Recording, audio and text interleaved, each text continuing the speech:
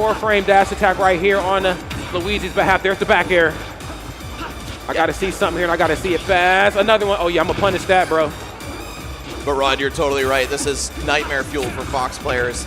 Light with a really tough bracket ahead of him. I believe after this, he has to play Tease Kazuya, or maybe it was right before this. But, yeah, all the bad bad Fox matchups in a row for him on his path to top 8. The reason this is so tough for Fox, not only do you get comboed to hell and back by Luigi, but you can't really combo him. He's floaty, and he has 2 of the best combo breakers in the game. No, Fox for sure. thrives off of these up tilt and up air strings. Luigi doesn't really suffer like most of the cast does. No, he doesn't. Yeah, definitely bringing his own level of flavor right here to the match. Oh, this is so good. Having him locked down, not wanting to overextend off stage, so using the neutral spell just to put on some safe percent and still hold and maintain advantage in the corner. Oh my God. What do you call like the plunger when it drops? Like, is it there? It is there. It's there? Okay, we call it there. Okay, because I called it there once and the dude like almost wanted to put me in a headlock for that. Well, when you whiff the grab, it's just a visual. It doesn't do anything. But the Zair, that will fall all the way down. Okay. Dr. Egad right now somewhere smiling. Poltergust getting used here. Yeah, right? All of his tools actually coming into play in Ultimate. About time we saw the vacuum. Yeah, seriously. Now, we can only get Mario some other tools, okay? The Flood's great, but dang, it's been 20 years. Okay, but them boots have been twice as long. Great back air right there in the corner. Raru right now looking really good here, evening up this game. Yeah, I feel like Light just has to take so many risks. He's been in the lead for the entirety of the game, just by a hair. We'll see how well he's able to maintain that. Of course, one grab could change the course of history forever. And I mean on Luigi's side, because Fox is getting 10% and cashing out. Yeah. Okay, need somebody to cash out right here on a big opening. Gets the short hop there and actually just runs into him, forcing out the shield drop. Knew that it wasn't true. Great presence of mind right here from Light. Nice, and it's not even letting him get back onto the ground to reset the neutral, keep him in disadvantage. Raru right now just, I hate to say this, just really needs one grab. Just really needs one grab. I mean, dang, can we talk about it? Rod the Prophet over here. Come on, man, they call me Negro Damas. Let's talk about it. There's literally nothing you can do. Once you get grabbed, any DI is reactable and punishable by death. So Light made it even easier by holding in on the down throw. But yeah, here we go. This time it's going to be Raru taking the percent lead on the last stock. Light's been maintaining an advantage the whole time, but it all went away in the blink of an eye. All right, this is where Fox can thrive, though. You burn that jump, and then Luigi has next to no aerial mobility. It can be really easy to track him down. Light doing a great job of it, but no, there's the grab, and there it is. Dang. The DI out, getting caught just the same. Upbeat is going to come for your life. Damn, man. And it was looking so good right there on Light's side, but it just shows how lopsided some of these exchanges can be. Fox, of course, fighting for his life. And the same can certainly be said for Luigi as well, too. Both characters very quick, great ground options. Airspeed obviously belonging to Fox in that regard, but the trade-off is that I just have that ability to go for that grab to the immediate KO given the right set of circumstances, namely just the percent. It's just like, dang, bro. Here we go, man. Next game's upon us here. Game number 2. Raru right now should be looking good feeling good, after how that game number 1 wrapped up. With such a lopsided punish game, I mean, Light's just fighting an uphill battle. He doesn't have a kill throw or a combo throw. And then meanwhile, that happens. God, it's just so unfair. Damn, man. Raru raising the Baru right there. Jesus, bro. Jesus. That's Baru's right there, brother. Man, let's talk about it, man. Raru right now looking like a man possessed right here in this championship Sunday. Okay, nair right into dash attack. Right now, again, like we've seen in the beginning of the last match, positional advantage in the corner typically belonging to Light, namely due to that nair, that 2-frame jab, and that dash attack. That just knows how to lock you down. Okay, nair again. Come here, bro. Okay, once again, you can't get a combo, but you can get a frame trap. Raru's been going for some of these greedy inward drifts to try to get a reversal on Light. It actually worked out for him as the down smash missed, but Light's still able to find the stock one way or the other. Trailing by 60%. Are you just dead?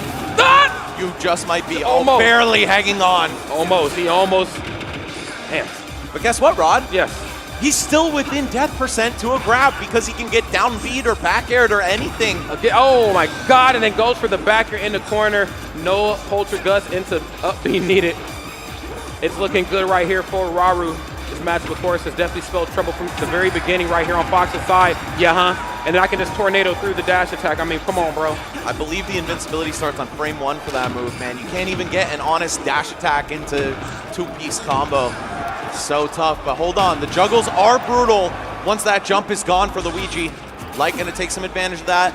Let's see what the ledge trap is going to be. No, Raru able to squeeze right on by with a roll. Okay. Narrowly escaping some trouble right there. No jab needed. Knew that he would go for the neutral get up or potentially roll. No matter what he went for, F smash was going to cover it. Keeping this one close here. Right, the one way to survive was to roll inward, but that's just kind of the scrub option, right? It feels predictable, so you don't want to go for it. But Light thinking 2 steps ahead. Good stuff. Keeping it close, though. Only 40% between them. Ledge trap going to attack on a little bit more. Oh, my God. No! Light! You mess up once. There's a million different openers that can combo you into death. Raru going to find one off the up tilt right there, and he is on set point. This ain't nothing good right here. Wow. Raru is just an absolute machine, an efficient machine. I mean, this is looking like the skills test at the NBA All-Star game. It's just how many up tilt into death can I land? And I think in this juncture, I think he's pretty much landed all up B setups. Yeah. Not all of them with KO, but he's landed all of them at least. Yeah, we got the down air, the down throw, the up tilt. I think the only one that's left is like weak nair. Yeah, weak nair. I think that does work in this game. Either way, man, it's so brutal for Fox. You can see it. If I'm not mistaken, though, Light did win their last exchange a couple tournaments ago. I forget what event it was, but yeah, it's doable. That was a really big deal for Light as well. Very big deal. It was a tough one. Fox is one of those characters that's just so damn good, but has some problematic matchups due to the way he's built. Yeah, one could say he's built different. Yeah, for better or for worse. Yeah, for sure. This is the definitive glass cannon of the game. Okay. That glass is definitely shattering for sure. Raru right now bringing some pain here, but all that said, you know, this matchup's still pretty even in terms of percents. There's 10% differential between the two. Gonna go for down air into dash attack. Wow, not able to pick anything up off of that. And there it is, down throw, back air. Yeah, once again, a million different ways to kill Luigi, or to kill as Luigi, especially when you're fighting a fastballer. A light one at that. Okay, of course. Has him caught in this corner right now, and he has in a traditional Light fashion. Which way we going, bro? Has him on skates. And unfortunately enough right there for Raru losing that stock. You know, again, I mean, I do think that, just 3 frame there out of it. Why the hell not? That's what I'm saying, Whoa. man. Fox can't even get anything started against Luigi. You have to just get him to a high enough percent where those juggles come online and execute your frame traps perfectly. You know, and I almost fixed my lips to say, you know, all he has to do is really break that zone and challenge Luigi to an up-close and personal boxing match. But I forgot that not all these exchanges for Fox are true. It's just the average character is too slow to break out of it. Not everybody has a 3-frame nair built like Luigi's. And so, with this in mind, looking really good. He almost got reversed into 0 to death. Like, yeah, it's just so tough. There we go, up smash, but not even with bad DI is Raru going to die to that. Oh, whoa! Playing with fire, grabbing Luigi out of the startup of up B, and another down throw back air. Raru showing off every kill confirmed Luigi's got. Damn, man, that is just. Oh, no. Oh, down throw, down air, okay. Goes back off stage. Okay, Bissy cups the last hit right there.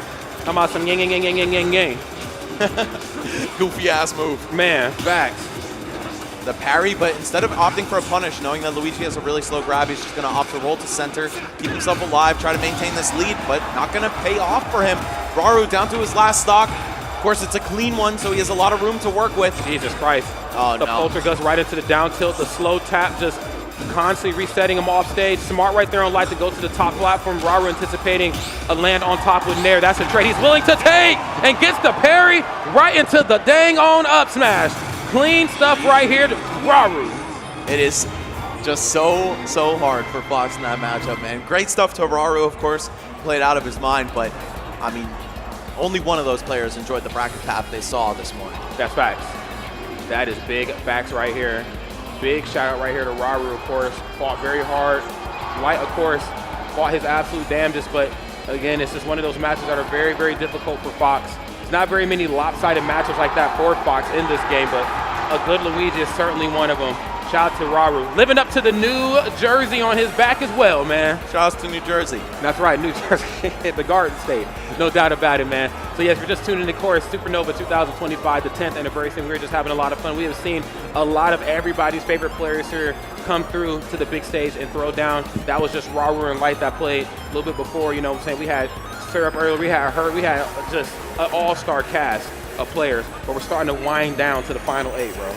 It is tough to see some of your favorites go down. Yeah. Light, I know, I'm not the only one who's a big fan of him out there, right? So, got to show a lot of love. Making top 16 at an event like this is still really impressive, but you know a guy like him is going for first place or bust. Yeah.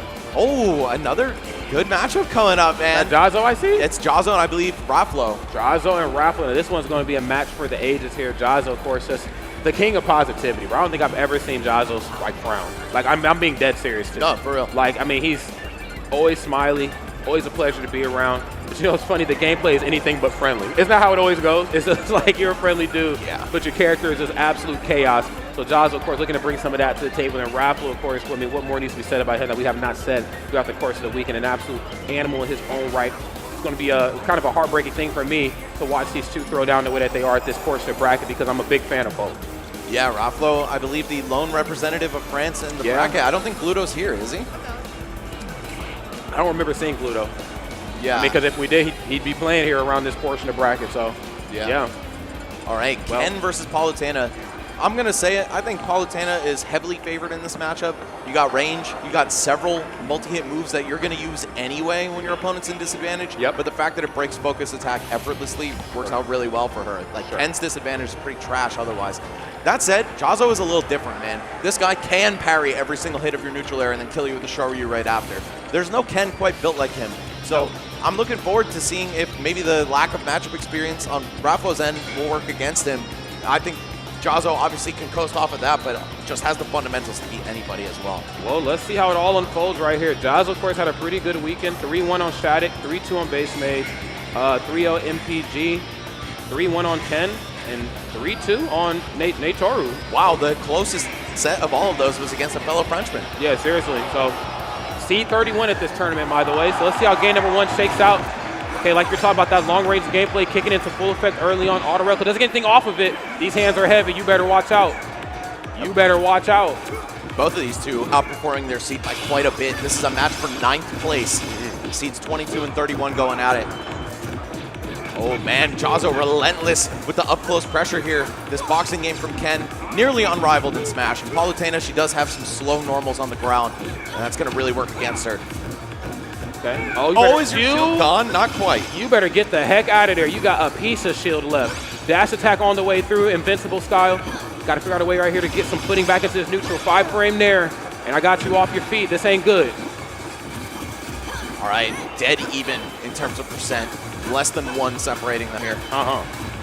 Who's going to get the first clean breakaway is my question, Rod. And it's looking like Jazzo, courtesy of a good parry and a roll read afterward. But good SDI on Raflo's part. That's one of the things that holds Ken back compared to Ryu. You can, if you're really fast and really good at doing it, SDI out of the multi-hits on Shoryu. 100%. I mean, we talked a little bit about the matchup unfamiliarity. I will give that to Raflo. That might be one part of the matchup he's certainly up to date on.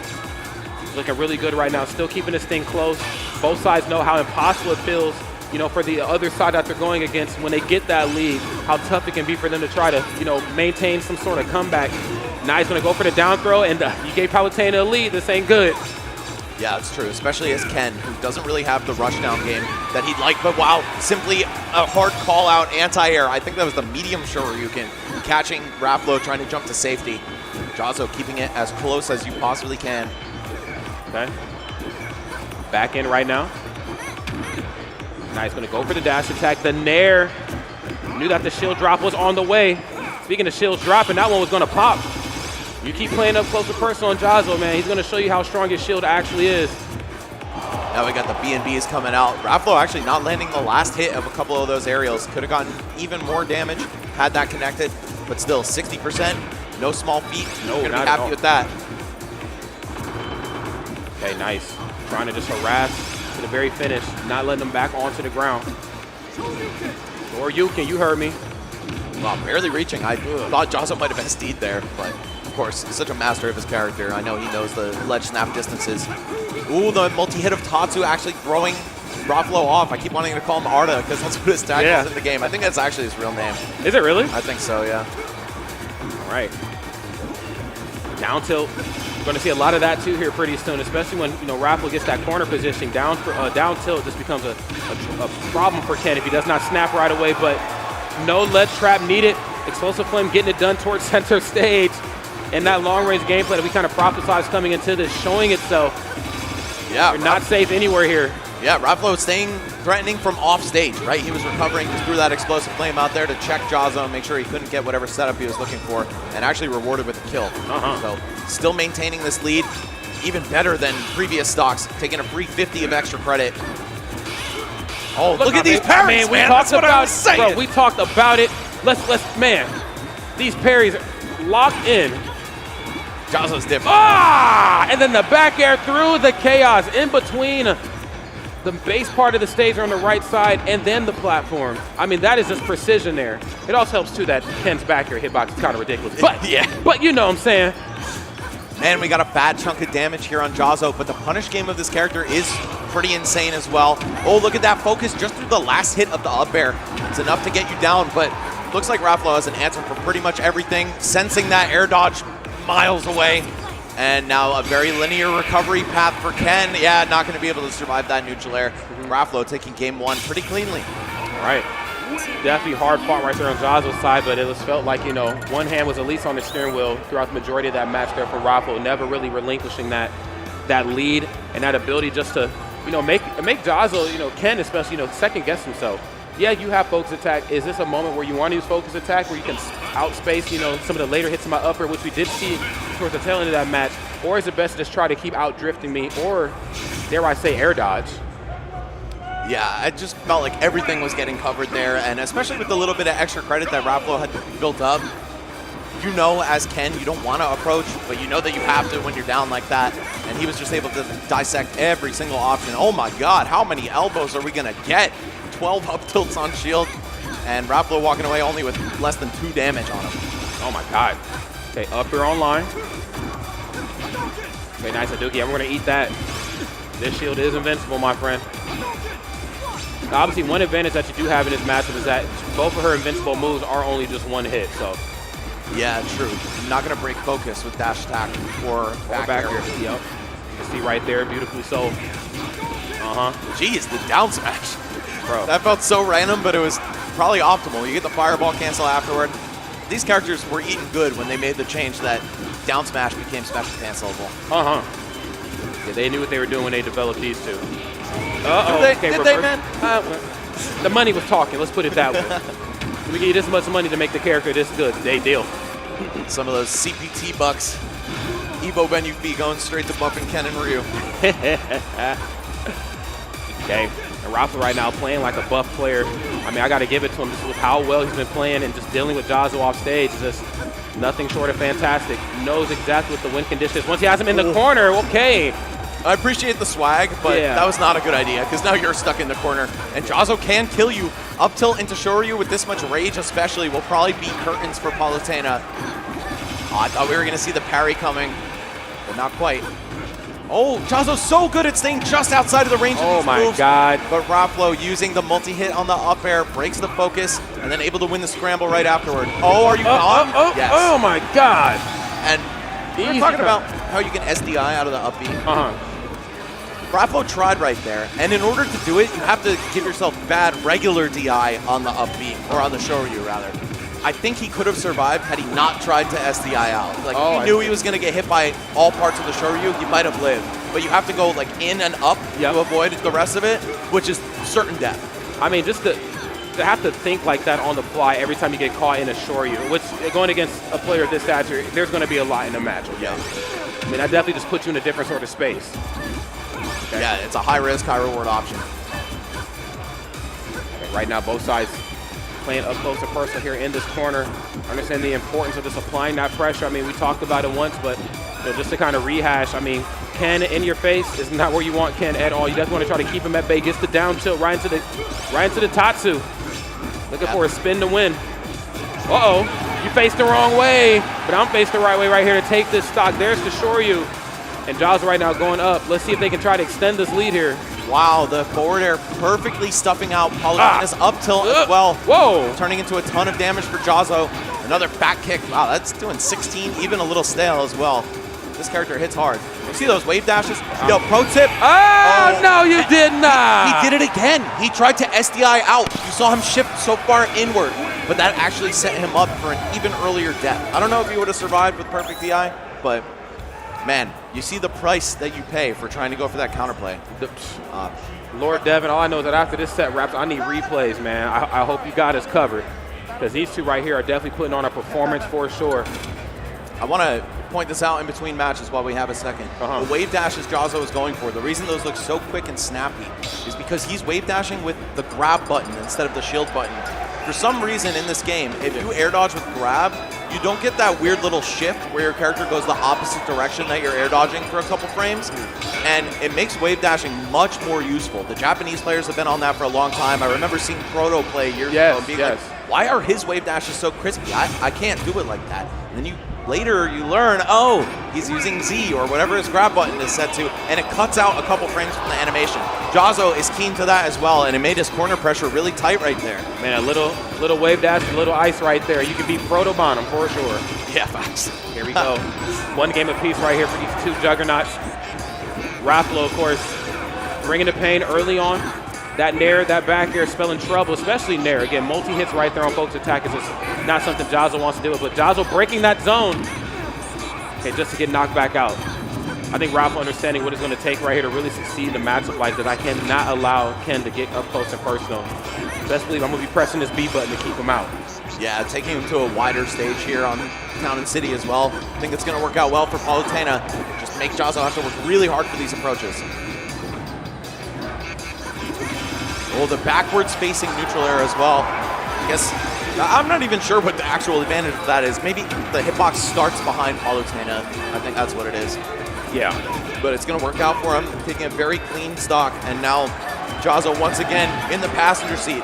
Has to make these approaches happen. And Raflo's in full control of the match, getting a clean breakaway. 3, 4 nairs and an up air to boot. Oh, forgot to double jump. A little off the mark, gets a parry, but unfortunately just not enough. Great read right there. Knew that he was going to elect to go for the platform. Pivot grab, explosive flame, Folks attack through that. Yeah, Raflo really good at this counterplay to focus. Knows when to throw out these multi-hit moves. Knows when that's going to be the eject button Jazzo's looking for.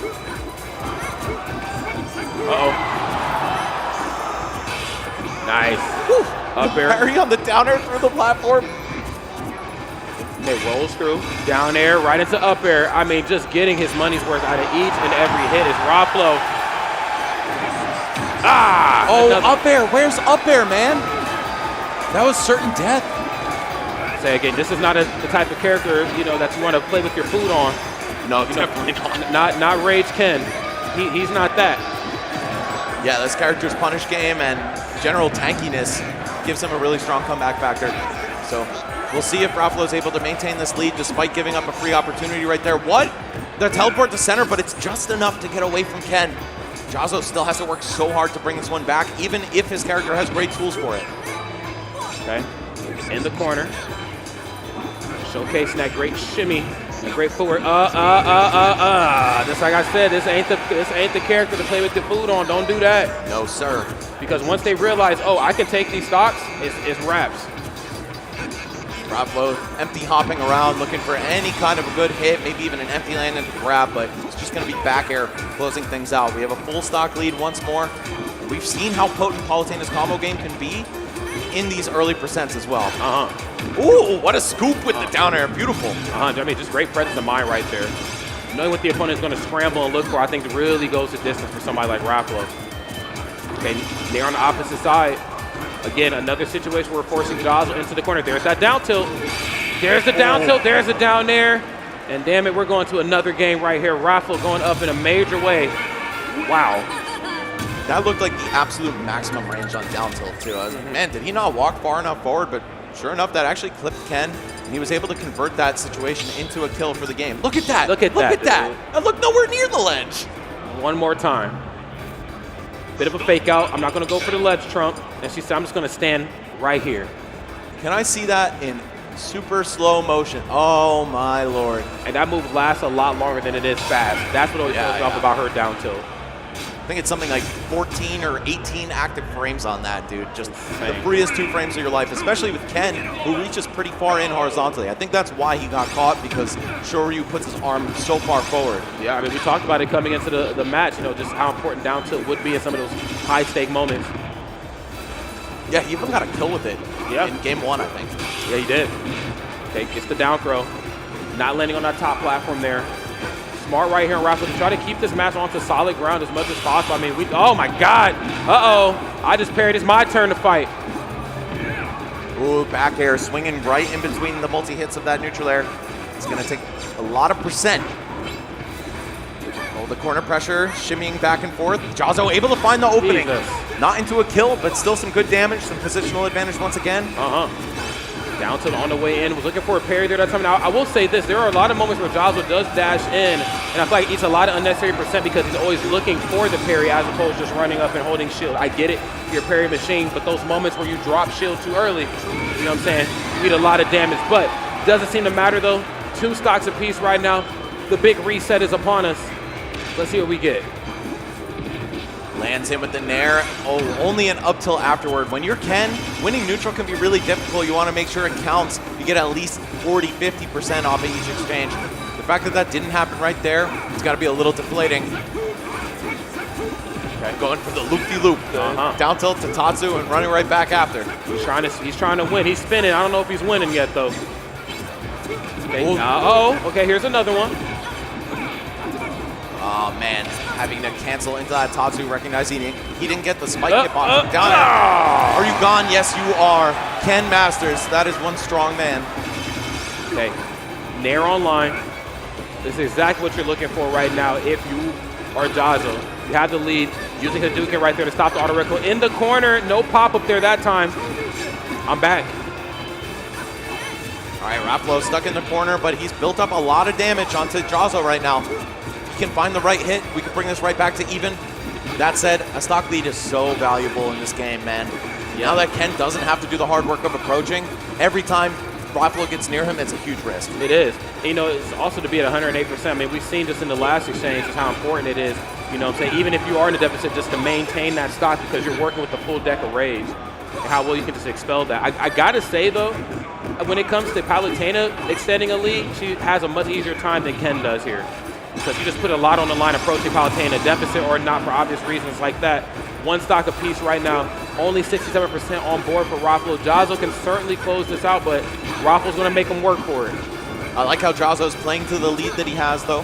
Feinting in and out, not overcommitting with any approaches. Let it come to you. Yep, here we go. Are you gonna go for the, down till afterward. Even though Raflo's able to block, there's not really much Palu can do to punish that. Uh-oh. Wave dash in the corner. Let me see. Oh, are you gone? That's Jazzo style, baby. The parry right into Shoryu. My God, game 5, Rod. This one is heating up. It's for top 8 too. You know these players are bringing their Sunday best. Who is Jazzo feeling like? Dang, man. That is how you close out a match and send a message. I'm locked in. This was never going to be easy. I don't care what it says statistically. I don't care what the seeding's saying. I don't care about none of that. We're going to game 5. Yeah, Raflo actually the favorite to win this by 9 seeds. But guess what? They were not favored to make it here, both of them. So already overperforming at this event. They've both got to be feeling pretty good. And especially after pushing this game 5, Jazzo has some momentum on his side. No doubt about that. Yo, Supernova audience, yo, make some noise if you're alive with us out there in the chat. Are y'all alive? Yeah, let me hear it, folks. Clap it up, yo. This has been an awesome top 24, and we are winding down to the last 8 here. Take a second if you need to. Ain't nothing wrong with it. Yeah, you got time. You have a minute between matches. Jazzo taking full advantage of that. Just going to stand up, stretch. You've been in it for the long haul. This is like, what, a 25-minute set already, and the games aren't even slow. Yeah, moving very quick. And I'm hearing the Jazzo chants come out. I'm also hearing a little Raflo as well. It's starting to mix in the middle. I see my man with the Keyblade. I see you. Love that, man. I love how everyone just shows up like either in costume or with some kind of cool game reference props and stuff like that, man. I love y'all nerds out there. I'm right there with you, man. It's been 10 years of nerding it up here in Chantilly, and damn it, I can't wait to do another 10. Let's get it, friends. Last game's upon us right here. Jazzo, Raflo, fist bumps across the board. Palutena and Ken, make some noise. Let's do it. Game 5. It all comes down to this. Only one of these two is going to make it to top 8. Bit of a Cinderella run for each of them. Will it be France? Will it be Georgia? We'll find out within the next few minutes. Here we go. Who's going to draw blood first right here? Great footwork already fresh out the gate on Raflo's side. Both of them really just taking no risks when it comes to this first exchange. Of course, auto reticle with several projectiles going to rip right through the Hado. Okay, bit of a delay on that jab right there. Raflo able to swing through it. Uh-oh, you're off your feet. You in some trouble. You feeling the heat now. You feeling the heat now. Okay, Tatsu, did we save a jump? We did not save a jump. Sure, you're not quite able to get back to the stage. He didn't even use focus, did he? I think he could have made it back if he FADC'd. That would have given him that slight bit of distance. Maybe I'm tripping though. I don't know. Jazzo knows Ken way better than I ever will. Yeah, I mean, quite possible. No way. Okay. Yeah, not enough damage for that to straight up kill him. But Raflo got to be a little bit scared after that. Still off stage, bleeding out here. One Shoryu will do it. You got to play your cards perfectly to avoid Jazzo. Okay. He's playing so well right now. Has him locked in. Nice. There it is. Another down tilt. Yes, right to the shoulder. We're even in this thing back up. Only 21% on board. In the immediate parry. I see you. I see you. Okay, Raflo, of course, holding forward right there. That 5-frame near has spelled trouble for Jazzo from the very start of this set. Yes. Damn good move, but especially because it can beat focus attack. Let's see. Jazzo, you got to chase him down now. You're down almost 50% here. It can be so difficult to approach. We see Raflo camping the platform a little bit, making it even more difficult for Ken to challenge. That up air, it's pretty stubby. It doesn't do a lot of damage.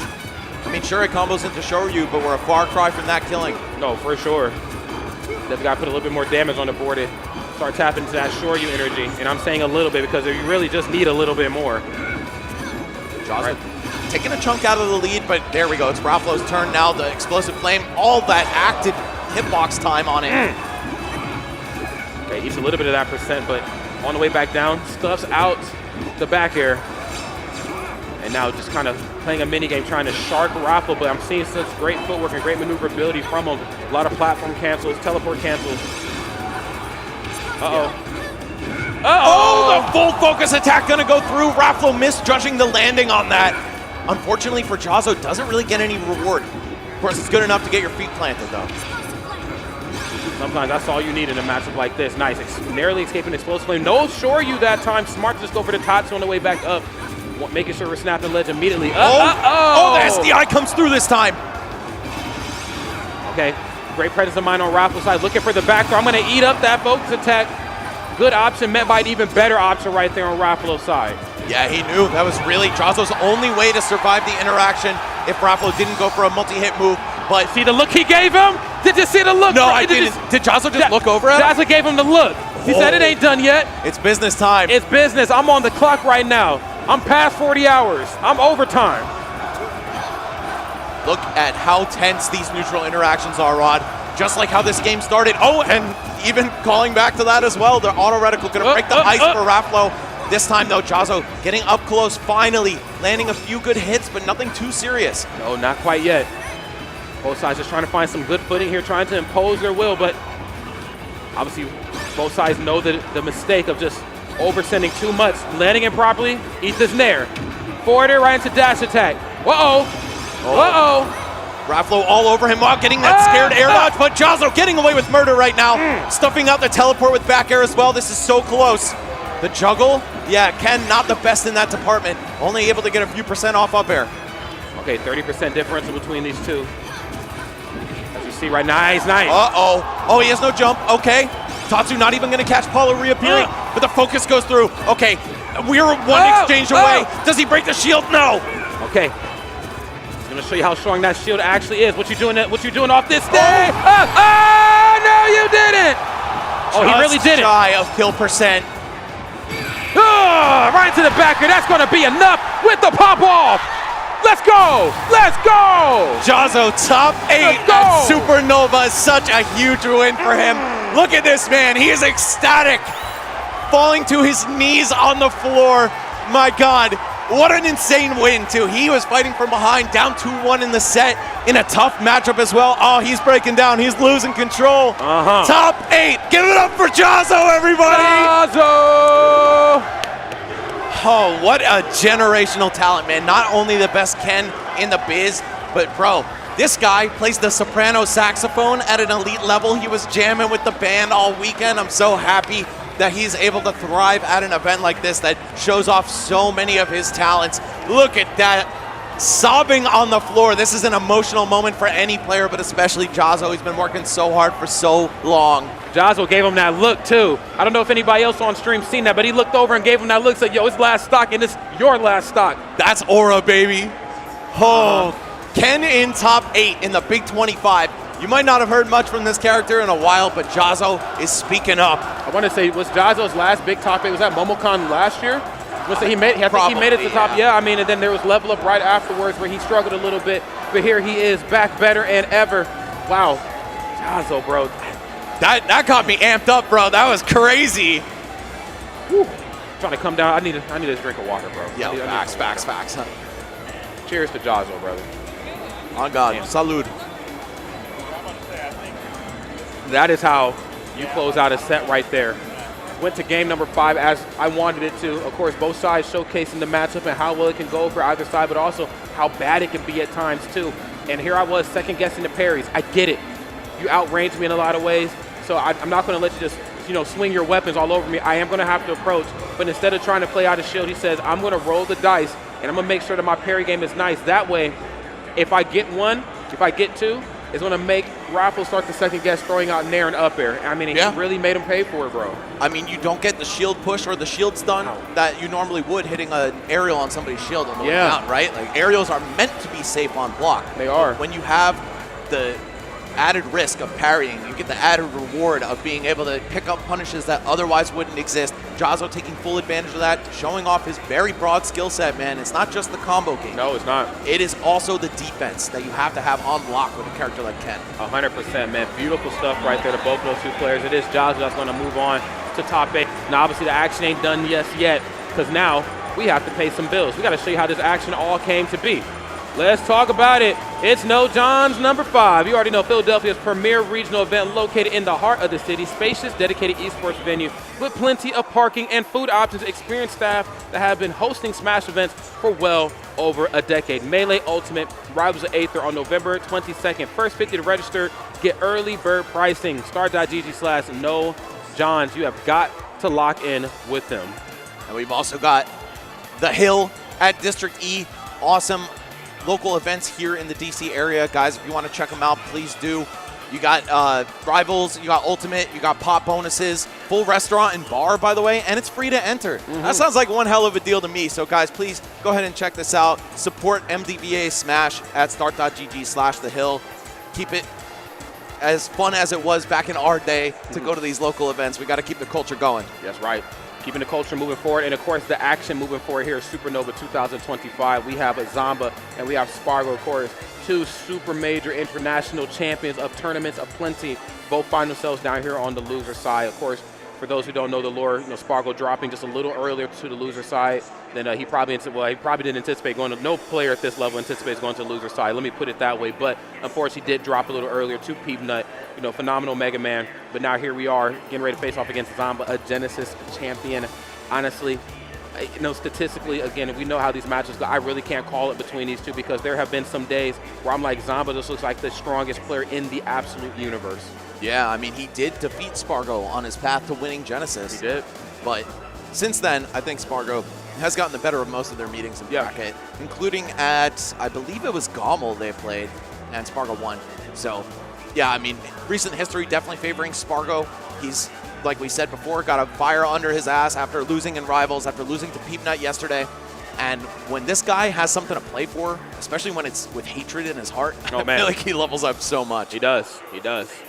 I mean, he is the protagonist, but don't set him on that evil journey because it'll be bad for everybody. Just taking a peek right there at the stats, man. Oh, yeah. So we were right. Yeah. Spargo losing at Genesis, but winning at Gommel and also at LMBM, the Luminosity Invitational, and then losing just before that in the winner's side at the Luminosity Invitational. So they have a 3-2 head-to-head count in the last year, favoring Spargo by 1. So obviously both of these 2 players is certainly battle-tested. And look at that right here. That is so many players. First, the Smash Factor. 5th, Smash Factor as well, too. I believe that says, Blink Respawn. Oh, that's the pre-factor. Pre-factor, yes. And my eyes are not good. Blink Respawn 2025. Big shout out, of course, to Hamilton, Adamason, Nicole, and the rest of the friends down there in the DR, man. I'm coming back soon. I'm coming back soon. And then, of course, we got Gamo as well, man. So just a bunch of really, really strong tournaments. Like we said before, Spargo, Zomba, these are two very well-traveled, very well-practiced players. And, of course, they do find themselves right here, loser side top 12 to play for top 8s here at Supernova 2025. 5 days of Smash, and it all comes down to this between these two. There's a lot on the line, man. You want a spot in that coveted top 8, but only one of these two amazing players is going to make it there. I mean, no diss to either of the two players we just saw, but, you know, Jazzo and Raflo playing for 9th. Okay, like, that's a great performance for them. Spargo and Zomba playing for 9th is a shock. So, and I'll be honest, that's just Supernova and Genesis things. Only those two tournaments really have that reoccurring narrative that nobody's safe. Like, you know, it's like you always say nobody's safe. It's like, yeah, but you know, like the top 10, 15, like they're good, right? No, literally nobody's safe. It's true. Anybody can show up here and beat you down, you know what I'm saying, and go on with their merry day. And we were talking about Genesis just a minute ago. Has Spargo ever won a Genesis? I don't think so, right? I don't believe so. Because that was MK Leo territory for a long time. Yep. Mars snuck one in. He did. And then Zomba. Yep, Zomba and then Hurt. Yep, so I think that's all of them for Ultimate. So, but he's been very close, of course. He is very familiar, of course, with that Sunday theater stage up there in San Jose, and some of them that were in Oakland as well. Even got sponsored during the top 8 as well, remember? He first got picked up by Phillips. Yes, that was such a cool thing to see. Like, nobody saw that coming either, right? Yeah. So we needed that. Streets needed that for Spargo. Either way, it's all coming down to this. Is this our last top 8 qualifier, Devin? Okay, I believe this is our last one. Okay. Oh. So we're ending on a high note right here, friends. Spargo, I'd imagine Zomba should be somewhere pulling up here pretty soon. There he is. There he is. We found him. And I just love the sauce that these players bring to the table. Spargo, kind of the quiet, humble beast in multiple games now that Rivals is on the table for him. Zomba, the flagrant trash talker who, you know, brings a little bit of heat to everybody. And they're both monsters in their own right. They got the matching black, red, and white. Yeah, I was just about to say, I'm digging the color coordination. I'm digging the fit on Zomba's side for sure. I don't know what brand that is, but that's a nice shirt. Nice shirt. And the matching shorts as well. It's got the same rows. Sheesh. Yeah, Zomba definitely leveled up his fashion game. I think that's what getting a girl will do for you. Hey, bringing the style on and off the sticks, man. One can only imagine. Here we go. Final game right now. Spargo and Zomba. Let's see how it all shakes out. Unsigned Zomba, by the way. So if you want a top 8 contender / former Genesis champion, hit this man's DMs. Yeah, and hurry up. Because you know he's shopping. There's the down tilt, of course. Rob blessed with some great boxing options, but he can't outbox this sword here. Let me see it. Oh, wow. Overcommitting, or rather jumping too high to keep Zomba pinned to the corner right there, but it doesn't matter. Spargo is still going to pick up a nice hit. Zomba fighting his way out of disadvantage with the Nair, though. And they are just trading back and forth, man. They really are. No one really taking too much punishment from any one interaction. It was just a slugfest, the back air right there, just to mix up the timing a little bit. A rare roll in from the ledge. Spargo wanted that KO as bad as ever. Zomba right now making him work for it, but he said, all you're going to get right here is a forward air to the cranium. Spargo goes up right now. Ooh, a simple jump back to the stage. Zomba maybe trying to read that hasty recovery on his part, but no. Spargo not feeding it to him and already establishing some good extra credit. What's the lead trap going to be? Oh, nothing. I like the mix-up there from Zomba. Going for a multi-hit move. Get Spargo to let his guard down early. I'm turtle, man. I'm in the turtle mode. Shouts out to Dana Carvey. Right. Master of Disguise. Turtle, oh, God, turtle.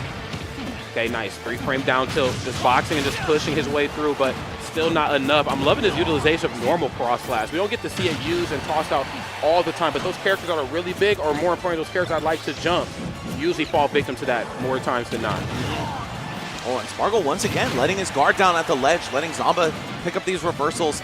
Unfortunately for Zomba, not able to make that much off of it. I mean, once Spargo gets his feet planted, he's keeping the pain coming. Okay.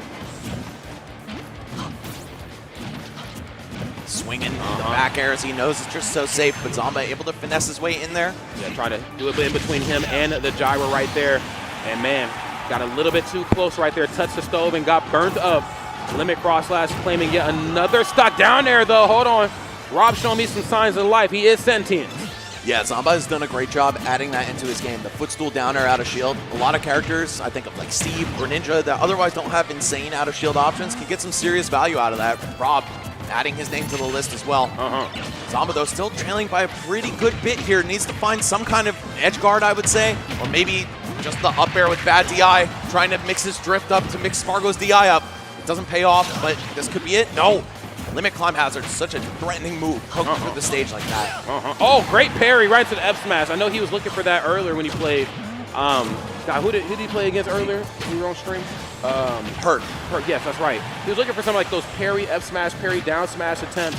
Snake, of course, just positioned perfectly away, but that time was able to actually capture Spargo that time. I can't believe the forward smash didn't kill, by the way. 140 Bro. after the hit. Cloud is not light by any means. At all. Feels like it should be with the buttons he's got. Da-da-da-da. Unattackable? No, just barely. And then right into the back here is going to be enough, of course. Okay. And some less than nice words being shared up there. Oh, between them? Yeah, no, just with Zomba, of course, just showing a little bit of frustration, and for good reason. Again, this is a tough matchup in a lot of ways for Rob, especially when it comes, you know what I'm saying, to landing on the ground. Look at that. Oh, yeah, I ducked those. I ducked those. So saucy, bro. I ducked those. Okay, game one comfortably going to Spargo after a very consistent back and forth. Looked like he just started to pull ahead at a certain point, and it was unsalvageable for Zomba. He's going to try to shake that off to the best of his ability, but it's still Spargo taking the first exchange in his favor. Not for long, though, as Zomba's able to break out and deal more than double, triple the damage. Okay. Geez, that laser would have connected. That would have been bad news there for Spargo. Zomba locked in right now. Falling up air. No way. Right to the down air, but I'm chilling, though. I'm Rob. Spargo is so different, bro. I don't know who taught him to play like this other than his own intuition. Yeah. I mean, definitely looks at the game much differently than others for sure, but Zomba, of course, an absolute titan as well. Going to go for the forward throw, laser to force the jump, and thought he was actually going to land in place at the ledge. Great presence of mind, but even better right there from Spargo. There's the throw. Oh, my God! Don't ever leave the ledge of the stage. And that's so many times that we've seen Spargo get away with the high forward air to shake off an edge guard from Zomba. First time it turned into a kill, but still, he did that toward the end of the last game as well, and it worked. Even though forward air's got slow startup, you can't block in the air. If you're committed to your drift toward him, attempting an edge guard, you're gonna get hit. You've committed, you put the ring on it. It's yours now. Up tilt, right into the up air, smooth stuff. Okay, now of course we're playing this mini game. Can I land properly? The answer right now is no. Oh, just barely misjudging the landing there from Zomba. Oh, great parry. He's still able to recover, but Zomba, for some reason, opting to charge the gyro. Maybe just that unconfident in his ability to kill Spargo off the stage. Yeah. Ooh, the very tip of that neutral air, breaking Zomba out of a bad spot. Suddenly, able to cut this deficit in half and actually seize the lead. The down air coming through just in time. Zomba, what can you do at this point to secure game two for yourself? With the taunt as well. That's the exclamation point at the end of that. Okay, nice. Gonna go for just the first two swings right there on cross slash. Just checking the temperature, catching the nair. Oh my God, and yes, we have equalized this. We are back towards even stocks. And I love this, man. Zomba just holding forward, trying to maintain his momentum right off the Angel platform, back in your face again. Okay, down tilt. Quick 3-frame option. No way! Spargo is so creative, man. Able to use the gyro against Zomba to great effect. And suddenly, after being down on pretty clean stock, Spargo is one good hit away from taking game two for himself. Spargo just an absolute amazing player right here from the very start. Pretty much most of the conversions he's been looking for have been landing. Oh my God, the landing animation on back air shrunk Cloud so low to the ground that Zomba's forward air went right over his head. He needed that hit to keep the pressure on, to force Spargo off stage and to burn limit. Now, this is still very doable for both players, but I'd favor Spargo. Oh, wait, hold on, the blue stuff is gone, Rod. It's gone. It's only red stuff at this point. Head full of laser right now. If you're Zomba, forcing him off stage, finally finds one. And again, playing in the corner, especially with my back to the corner at that too, man. Back here, like we talked about before, so safe on shield and so potent. Wow. Yeah, really. Spargo. That was such a greedy recovery from Zomba too, just air dodging onto the stage. Normally, of course, you don't want to be on the ledge against Cloud. No. But Spargo's going to have a free chance to cover that exact option that he went for. Took that and won the game for it. Seriously, man. This has been an absolute treat right here between these two players. Audience, are you still with us? Are y'all having a good time out there? I need to know. I need to hear something. Y'all look awfully sleepy out there. Y'all better wake it up. We got top 8 around the corner. We got Zomba and Spargo right here to cap off this top 24. Let's see how it all unfolds. He's got to get a game on the board right here for Zomba. We can push this to a game 5, hopefully. Oh, my God. Oh, can he finish it? A footstool, but it's still not enough. Spargo able to make it back. Down by quite a bit of percent, though. Let's see. Attempting the parry on that forward air. Man, those slow moves are a little harder to parry than you might think. Sometimes the startup just outlasts the parry window, and that's exactly what Spargo banked on right there. Oh, not the spike that you wanted, but still. We'll take the damage, though, for sure. Nair on the way back down just in case I need to clear some space here. Cloud blessed with one of the few moves that can challenge Rob's neutral air pound for pound. That up air with such a fat disjoint. He's going to play that to his full advantage. Oh, yeah, we're just seeing parries all across the board right here. Both sides just showcasing how fearless they are up close. Again, you do have to be a little careful with Rob. That up tilt and down tilt, 3 and 4 frames, very, very quick. The boxing tools, I mean, second to none, but no time to box when I got a sword. Back here in the corner, Spargo goes up. Oh, catching the gyro with that up air as well. Up tilt, and are you dead? No. Zomba respecting Spargo, perhaps too much, not even attempting a chase right there. I think he felt like maybe it wasn't true, so he didn't want to run the risk of eating a down there, so I do appreciate the presence, but unfortunately just did not pay off from another cross slash. Spargo looking unstoppable at the ledge here. Zomba forced into this high recovery path. Able to break free with back air, but for how long? Okay, Spargo once again letting his guard down early. I like the ricochet with the gyro and a forward air as well. Spargo maybe just overwhelmed by the sheer amount of hitboxes coming his way. Yeah. I mean, I'll tell you what, when it's Zomba's turn to attack, it is his turn, but when it is Spargo's turn, man, he's doing it with the exclamation point at the end right there. Size 48 font on the paper. Hey, all caps, no less. No, facts. Bro, screaming at me. Hanging on to this positioning here. Spargo just going to take his time, look for Zomba's option off the ledge, finds it, and finds a ton of damage after as well. 2 full stocks for him to work with. This is looking just about Jober. Oh my goodness, and there it is. Fist bumps across the board. Spargo looking really good right here in this championship Sunday as he cements his spot into top 8 here in just a little bit. Oh man, tough draw for Zomba being on the side of the bracket that had loser Spargo so early, courtesy of Peepnut. But hey man, still a great showing. You had to work through so many of the best players in the world. Zomba taking down Base Mage, Kurama, and Nanny, Plum, and Brum. I think we'll just keep ahead Base Mage and Kurama. No, for sure. Yo, audience, make some noise for Zomba as well. I mean, come on, clap it up, because it ain't easy to compete at this level. Both of those two players, of course, put on a phenomenal show, but you know, at the end of the day, it was Spargo that was able to move on, and like you said, of course, him being down on that loser's side of bracket, I actually talked about it after the Peepnut match. The loser's bracket just became that much more crazy. I mean, you got sharks in the water, but you got the biggest, the largest shark right there, man. It's Big Spargo the plug. All right, man, he's looking good. Yeah, man, I feel like he powers up when you push him to his limits. I mean, much like Cloud does, right? So that's going to seal the deal on our top 8. Guys, it's going to be coming up for you after Melee finishes, if I'm not mistaken. But that's going to do it for us. Rod, it's been too long, man. We miss having you out in Jersey. But I'm glad we get to reunite here at Supernova. Guys, thank you for having us once again. 10 years in a row, I've been to every single one of these events, and I'll be at the rest of them until I am deceased. So thank you for having us. Much love to the whole community, everybody in the crowd, on the stream, wherever you may be right now. It's been a great journey with you over these last several years, right? Last few decades even. A decade. I mean, there are kids out there that were born at the first one that are now old enough to start showing up to these and start playing in brackets. So, I mean, that's just a beautiful thing. Smash, of course, is transcendent. It's grassroots. The beautiful thing about grass that you plant it anywhere and it starts to grow right here. And, of course, that statement very much holds true right here for Supernova. So, big shout out to the team. Friends, we're going to throw it to a quick commercial break. When we come back, we got some more Smash coming your way right after word from our sponsors. Peace. Welcome to the hill. Not that position to get anything, but Stock of the entitlement. No!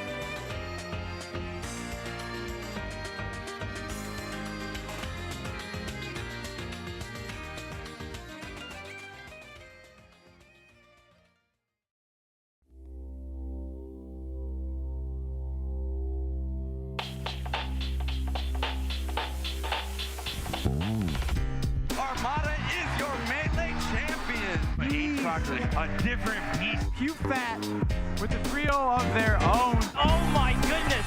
Zain said, I am #1 in the world for a reason! Melee sick. Let's go.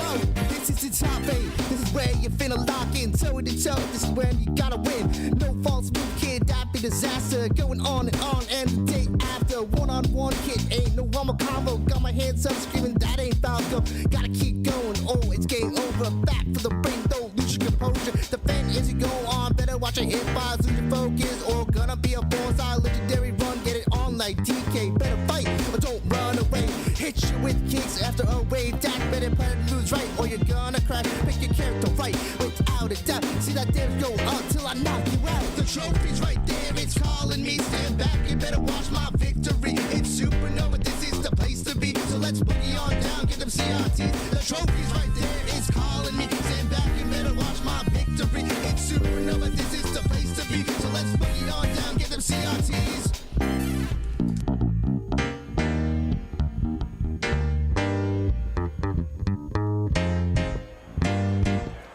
What is up, everyone? We are here at the biggest Melee tournament of all time, Supernova 2025. What is up, guys? I am Junebug. I am joined by Jorge, and we got some amazing Melee coming up. Jorge, how you feeling? I feel electric. 2,422 competitors, and we are down to the final 8. I just feel the energy. All of the sacrifice, all of the travel, all of the grinding comes down to these moments. And it's not just in the stage, it's also all over the crowd.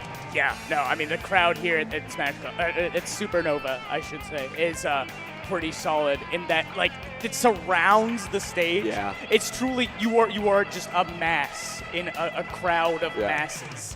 And it's got big concert vibes, you know? I think a Colosseum. A Roman Colosseum, and the people want blood. The people do want blood. I am seeing They're people... cheering for blood, I'm hearing it. blood.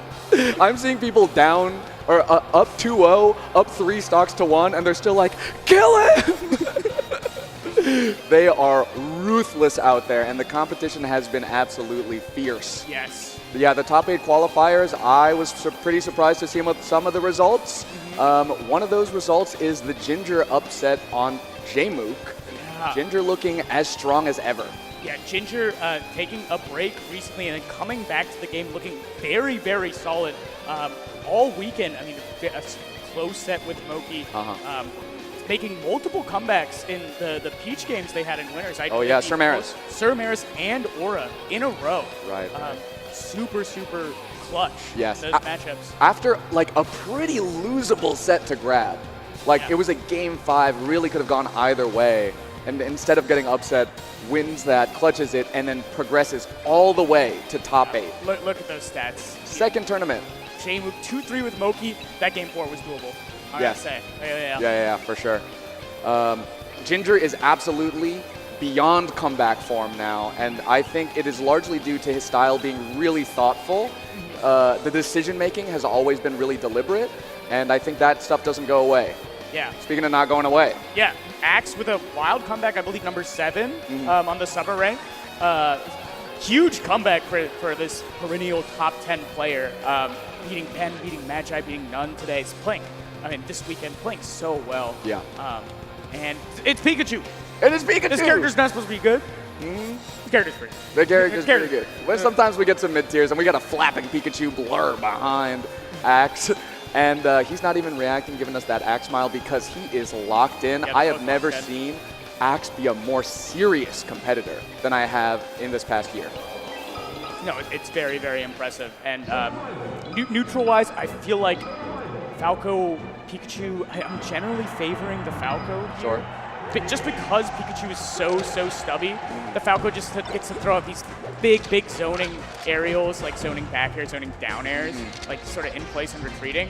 And even there, Ginger with slight drift on that aerial made Axe very hard for Axe to get the whip punish grab. Oh yeah, but as you say that, the other side of it is the punish. You know, sometimes you get gimped.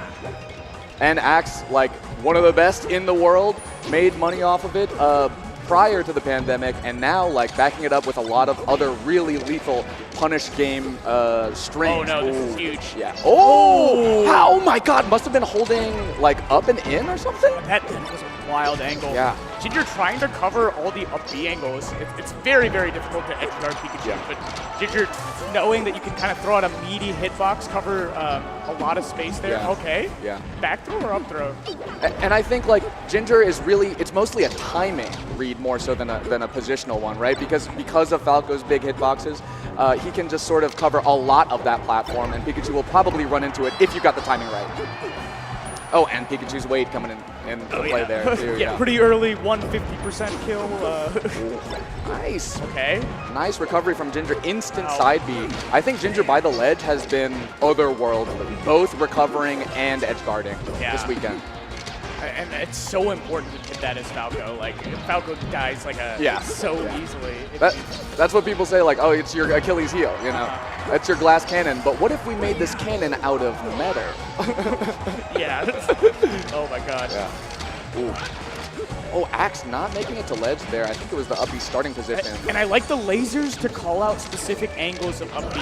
Axe is very limited. I've seen other Pikachus go down before to avoid those lasers. Oh, wow. Yeah. And that definitely cuts off your ability to sweet spot, makes it much harder. And Falco, one of the few characters that can be threatening and cutting off flood ledge dash. Not what you want to see in game one. Yeah. Was a high percent, so it's not too terrible, but definitely reduces your faith in your ledge dashes. Oh, missing the turnaround up smash. Look at the lockdown from Ginger. Ooh. Wow! Tech chase with just a down air on the tech in place and then forward smash with the action. Just a standing laser too? Oh my God. Crazy comprehensive coverage from Ginger. Oh, wow. Landing onto the platform too. Waveland double shine. Yeah. Oh my God. Ginger's playing amazing right now. You know, and I don't doubt that if there was a shield there, that double shine would have turned into a double shine grab. Wow. Okay. Yeah, that's the Young John, by the way. Yeah, that's Young John. Ginger just holds. Yeah, I love that crouch. I do that versus Pikachu all the time. And Pikachu, if they nair in there, you get either the CC and the instant punish, or in that case, Ginger just like avoided the hitbox entirely and still gets the shine. Yeah. At that low percent Pikachu, it feels like you're really just looking for a down smash. That's like the most juicy. Yeah. But otherwise, like the typical cross-up nair stuff, or maybe even like extending back air that might even edge cancel behind you, it doesn't really work. It's not really safe on hit. Oh my God. X going to stage, and Ginger again with an amazing recovery that shortened. Yeah, goes low. Onto Battlefield with the shorten too. This is, yep. Nice confirm from Axe. In the blast zone, that's going to KO, but Axe has a mountain to climb here. Actually, up there? Okay. Let's see how Ginger taps it in. I think a lot of other Falcos might just laser F-tilt. I don't think Ginger is above that, but I think it'll be at the right time. Hey, there's that down smash that you pointed out. Yeah. Getting the tech chase, but unfortunately not confirming. Yeah. That should be. Yeah. Actually, the crouch cancel on the shine makes it easier for Ginger to follow up. Ginger up game one. I think this is not typical. So their set history, they haven't played in a number of years. The last time they played was the off season in 2022, which did end with a 3-stock in Axe's favor on Mute City. Hey, that's not a legal stage. Wait a second. What's going on here? And prior to that, they sort of traded sets.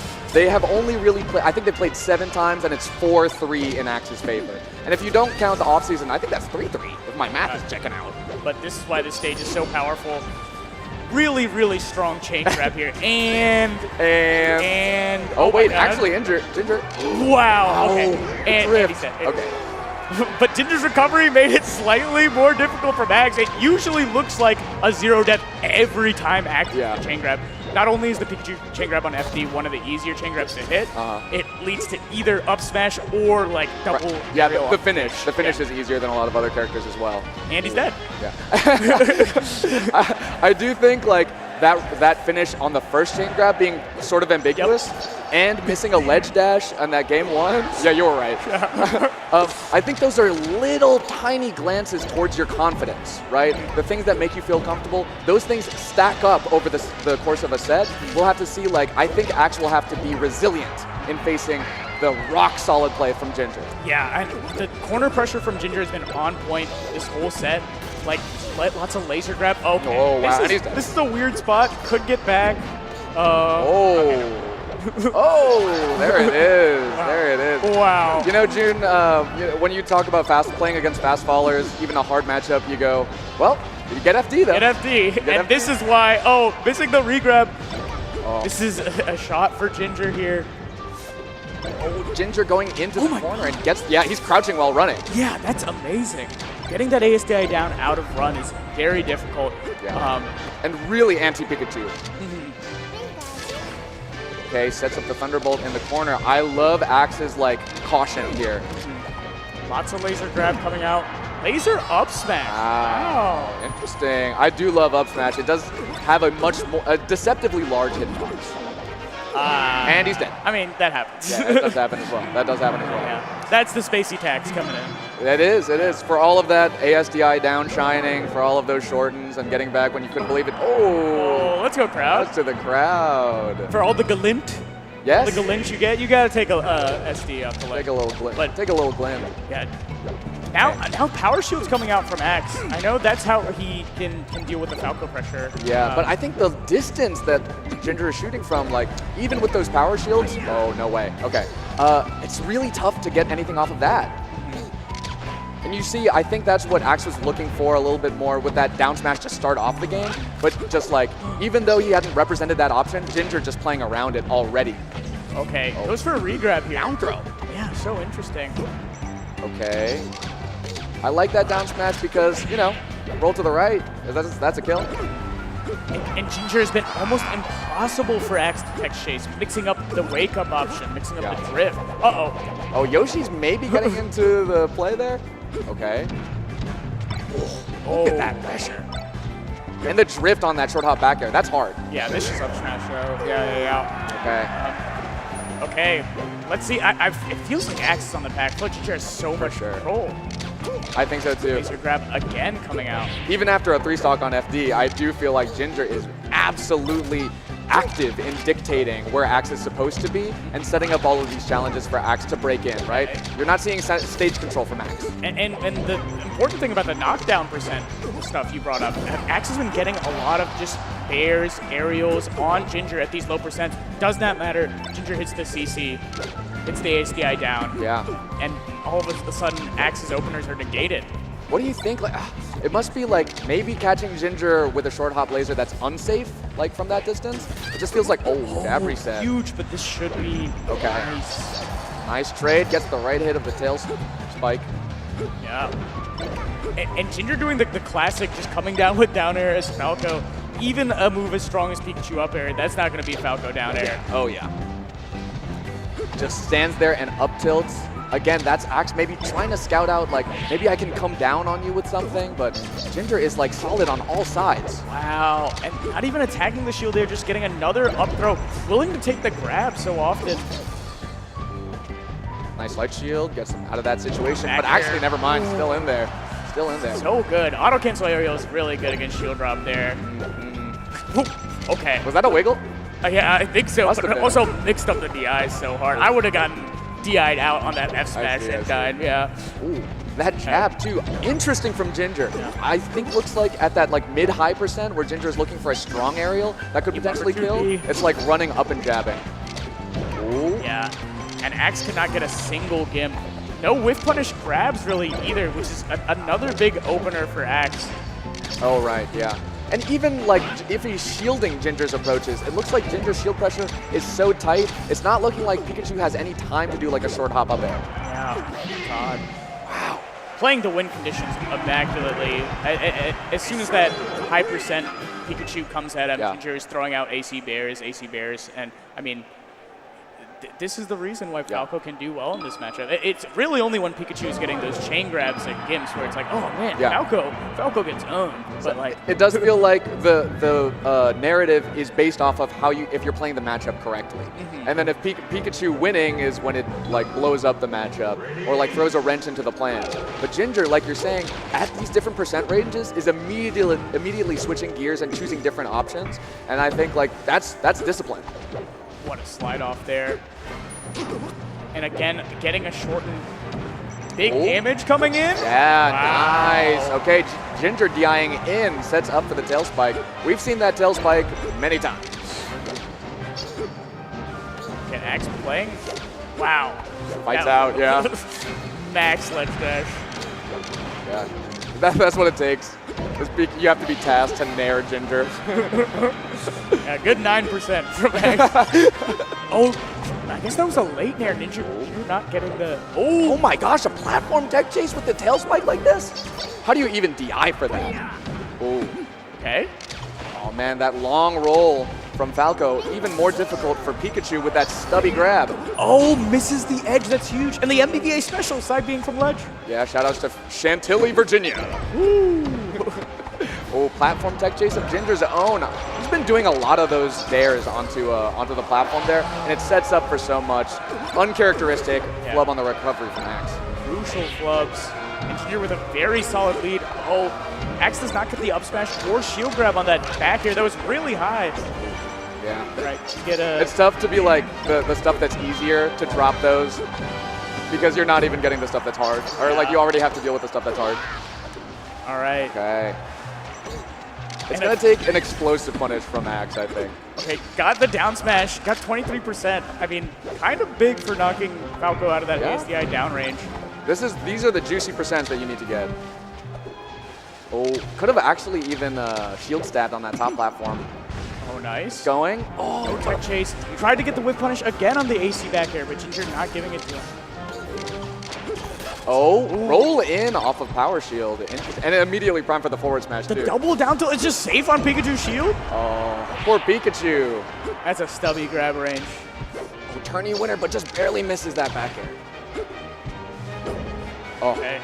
Axe really controlling that center beneath the platform quite well. Nice undershoot on that nair from Ginger as well. Oh my Got back there, covered so many angles for Pikachu there. It looked like it didn't even touch. It was one of those ones. Wow, another shorten and an MDVA special. An MDVA. Oh, tries to do like a fair to stuff, maybe a jump in from Ginger, but Axe does not have the timing that Ginger is going on. Okay, Ginger backing off too. Does not want to give Axe any back throw by the ledge. Oh. Down air, Oh, down air. Again? Surely you don't go for a suicide. Oh, Okay. Almost. Actually, that was like the safe, the safe like aggressive down air, right? I think that might be it. Wow. Ginger locking in a top 5 placement. I think this might be one of the best placements that Ginger ever has had. ever gotten. I think you may be right.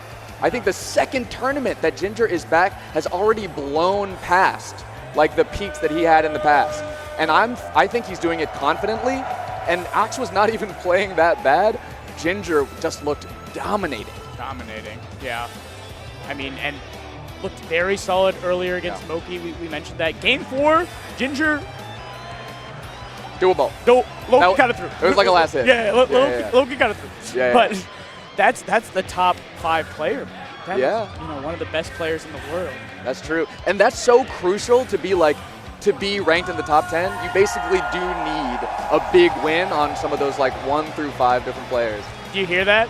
What? The hometown going wild for Crike, who is one of 2 MDVA left in bracket right now.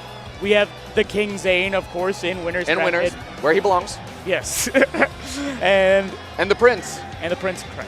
Yes, that's right. In losers bracket, pulling off a stunning upset on amazing players such as Junebug. What? Who?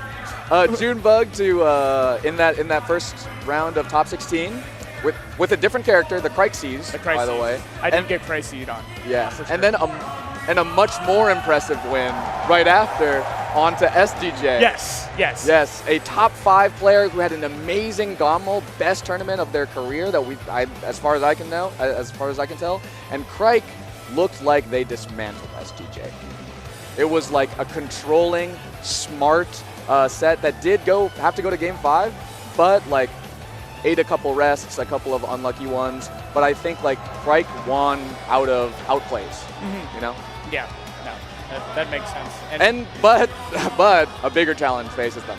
Yes, Yeah. they are about to play Hungrybox Hungrybox and Crike have played once before. Yep. HBox won, but Crike is playing different. This today. is a different Crike. And as you said about the way that they won their previous sets, it looked methodical. Yes. The It looked Mac- correct. Correct. Yeah. They're playing. They're computer.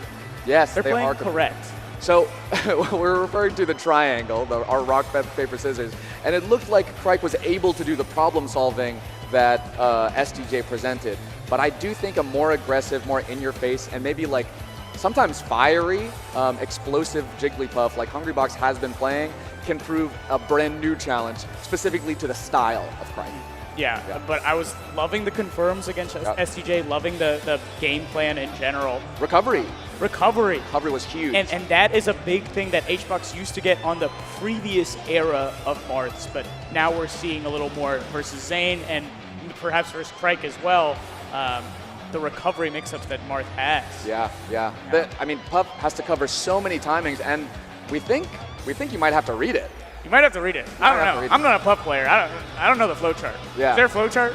But it looks like Crike recognized so many different situations when Puff is shielding on platform, when Puff is by the corner, like how far you can push in before it's an overextension, setting up for like some edge guards, but not like pulling the trigger if it was not right, and then like the right recoveries based off of Jigglypuff's drift. I was really impressed by how thorough the like decision making was. Yeah. No.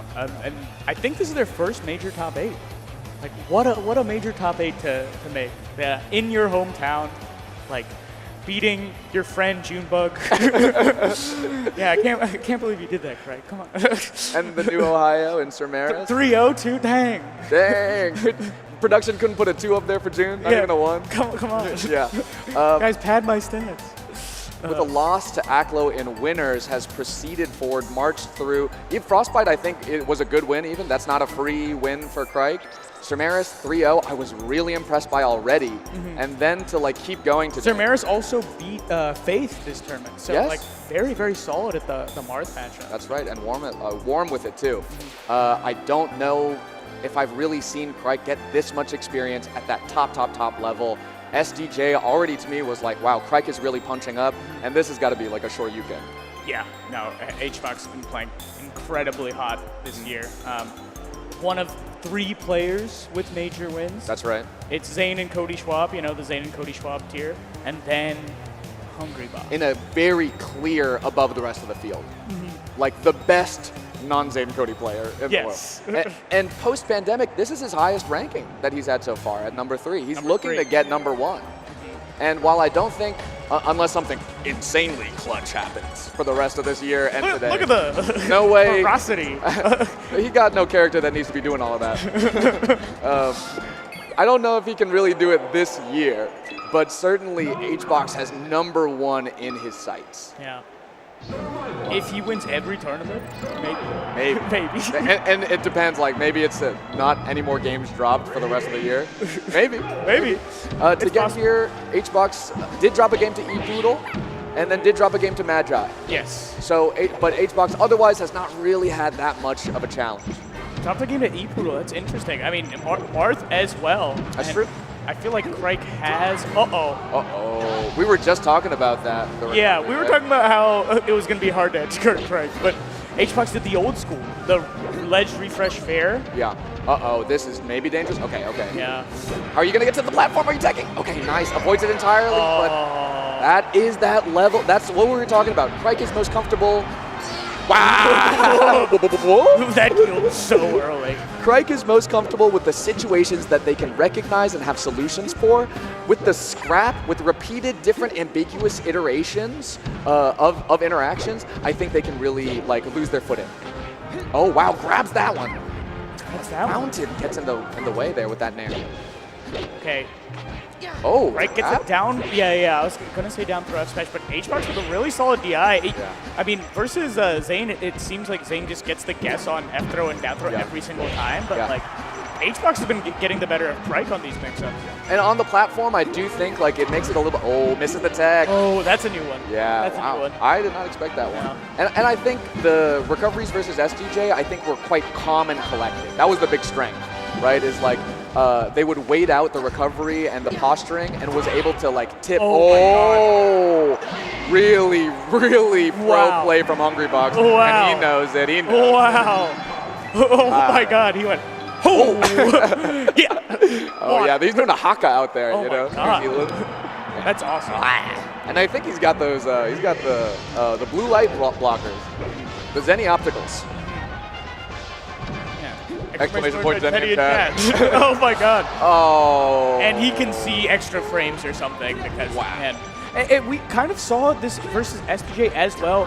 Crike would get rushed down and like instantly stocks would get deleted. Yes. But when that long game was played, it was actually Crike that would pull away. Yeah. And HBox is giving Crike no room to breathe right now. Wow. Yeah, maybe even physically too, with these like aggressive head nods. And I even heard a report from the floor. I don't know if this is Oh, true. no. Oh no, he's feeling himself.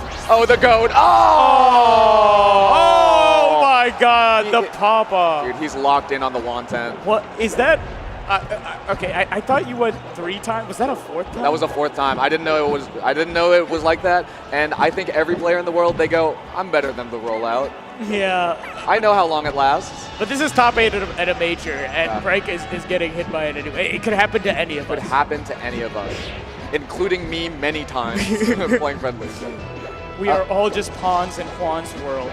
He only loses when he chooses, and I'm hearing from the ground that he's got his dogs out. Oh, wow. Yeah. That's intimidating. Yes, and like the screams, the shows of dominance. Even Hungrybox is an active predator right now. Oh, my God. Crike not having a lot of time to think about it. Like versus SDJ at this point, like with a minute and 30 in, they have just racked on maybe like 80% on each other. Like that first stock would often take like 2 minutes sometimes. All right, now Crike getting the better of some of these scraps. This is kill percent for F throw, down throw, snipper. Yeah. Oh, just that weird state. Is that? Oh. Yeah. No way that edge guard starts in the middle of FD. Okay. Okay. I like how Crike was controlling ground, but didn't pull the trigger on like the up tilt or anything. And this should be, easy edge guard from HBox. No jump from Crike, so the mix-up with the light shield there was covered everything. Yeah. Oh, okay. Still gets the up tilt from the side B. I did notice SDJ was not Marth killering, I just realized. At least that's what I saw. Yeah. Crike was doing a good job saving the double jump and like going for the lows, but Come on. Okay, only went 3 that time. I think it's distance too, in addition to like the turnaround like time. Down air. You get Okay, edge guard is this the Gommel? opportunity. Is this the Gommel? Okay. I hope Crike does a cartwheel too.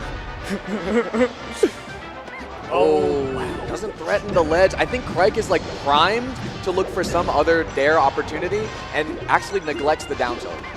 And the pressure there from HBox is really solid. Calling out the out of shield movement from Crike. Yeah. Space the back air right into that full hop forward air range.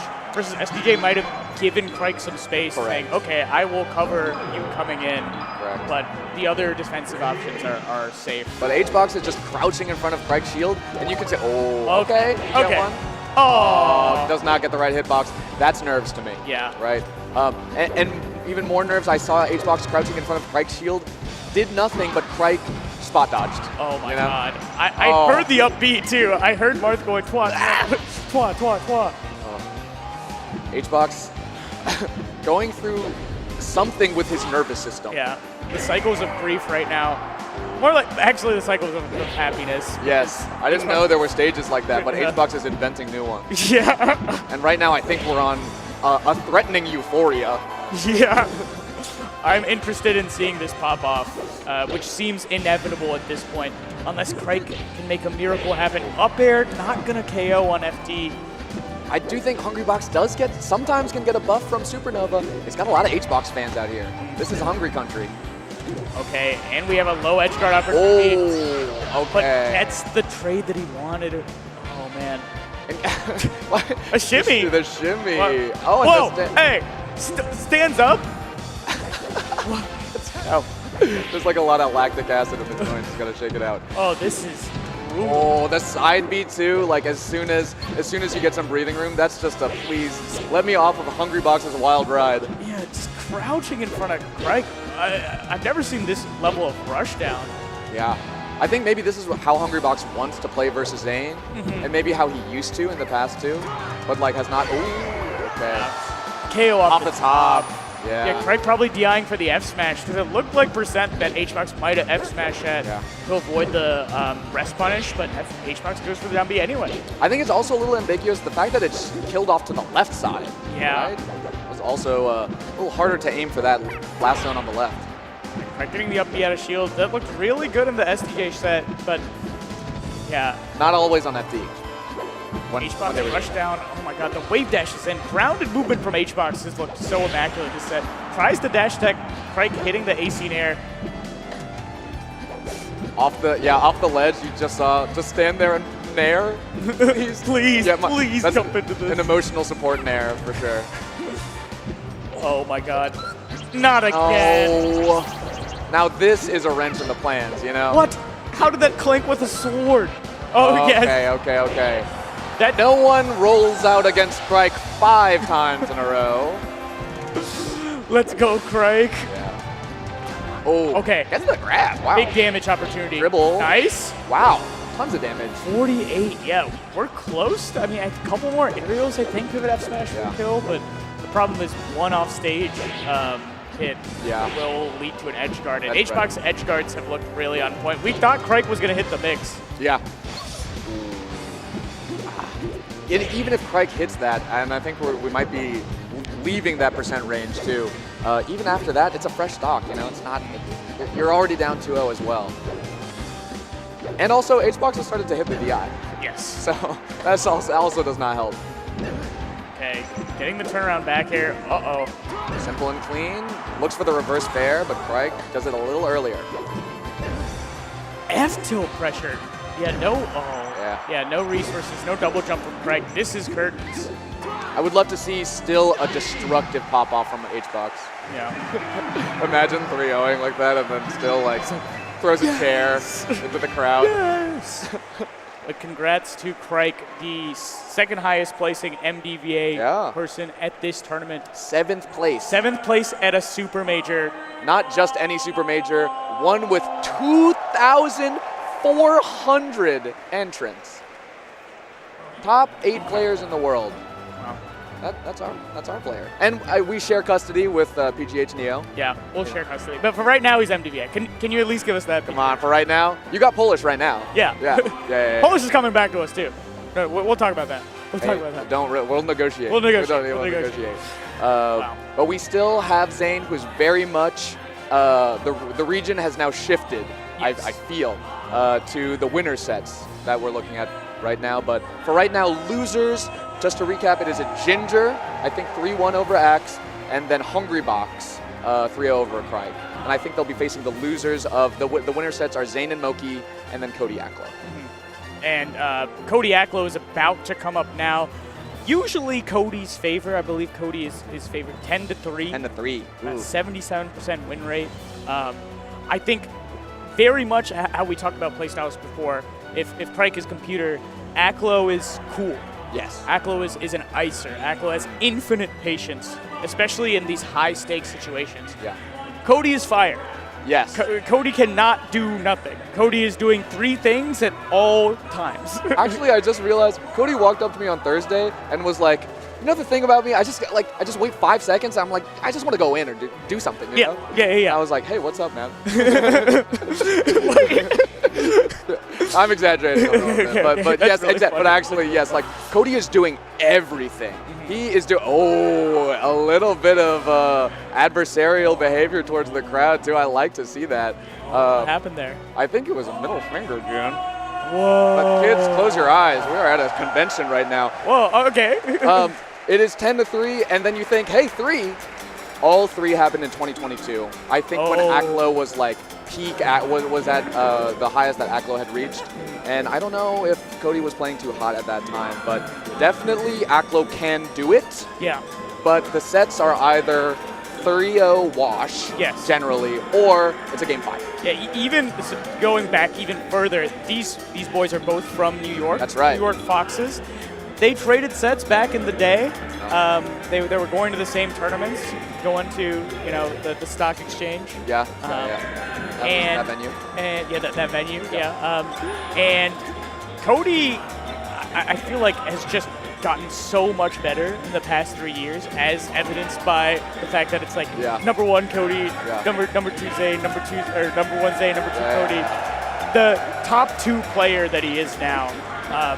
He just kind of gaps Aklo. Yes. And Aklo's still, a very solid player. I believe 14. Oh yeah, I think. I forgot. I'll go look. But very, very highly ranked. It's just not, number 1. And this is the number 1 player in the world. He is the number 1 player. But Aklo has been like that time when it was peak low. He was in like 3 grand finals or something. Yeah. Back to back to back. Like Aklo competes at that high level. And I think the elephant in the room is what we did address is like that is what Aklo's trying to get back to. What Cody is trying to uphold and gatekeep Aklo from. And Aklo has been putting in a lot of effort, and it's been a group project as well. You didn't see it on camera, but Aklo was actually on the phone. I saw that with Foxy Grandpa. Yeah, with Daniel. That's right. Shout outs to Foxy Grandpa, Aklo's older brother, the second to youngest of 3 other brothers who all play. The M2K Slayer recently. Oh yeah, that's right. That's right. That guy. But Foxy Grandpa. Great coach, mentality coach, very good. Really smart guy. We're doing free advertising for Foxy Grandpa right now. I don't know if he's doing coaching. Well, I mean, you should. That's true. He's so busy right now. But even when I showed up to the venue this morning, I saw Aklo just walking around also on the phone. And then he hung up to talk to me, and then after, like, the conversation ended because he goes, "Oh, I gotta take this," and he pulls up his phone, and it's just Foxy Grandpa again. Yeah. So Foxy Grandpa is the phone a friend and Who Wants to Be a Millionaire, like calling in. But apparently Aklo has unlimited lifelines. That's right. That's not mid-set. Yeah. Not mid-set. Yeah. It'd be really funny. I gotta take this. Yeah, I'm so sorry. Yeah. Can we pause? Yeah. And Cody's help is he's done everything a million times already and will do it in there. Yeah, shout out to Emily, though. Oh, yeah, Cody's coach, a very solid coach in their own right. Yeah. And then maintenance on the controller as well, right? Yeah, coaching, very, very solid. Yeah. I think both of these players are prime examples of why having a coach can be extremely good for your melee placements. And the coach does not have to be better than you. No. Right? The coach can see, there's a million different ways to be good at melee, and you'll have some of them. You can make it to number 1 with just like, even just a handful of them.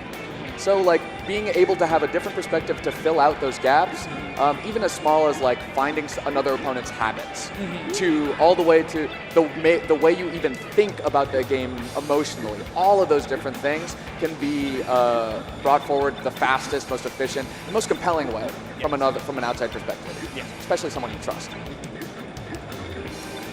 Aklo, I think he's destined. Personally, For a major win. I'm a big Aklo believer. I think he is, as a kid, I always thought there is probably someone out there who's born and bred on Melee, who has lived Melee their entire life. The Melee is literally probably in their neurotransmitters in the brainstem, and he was born the same year as Melee. Whoa. Aklo, his tag. There's a story about his tag. Okay, I will tell it. Yeah, tell it. When he was 3 or 4 years old, his brothers went to school. Aklo was on Melee. He was messing around with the letters and the tags before he could read or write. And he just randomly picked a couple letters that said Aklo. His brothers come back home, and he says, "What does that say?" And they say, "Aklo." And he goes, and he was so proud that he wrote a pronounceable word that he made it his name. It was his first word? Aklo is his first written word. Oh my god. That's so awesome. It is so sick. But when is it going to happen? Cody is betting that it's not today. And the Cody punish game in the Fox Ditto has looked so good. Tech chase up every single throw now. I know the up throws and back throws have been big in the Fox Ditto these days, but we saw Cody tech chasing with fourth. Pipsqueak would really be an advocate for the tech chase. He would go, that's consistent damage. You know? But the back throws, like you said, back throws, forward throws, those are DI mix-ups. And Cody did win tipped off of a back throw DI mix-up. Yes. You know? Tries to get the tech chase, and even when Cody is in a sort of scrap, he's willing to shine down air, shine aerial. Like it doesn't matter if he hits the tech chase or not. Yeah. He's going to be putting on the pressure. You're seeing, like, they both did a shine, and then out of it, I think Aklo shielded or, like, rolled away, and Cody just up smashed, right? That's just emblematic of who they are, the decisions that they're making. Yes, button versus I'm going to reset to neutral. Yes. Aklo will wait. He is really, really on about the reactable distance, right? And so what I'm really curious to see is, wow! The SDI on the jab? How are you on like that? How are you picking up? Oh my god, and Aklo immediately retreating to ledge. Yeah. What an Amsa tech there as well. Covers a lot. Yeah, I like the adjustment there too. Yes, Go yeah. ahead. Cody does like a mid-punish adjustment where he like gets onto the platform. He realizes, okay, you're in knockdown. I'm gonna shield maybe a get-up attack. Okay, you just regular got up. I'm gonna up smash out of shield. Yeah. Decision making happening frame by frame. Option coverage on top of reacting. Oh, tried to get the there. extension with the down tilt, but nice. Just waiting, reacting. Oh, misses. I think that's supposed to be a full hop. Aklo getting a little bit messy in the movement, which I think whenever I see Aklo playing well, it's when he's doing the most insane, messed up movement tricks that no one else can do. Yes. Edge canceling side B 15 times on top plat. And then doing it with the mid shorten. Yeah. And then doing it with the other mid shorten. Like, it's all instinct, right? An immediate dash across by Aklo, just trying to reset. That's an Aklo classic as well. Reset into his running shine across the stage. Yes, that's right. It's when you don't think that there's an interaction happening. That's when Aklo really thrives. It's like he waits for you to come grapple him, and then he'll go underneath and do an uppercut. And I'm impressed by so many like down holds by these guys. Both Amsa attacks and just like down holds on dash attack, getting the knockdown instead of getting popped up. That's huge though. Yeah. Can Aklo take this first game?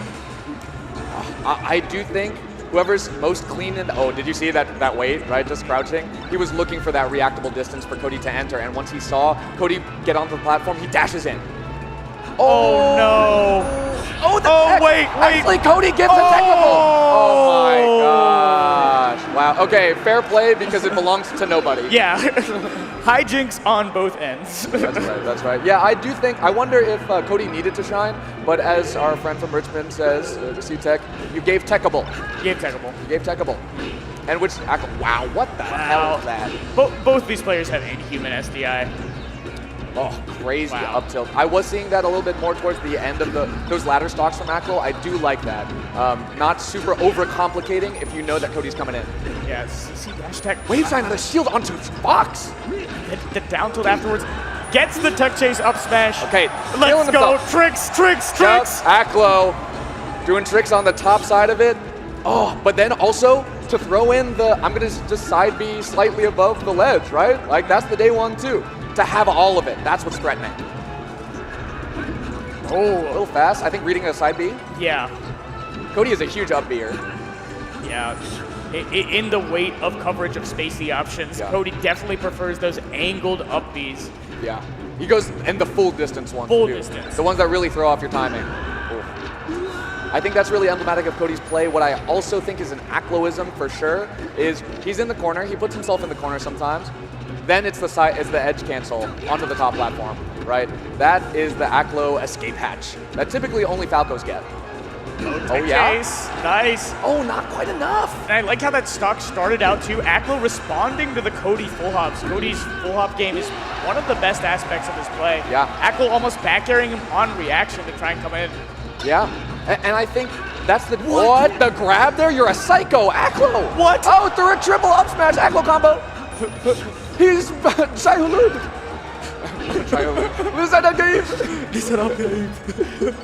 I called him a worm for a second. Oh, okay. I think we're seeing, because Cody likes to play at that full hop distance. Yes. Oh my god. Oh, BM a little bit. Aklo telling Cody what move he's about to beat him with. It would be so Aklo to like do a bunch of up smashes, prime him for it, and then run and do a grab or something. That'd be awesome. Yeah.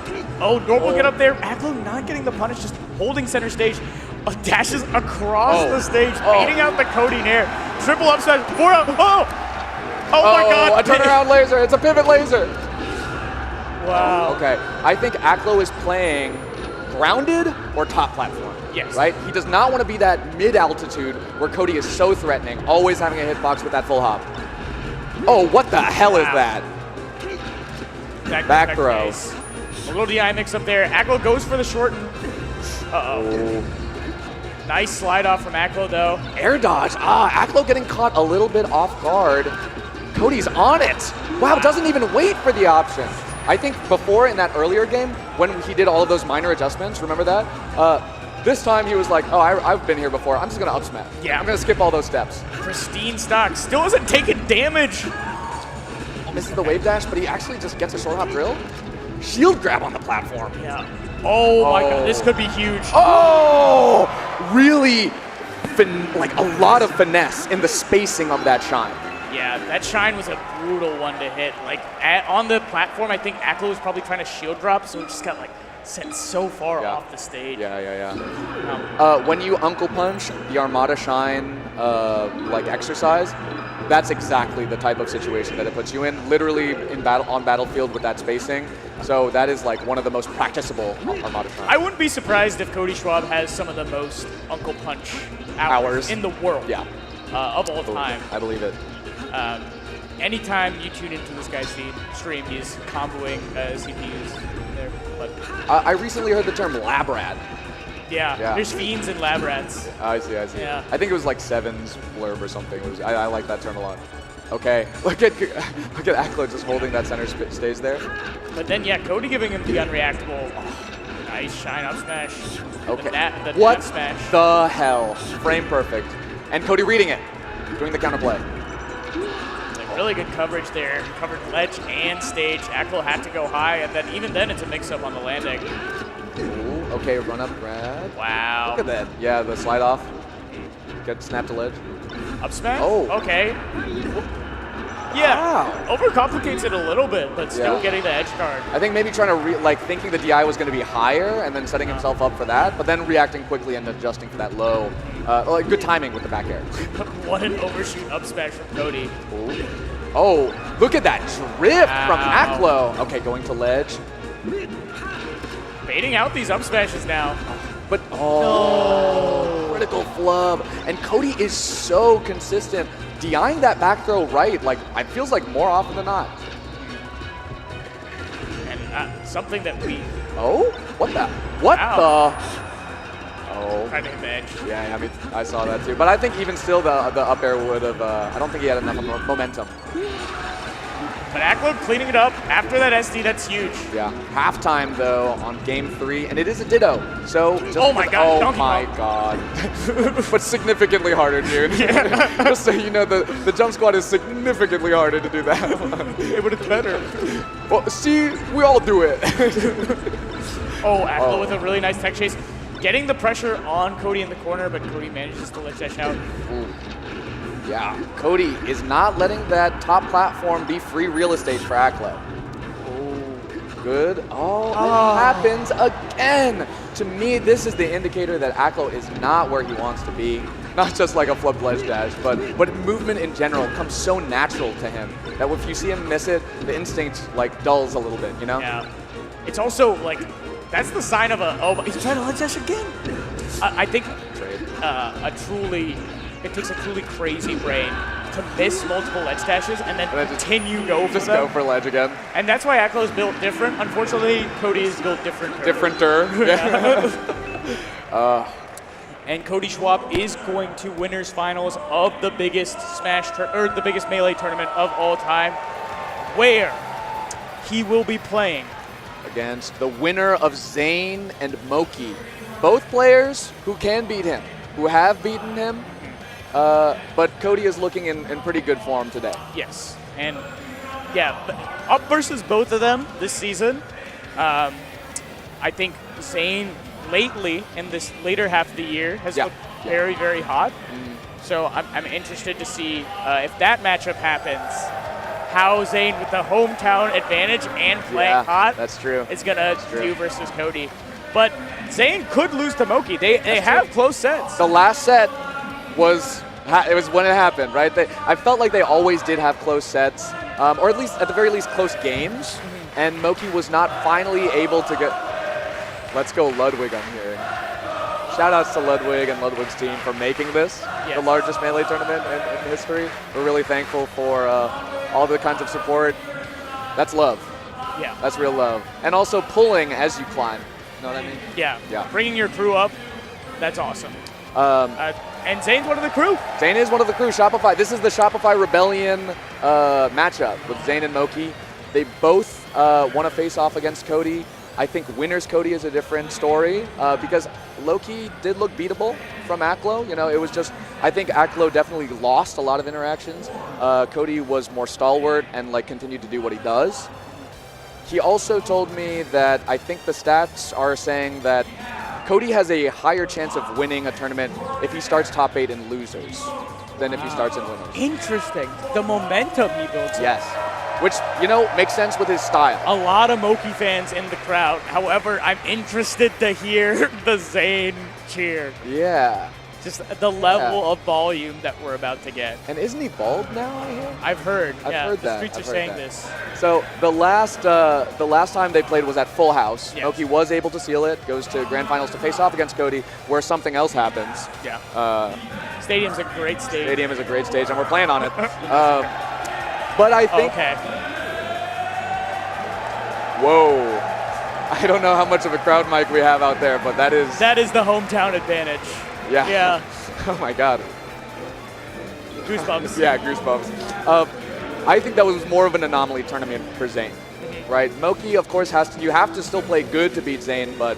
and it wasn't in, bracket. It was in the pools? pools Yeah, side. yeah. Because I believe Zain lost to HBox and Axe in the That bracket too. side. That too. Everyone kind of got their streak breaker off of Zain at Full House. So I think Moki already knew that it was doable, but like having it just on paper too, I think that helps. Yeah. That helps. And despite it being 14-1, 14-0 if you don't count Full House, it's taking games. It's 43 games to 13 games. And these guys are not only teammates, they're practice partners. They were playing on stream before this event. Yeah. They're one of those, they don't mind. Well, I think Zain more so doesn't mind playing people that might play in bracket. But I don't think they played today.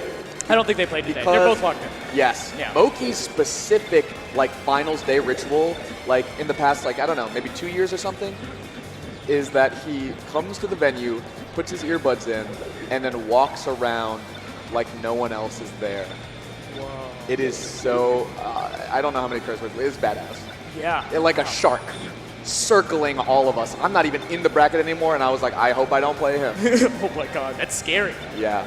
Moki is serious about it. And Zain, of course, in striking distance of #1, this is a critical weekend for him.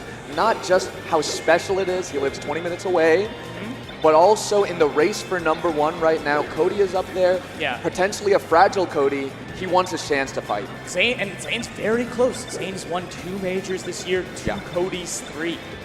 Yes. So, I mean, you add SmashCon to that, they're even. They're neck and neck. Yeah. So both of them want this so bad.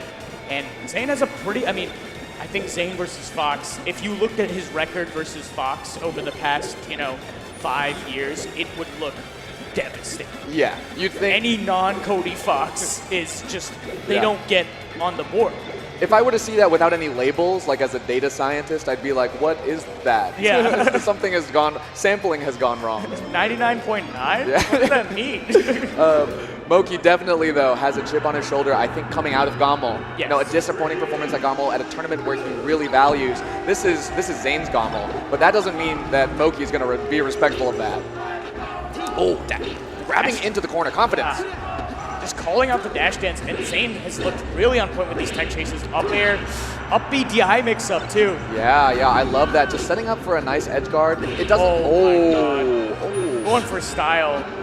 Wow. Good recognition from Zain. Maybe even just like a confirmed do nothing upon seeing the short. Oh. What, the triple down tilt into that? Oh, wow. Dude, that Waveland back used to be the Zain killer. Shout outs to Chillin. Yeah. This is brutal. Yikes. Zain covering that the like that perfect fair where the bottom half of it covers like the bottom part of the ledge too. So difficult to contend with. Oh! Hey, 5 yards, unnecessary roughness. That's home field. That's our home field. But actually, yes, while his record versus Fox is really, really good, I do think Moki and Cody have closed some of the gap. They have been figuring it out more, partly because, you know, there was not much further else to go for Zain. You know, they just had time to, they have to figure it out. And I like that they go for the edge guards, you know? Wow, how does that miss? Zain with the double grab.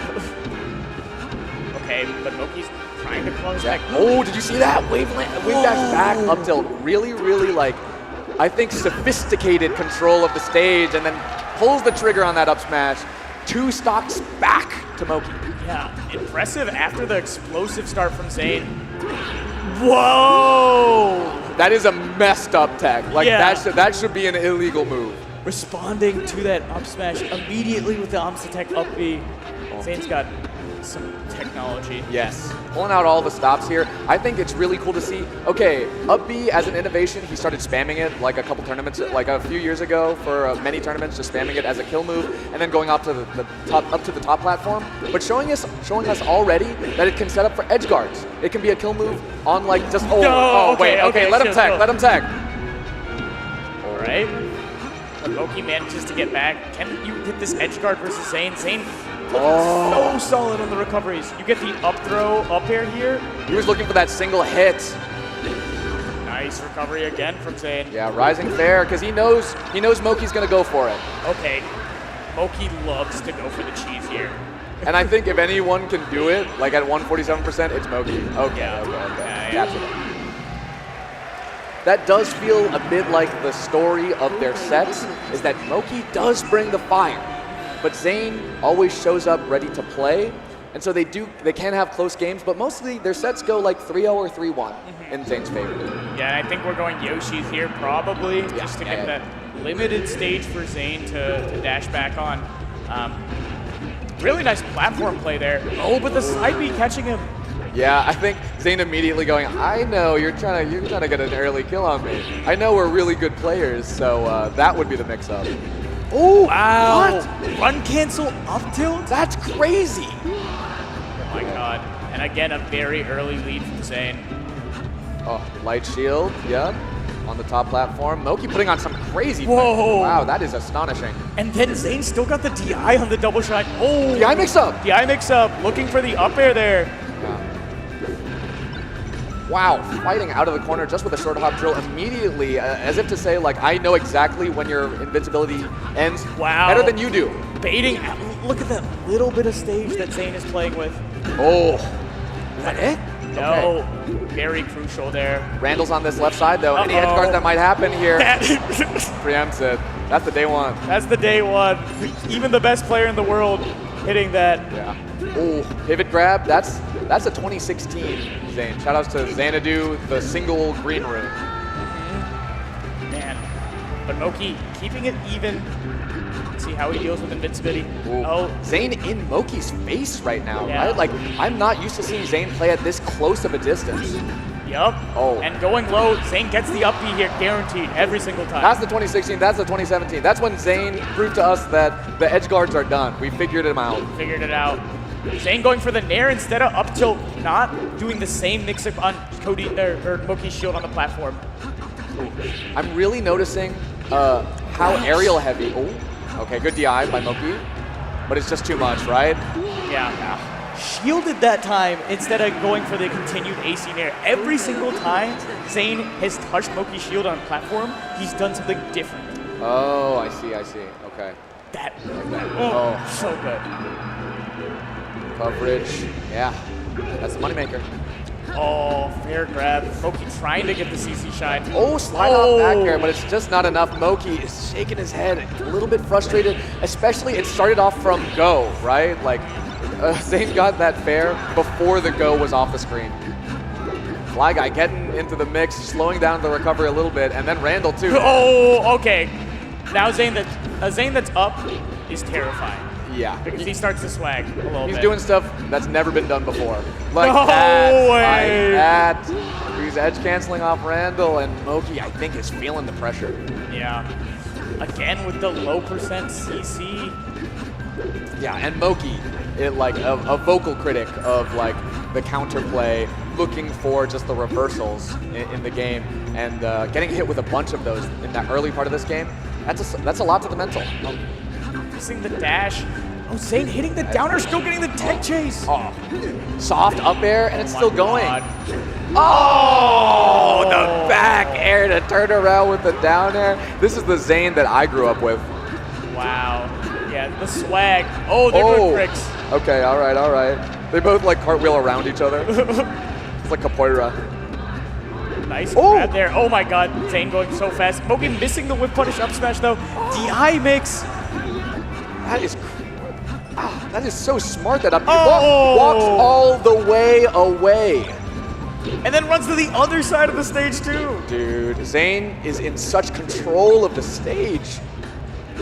Uh-oh. Oh, nice angle from Moki. Misses, avoids the aerial. Moki, I think, even up smashing to try to catch the slide off from Zain on that top platform, and then just does a read on the recovery with an up smash. And Zain still with a good amount of pressure here. Spot dodges that. Wow. Oh, it's a shine grab off of the Pushed shine off. connecting. No jump here from Moki, but manages to land. Dude, that was an incredibly fast shield drop. It looked like he actually just fell through the platform, if I didn't know any better. Wow. Amazing up B height. And Zain's still getting the, oh, whoa, okay, What the the double down. hell? Randall's on the other side. Okay. Moki on his last legs here. Oh, great running shine tech chase from Moki. Whoa! Such Gets fast the weak hit movement. though. Gets the whiff punish. Zain with the reversal. Okay, shields it, gets off of that platform. Moki's still trying to close it, but he's... Get it here. Okay. Ow. Nice. Preempts it. Preempts it. Goes for the platform, double jumps to the top. Wow, Moki expecting the fair, but Zain goes for the empty land grab, and tournament winner for Oh. Moki. This could be it. Shielding though, Randall coming out, Another tournament winner. letting him shield on there, but Oh. Yoshi's comes into play, sending that down tilt angular down, and Zain taps it in. Oh, wow. Unfortunate ledge play at the end by Moki there, but Yeah. Zain is going to take that one to the bank every day of the week.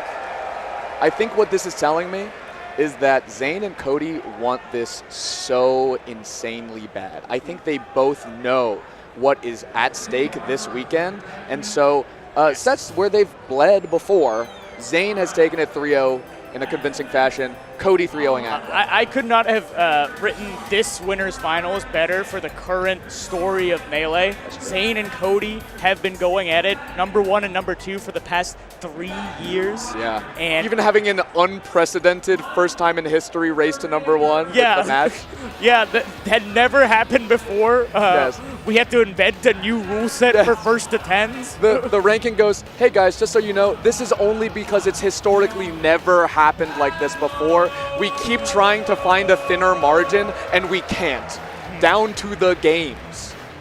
And now they're in winners finals at the biggest Melee tournament of all time. Yes. I mean, it is what you expect, but that also means it's the competitors bringing their best. Yeah. You know, I wouldn't have it any other way. Well, actually, I could have it some other interesting ways, but this is how it should happen, right? If I'm a betting man, this is an away game for Cody. This is home field advantage for Zain. Yeah. I think Zain fans have an advantage here.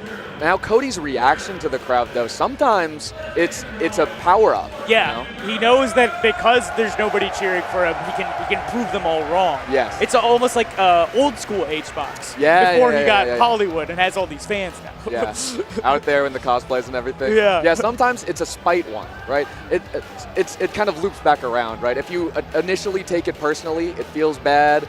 People aren't like happy that you're winning. That sort of subconsciously affects you. But then, if you react to it, it can power you up. So, you know, yeah, I think double-edged sword for Zain. Yeah. Emotion is energy, and it's how you choose to use it that can fuel your performance. Yeah. If you let the negativity get to you, oh man, that I don't. Nobody likes me. I don't want to compete. Yeah. Then maybe you don't compete. But if you think about how you want to prove all of them wrong, Yeah. then all of a sudden all those cheers in the crowd don't mean a negative thing anymore. They're a power-up. Yeah. They present the challenge to overcome. Yeah. Will you fight or will you perish like a dog? I love That's that. right. Yeah.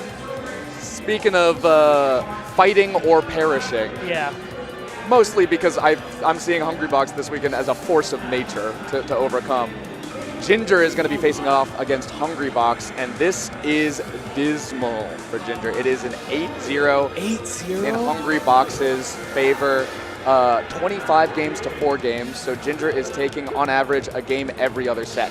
I feel like I remember Ginger winning like an online one. Yeah, sometime. these are only offline. Yeah. It has been pretty brutal. Oh, we count the octagon in here? Let's go. That's my tournament. That's my Let's tournament. go. That was Jorge. Yeah. But again, this is pre-break Ginger. Ginger, the thinker, with the execution, with the consistency, and with like such a thorough game plan that it just looks like he's supposed to win. I'm curious to see how it will go into HBox, who is like a firecracker right now. Yes. I was so impressed at how HBox eviscerated Craig during their set. Yeah, for This is a red hot Craig. Craig's playing the best that they've ever played. Just beat STJ. And Hungrybox rolled out. Yeah, Hungrybox rolled out multiple. Wait, it's Oh wait. Ginger Act. Oh, sorry. I forgot how brackets work. Okay, forget all right. everything we just said. Guys, forget everything we just talked about. It's actually Aklo Ginger.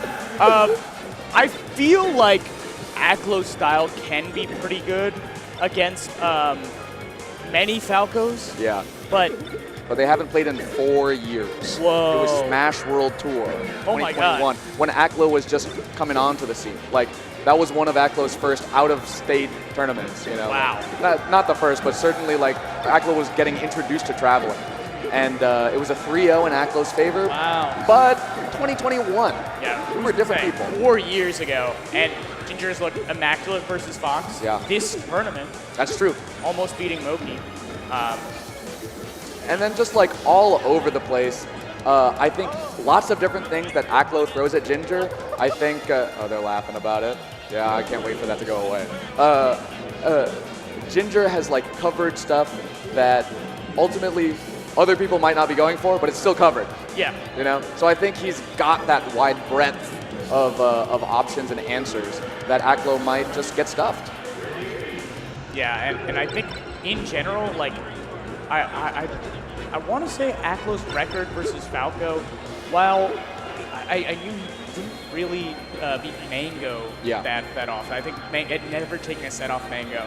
Yeah. And stylistically, just like thinking about Aklo's style, How he moves. yeah, it might just lend itself to being slightly worse against Falco because Falco isn't a character that like has to.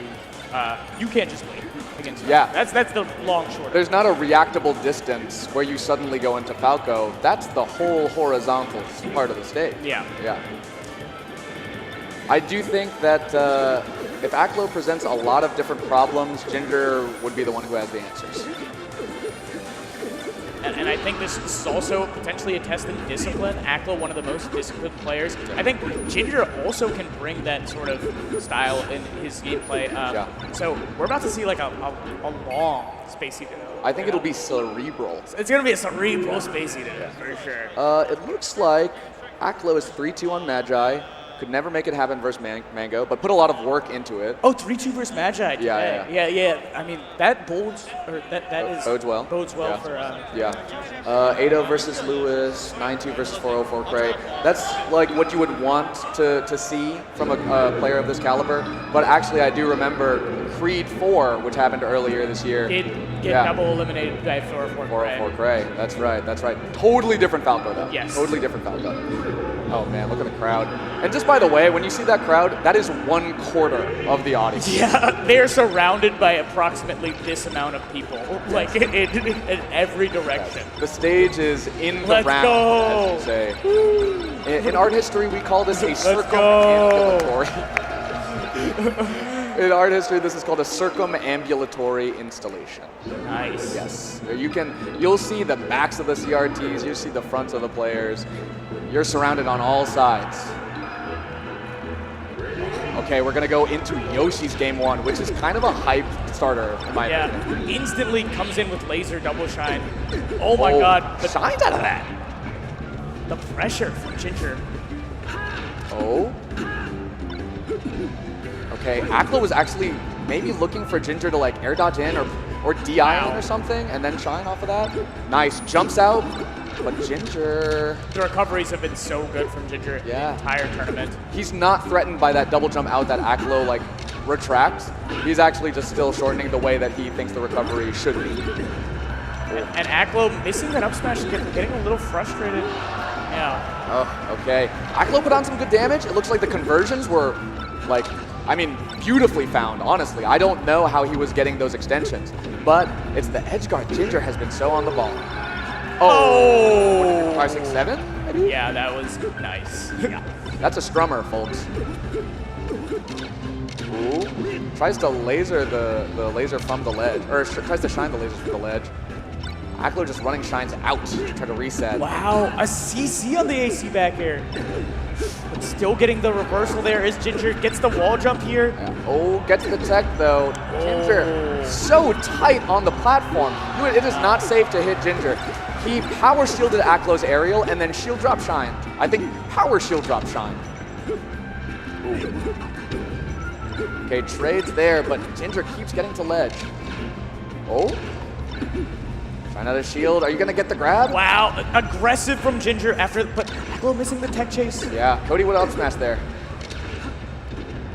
Oh, okay, extending the hurt box of the bear a little bit from those fly guys. Does cover Get the ledge landing. here. Oh, Giving it, wow. Ginger keeps going to ledge. Even with the side B, it was a shorten to the ledge. And gets another mix here. Ginger's recoveries.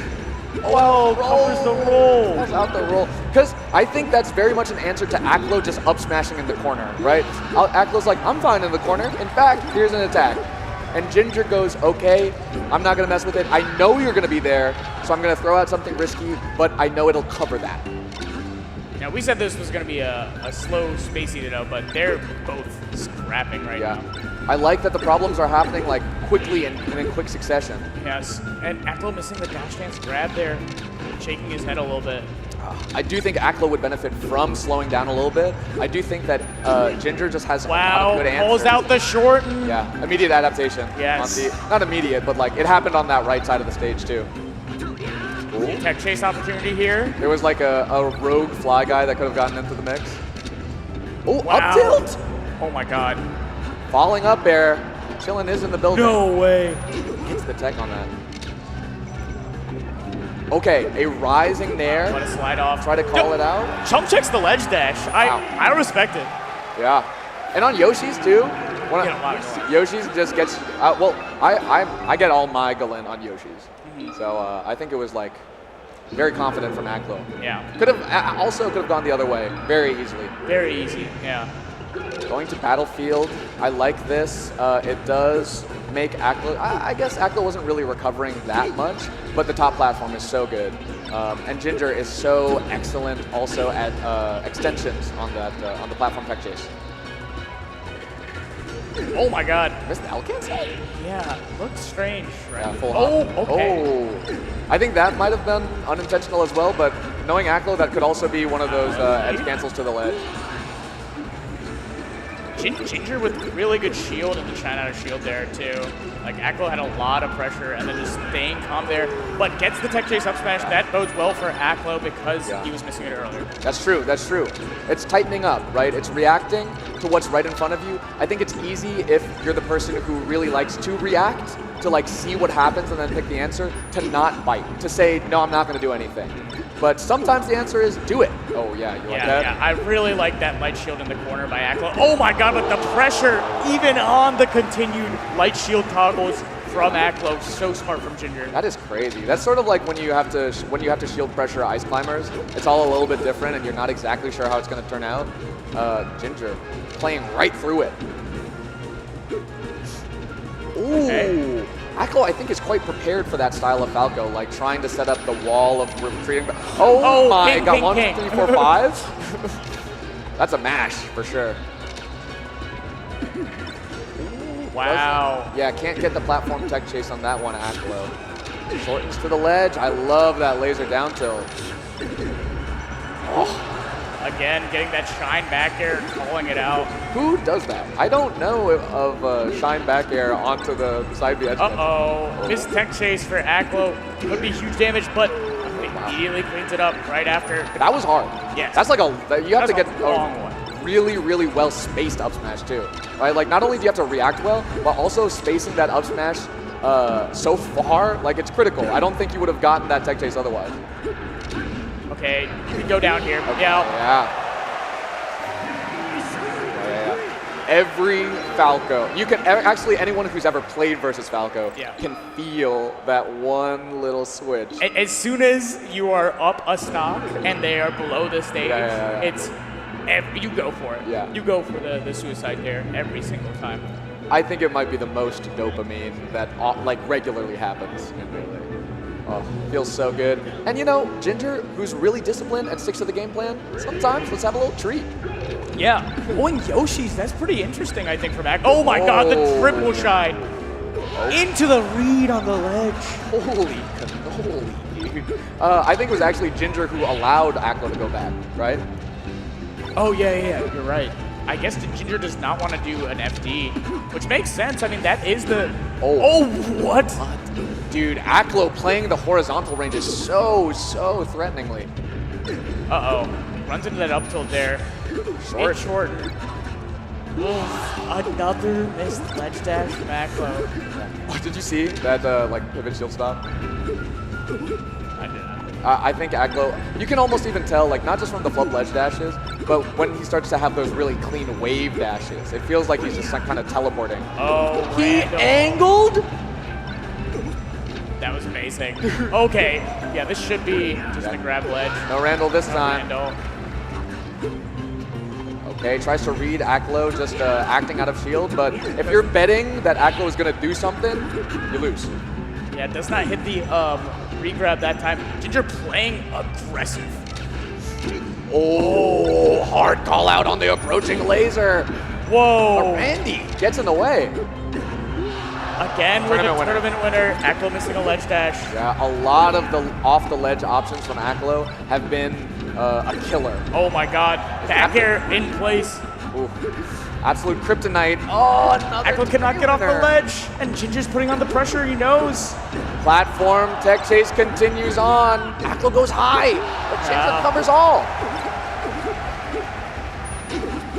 Wow, almost called out the side B. Ginger with the reversal shine. Okay, back to ledge. What? Look at that, there was such a fast ledge dash. Ginger. Tried to get the punish though. Yeah, spaces away from the AC bear. That's not gonna kill. Yeah, Falco is fat. You get ledge here. Okay. Oh, wow, that was strange to me. And even with the very early kill from Aklo, Ginger has brought it all the way back. Finally going for the laser grab. Oh my god. Forward throw, but like Aklo sliding off of the ledge. Ginger goes down to get a shine too. All right, this is very important for Aklo. Ginger gets the slide off. Is so critical. Re-grab, Aklo with a missed wave lead. Playing so patient. He has Look at the edge. This should be down air. No! Aklo still trying to waveland. What an angle! Crazy angle. What? Oh my god, the spot cut shine from Ginger. Oh, he shield drops, and I think he misses the L cancel on that back air. Yeah, that was so wild. They were scrapping like crazy, and Aklo missing the crucial tech chase at the end. I love the slide offs coming out, but Ginger, I mean, I think you go FD here, right? I think so. I think so. Maybe you go Yoshi's again? Aklo just does so much with the platforms, though. Yeah, he does the platforms. We're going back to Yoshi's. Yeah, we'll go back to Yoshi's. I do like it. I think Aklo not flubbing ledge play over and over and over again, that's an Aklo game. That's a dub. Ginger, of course, doing the contractual up tilt beneath the platform. You have to represent it still. Oh, tries to get the tech chase up smash, but retreating. Getting the AC bear. Oh, huge. Yeah, that double jump had really, really strong drift. Wow. Dude, a nair out of shield. Wow. And the charge. An emphatic up smash from Aklo. A read on the tech roll in. And Ginger no reads required there, reacting with that shine. Yeah. Again, Another tournament winner. and Ginger's hard covering them. You can sense the frustration coming out of Aklo. The double shine, Ginger gets it. Another tournament winner. Power shield though, power and shine out of it. Oh, but misses that tech. Huge. Are you going out? You don't need to. Good recognition from Aklo. I did see him like dropping ledge a fair amount of times that last game, so it's good to see he's got the presence of mind to not pull the trigger there. Wow, the movement from Ginger. Up air. Aklo looking for that whiff punish, Ginger not giving it to him at all. Okay. Aklo taking a breath. I think that's important. Okay. Okay, double jump to call out that full hop on the top Okay. platform. Whoa. Yeah, the ledge dash turnaround up tilt. Yeah. Yeah. They're both so fast right now. Oh. Nice full hop, avoiding the mix-up. Yeah, Aklo. What do we get here? Like arcs around to do. Whoa! Tech, and then was Randall involved in that? Yeah, I don't know. Oh my god. But Up smash. Aklo's up smashes are 50-50. Am I going to hit the longest up smash possible, or am I going to whiff? Going for the regrab. That's where he's getting a lot of his kills, not just on Ginger, but on Cody as well. When those are on point. Oh. Oh, wow. Ginger air dodges in, and Aklo sends him into the stage. Wow, what a grab into short up, approaching up air. Ooh, falling up air to set up for something.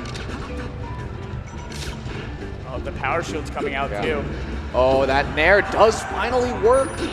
And Aklo, that feels much more like the game he wanted to play. And for newer viewers, we call the jump option from the ledge a tournament winner as a funny joke. Yes. It wins the tournament for your opponent. Yeah, because it is very, very easy to punish. Yeah. You see the competitors exchanging some friendly banter there. I have no idea. We can assume friendly. You're gonna assume friendly. I hate you. Which one is that? Is that Aklo or Ginger? Both. Oh, okay. But Is that a Paramore t-shirt? I think it might just be a Monarch butterfly, but that might be brand new eyes. we're going stadium. This is a lot of stage for Falco. Falco prefer this. Yes. Transformations, I think, can go either way. Oh, big double up air from Aklo. We have the up smash, great DI from Ginger. And I do think Aklo's interesting But movement. tries to get the tip Oh, through sub wow. smash. Oh, wait, hold on. Hold And on. might get the down air here. Simple and clean. With how much Aklo was getting off of, like, playing off of that top platform and then moving around Ginger, going between those two. Nice. Okay. Confirms on the up smash. I think the two platforms and not having the top one is a little bit of a nerf. I like the laser there from Ginger. A lot of Falcos will overshoot with the aerial there, but going in with the laser, Yeah. I think can make your approach super, super. And the laser is safer on Stadium, right? Like, he was going for the laser on Yoshi's, and Oh. Aklo was just calling it out, rising there to catch the jump, maybe? And even Aklo is like kind of scared to continue the pressure on Ginger in the ledge here. His recovery's been so good. Let's see what Down? he's here. Oh my god, another! What get up attack! Oh, the fastest Aklo ledge dash. being so fast. And we're gonna get a tree, aren't we? Oh my god. Tech chase? Oh, turn around? Dude, what are the inputs? That was so fast and so hard to react to, and yet Aklo did a turnaround up smash on reaction to the Out of crouch. out of crouch. Two Sheik players being like, yo! Yeah, out of crouch Out of movement? crouch? Let's go. Okay, the horizontal movement coming in a little bit clutch for Aklo here, being able to roll all the way away, but Aklo pushed a little bit desperate, reaching a little too hard, and Ginger covers that anti movement back to center. And that's good for Ginger getting back to this transformation, Oh. which I think is missing the up tilt again. Ginger getting the reversal shine. Right off nair. Look at the defensive counterplay on both sides. It feels like whoever is hitting first. Oh is my god, the losing. shine! Oh. Oh my god. But doesn't get the, he slides off of the stage, but he does a laser instead. Oh, they're both like crazy. No, misses the up smash. He knew it, but he Up B. presses too early. The bomb soldier, not quite enough. Aklo recovering high and going straight. At least he's living. Oh, shine stalling. Double shine stall, mid-short. But Ginger can be there. Falco drifts with that full hop and nair to tap it in. Oh, big combo opportunity. Look at the You go SDI. for Game 5. Up smash. That's it. That's actually it. No, that's not. No, I mean, that's like, not it. up the Like, stock, up the stock. Up Yeah, the stock, yeah, yeah. sorry. We're going into this last stock. Oh, Oh, covers the corner. bad DI. Turning winner from Ginger this time.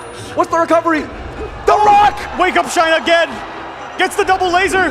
The laser connects. Oh, Ginger does not let the mountain interfere and keeps that edge guard going over and over and over again. Ginger is in top 4. I believe their best placement. I mean, they're still going in a major ever. Yes. Like beating players previously unbeaten. Unbeaten. With answers to adaptations to already a comprehensive game plan. Ginger in a form I've not seen him in ever. That was a crazy set. Yeah, wow. Aklo, I think, was the victim of, maybe a little bit of anti-movement because he wasn't hitting the stuff that he wanted to. Yes. And then just the movement. Just the movement wasn't quite there. You do kind of have to balance warming up versus like collecting yourself. And sometimes you miss the ratio. Yeah. Ginger was doing a great job of like, that's some tournament like awareness. Because I heard my name. Okay. Tournament awareness is knowing your opponent is going to mess up and playing for those options. Like, it's the reason certain characters are better in tournament. It's the reason certain options, like covering tournament winner, is better in tournament. Donkey Kong player. But it's true. We are human. We are 2 humans playing this game, sometimes 4 humans. And the ways that we end up falling into our own behaviors is readable, and we can read other people's behaviors, and that's where I think the most beautiful melee happens. That's the conversation. Yeah. And I mean, both of these players, I think Ginger is pretty solid against. Yeah. Just had a close set with Moki. Yeah. Oh wait, but you did mention that the H-Box record was not looking great. But I've seen him. I've seen him at Circuit. Yeah, this is different. This is different. This is different Ginger. This is Ginger playing the best they've ever played, ever. Ever. Looking really good, also. Like, not just like, it's not Mickey. Like, he's getting hard opponents and beating them. Oh my god. Yeah. But wow, what an incredible top 8. Yeah. If Melee's this conversation, I think Ginger was interrupting a lot. Especially the recovery. Oh yeah. Yeah. The lasers actually were lethal at the end of game 5. I expected a more patient set, and I saw like 2 people like fighting. Yeah. Scrapping. Love to see that. Yeah, which was amazing. Hungry. Yeah. Hungry. Hippo. Speaking of hungry, actually, right? Yes. I think it's actually up next. Our set is going to be Hungrybox versus his doubles teammate. Yeah. The champions of doubles. That will be Hungrybox versus Moki. But that is going to be after a break. We just had a bunch of really cool sets. I think we just got to cool off for 1 second before we end up going into the headline sets where we end the biggest Super Smash Bros. Melee tournament of all time. Ooh. Zennies. Thank you so much to Zenny, the official eyewear of Supernova. They offer sunglasses, prescriptions. I think HBox is even walking up with some blue blockers.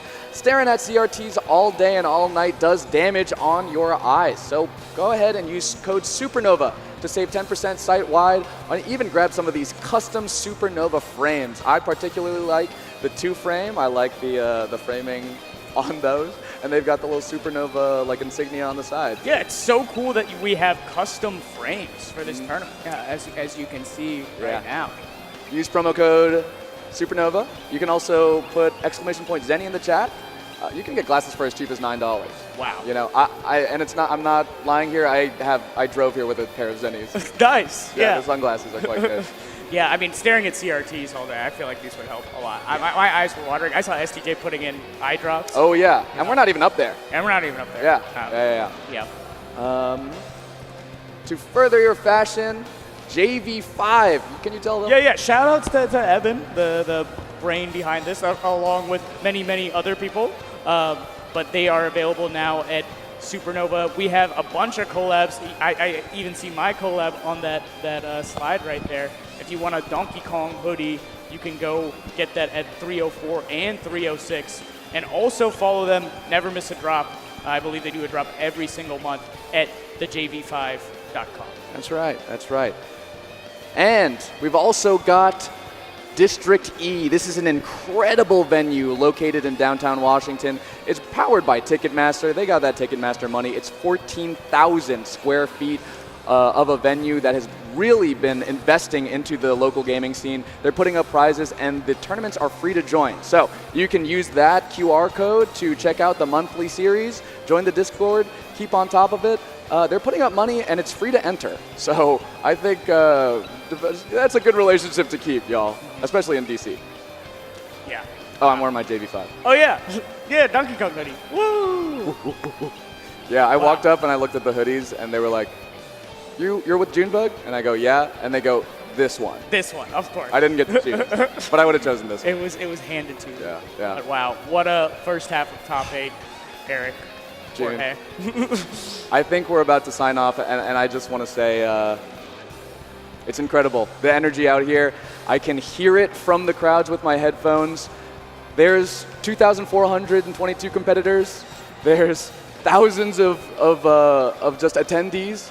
And none of that happens by watching as well. Yeah, that's right. Everyone's a guys. part of it. No matter what your bizarre adventure, your highs or lows, the upsets, your chokes, the different things that you do. You looked at me when you said chokes. Yeah.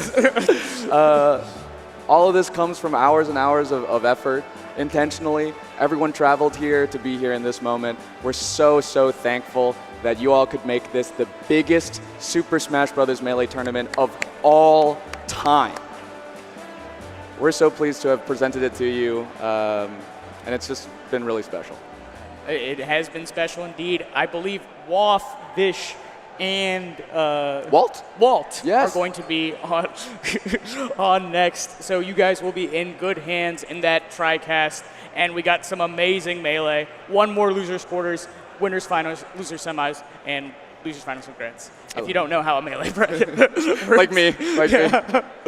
Oh, man. Yeah. So be kind to each other. Go to your locals. Keep playing Melee. I love you, Jin. Love you too, brother.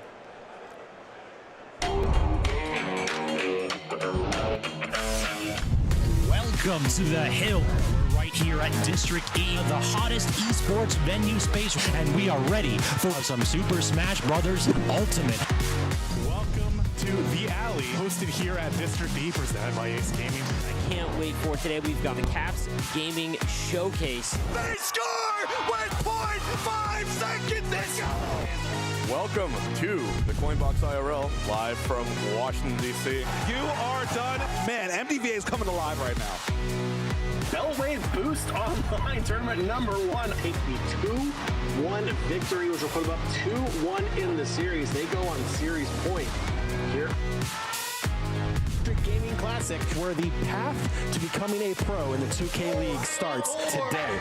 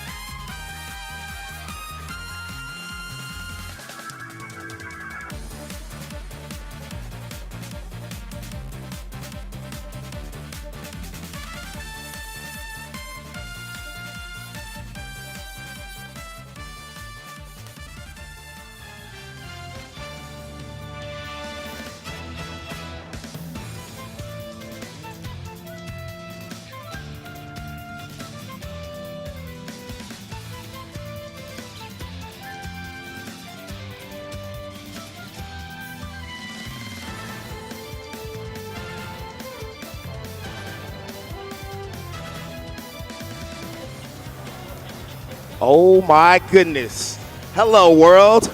We are here in beautiful Chantilly, Virginia at the Dulles Expo Center. Can y'all make some noise, please? Come on now. Come on now. I love this crowd. How we do it. I love this crowd, man. It really is one of the best crowds. Oh, we're one of one for sure. I am joined by my man Vish, my main man Vish, my main man Walt. Let's go. I am Brandon, Young Waff, whatever you want to call me. We are here today. Top 5, baby. Top 5. 5 people left. Biggest tournament ever. Yes, biggest tournament of all ever time. in 2025. Yeah, that's crazy. In this economy, That's Are you crazy. kidding me? Yo, Insane. shout out to all of you who competed this weekend. Everybody here. Let's go. Yeah, give it up. Everybody Give in it the up for crowd, yourself. give it up for Let's go. yourself, Come on, come on, please. come on. I competed. Hey, let's go. you did. Let's go. Let's go. Let's go, Vish. Hey, I was in there. I tried, but you know, hey, Virginia traffic. Hey, I didn't know what was up over here, man. Y'all got me. But anyway, we are joined by some legendary competitors coming up. That's I think right. we got Moki. Hungrybox and Moki, Moki, right? That'll be our first set. That's right. A historic rivalry already. Yeah, I mean, hey. Yeah, Crazy I'm one to excited. see. I'm glad you said that too. I really think Moki and HBox have become like one of the great rivalries of like the modern era of Melee, for right? sure. They are so close in sets with each other, and I feel like people wouldn't think that, right? Yeah, what's the count? You got the count? 14-12 in favor of HBox. A little edge there Yeah, for HBox. barely. The other thing about them is that HBox had this long streak of top 8s Yep. for many a year, and the person who broke that top 8 streak was Moki. Yep. Damn. Let's go. Let's get into Let's it. go, Hungrybox. And- You know. Wait a minute. Okay. Off rip. Set the tone. Off Let's rip. go. My man's got the Zenny shades on already. With the shades? With the Zenny shades on. Dang. You know, I love seeing Hungrybox RTC, man. He might get another. Oh, it was real close already. Honestly, HBox Oh has been, my. Bro, Two for he's two? locked He's in. been hitting- Not even a reaction. 2 for 2? HBox has been Okay. hitting all his rests this entire tournament. I'm telling you, man. The story of Hungrybox RTC wrestling, And it's unstoppable. And bro. on top of that, he's got the craziest reads. That's what I'm saying, He's got bro. everything. Moki gets one back. No, these two. Stack They, hit free look, throws. That's Hungrybox hitting the rest right now, man. That's Hey. great. all right, Moki playing on the back foot already, though. HBox setting the tone early. What can you do to get back into this one, guys? I mean, right? Probably some of that. A little bit of that, a little bit of sauce. Honestly, I feel like if I'm Moki, I feel like their drill is like that's the key. That's the key to the door a lot of the times. You know, sometimes you get some nairs, maybe some lasers. Okay, good. that'll work. I can't Good believe nair to- I can't believe that reach. That Yeah. was like a very high up DI after the neutral air, and it's still connected with the up air like that. Yo, 2 unanswered damn. going both ways. Let's see. Big Oh, grab wait. rest. Okay. That was a high percent rest. Yeah. It's low-ish percent, though, but it's a weird positioning Yeah. with the platform. So Moki just a couple of hits on the way It's out. a quick game, bro. We're like a minute in. Yeah, this is insane. Yo, we are squabbling. This is. Sometimes with this matchup, it's give or take. You don't know. You're going to either be here for 8 minutes straight, or this match could literally be like a minute and a half. So, This is where HBox does really well, though, when he gets to control the tempo like this. Look, he's making Moki run towards him, take a little bit more 100%. space. I'm telling you, man, Puff with the lead is goaded. Yo, Might be top one character. Yeah, Might for be. sure. HBox hitting the DI though on the up air. That's really nice. Huge part of this matchup is whether crazy HBox can straight. get the up throw up air and make Moki miss those. I like the up tilts because they're so low risk, but the reward is like For sure. so high. And knowing You the know? percents on when it's gonna get the KO too is super important. Moki do it. Was knockdown okay? Oh. Off stage. This is HBox's game to lose Oh. early. And there we go. There we go. Oh, okay. Got that's some game. Jigglypuff action. That's right. Some HBox fans in the crowd for Hey, sure. shout out to all the what is it? The H fam. The H fans. Yes, the H fans fam. out Let's here. go. Subscribe. Twitch.tv/Hungrybox. My man out here, dude. The yellow tinted shades. Right?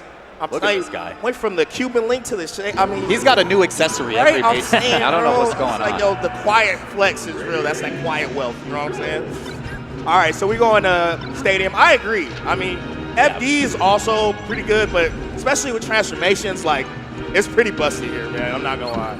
Definitely. Oh, nice hard knockdown, but unfortunately, that's the thing about playing Puff versus Fox is just a little too slow sometimes. Even when you do the right thing, you can't get there in time. Yeah, a lot of when HBox gets like the huge punishes is off of like good positioning prior to the hit, right? Yeah. Ooh, okay. Gets a Missed recover that. out. Nice. Drift That's way rare, back in. 'cause I actually feel like Hungrybox always hits those.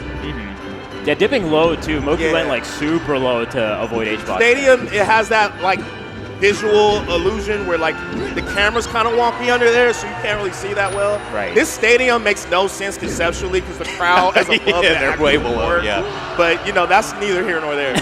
Hey, look, we're evened up at 3 stocks apiece. I really like that Moki ripped an up smash there just completely at random, right? Because HBox has been changing his game plan a little bit to be more grounded nowadays. See the wave dash in, just got stuffed. Yeah, and I see Moki doing like these tight little dash dances as well, just waiting for that moment when HBox is going to land prior to doing the, oh, what a shine. That's just it. He's done. To the abyss. Wow, usually Shine doesn't get the K on Jigglypuff He's like going that. down there? I was like, I think you take a breather. Yeah. Oh, going down again? Okay. Hey, that's damage. Wait, he's going to run out of jumps. Oh, yeah. Actually, one more Shine would have probably gotten the KO. Sure. Okay, rolls are reversed for just a second. Okay. Wait, rest off the top, maybe? Okay, great DI for that. He could die, but I doubt it. No way. No way. Okay, no yeah. way, I was dude. like, dude, it was close. we need to have a conversation if he actually if he lost the stock right there. All right. I like the spacing with Moki, though, controlling the center and just like, yo, look, I got the lead now. You got to come to me. Exactly. Just trying to get those 1-2 piece hits, then backs off, dash dancing right in center stage. Really nice game plan for Moki. Right. Again. You know, it's kind of counterintuitive because you think when Puff goes to the corner, you're kind of doing a bad job, but you're actually, in my opinion, doing a good job because you're forcing Puff's hand to where Puff has to basically play at the edge to try to bring it back. Right, and they have to at least jump over you, and then you can like catch the timings of those. Moki's also been doing a great job DIing all these up throws. Yeah, totally. Not going straight up. There's only been like 1 or 2 that have been gone straight up. I think it's 8 frames to react to that. It's the fast. same, or it's like 7 or 8 frames. Yo. The only reason why I know this is because like it's almost exactly the same as teching a throw in Dragon Ball FighterZ. They're like they're almost the exact same frame.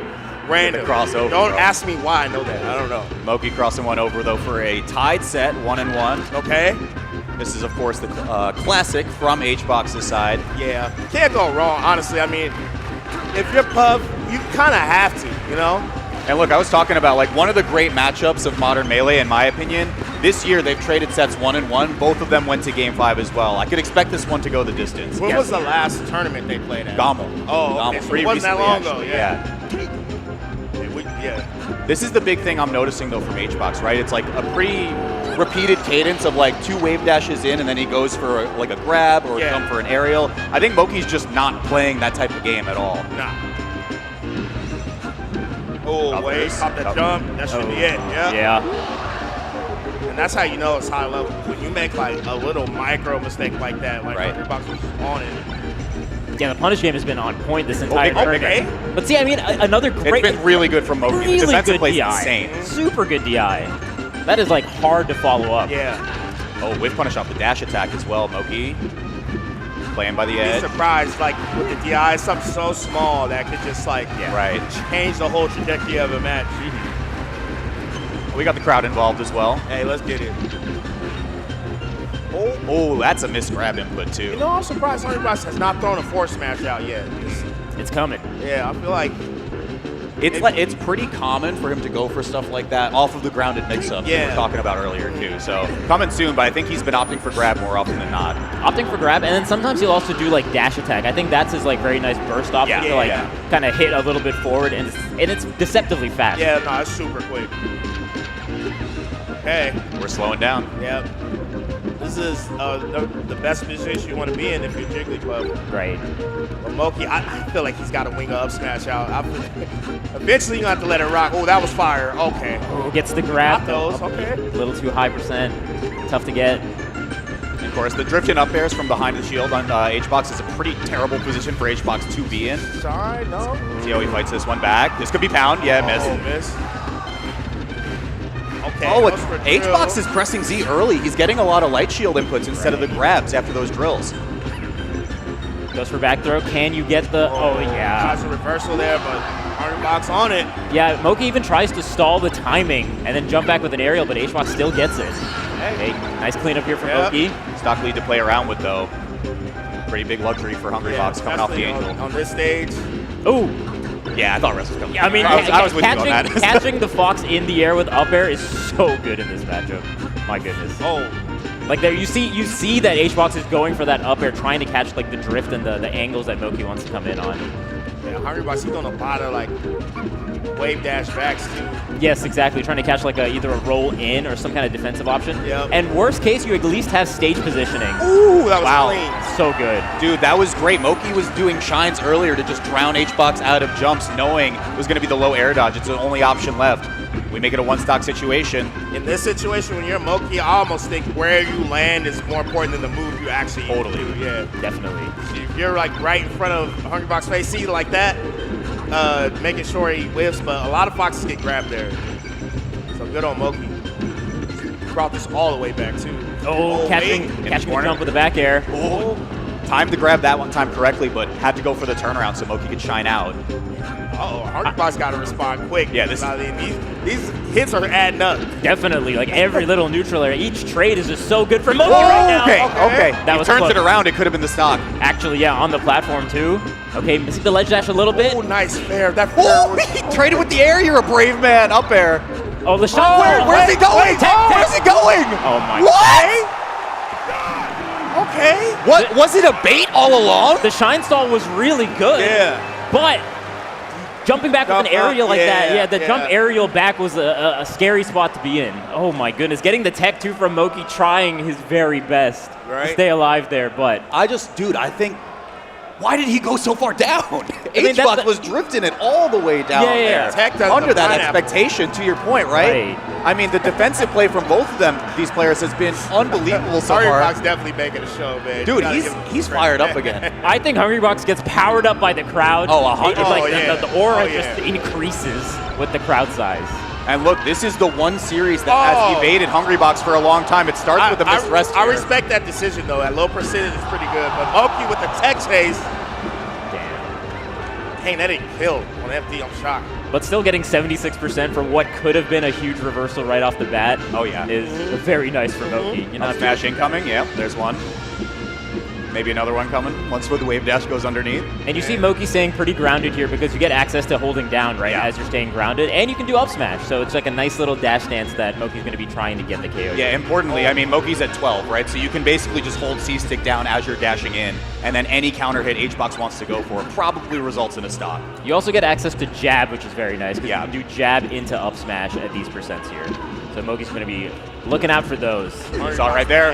I was about to say, he's playing neutral incredibly grounded. He's been going for wave dash back grab. I think the grounded gameplay has been such a phenomenal change in Hungrybox's game plan, right? Absolutely. Like, he has introduced it in the Marth matchup. He's doing it more in the Fox there it matchup. goes. And he's getting up throw rest right there. Dang. I think it's very counterintuitive, especially for puff players. They like fear the ground. Oh yeah. You know? I mean, look, how many years has Hbox been at the top level, drifting into Foxes who just blow him up for something like that? I like the current adaptations because I always felt like that was a problem with his throughout the years. It's not adjusting. No jump. Adjusting pretty hard. Look at this. Like, oh my goodness. It's pretty crazy. I think he's living. Man. And living off of that is so big. Right? Oh, okay, Moki's trying to pop off here. Yeah, it has to be a Herculean effort from Moki. I mean, this is set point for Hbox. You see it, 2 games on the screen. Wait. Yeah, just 1 stock away. Hbox with such a lead in this set. Okay, grabbed the wrong way. But the cool thing is, low-key, percents don't matter in this matchup. They're not real. A couple of lasers, nair up, throw up air, whatever, and we're right back in business if you're Moki. So you gotta watch do not count them out. But you cannot get grabbed now if you're Moki. Building like even 30-40% though is so big for Moki's end before losing the stock, because then so many punishes are off the table. Now this game is competitive. Like it's up throw up there. Oh, he was late on the jump. Super late. Yeah. Didn't even jump. Yeah. Yeah, look at those wave dashes underneath, right? He's expecting Moki for a full hop or short hop. See how fast it got even again? Like, up air? Yep. He's got it. His last stock. Moki's got a shot here. Yep. Like you said, both players kill percent, so. Oh, yeah. You spawn and kill percent in this matchup. Moki's playing really solid right now. Okay, doesn't roll in, because that's what Hbox is waiting for. Oh, no, the tournament winner. He saved jump. Okay. Oh, that was the no jump. That's it. Hbox, he's got it. Yep, and there it is. Hungrybox. A fist pump into the sky, and he will be advancing forward into our top 4 of the biggest tournament of all time. That's right. Dang, Moki out at 5th. Yeah. Damn. It was a tough match, but, you know, 5th at a 2,500 player event. Not bad. Actually really good. pretty actually good. Incredibly good. Pretty I know good. for his standard, he probably wants more, but, I mean, hey, that was still pretty good. Yeah, nonetheless. I mean, look, he's the best Canadian player to ever touch the game. And he'll have that title, I think, for a while, to be honest. Looking like it.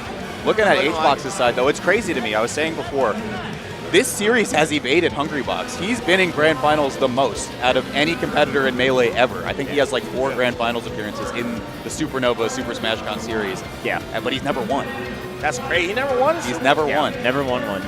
So I think you're right. He gets powered up with the crowd. Might be this year. I mean, Gotta see. The other stat is that HBox is currently the winner of the largest tournament prior to this. Yeah, there's with a lot Evo. of pride on the line. With Evo. So will HBox be able to maintain that title as well of winning the largest tournament ever? We already know he on the Mount Rushmore. And I know people talk about Mango Armado with them GOAT conversations, but hey, I don't know, man. Low key. We got to put HBox is in the I'm conversation. saying, bro.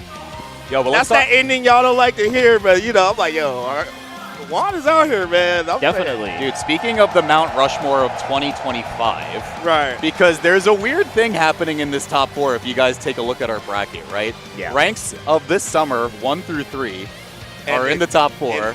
And a weird Falco who's gone to 1 tournament this year. What do you think about it? You wanna tell people? I mean, we know Ginger's like Ginger top has 20 been for good. real. For sure. You know, so it's not surprising, but I'm glad I get to commentate a Falco set, man. Because when you get to this point in the bracket, it's Fox, Sheik, Doc, and Puff, Marth. I'm like, bro.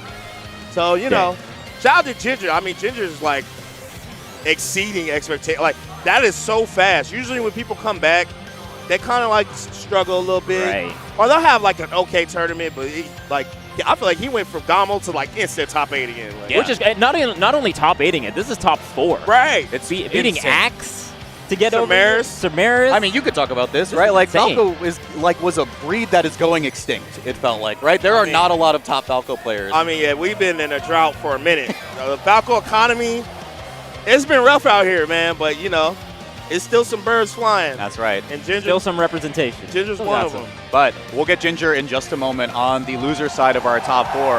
Our next match is quite possibly the greatest rivalry of modern Melee. Absolutely. Cody Schwab versus Zain. When you think of Melee in the current era, you can't not talk about these 2 players right now. The number 1 and the number 2 players, Zain and Cody Schwab. You know how we had like that Five Guys era, all that stuff? This is like the Zain Cody era to me. I feel definitely. like these 2, no matter who you put in the conversations after, it's been these 2 for the longest. They are the players to beat. When you talk to any of the other top players here at this tournament, or just in general, they always are talking about, man, I need to get that Zain win, I need to get that Cody win. And it's even reflected in like the summer rankings too, of like who were ranks 4 through like 8. What separated them?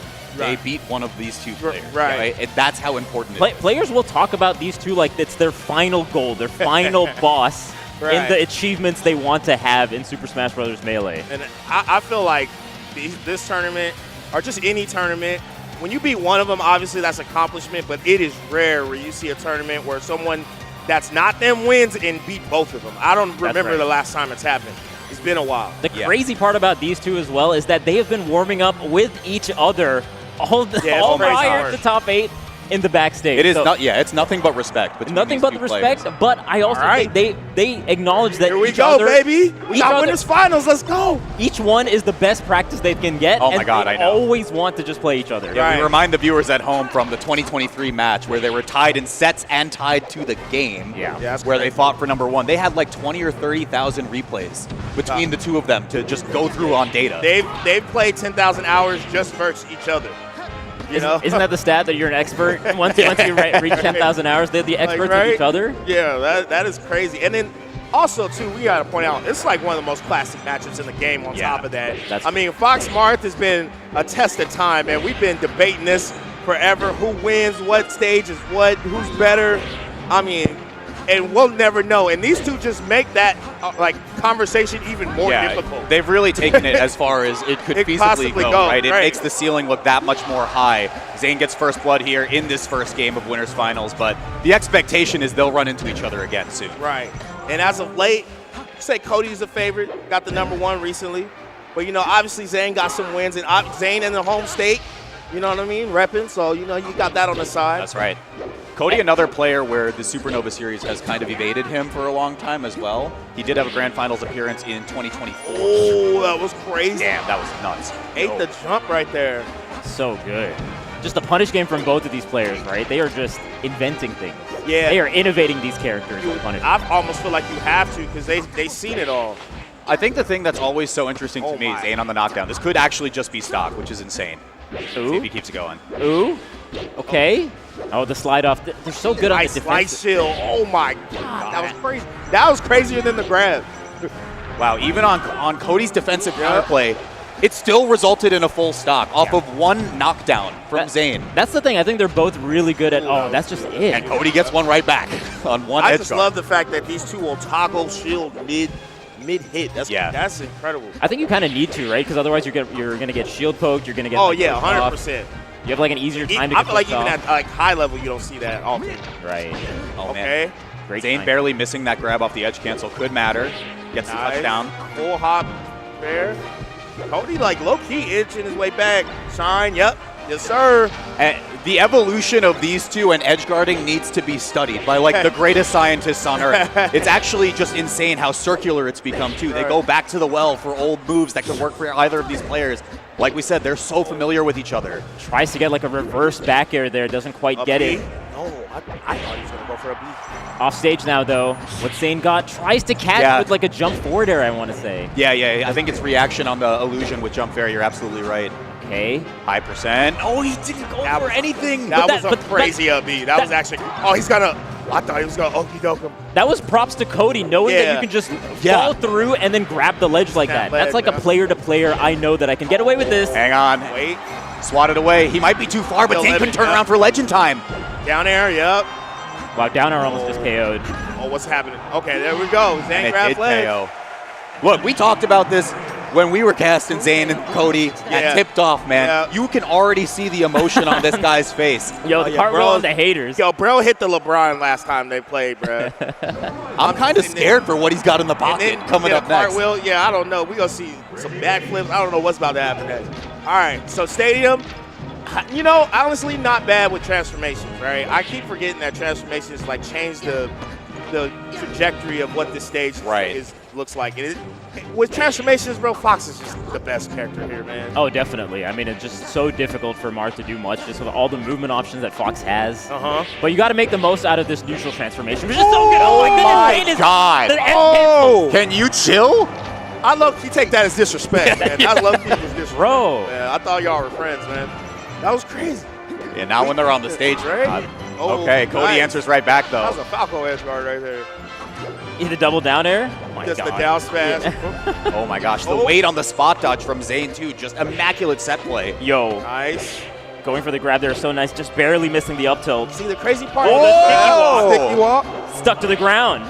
Zain has so much counterplay. I don't even think Cody's sliding off because he knows it's like not going to. Oh my God. Dude. It feels like Zain is styling a little bit. This is what we usually see when Zain wants to like build up his aura, his confidence. Where he kind of does like these kind of crazy neutral dashes. We're seeing that versus Cody, though. Yeah. I was about to say, I think a confident Zain is one of the scariest players on earth, right? But you put it up against the Cody with a back against the wall. That's also pretty damn scary, too. Oh, my back airs galore. Oh, my goodness. Okay. Buy one, get four half off. Okay. Oh. Jab reset. Gets there. Nice. This is really bad with the closed off space on that platform. Can't really go anywhere. Oh, the up air pop-up. That was godlike. Dude. It is not easy to combo on this kind of transformation, but Zain is making it work. Yep. Okay. Sometimes you just need a brief intermission, you know what I mean? Take a little breather. And hey, as the transformation comes down, these two even in sets this year as well, as close as can be. Yeah, they are 3 and 3 apiece for this year. Narrow smash. It works in every Smash game, bro. Changed my mind. I swear. All right. Still has resources, but this should be like shield to ledge. All right. Good stuff by Cody. Keeping that lead. Nice. Burning the, I was about to say, nice short. Oh my God, the ledge dash though. Right. Ledge dash jab with Zain practically at 0. Oh no. Air, the re-grab, so fast. That is such big percent. I love that, just falling down with down air, now getting conversion of his own. Again, missing the edge skeleton, needed to drift just a little bit more to the right. Right. Oh my. Okay, that first you don't succeed. Oh, I like that. Bear again. Cody swings the lead. One small step for Mankind with the moonwalk. Yeah. And moonwalk was kind of necessary too to get that. Oh, wait. Pretty high up. This would be anywhere. Nice, okay. The last stock situation. You wouldn't want it any other way. Yep. Oh, that was insane. Okay. Crazy. Oh, no punish though. See, look, Zain is waiting for the slide off now amidst these combos, knowing that the up tilt is really susceptible to the slide off, waiting for it. This transformation could be really good for Cody, who's playing in disadvantage right now. He gets a bit of cover with the tree. Oh, this transformation, like, low-key worked out for Cody. I think this is a good one, yeah. Off the backboard. Yeah, this is why you picked the stage right here. Look, he slid off on this platform, too? Come on. Oh, the wrong way. Oh, my. Thundercast. Oh! A smile on Zain's face as he goes for that, too. Wow. That's a tricky conversion to get. What a heads-up play, too, with the transformation in effect, right? You usually think he looks for, like, pivot, tip, or F smash. Right. You just know he can get the off-the-top KO there. Doesn't even have to play with the tree in sight. Really nice from Zain. He's up 2-0. Yep. 2-0 lead. Wow. For how back and forth this is, saying that it's 2-0 is kind of crazy. Right? The closest 2-0 I've ever seen. Okay. Nice neutral by Cody, though. Baiting these grabs out. All right, let's see Zain. All right. Ooh. Oh, he even waited for the spot dodge. Yeah, tried to delay the up air, too, right? Not, like, fast-falling it. They got a lot of, like, meta just on that platform. Oh, yeah. Oh, yeah. Because Cody just knows how to work around them up airs now. Tried to go for that smash. Ooh, I love that little platform movement. Ooh, okay, this is a dance floor, okay. Nice up smash. That's a really nice adaptation for Cody because Zain has been like kind of like dashing around Cody, and then Cody just calls out the timing. What a tech. Ooh, Cody was too low on that illusion, so kind of gave him another chance, and he's going to get hurt big time for it. Kind of a charity stock from Zain. A bit. Ooh, I like that. Gets behind him. Nice mix. That was good mix. Love seeing cross-ups on shields. You can always use platforms to wave, land down, and get on the other side. Up, Yeah. Absolutely. It's just a good thing to do in the game in general, no matter what the matchup is. Okay. Oh, there. Spot dodges, grabs, jumps. Yeah, the stage here is kind of messing up their movement. That lip will kind of throw your movement off. Oh, yeah, definitely. Wow, the spacing was insane. That was crazy.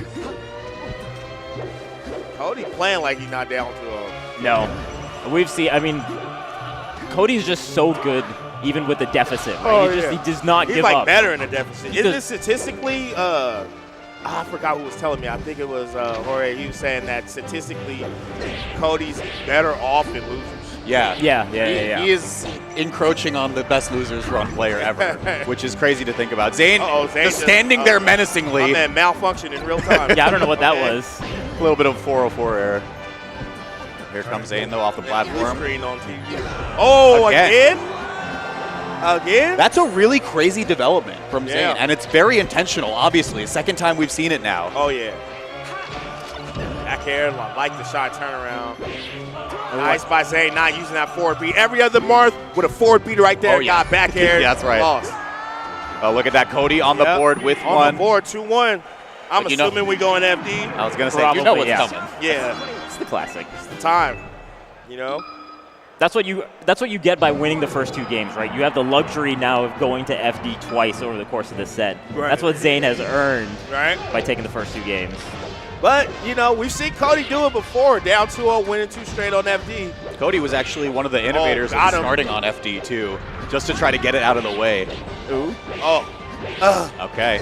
It's the Zain show. I've been in this cup. Hey. Hey. Oh, I thought. That's a tough one because the Fox is like right there. Right. So as soon as you get off, the Fox just grabs the ledge instantly. So you can't even do like an aerial or something. Yeah, you don't even want to drop off ledge and try to go for instant back air. Okay, up air. Up air in there. Oh, nice.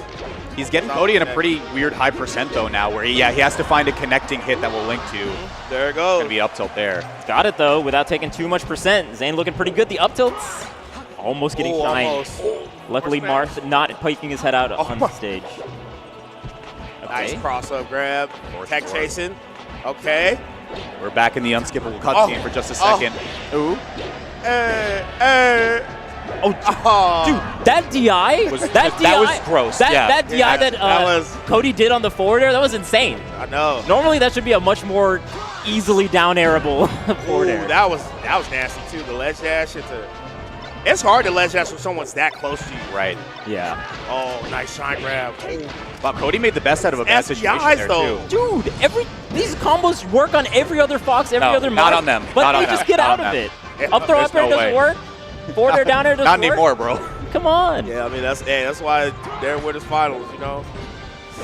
Oh, I like that. Ooh, missing the tech chase though. Okay. And playing around these corners, I mean, Cody has been navigating it quite well despite being down a stock. That was a gutsy forward air. Nice. Yeah, that's a tough spot to be. Yeah, one thing, Marth, you guys need to know, he is not good at recovering off the ledge. He's pretty bad relative to the rest of the top players, or top pass. So yeah, I mean, I think this is where some of the specific player matchup starts to fall apart for Zain, though, right? Yeah. He corners himself, he goes off stage, goes to the ledge. Cody just brought this all the way back. All the week. It works in every Smash game, guys. I'm telling you. The absolute profit. Brandon, Melee, oh my goodness. Brawl, Smash 4 Ultimate. All of them. Shine sends the other way, though, so Zain's got another chance on this stock. This is angle. Nice. Gotta go high. Nice call out. Ooh, I like the tech, though. Just was a little too low. That was close to being able to recover Yeah. off of that. It's like the only thing you can really threaten to be able to make it back. Honestly, anybody's game here. Grab from Zain could seal it. Knockdown from Cody just to push off stage. Okay. Oh, great ASDI down tech on the down tilt so you don't get popped up. That's big, but it's slide Grab ledge, off. grab Oh, ledge. wait, don't side B. No, that's it. That's down there, and Zain's got it again. Let's see what he has this time. Just a fist bump for the crowd, but Zain will be advancing to grand finals. Grand finale. Oh my goodness. Of the biggest tournament ever. Saving the cartwheel for grand finals. He might be. Right? You can't do a cartwheel in winners finals. That's a grand finals My move. man out here, Simone Biles in the tournament. You know what I'm saying? Gotta give Zain the gold medal for He can that jump one. over how many copies of Melee? That's crazy. That is crazy. With the shades. Hey yo, Got the Brandon. shades on. You know what I'm Randy saying? looking fresh. Almost as fresh as y'all, man. Look at this. He got the floral drip every time. Damn. I like this win from Zain was good, right? I think it's a similar pattern to what we saw from Tipped Off 16, though, so I'm a little bit interested in if Cody is to make a return to Grands. There's a few sets left to determine that. Right. What is that going to look like, right? Because Zain was hyped up after he won Winners Finals versus Cody last tournament. He was, and then Cody brought it back. Yeah. I think sometimes, because he was super hyped up, I feel like sometimes players don't pop off till the end of the tournament. Right. That's kind of telling as well, like waiting. I mean, job's It's almost not done, like a right? sigh of relief. Yeah, it's a sigh of relief, but knowing that there's more work to be done, I feel like this tournament, it felt like Zain knows that, okay, my job is not done yet, right? Like that Job was not a hard finished. part. Job's not finished, and I got to at least win locked more in. sets. Yeah, maybe that's the difference, right? I mean, such a release of emotion at Tipped Off where he was like, I just finally wanted to show I could beat Cody again, get that rivalry back on the board. He's there. He's in grand finals, but we got 3 other players sitting in the loser side of bracket now to figure out who's going to face him. And someone who doesn't conserve energy in the same way Yeah. is Hungrybox. I almost feel like he needs to pop off to keep going. Yeah. It's his way of sustaining life. It's the only thing, yeah. Right. That's how he feeds off of it. Oh, But he's up against Ginger, though, and this is a really interesting matchup to me because let the record show, Ginger, the only player who has made Hungrybox literally pass out on camera. Yeah. Oh, that's right. That was crazy. That is crazy. What do you think about this matchup, man? I know you got a lot to say about the bird. All right, so I got some takes, but hear me out. I think in theory, Falco wins. In practice, Puff wins. All right. That's my take. So basically, I think it's simple on surface level for Puff, but as it gets more detailed, I think Falco can pull it off. And sometimes when Falco wins, it's almost like more dominant than how Fox will win. Right. But to get there, it's like, bro, you got to climb Mount Everest, Mount Fuji, you know, predict the future time travel. It's just hard to get there, especially versus Hungrybox. I think that's the strength of characters like Jigglypuff, right? Where in theory, maybe they don't have a winning matchup, but I feel like their strengths really come out when you have to play them in like finals of a tournament, in like game 5 situations where all they need is that one grab, and how susceptible Falco is to being edge guarded is going to make this real tough, right? Like anytime Falco is off stage, you can count on HBox to basically close out the stock. So you got to watch out for that. It's going to be how Ginger plays the on-stage game and whether he can like maintain control. Well so enough. I almost feel like the way Hungrybox plays now is better for Ginger, because when Puff's on the ground, it is much easier. She's a bad character. Right, and the rolls, like when Puff rolls, it lines like perfectly into where Falco dares like every time. Yeah, right. You kind of want to be in the air a little bit more. Obviously, you go for the grabs and wave dash backs. They will always be good in these matchups. But once Ginger gets a hit, especially with Ginger, I feel like he has like some of, if not like the best combo routes I've seen versus Jigglypuff. Yes. Ginger in general has been super good versus like those unorthodox matchups. Like we saw Ginger versus Axe earlier today. Really knew the combo routes like you were talking about. I feel like we're going to see those kind of optimal punishes versus the Jigglypuff as well, because that's just the methodology that Ginger likes to go for, right? He really studies the game and thinks about like what I can min-max versus these characters. I think this is a really interesting player matchup of like HBox has been historically for decades so good at playing the player. Ginger is a really, really methodical, as you said, Vish, by-the-book player. So we'll see if it's the on-paper matchup. Maybe Brandon's call-out is right here, but we'll get into game 1. So lifetime, these two are 7 and 17 for HBox, and the last time they played was in 2024. That's an insane fight. I was about to say too, Shine. Oh, go ahead. I was just gonna say the last time they played was at Genesis X, and it went 3-0 for HBox. But my God, they were just both starting off strong. Real this quick. is dare turnaround, up tilt or grab, Nice. Yeah, I was about to say up tilts are good. Shine is good in this matchup in a way because it pops you up. Got to DI those, but he's still living. Sometimes Falco being a little bit heavier health. Yeah. Oh, yeah, the laser got to check those. Yep. That was good by Hungrybox, though. Just like clipping Falco off stage, and it's just a dead bird. Oh, yeah. That's where Falco, Falco's always had that issue. For sure, you know? in like all the matchups. Yeah. But like that's basically, he's a glass cannon, but a cannon nonetheless. And then like, Jigglypuff's best strength is the edge guard, so this works out real well. Like that spot dodge as well from HBox. Yeah, Hungrybox doing a good job just being right next to Ginger without getting hit, which is like huge, right? Most Puffs, when they're that close, they usually get hit. Yeah, and I mean, the specific thing is, like you said before, right? Puff on the ground isn't great. Puff in knockdown is absolutely horrible. Yeah. But how does Ginger get HBox into that position? It hasn't happened for 2 stocks. HBox looking comfortable, though. Yeah. It doesn't seem like... He's always been amazing at this matchup, in my opinion. Historically, I mean, he's had, like, struggles here and there throughout his career in this matchup, but generally, pretty good at it. See, look at how different this is. Yeah. Like, power shield, full hop nairs. Usually most Puffs, they got their back turn, and they're just spamming back air. Well, I think the risk reward is just so apparent now in 2025, right? Yeah. Like, if you come crashing in above Ginger and, let's say, trade with a dare, that's so bad if you're Hungrybox. It makes the neutral more predictable. Nice. All right.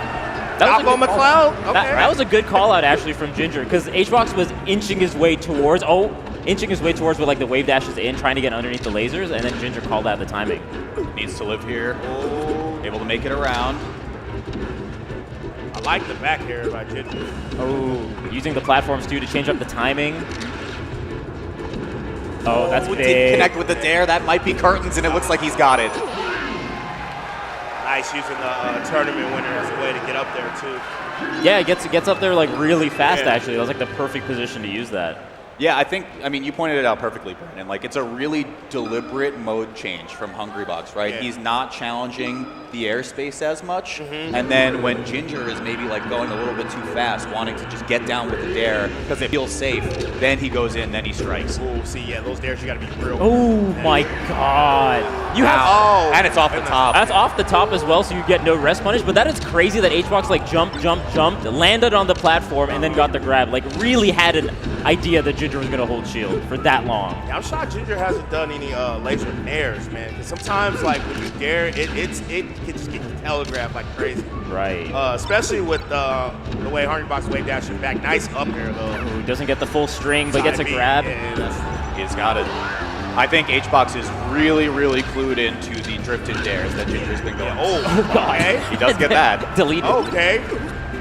Sometimes you gotta bring back like the old school. You know what I'm saying? Like, Oh, hang on. Until This could be- shine. Oh no. But Ginger's still in this game. This by far is the best stage for Falco. Yeah. By far. Oh, Not yeah. even close. FD Stadium's not bad, but this one's it's just you actually have kill confirms off the top. Yeah, Oh, getting yeah. the KOs off the top Yeah, is super this big is with Shine. good. Add this percent too, shine off the top from pretty much anywhere. It's just a KO. I would so. just love to see more dares from Ginger. I don't think that he should stop daring per se, but just when you're only daring, it just gets telegraphed too easy. Because now Hungrybox just has to wait for it and react. Right. Oh, wow. Tech position. I don't take it there. Wow. I'm That's kind of crazy. fine with that, Yeah, right? so- This is Yeah. such a good stage for Ginger. Take the stock trade because you know you're probably going to lose this one anyway. Yeah. Great decision making from HBox. Keeps the momentum on his side with the. Falco at low percent is just as dead as he is at high Yeah. percent. Especially on this stage. Right. Absolutely. Bird is pretty cooked no matter which way. Nice. Doesn't matter what Time. temperature. See, right here, I feel like you want to start daring. You want to threaten that space. When Puff's going in. Back air, yep. Oh, that Wow. KO'd. Yep. My Yeah. goodness. Back KO. And look, that's how important the knockdown is, right? Like that was one dare, one knockdown. Ginger gets the kill, but HBox answers it right back. It's 2-0 in the set. Biggest thing you want to do when you get a kill like that, it's a mix, right? Because if you stay on the ground, you get grabbed. But if you do that, you get hit, you get sniped with up air, and it's risky.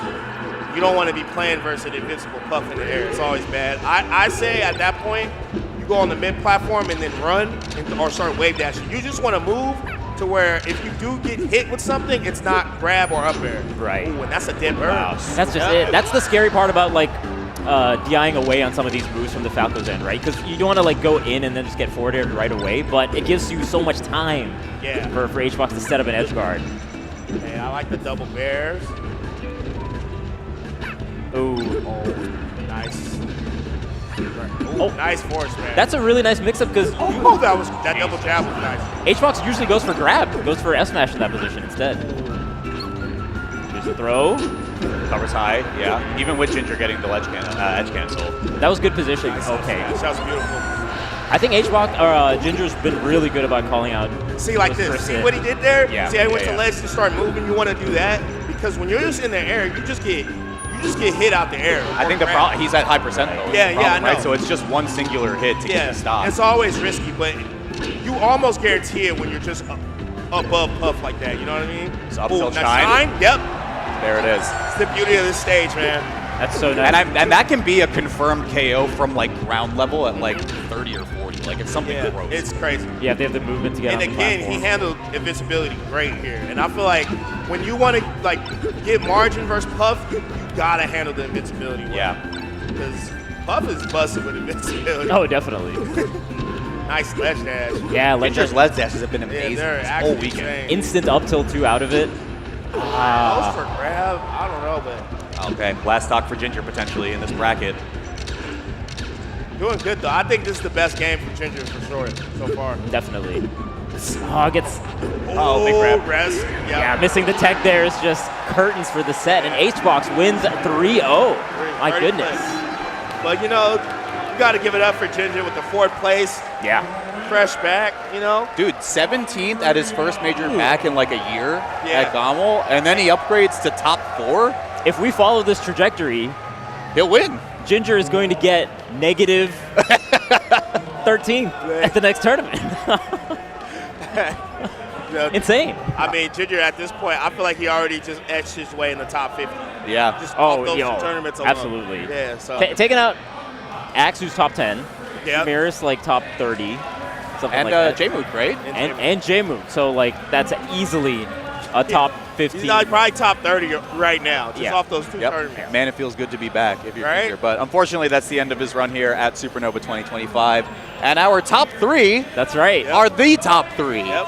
of 2025 so far. Damn. The seeding working out. The rankings working out. Unbelievable how that works. Right? Love to see it. Love to see it. We got Zain sitting pretty in grand finals, and we got Cody and Hbox going to have to play it out. Classic. This is a classic. I'm not going to lie. Hungrybox be getting Shadow Realm by Cody. But it's the last couple sets I've watched looked better. Yeah. Like at the, what tournament was that? We just went to it. Full House. Full House. Thank you. Yeah. Full House. That set was really close. Yeah, really, actually really at Battle of BC 7 as well. He went Game 5 against Okay. Cody. So look, it's 4-0 lifetime in Cody's favor in 2025. The lifetime, I don't even know if I should say. It's not great. But this series has... Don't look at it. Just look away. Look away. 11? Look away. Look away. It's all Hey. good. It's all good. Wait, Let's look at the slides. Have a look at the slides. Over 60 sets at this point? Hey, look at that. Hey, we got, shout out to, Super Syracuse, Hey, be on the team that's changing the collegiate game. If you are a Smash Ultimate player looking to compete while going to college, Syracuse University is actively recruiting for their varsity teams. Join one of the competitive collegiate Smash rosters in the country. And they got Syrup right now representing the Orange as an esports student athlete for tournaments across the country. They got scholarship opportunities, travel support, and dedicated access to state-of-the-art esports facilities on campus. They provide everything you need to train, compete, and thrive. And you get a world-class education. So stop by they're at booth 410 right now today. Get some free Syracuse swag and learn how you can join by scanning that QR code on the screen. So shout out to Syracuse. What a time, bitch. I was just saying, me and Zach were like, bro, you remember when, if you said you played Melee, you just got looked at crazy? And, now we get scholarships. Hey, no Johns? Yo, you're trying to go to I'm trying to, Gene, what's good, bro? What's good? Smash your limits. Claim your title. The Philadelphia Premier Regional located in the heart of the city, bro. I'm trying to climb up them rocky steps. What's good? Spacious, dedicated esports venue with plenty of parking and food options. Plenty of parking in Philly is wild. So, and then experienced staff that is used to hosting Smash events for over a decade. Shout out to Gene Dollar. Shout out to all of Philly. City of Brotherly Love. They got all that, you love to see it. But, hey, also the Hill, in Washington, D.C. Shout out to District E, man. Centrally located. It's not Maryland. It's not Virginia. It's in the heart of it all. District E is powered by Ticketmaster. 14,000 square feet of live event venue that is focused on hosting the best esports tournaments and watch party for the greater DMV area. So stop by. They got a wide variety of games for monthlies. They got Street Fighter 6, Tekken, Smash Brothers Ultimate, Rivals 2. I mean, it goes crazy, and they're all, look, peek this, they're all free. They're all free. So you can sign up next month. That is crazy. Insane. EDC.com, scan the QR code, and they be giving prop bonuses of 1,000, of $1,000. Wow.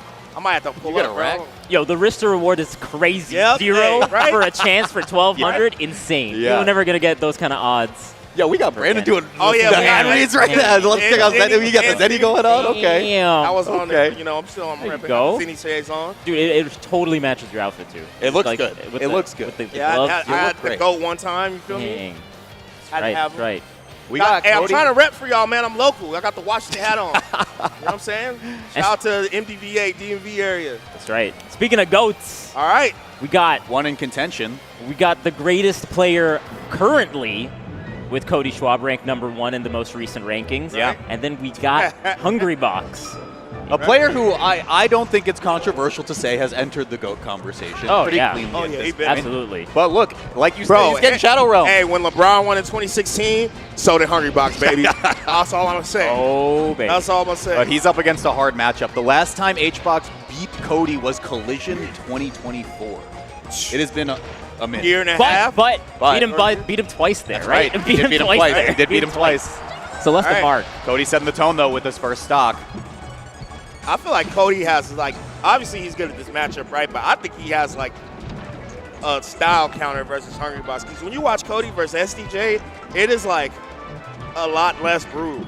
It is interesting to see, actually, because the SDJ has taken sets off of Cody, right? So I actually interviewed SDJ recently and asked them like specifically about like the stylistic differences between themselves and HBox. Right. And I think some of it is like as simple as SDJ's like, yeah, I just like grabbing more. Right. And they're like, I grab more and I just go for like rests that Cody's not ready for. Oh, so you saying Hungrybox plays too honest?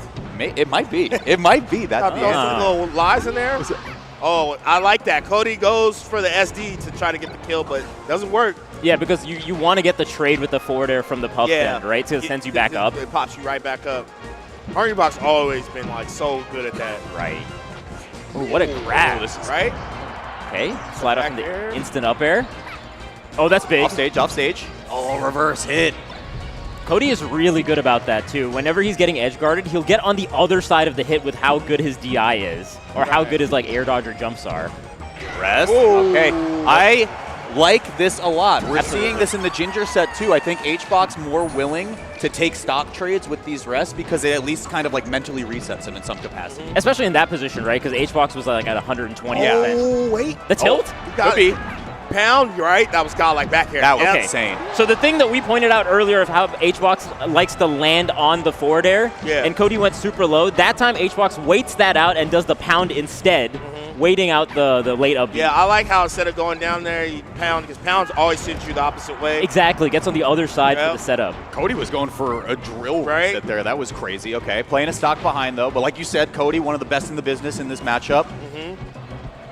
Oh, I thought the up smash was done. I thought he's going to let it rock. Yeah, just waiting for the right drift in to throw out that up smash. But, oh my goodness, HBox could close this out right now. Ledge dash, bro. I don't know how you ledge dash with money on the line like this. when everything's on the line. When everyone's watching. I can't do it. Okay. I cannot do it, bro. Up air's going to connect its last stock. Look, both at kill percent, right? Right. So also, it's damn near even game at this point. Definitely. Okay, a great recovery from Cody. That should just be it. Right there, yep. And he's got it. HBox. And Hungrybox taking game one. Uh-oh. Look, he has gotten remarkably close 3 out of 4 times this year. He's waiting for the one time, and Supernova is the series where it really feels like he breaks through every single year. I almost feel like for him, he needs to take game one because you need the counter pick in this first Cody. Ooh. Oh, nice. Oh, he was waiting He's for trying a to tech chase. Oh. Yo. Dude, wait, dead, yep. Fox is so good. Fox is so good. Right? Fox is good, but Cody was really solid on like the pound DI in particular, DIing away instead of getting popped up, and then getting the slide off after it. Confidently DIing that far out, and then knowing you're gonna survive that's it's crazy. Yeah, most people don't DI that far out because they're like, well, I'm gonna die if I do that. Right. All right. Gets there. There's that force smash. But really making HBox work for it. I'm telling you, there were so many DI mix-ups that Cody did not fall for in the previous combo. I like that. He went under Hungrybox with the up air and then crossed up right back with up smash. Cody really good at crossing up HBox. And obviously this stage in Fox's favor. Why so is because you get quick kills off the top and no platforms for Puff to really navigate all because Cody is really good at catching Puff as they're landing, but on a stage like this, it's even more potent. Oh, that was crazy reversal. And again, this is just a stock trade. Yep, so like you said, taking those risks more. Because that's important to get the momentum back on your side from HBox today. I think like we've been talking a lot about like the way HBox has shifted, right? Like in terms of just grounded game plan, stuff like that, finding the resets. I think in the past he would just try to get the stock the more honest way. Right. Yeah, I think I'm glad he's like just resting by any means now. Right. Because I think it's to that point where, okay, you can't just like neutral your way to victory every time. Absolutely. And, you're leaving stocks on the table by like not going for rest. Especially with how good Cody is at getting out of these non-full rest KO combos. All right. And again, no platforms here. I'm looking for a long. If HBox should not be drifting in towards Cody, it's long wave dash in, then possibly aerial or like turnaround grab. Yeah, Cody was waiting for that up smash attempt. Nice jump, nice air dodge. Oh my, yeah, they're both just letting them smash attacks fly. Yeah, Cody's so good at getting that jab into the up smash too. so got to watch out for it. IB. Oh, he doesn't. Dude, That's why he's out of jumps. That's why he's number one, bro. He's out of jumps. That's why he's number one, He's bro. still out of jumps. That was a number one player energy, bro. Yeah. Anybody else IB's there? Man, How many people can get HBox to second guess their edge guarding in such a way that Cody has done? Oh, we've been saying this. How Cody has the crazy best is that? recoveries in the game. The crazy part was he got the kill off. Right, he got a full That's the- reversal Right. on It's one thing you go Jigglypuff. back on stage, but they just not reset. Like, nah, I'm about to reversal you off. Cody gets into people's heads Yeah. so much with his recovery, I gotta say. It is like an extreme mental boom to be Yeah. like, damn, I'm Jigglypuff and I didn't get this edge guard. That's not good. Like, Right. And like, why is he so good? And I got KO'd for it.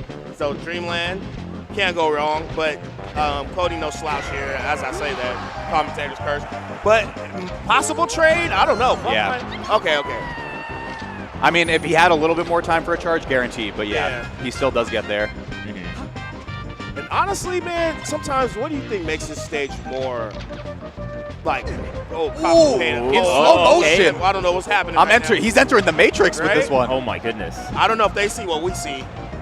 Okay. all right. We back. What was I saying? Oh yeah, I don't know what makes this matchup sometimes like obviously it being so big and the platforms, but sometimes I feel like Wispy be adding these little 2 cents in this. Oh yeah. Adding some layers for sure. Okay, I love that disengage off the platform. Again, past HBox, shield drop aerial all day, every day of the week, tries to contest the space. Complete disengage from HBox, I love it. Nice tech chasing. We got Hungrybox out here tech chasing more. Absolutely. And Cody's nailing all the techs as well. There's been like no missed techs except for that one. That hard knockdown. I think he was tech I think, locked. I think he was tech locked, yeah. There's a lot of tech traps as well that HBox will go for. But to your point, I mean, Cody is making it so difficult for HBox. It's like 2-3 extra steps after every edge guard just to get a stock at like 150 or something like that. Yeah. Oh, yo, in Chile we trust. Let's go. Hey. Right.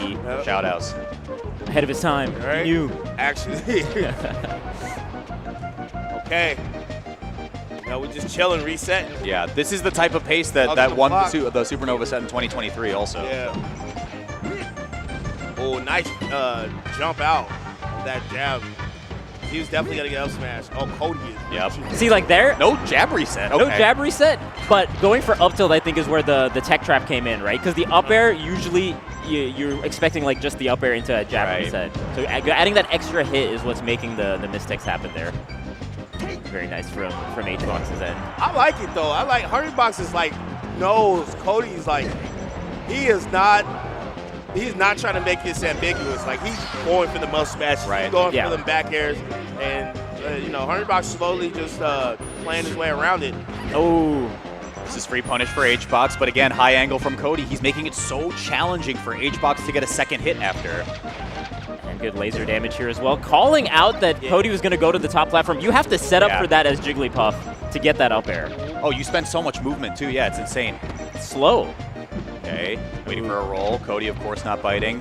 There's that dash attack we're talking about. I like it. Even though Cody is doing the lasers, Hungrybox not forcing it. He's just like, look, man, I'm going to slowly get this KO. But Cody's back in the game. He is. Yeah. A couple more hits, and we in an up throw up air conversation. Especially with how good Cody is at the up throw up air mix up against HBox in particular. Oh, no, not almost. quite. Okay, watch specifically if he lands on platform, right? Oh my gosh! That drill has just been putting in so much work for Hungrybox. Right. Oh, that's nice, standing back off stage, but Cody just grabs the ledge. Okay. Sent a little bit too far. 170. Oh, barely, not enough. Needed just a little bit more. Both of them is. I think HBox has tunneled in pretty hard on drill confirm Up hit. throw? I think you should have performed. Yeah, with at 180%, maybe you set up for an edge guard. Okay. Ooh, 192. We're pushing area code percent. Cody is not dying. Okay, 204. Shout out to the 204. That was like literally Cody just slightly misspaced the recovery too. He probably had a chance to hang on to that stock for even longer. Yeah, insane. Okay, last stock here, but Cody's worked his way back into the game. Oh yeah, he's going for these up smash. He letting it rip. That's okay. It looked he was looking for platform. Yeah, it looked like it was going to go on the platform. Tries to get a grab again. Cody. Oh, that's it. That's it. HBox is up. Oh my God. Hey, 2 down. One to go. Is HBox going to finally take a set off Cody Schwab here? It has been so long. It has been a long, long time. It has been 9 sets. 9 sets since the win for HBox. That's a long time. See if he can do it here. It's Cody's counter pick for at least one. The stadium, oh man, this stage is so good. Especially with the transformations. Can't really go wrong if you're Cody. Nice. Okay. Ooh, I like that up tilt. Not using any lasers here. I was about to say, he's just like straight up in Hungrybox face. Yeah, I think if he lasered a couple times before, that up air actually kills too. So real close. Cody with the lead so far. Oh. Okay. Ooh. That's a stock. Yeah, all off the back of some of those lasers as well. So really important. Hey man, you gotta use that amendment. You know, it's let important. It fly, Sure. yeah. It's important. Back of the field. Oh, I like the cross-up tilt. It's always optimal position. Moving. Yeah. Especially catching Jigglypuff and shield like that. She can't do very much. Yeah, look at this deliberate movement from Cody, right? He empty hops to the back of the shield. HBox doesn't have a lot of options aside from like roll. Okay. Somehow he gets the better end of that though. Right. A great recovery attempt from Cody, but HBox gets it, and now we got a transformation here. So HBox gonna take his time to wait out this transformation. Okay. Oh, okay. Maybe not. Maybe not. Yeah. Maybe not. Oh. Okay. But playing by the ledge, you know, just gotta give yourself that get out of jail free card. I like with the that. grab. Pound, press. Oh, okay. That's that old school. Up smash. All right. I mean, look, it's the circle of melee, right? Like the old tricks come back to bite you in 2025. We're evened up in the stocks, but Hungrybox looks like he has a little momentum. Nice up throw up there by Cody, just resetting. I feel like Cody actually isn't going for that many grabs. He's just kind of hitting Hungrybox into the right spots. Yeah. And then following up off it. Okay, there we go. There's the grab. So I'm like, yeah, you Get can off the just platform. run up grab. That's wow. That's what makes this matchup so busted. That's like a HBox specific adaptation, right? Like we were saying, not challenging, going for a shield drop aerial, knowing HBox was just going to disengage off the platform. I like the double drill. Oh, the drills have been so nice. What a great amount. 40% off of that is so nice. Yep, run and shine, man. It's so good. Low-key, you should get out a neutral free card. Cody has been hitting all the techs as well. Yeah. I gotta say, it's like 9 out of 10. HBox needs to stock fast, otherwise we're going to a game 5. Ooh, okay, wait. Probably one more will do it. Yeah. Can Cody catch the landing here? That's the sour spot of the up smash, not the KO. Okay. Descending pound doesn't get punished though. And tech roll away. Yeah, nothing HBox can do. That's the turnaround grab. Here's that shine stall. Nice, it's stalled. Ooh. Wait. Challenges the ledge. Wait, okay. Oh! Dipped a little bit too low. Yeah, he's been falling for that, that visual cue has been messing him up a lot in this top 8. And also, Cody has just been dipping extra low. Yeah. So HBox has to super commit in order to get it. It's hard to do that and then not trade. Yeah. In that scenario, he had to just get the hit. I like that he went for it though, right? Like Absolutely. that's a pretty good sign. You have to. He was getting burnt pretty bad when he would dip low like that, run out of jumps, just get shined to death. Hungrybox chance. Yo, Okay. Boy, have times changed, man. I didn't. That's right. Powered up by the crowd. I done seen when they used to go for this dude's head back in the day. Oh yeah. So, out of the last 9 sets they've played before HBox took a set back then. Oh my God, is that just it? Okay. They've met on Game 5 6 times. Yeah. All of them have gone to Cody Schwab's end. Out of the 6 Game 5s they've had, it's all been Cody Schwab. Dang. Well, let's see him today. Oh, okay. But are we going to see Clutch We Ups? rested off sets the wake tone. up. Okay, we rested in wake ups now. Let's go. Are we going to see the return of Clutch God? Yeah, you see In like a this little moment? bit, a grimace in his camera as well. Like he is getting charged up once again. It's the glasses. Oh, I like that shine grab. To lasers, okay. Oh, yo, Cody is moving. All right. This is the big thing though, when HBox starts to find his groove a little bit, maybe he drifts into Cody a little bit too much, and that's where he gets punished. Cody is just got the ground. Wow, that was lightning fast. Nice little edge cancels Hey, here. Hungrybox moving pretty quick. Oh my God. Wave dash through. dashes. This is the thing, man. Grounded HBox Oh, is a new okay. beast. Underneath Battlefield, getting the up air. yo. What a tech. What an insane tech from... Hungrybox out But here he missed it. mixing. He Okay. missed that tech, and that cost him the stock. Cody regains the lead Oh, for just okay, a we're taking moment. the glasses off, lock in, baby, lock in. Let's go, game 5. Save the glasses off for in this moment right now. Everything. This is everything, man. Like you said, HBox hasn't been able to cross the finish line against this player for so long. Oh. Okay. Grab the other way. Nice Oh, that's- double nair. Oh, no. That's so much percent, though. Cody been doing work with these double nairs this tournament.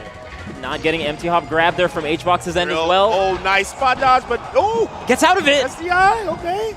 Crucial. Bad position. Oh, I Watch the feel wave like dash in. Cody's It's going to be grabber up smash. Yeah, I feel like up smash. is You're oh, going. wait. Where are you going?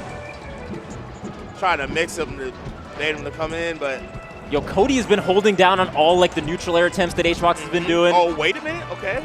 Ah. Smash. Oh, that's big. This is off stage. Oh, doesn't- didn't commit to ledge. Still gets another shot, though, going way low and takes the trade as well. Live. it How back. is he coming back? Box wow, baby. He has the best recoveries in Melee. Oh my God, Cody's recoveries are insane. You cannot edge guard this man. Last stock for Hungrybox, and with how difficult it has been to pin Cody down off stage, it's looking like this one could go 5 games in Cody's favor again. He's made it back every time. Yeah. Oh, man. It's And mind-boggling. dash attack. Yo, these lasers, they might be the dagger. Fox over 100 is best character in the game. 55% is quite a lead here right Oh, now. yeah. I mean, this man is grab pummel up throw up air, right? Like, Right. it's pretty much going to be it, and that secures it more or less. Oh, He's got the up air. Yep, He's and got there the it goes. stock, and he has got the set in 5 for the 7th time in the last 2 years. Cody Schwab returning back to Grand Finals at Supernova 2025. Dang. Yeah, I mean, HBox cannot clutch out these game 5s against Cody, which is a Yeah, crazy and- statement to make I because know. HBox was the clutch guy. and he had the counter pick. And he had the counter pick.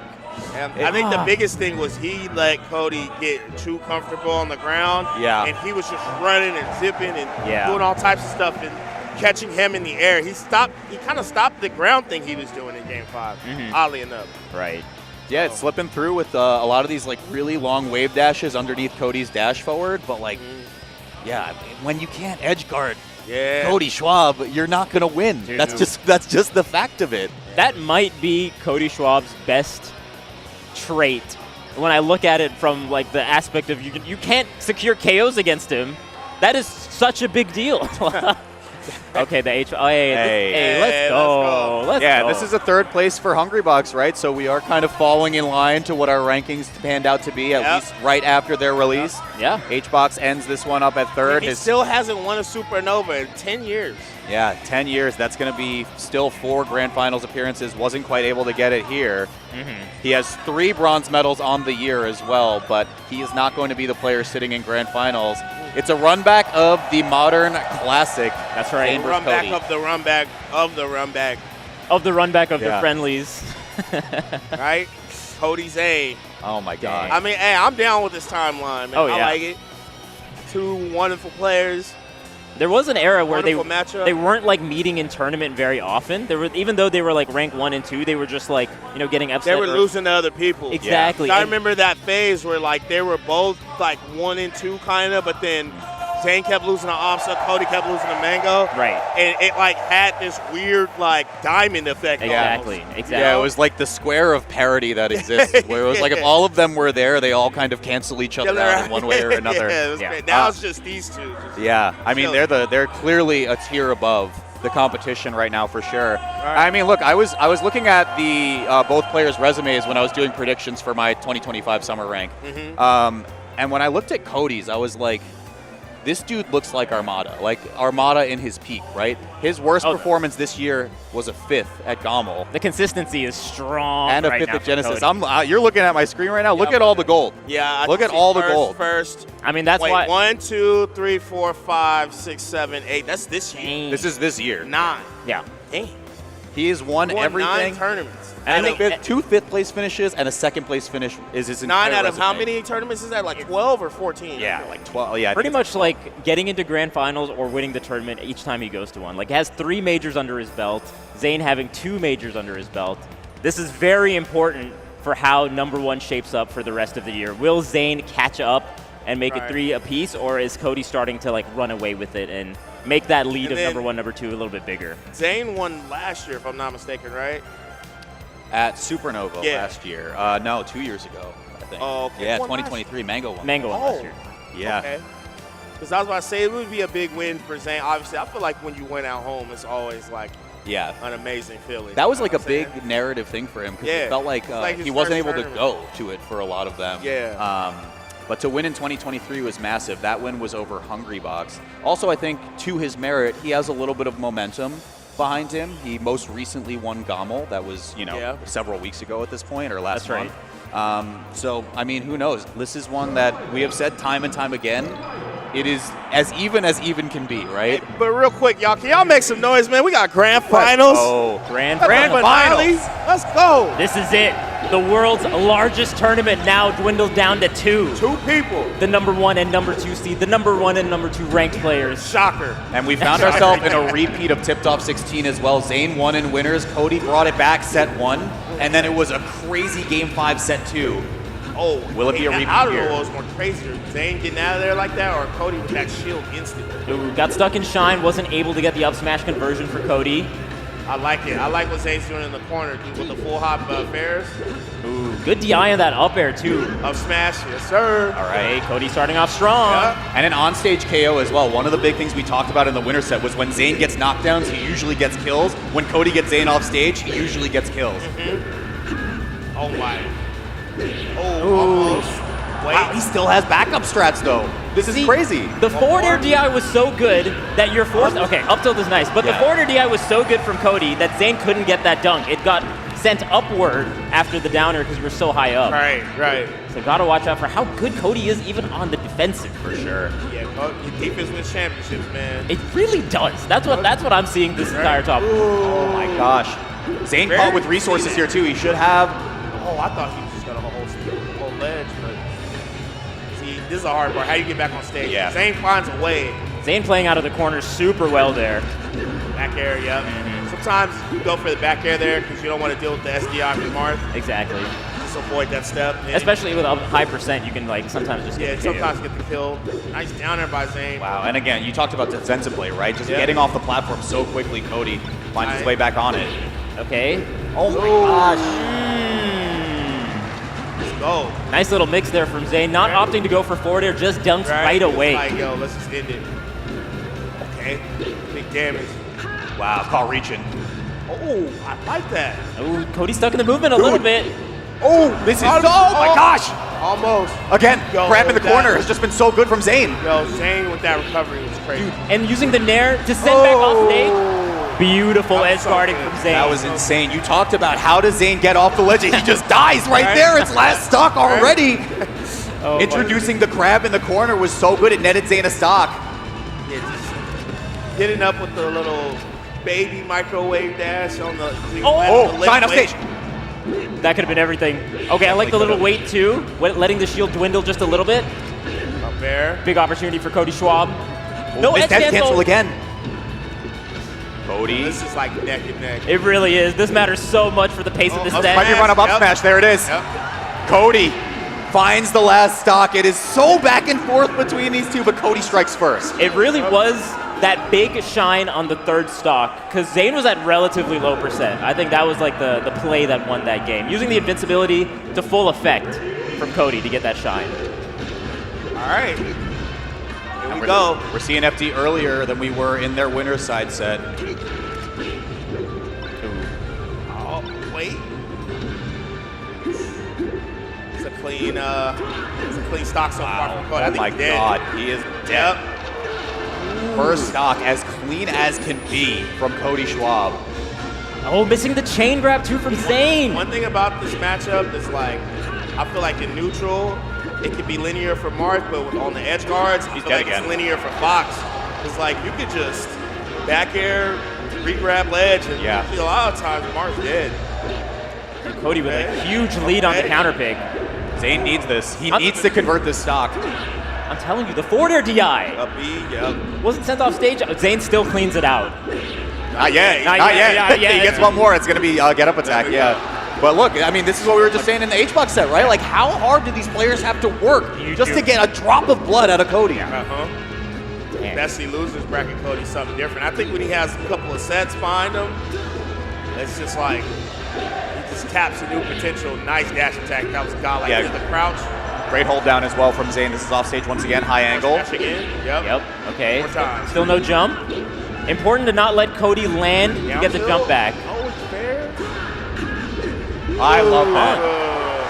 Look, Zain knows that Cody has been making this so difficult for him, right? So do not give him any opportunity for techs or anything. Really nice air dodges. Super important air dodges. Those were going to get shined for sure. Oh, he's get off. Using neutral B because Cody's been using light shield. Yep. Oh! Right into okay. I'm going to take you down with me. Might as well. Join me in the depths of hell, brother. We making this. We making every pixel count. That's right. And once again, it's last stock here for both of these guys. Oh, yo. Oh, whiffs ahoy. Right. Come on. Straight up forward smash. Oh. I like the wave dash behind up tilt. Okay. Cross ups. Yo, first real opening can just win. That's how it is. Actually. First hard knockdown or grab. Oh my god. Not enough. Okay, that's the grab, though. That's the grab. Yep. Zane's got to convert here. Oh, and he misses the regrab. That's massive. He misses the turnaround, too. The DI on that up tilt was insane, bro. Cody's defensive play cannot be ignored in 2025. He doesn't commit to the ledge, though. Zain gets another shot. This is a chance. That nervous melee. Here you go. He's got the grab. He's got the nair. He's got the dolphin slash. He cut that one early. He might be able to get there. There's not enough distance. Zain has even the set back up. Fighting tooth and nail. That was finish crazy. these combos from Zain's end. My goodness. They were both flubbing at the end there. Yeah. And talk about that last string. The dolphin slash way early, right? Yeah, that's a crazy DI mix-up from Zain, knowing that it's been so hard for him to close out these stocks versus Cody. Yeah. All right, here we go. Stadium. Okay. One game apiece. I like that down tilt instead of going for a dash grab there. Create some space. Ooh, but Cody. Reverse hit, double jab as well covers. This is there. That's where it stopped. Okay. Zain has just been ending it with these down airs, not giving you a chance to tech even. I love it. I mean, I think the decisions of when he's choosing to do that too, right? It's always when you're completely drowned out of resources. So smart from Zain. He's hanging on to the lead, but for how long? F smash gets it started. He knows the more he hits Cody, the more Cody has chances to DI out of these situations. Yes, because then you can start recovering high, and then you have like all the more resources. Makes it more nuanced. I feel like when you're playing a player this good, you don't want to add nuance. You saw the intro to the sticky walk come up, right? Zain maybe starting to feel himself a little bit with another one. Okay, just end it with the down air early. All right, here we go. It's going to be a reply from Cody. Zain, a clean stock lead, though. Okay. The knockdown, yep, crouch. Again? Look at that is a crazy mix. Oh my God, blessed be thy legs. You see him hit the feet? Cody stuck in the air. Good transformation, though. Transformation, though, it's going to be high. Oh, again. What's the mix? Dude. What's on the menu? Can I get a dolphin slash to go, please? Yeah, how you want that cooked, sir? Let's see. Little medium rare dolphin coming up from Zain. Doesn't get the up tilt. Watch those feet. Okay. Nice shine. Ooh, missed. Wave dash this from is actually Zain. One of the better transformations from Zain. Yeah. He's still hanging on to this stock, though. Oh. Yeah. Great shine. We make it every pixel count. There are 25,000 replays of how they have edge guarded each other that inform that decision from Cody. Right? Nice. Ooh. Oh yeah, great angle from Cody there, but Zain just controlling center stage. Oh man. Nice Go. He can do it from winners. Yeah. It's one game away for Zain Nakmi to be your hometown hero again on the Supernova stage at the biggest tournament ever. That's right. Zain took a look at that rankings and said, "I'm taking that a little personally. Right. Let me show you what's up for the rest of this year." I took it personally. All right, so we're going back. We know these two deliver all-time classics, the two best to do it in modern Melee. Cody needs to win 2 in a row to stay in this bracket, though. Oh, yep, to stay, and then another 3 to win the tournament. That's right. Yeah, jeez. Okay. You can't go wrong with this grand finals, Fox Mars, man. It's always good to watch. Especially with these two. Right? Ooh. Nice. Oh, Zain, though. With those up airs, I need to point out, he goes for the weak hits on purpose. Exactly. Yeah. Because it goes straight to a tipper. That's right. So he gets his DI out of The stronger one. Stronger ones, yep. Nice grab, up throw, up air. Yep. That was great. What a call out. Clipping the undershoot and air as well. Cody just barely scraping underneath it. Okay. Okay, dash dancing from both of them now. Definitely do or die for Cody. We know Cody, one of the best losers players out here. Ooh, wow, up smash immediate. I love that. And the Nair also just getting a clean hit from Cody. Almost getting a grab there. Okay, Zain in the shield, Oh Cody. my gosh. Good Got his roll. head on a Nice swivel bait. for a second. Yep. The back air, yep. Okay. Oh, use the jump way too early, my guy. Way Yes. too early. And Cody realized that too. He realized like, okay, I don't need to actually do anything else. I can just grab edge from here. Yeah, usually it's better to have your jump when you're under the stage, not above it. Right. Because then once the jumps burn, it's just easy to either grab ledge or clip corner. Really good recognition from Cody there. Okay, Nice gets up the party smash. started. Oh, links with the shine? Brother, relax. Right? Okay. Up throw, up air, right? Or no, forward throw. Oh, that's the DI mix Yeah. though. He goes for up Right. smash, but maybe the slant kind of interacts with that a little bit. Yeah. Oh, you reach, I teach. Yo. Man, Cody says you are not taking this tournament from me easily. Cody wants to push us to a game 5. I think so. Oh man, playing on fire right now. Oh, Oh. the platform movement. Yep. It's that mix. Up B. Yup. And this Dang, is what we one mean, right, more. Bish? You pointed it out Nice. before. Only throws the dare out when there is no tech possibility. The attention to detail with these two is like, it's impeccable, man. They're artists, Right? and their characters are just the canvas. Yeah, Nice. Zain might be painting right now on this stock. Oh, okay. Big Here opportunity again, that's here. late. Yup. He's got it. It might be last stock. More. Yep. Goes. They bring this Okay. back to My life. God. Okay. Anybody's game. Zain could win the tournament right now, but wait. Cody, the F smash, says otherwise. Nice. Kept the jump. That's why you keep your jump. He's But got hey, it. never mind. Doesn't matter. We're going to game 5. Game 5, set 1 of Grand Finals. Cody. Every game has been last stock. Every game has been last stock. Cody has been using the invincibility super well. On that last one, he pushed Zain into the corner and then got that F smash right away. And that was all off the invincibility. Hey, Gotta watch out for that. Invincibility will just, It really turns the tide. yeah. It's in the name. It's in the name. It's invincible. Right? It is game 5, folks. This one is Cody staying in the bracket or Zain winning it outright. It's starting up pretty weird. Oh, the counter? Yeah, that's it. That's the first counter of the entire set as well. Even in winners, I don't think he threw out a counter. No. This the positioning of it was. Yeah, he knows Cody will tech counters and just maneuver around it. Ooh, nice. Right when it matters the most, keeping it in the back pocket. Okay, jab. No. Way out there. out there. Way out there. Oh, mix no, up. angle. Yo, Zain is just 2 stocks away. A crucial miss from Cody Schwab right now. And the pupils just dilated a little Right. bit from Zain. He On saw that on the block second in. stock. Light shield is going to be Marth Killer, Yeah, 1.0. All right. And Fountain of Dreams, like, usually you see, that was slide off was actually ridiculous. Yeah, and that's like a different height of the platform as well, still getting the slide off. He was safe regardless. That's what made it even crazy.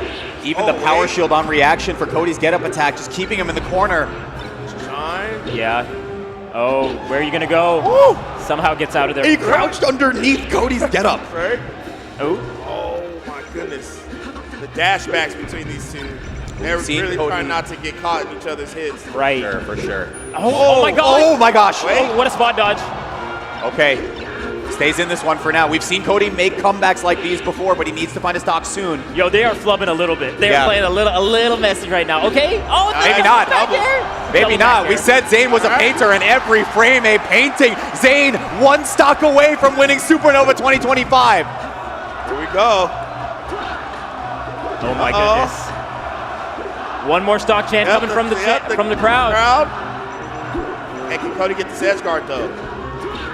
Yes. Big thing. Okay. Cody has to stay confident on his edge guard routes, even though he has 1 stock left. You gotta be careful there too, because I thought Zain was gonna tech that. Nice shine grab. Okay. Oh, wait. Oh, this that is might big. be it. This might be it. Oh, There. Oh, the weak hit. But the jab, He's got it. He's got it. He doesn't want to commit. He has it this time. Surely. He does it. Okay. It is enough to do it. And Zain Nagmi, your Supernova 2025 champion. He's got 2 in a row. That's right. Zain's got it all. Let's go. He's got it all. Winning the world's biggest tournament in history. The biggest tournament of all time, and now you can see the emotion has come from this man, Zain Nagmi, #2 in the world as of this summer, making a statement with the gold medal here. Number 1 today, though. Number That's 1 right. today. Let's go. Yo. Let's go. Doing it on the home turf On as well. the home turf, bro. That has been the narrative of Melee in this modern era. There are no free meals. Zain knows he has to work for every single victory, and that's why he waited for that emotion to finally come out. He's got his big victory at the biggest tournament to ever be. Yo, he earned this one. Yeah, oh my for goodness. Sure, what a man. hard fought battle. Especially, you know, he's beaten Cody, put him in losers, and then like Cody comes out on the other side. And I think it's a very relieving feeling to finally get over, you know? Yeah. It's that hunt. Dude, losing 2 sets sucks, man. Yeah, yeah. I think there was a really interesting narrative about Zain as of this year, right? Because he's starting to explore more content. He was doing the Grandmaster Challenge. Yeah, he was taking a couple upsets like Junebug's DK, for instance. Right. And I think the question for Zain was like, well, is he splitting too much of his time into, you know, these extracurricular activities, right? And I think when push comes to shove, you look at who's still standing on the stage, it's Zain, and he is #1 for today. Dang. Let's go. How does he do it all?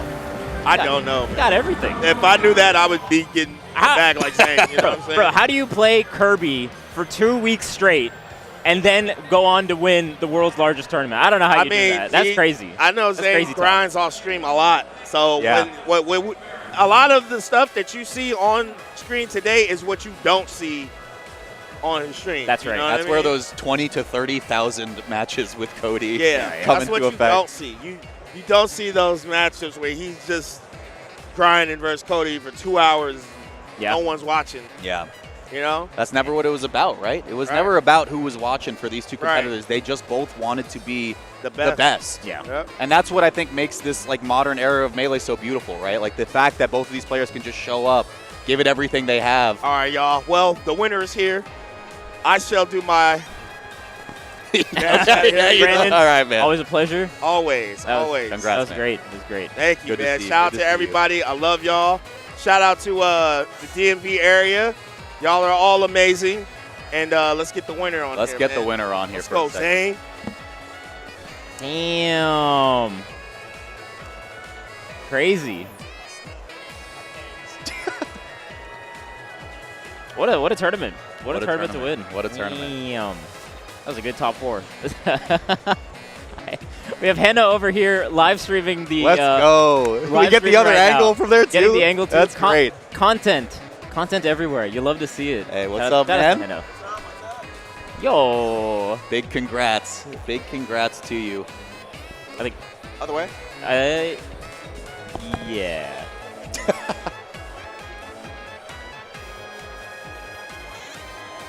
Talk to us, man. Congratulations. What's going on? Thank you. No, just super happy, man.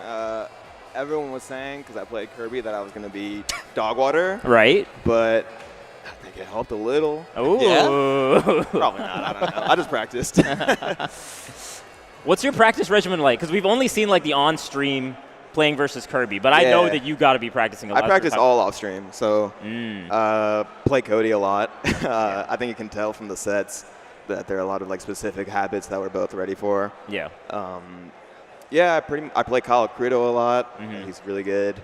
Just find different matchups, play like every day. Because once I finished the Kirby run, I like locked in for Supernova because I really wanted it. So I'm finding a good balance between like content and competition. I feel really good about it. Nice. Yeah. One of the big things that we that I had mentioned was you won in the winner's side set versus Cody, and it was not as big of a pop-off as when you won in the winner's set. That was Tipped conscious. Off Yeah, this that team. was Yeah, so intentional. tell us about that a little bit.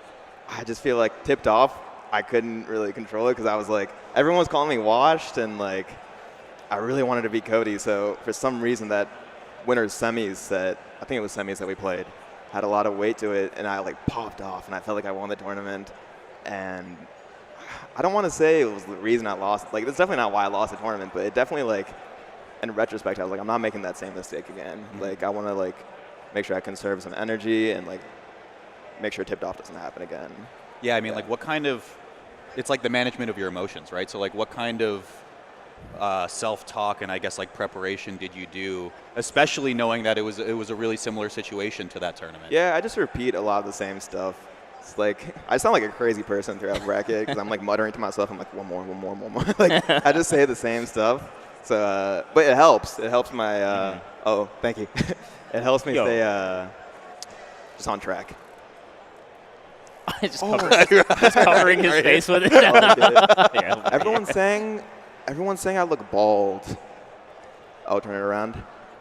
Looks like a little George Costanza in the camera because I think this kind of blends in a little. I swear it doesn't look bald in person, right? You look great. I think it looks good. You lied to me earlier. I know, you look great. I think it's a fresh look. You look. I think that's the secret to the victory today, isn't it? Promise? I promise. Oh my God. Is it the secret? I don't know. Every time I look in the mirror, I'm like, oh, I forget. But no, it was a fun experience. Nice. So the content grind is definitely something that you're going to be doing more so over the next however long. Yeah. How are you going to like try to manage both of them? And is there some things that you've learned while doing the content grind over the last few months? Yeah, I think so. Bowser in particular for me was you just up B all the time. Right. Okay. And his jump squad is so clunky. Right. So it genuinely did feel weird coming back to Marth. But with Kirby, it's like a little more fluid, the movement. Yeah. And I don't think it messed me up that bad. So when I went back to Marth, right, there was like a easier like grace period for that. Yeah, I don't know. I think I just need like, I've played so much and practiced so much that I think before big tournaments, give me like 2 to 3 weeks of just locking in. And I think that's a good formula for me. Do you think there's almost like some kind of, if you play too much before the tournament, that there's almost like you're not getting as much out of it? Definitely, yeah. Because like all my practice has to be efficient, and I know how to practice efficiently. Right. There are times when I was playing like during 2020, 2021, I was just playing 12-hour days. Right. Where it's like, am I even getting like what's the like diminishing return on? Yeah, diminishing return. Yeah. I was trying to think of. Yeah. So I think like just getting quality practice is really important. So yeah, hopefully I have a formula. I'm not gonna say it's perfect or anything, but Kirby is part of that formula. Kirby it kind of has stops to you be from playing too much. Yeah, in that formula. Final question. I mean, look, Collision's in 2 weeks, right? So you say give yourself a couple weeks to kind of get locked in. Yeah. It seems like you're certainly locked in now. What are your overarching thoughts for, I guess, the rest of the year? Maybe like the state of the meta. Where's your head at in terms of where you are in your relationship with Melee? Oh man, I try not to think about. I know the rankings just came out, and I try not to think about as much as like they put in effort and stuff. For me to be healthy with it, I need to make sure that I play to win tournaments, and that's the singular focus. Right. Obviously, I'm gonna think about the ranking at the end of the day. Right. It's just like the nature of it. But I just want to look back at my career and think like I went into every tournament just trying to win. And I think that's just the coolest way to approach it. Damn. Why do you sound so cool? You're so cool. Wow. You're so dang. cool. Did I ruin this? Did you rehearse this? Did you rehearse this? No, I didn't rehearse it. I'm a professional. Did you rehearse the cartwheel? Yeah, you rehearsed. Someone showed me footage. They tweeted it 5 years before that. Yeah. I didn't practice it like every day or anything. I know how to do a cartwheel like my whole life. In front of the mirror. I just want to look back. I did not do it in front of the mirror. I swear. It was good for him. Congratulations, though. It's really phenomenal watching you play. I think you're a very inspirational person and personality in the Smash community as a player, as an individual overall. It's great having you, man. We're lucky to have you. I appreciate it. Yeah. Any final thoughts for the stream before we wrap up? Quick shout outs to Shopify, Rebellion. Lud is here. I still haven't seen him. Lud? I'm trying to use that. Shout out to Hannah, my sister. She's literally right there. Yeah. I think Is she streaming? She is streaming. I think so. If she's not, that's crazy. She just has like 2 cameras. Yeah. And yeah, shout out to my girlfriend Caitlin, who I think is watching. Maybe is asleep. I don't know. Her sleep schedule's crazy, so don't want to put her on blast. But that's for this one's for her too. And yeah, that's it for me. Oh yeah! Congratulations! Congratulations again. Thank you. Biggest tournament ever. Biggest tournament Zain. ever. Oh yeah. Yeah, biggest tournament ever. Let's go. Damn. Love to see it. All right. Thanks, guys. Yeah. Of course. Thank you. Well, I guess that wraps it up for us. We got Ultimate Top 8 happening after this. So I believe that's it for us, Walt. Thank you again so much for joining us. It's been a blast. Always a pleasure to commentate with you. Always and Brandon as well. He's somewhere over here. But bye, Zain. He's going to go find Ludwig, I would imagine. But thank you so much for joining us. I mean, this couldn't be possible without everyone watching at home, everyone here at the tournament as well. But stay tuned. We got more Ultimate coming up soon right after this break. Don't go anywhere. Welcome to the hill. Well, not positioned to get anything, but Stock of the entire element.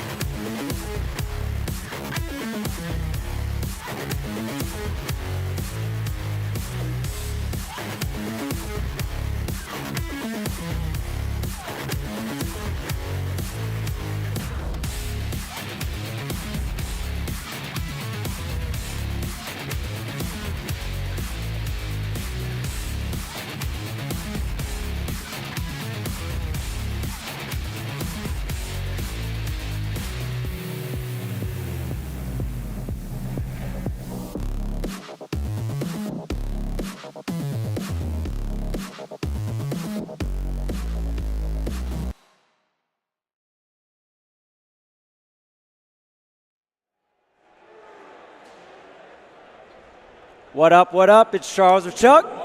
What's going on? You got Matt Orhaz bringing you this top 8 Supernova 2025. Happy to be here every year, and this year with my guy Chuck. What's going on, chat? What's going on, everyone live in the building? We got an amazing top 8 for you coming up. So much going on in the world of Ultimate, Charles. We just had the most recent half-year rankings coming out from Lumi Ranking. Shout out to them and the whole team.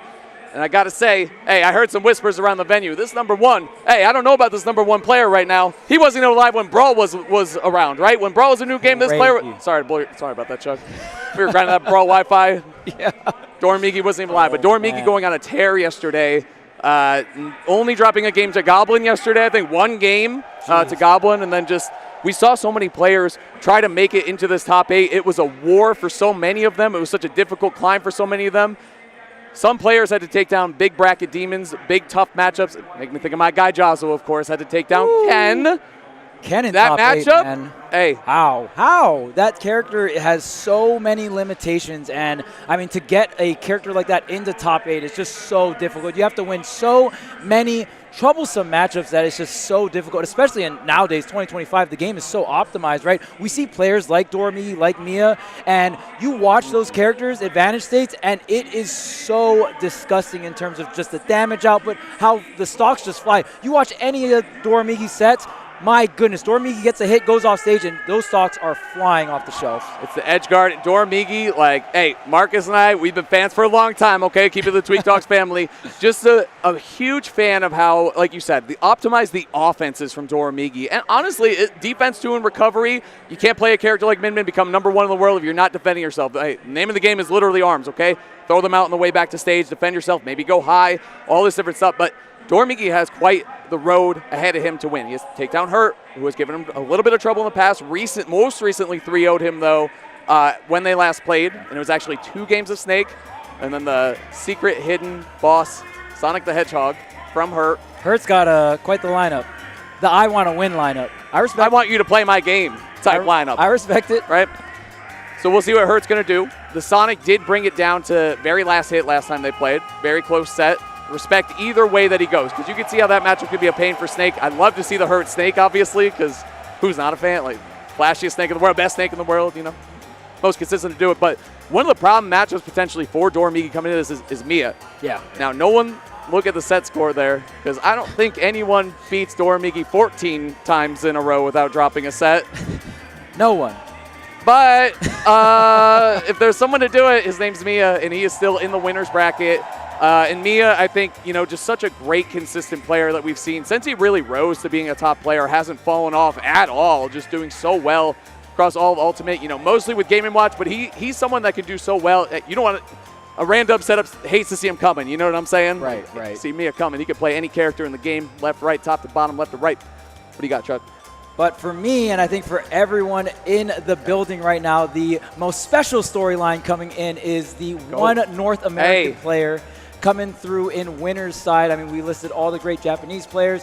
Ranks 1 through 4, all Japan in the recent Lumi rankings. So Japan really dominant and as well bringing it into this tournament. But Peanut on the Mega Man, which is absolutely insane. In 2025, this character coming through in the building. But the first match is going to be Spargo versus Syrup. We were talking about some of the storylines in the winners, but we're going to start in the losers bracket here. Now, Spargo actually getting upset by Peanut, reason why Spargo is in the losers bracket.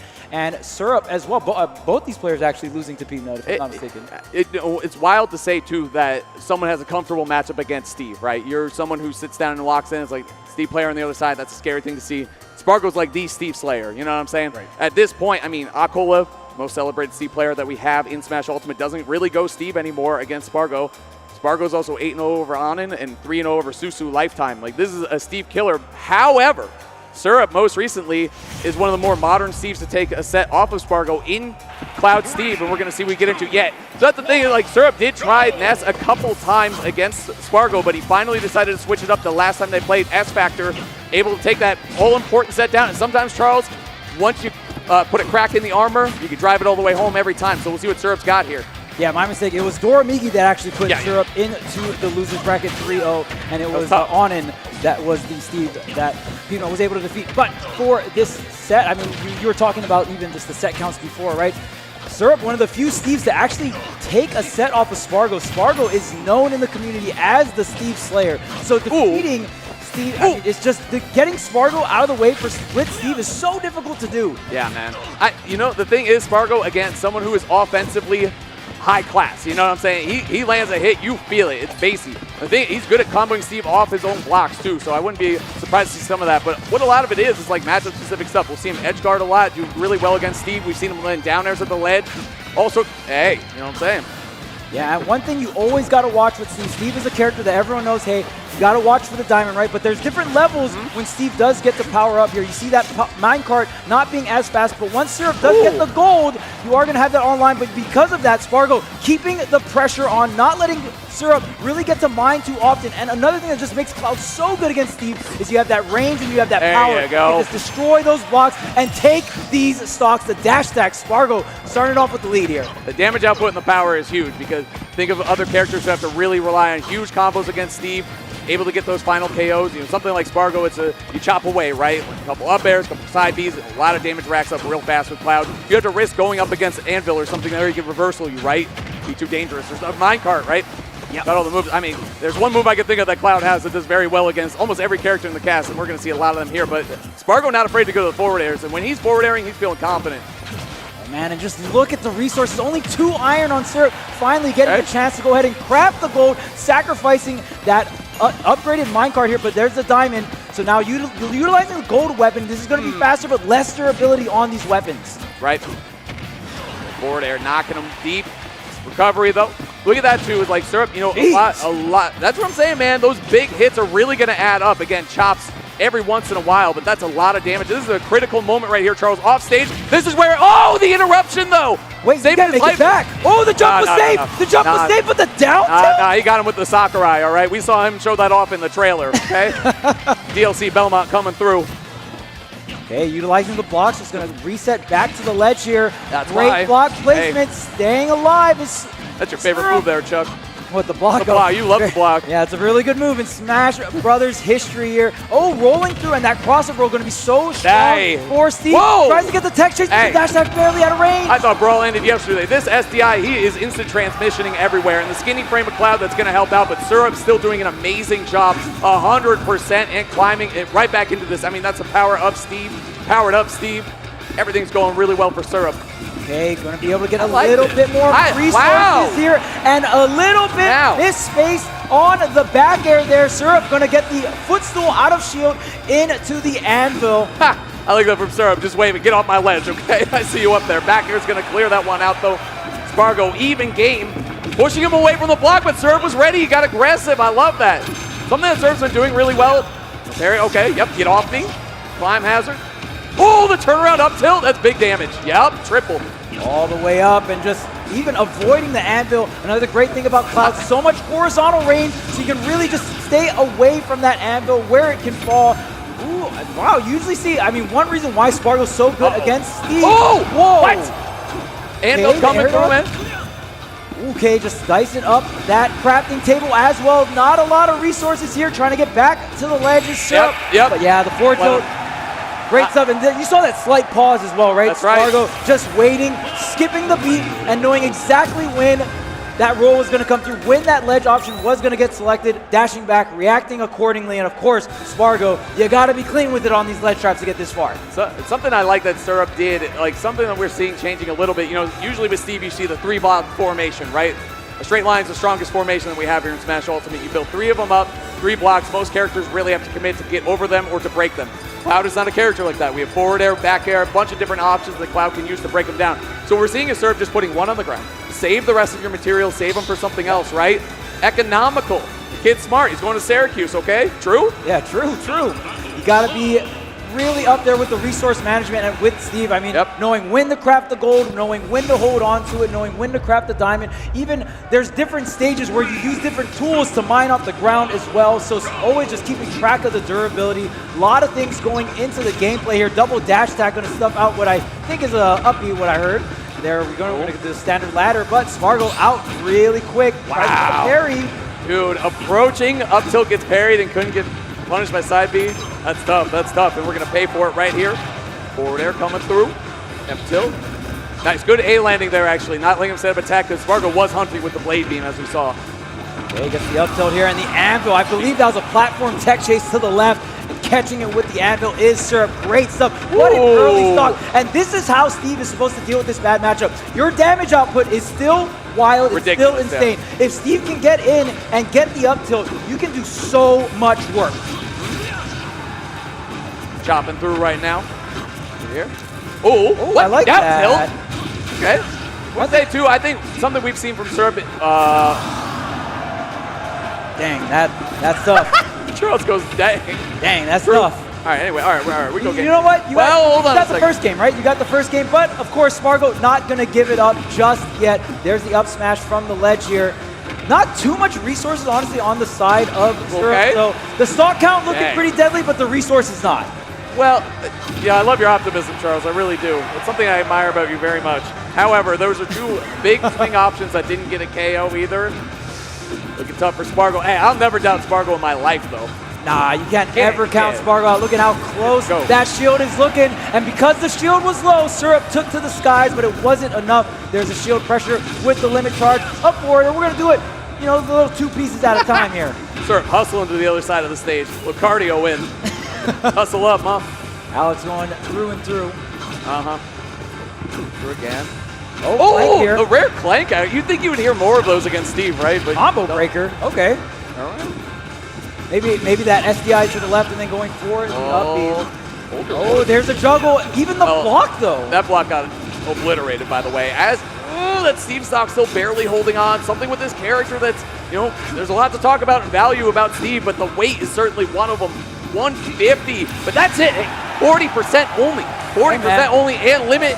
Ready to rock. I never doubted you, Spargo. Remember that. Same, true. Wait, what? No, yeah, true. We were both on Spargo's side. True. Oh, I wasn't thinking maybe we should go plant. No one was thinking that. I think Cloud does pretty well for Steve. I think Spargo's got it with the Cloud here. And there's no gold as well here for no gold, no diamond. Actually, the resource is looking really low, but there's a good amount of damage here on Spargo. There's the forward air connection. Really great DI and just setting up the blocks. Wow. Look at the damage, though. Spargo weaving it in.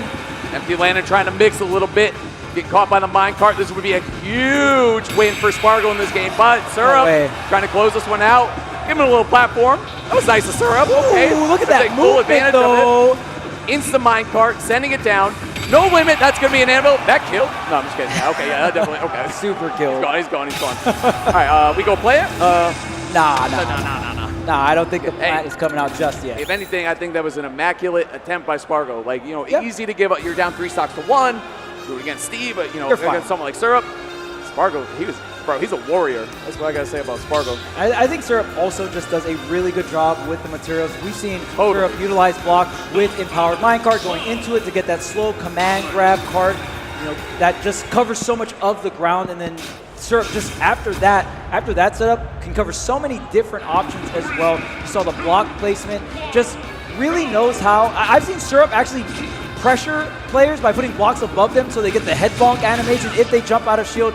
Really creative stuff. Even that one scenario with the block into the down tilt above Spargo. Yeah. This is why Syrup, you know, has so much results, can really take so many players to the brink and get so many W's. The thing too is you don't see Syrup go off stage a lot against Spargo. You know what I'm saying? Like, it's a lot of respect in the matchup. Like, you think against any other Cloud, go out there, set down some blocks, you know, bonk his head. It's an embarrassing way to lose the stock, but it still counts. Flash. Dang. Right through him, man.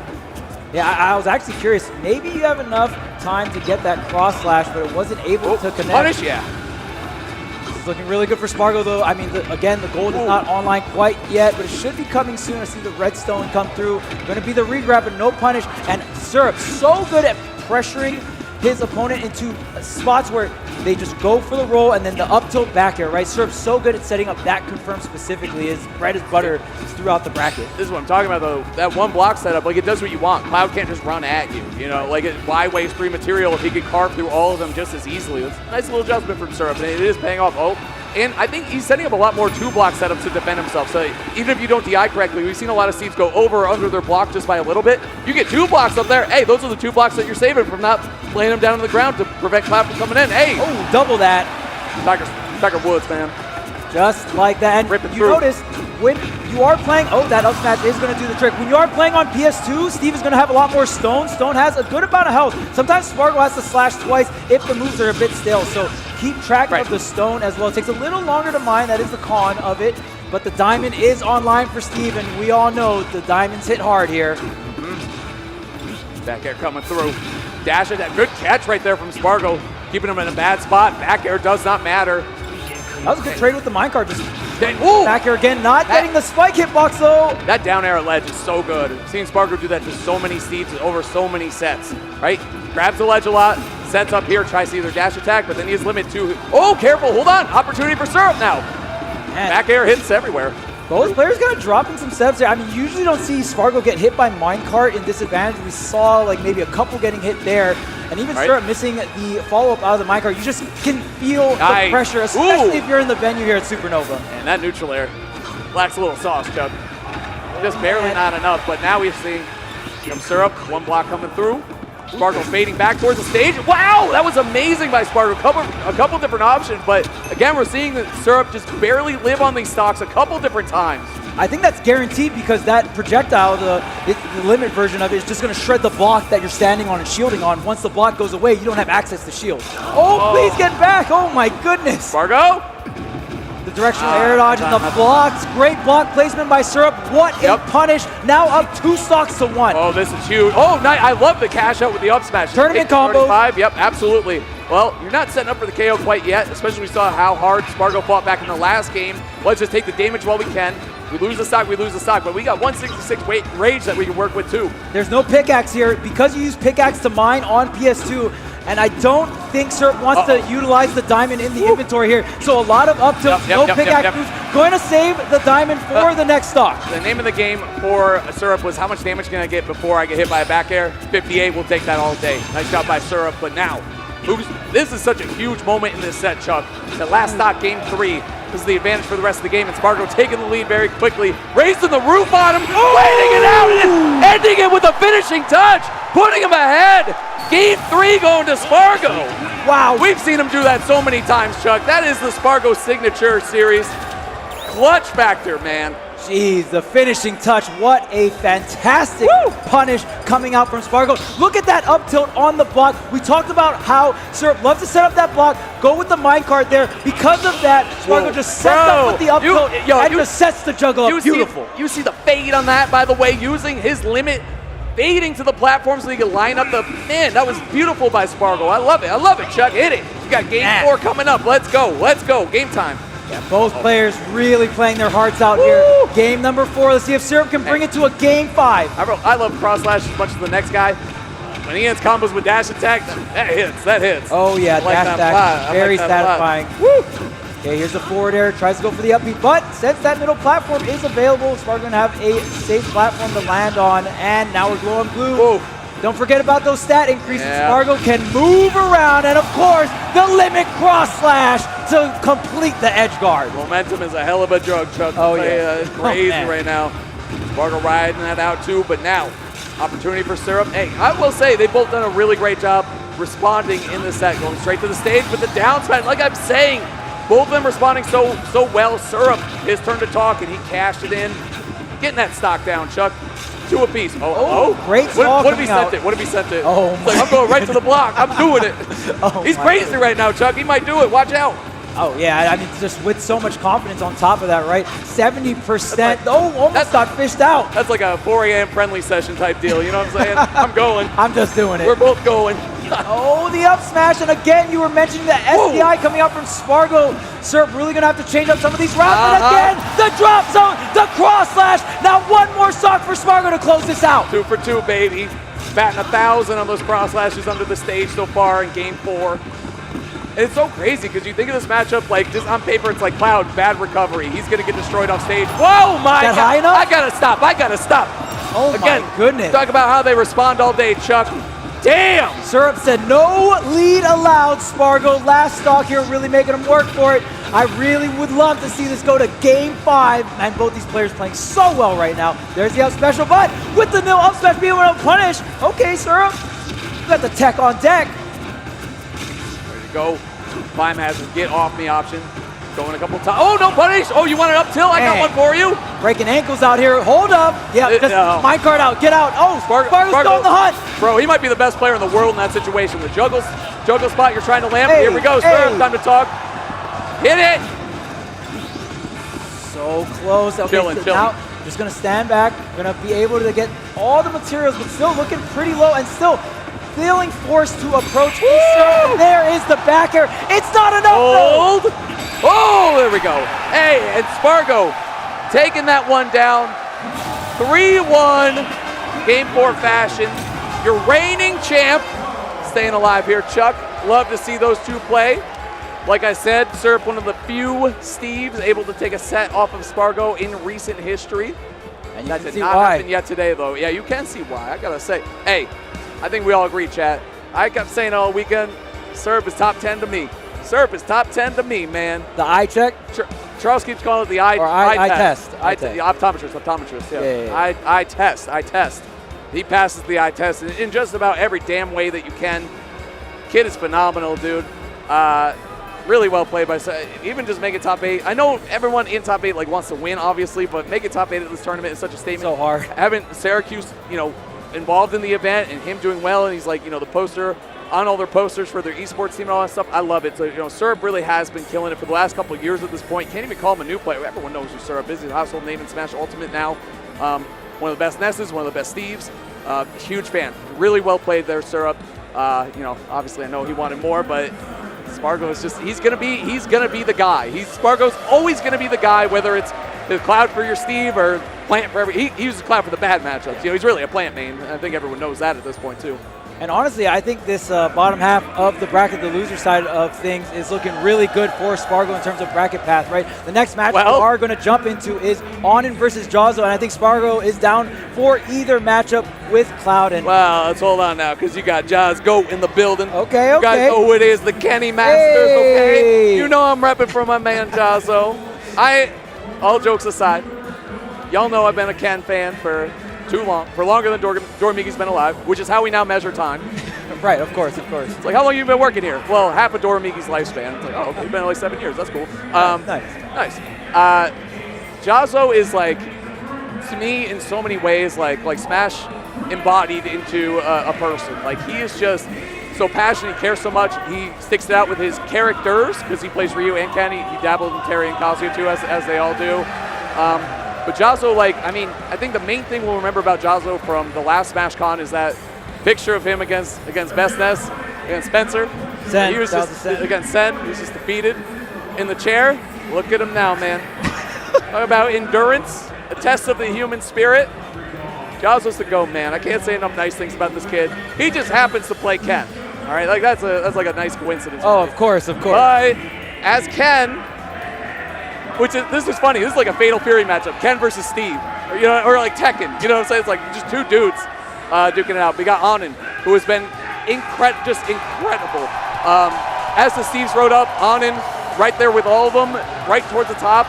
Even at one point rivaling Aklo in terms of results early on, and then doing so well at SmashCon here now. Onin, they've just been inevitable. I think that's the only way to put it. Like one of the best Steves on the planet.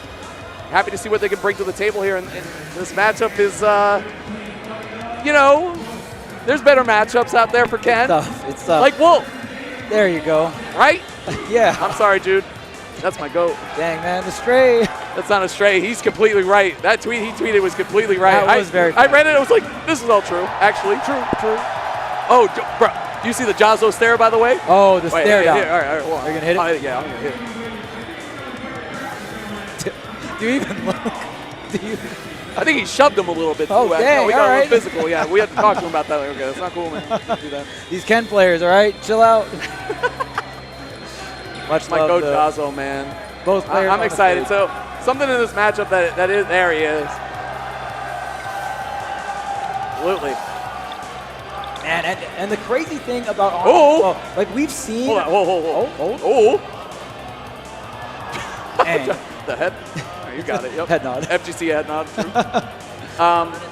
Yeah, but I mean, the thing about Onin and Syrup as well, Aklo was dominating for so long as the premier Steve, and I think Onin and Syrup has gotten a lot closer in terms of ranking, but even just in skill level as well. So it's crazy to see how the evolution of Steve has happened through multiple players and really bringing out to this top level of every single major coming through. And even we'll see how Anand deals with Jazzo. Obviously, Jazzo going to be rocking the Ken.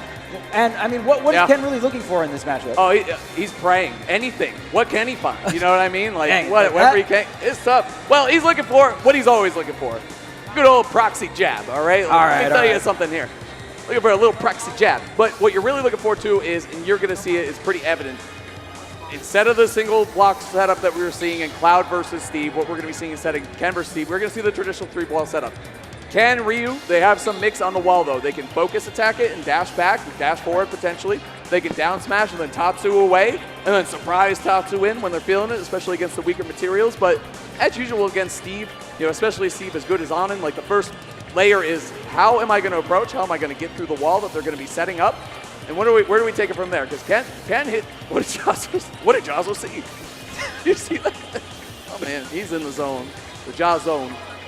Yeah, and another thing about just fighting game characters in general, most of the time when they connect specials on hit, you don't really notice it against other characters, but that's the thing, you're canceling the hit lag into other combos or into other hitboxes, right? And you can do that against block. What? He just kicked the TNT. Ken, you're crazy. All right, now just run away for 6.5 minutes. We're good. 11 damage. 11's huge. Stay focused, and then you can bait back. All right, forward air, you can cancel 2. There it is. Yep, just strong up tilt into Tatsu away. Yep, good. Up tilt, run away. The punish, though. Input roundhouse. Yep, Nice, big damage right there. Cash it right out. Neutral air getting punished. Ooh, with the goal, too. Yeah, one thing I noticed about Anand style, Anand is very willing to craft gold early. We see Anand immediately crafting the gold just because I'm going up against a brawler and they just want those fast hitboxes. Yeah, I mean, Ken, a lot of frame 2, frame 3 options on the ground. You want to be able to contest that? Oh, is that it? Oh my goodness. You're playing Smash 4 if you think that. Hold on a second. 1 minute. Traumatized. Hey, I appreciate the optimism though. That should be me actually. That's it, Oh man, and look at the resources though. The diamond's online, but this could be it. SDI in, yep, you're gonna fall through. Don't forget the skinny frame of Steve. Raw shore you though. Parry shore you off the top. Jazzo in the building. And of all the Ken players, Jazzo really, I mean, most fighting game players are gonna be really strong at that parry, mechanic, but Jazzo is so good at parrying, parry right? king. Yeah, he wears the white gi for Ken. As for Daigo, I know it. Evo Moment 37, I know 100% that's why the kid plays it. Never talked about it, it's just a known thing. Dang. Okay, of course, chipping away at the crafting block as well. On and throwing out that up tilt. That up tilt, the risk reward is so strong for Steve, right? Main combo starter here. Yikes. Ooh, just chipping away. I like that movement a lot from Anand too. Big hit, oh my goodness. Okay, but there goes the craft. And we were actually talking about this earlier, right? If you focus and take damage, usually it's not the greatest thing, but if you use some of the durability on the items, on the tools here for Steve, it could be something. Yep. That's the other thing too I like about Jazzo in this matchup is a lot of Kens, like it's all about rush down, right? Hold forward, all that good stuff. Jazzo is, born and raised a Georgia player. Hell of a reason to learn how to play Smash Ultimate in. You better have defense in that region. Exactly. You got to be able to play patiently, even with a rush down character. You see that with Jazzo. He's happy to take his time all day, man. I respect that a lot. It's hard to do that with a rush down. Oh, double down air! That's not enough, though. Steve, yeah. Oh my God!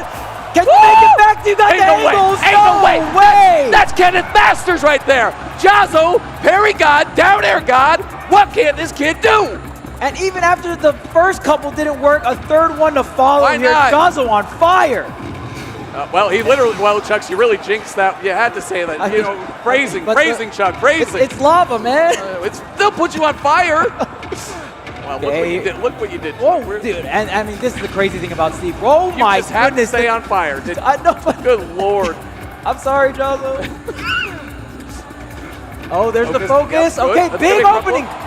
Oh, I see I did too. It could have been a double crescent, but here we go. Crescent, up air. Oh no, up air, Shoryu, that's gonna do it. That's doing it. Off the top. You thought Jazzo was on fire. He's on fire, baby. Game 1, Kenneth Masters. Woo! Dang, Jazzo had to stand up for that one. All right. God. I see you, Jazzo. I see you. Dang, you got the combos like that. reacting to the SDI. That is amazing, using the platform extension. That's my go. I've had enough, Chuck. I've had enough. That's my go. Hey, lock in, Supernova. Lock in. We got game. It's only game 2, by the way. Dang.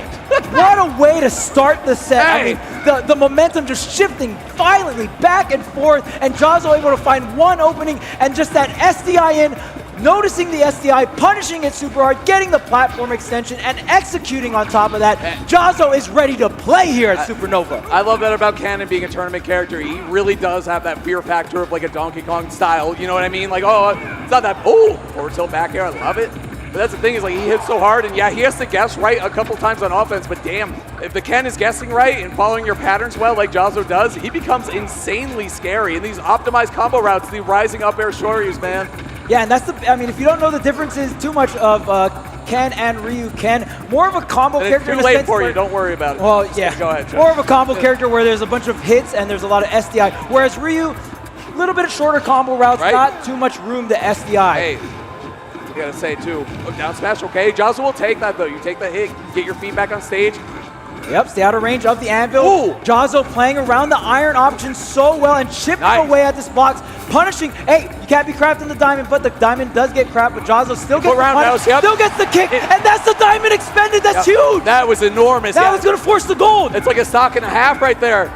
Jazzo stealing the materials, man. Wow, that was a really risky craft coming out from Onin. Now Jazzo with the huge punish, forcing him to go now. That's a big punish. Oh, that's a big punish. Oh, tried to get the platform extension once again. Let's go gambling. Let's go gambling. You know, you got the stock lead, sending him to the right, though. Huge, big, great timing from Onin. Great timing from Onin. I like Jazzo just standing on the blocks as well. That does burn the durability of the blocks. Again, the minecart's not going to be empowered until another gold gets mined here from Onin. Craft it up, setting as much blocks as possible. Look at Jazzo just moving and grooving. Yeah, that's right, man. You gotta be careful of these neutral airs too, though, because Steve catch. It's such a great button for Ken. A lot of his neutral is based around hitting that neutral air. Uh-oh. Diamond's out, gold is out, everything is ready. Almost gets the reset. Off the block, though. Oh, wow. Oh, wow. Great patience there from Onin, just waiting on the left side of the platform. Good pickup. Up tilt. Up airs, following through. Okay. And covering all these options on his offense. Oh my goodness! God. Okay, all right. Ken might be slightly concussed after that one. Oh my God. The anvil on the block actually body blocking Ken, and then the forward air spike. That was an insane setup on it. Oh, he was lining it up, but did not get it out in time and on using the buttons. Shoryu. And the wall too. It's like the break the card bonus game. You know what I'm saying? Street Fighter 2. Break the blocks. Has Jazzo played Street Fighter 2? I don't know. You know, Doramiki has it because he was not born when that game came out. That's how we measure increments. Yep, that's how we measure time now in Smash Ultimate. Now, we're seeing a similar situation. Jab, jab, press in. Oh, jump into the flip. This is huge damage. Catch the reset. The fear factor going off stage. Actually, very smart from Onin. I really like going off stage. Don't give Ken he can't hit you down there. Yeah, Ken doesn't want to go down there. Nah. He's from the streets.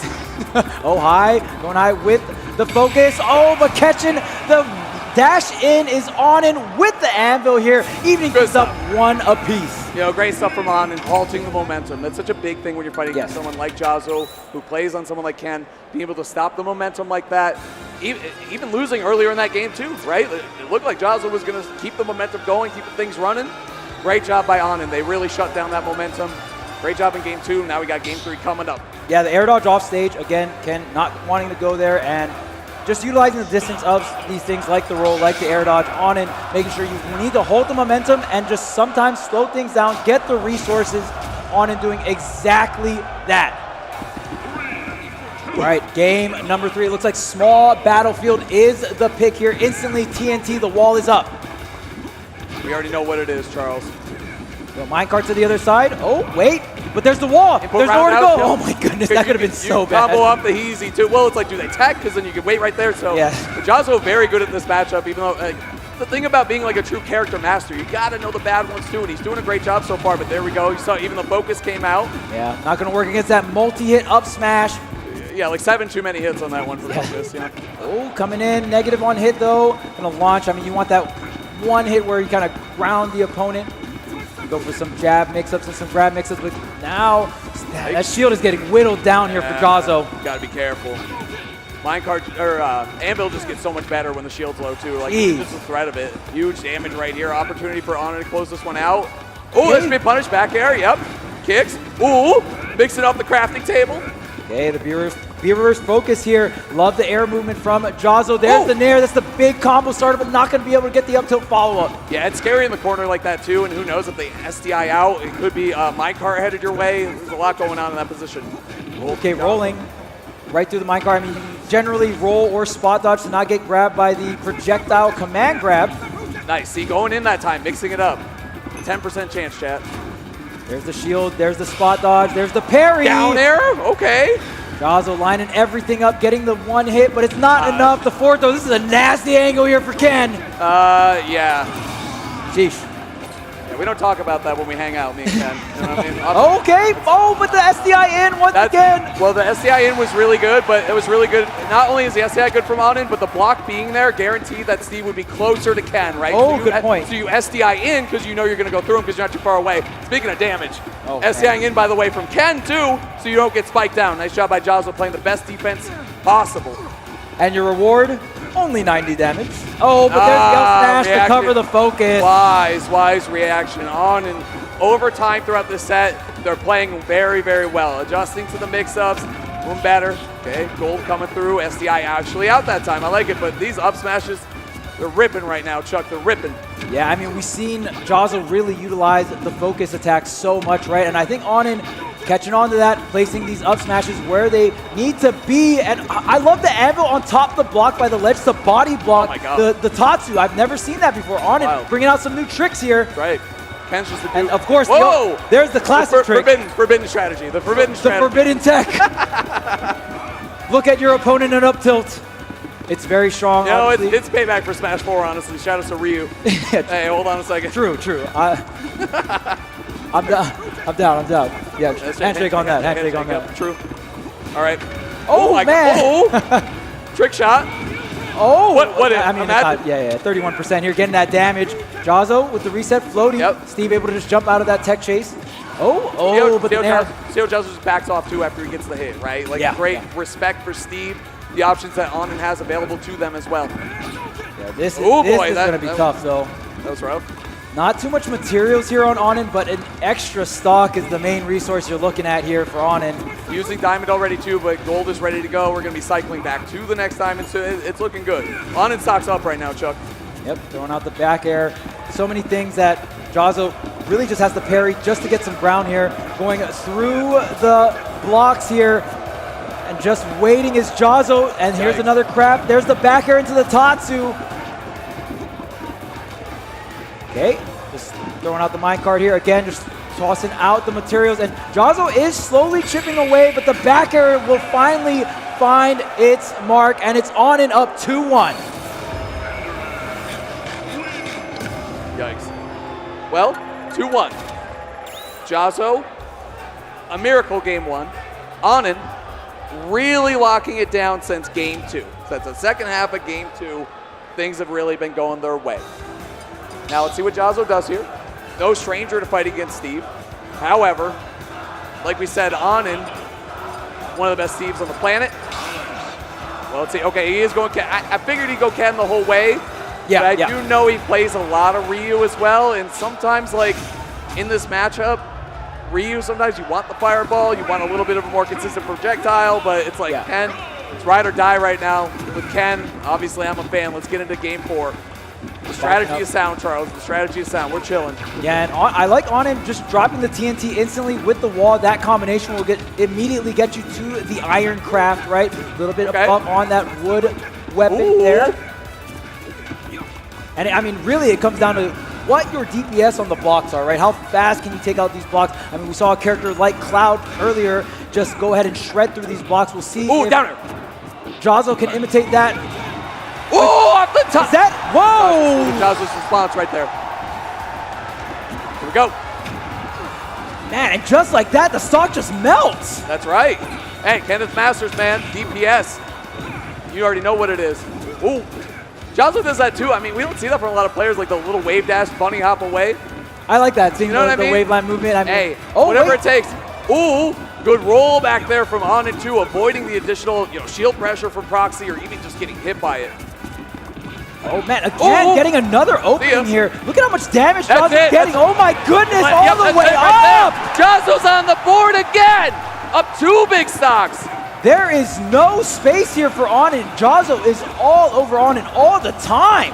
Just shredding through these blocks, getting these nair openers, getting these up tilt openers. Not very easy to do with Ken. I'm obviously excited about this so far, but this is Anin we're talking about. Game is far from over, Chuck. A marathon, not a sprint. Hey, yeah, Jazzo, you are up a stock, but we've seen so many Steves, I mean, especially Anin, just that conversion game here. Gets the reset. But the crafting block kind of stopping Jazzo in their tracks. The spacing recognition right there, going into the jabs was brilliant. Up air for you! Oh, the hit confirmed! Charles hold me, we're going to a game 5, baby! Jazzo loves to take you on a ride on those platforms and take you all the way up. You see the up air extensions, you see the up tilts, right? And going right in the Shoryu there. My goodness, how does Jazzo find these openings? Take you for a ride, man. Marvel vs. Capcom of course, style of course. all day. You gotta give it up to hey, go. Gotta take him for a ride. Game 5.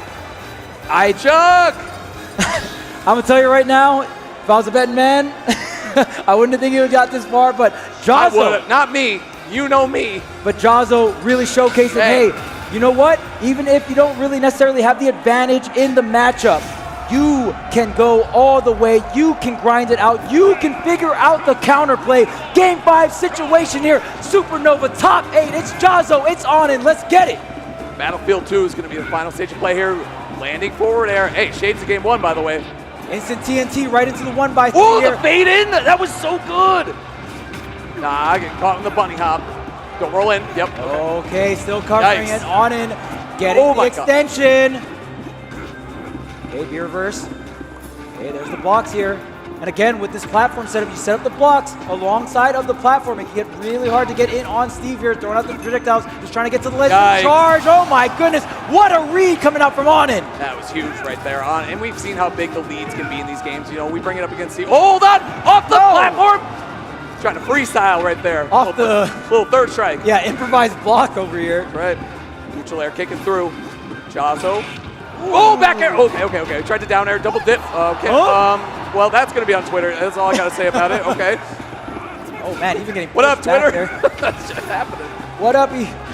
What up, E, Mom? There you go. Oh, man, so Wait, much that back air damage. missed? Hold on. Into the card. Parry. There's the parry. You just got to parry and disengage. Rolling in. Watch out for the anvil, but there's the up tilt, there's the back air, and it feels like this game might be getting away from Jazzo. You know, Anin doing a fabulous job just shutting down the aerial approach from Jazzo. That's how you do it. Shoryu, one hit Shoryu into true, one hit down tilt to true Shoryu. We're back on the table. That table's gone though. Dang, that table got obliterated there. That was like a focus attack. Full focus, man. Full that does damage. Bro was concentrating. Okay, but of course the diamond was already ready to go. A lot of mining happened on the previous stock, so Anin having all the resources needed here. Not going to have the speed to keep up. I like that wall a lot. Hey, not only can I keep you out, I'm going to keep you in the corner. Good build right there in the back air. Brilliant.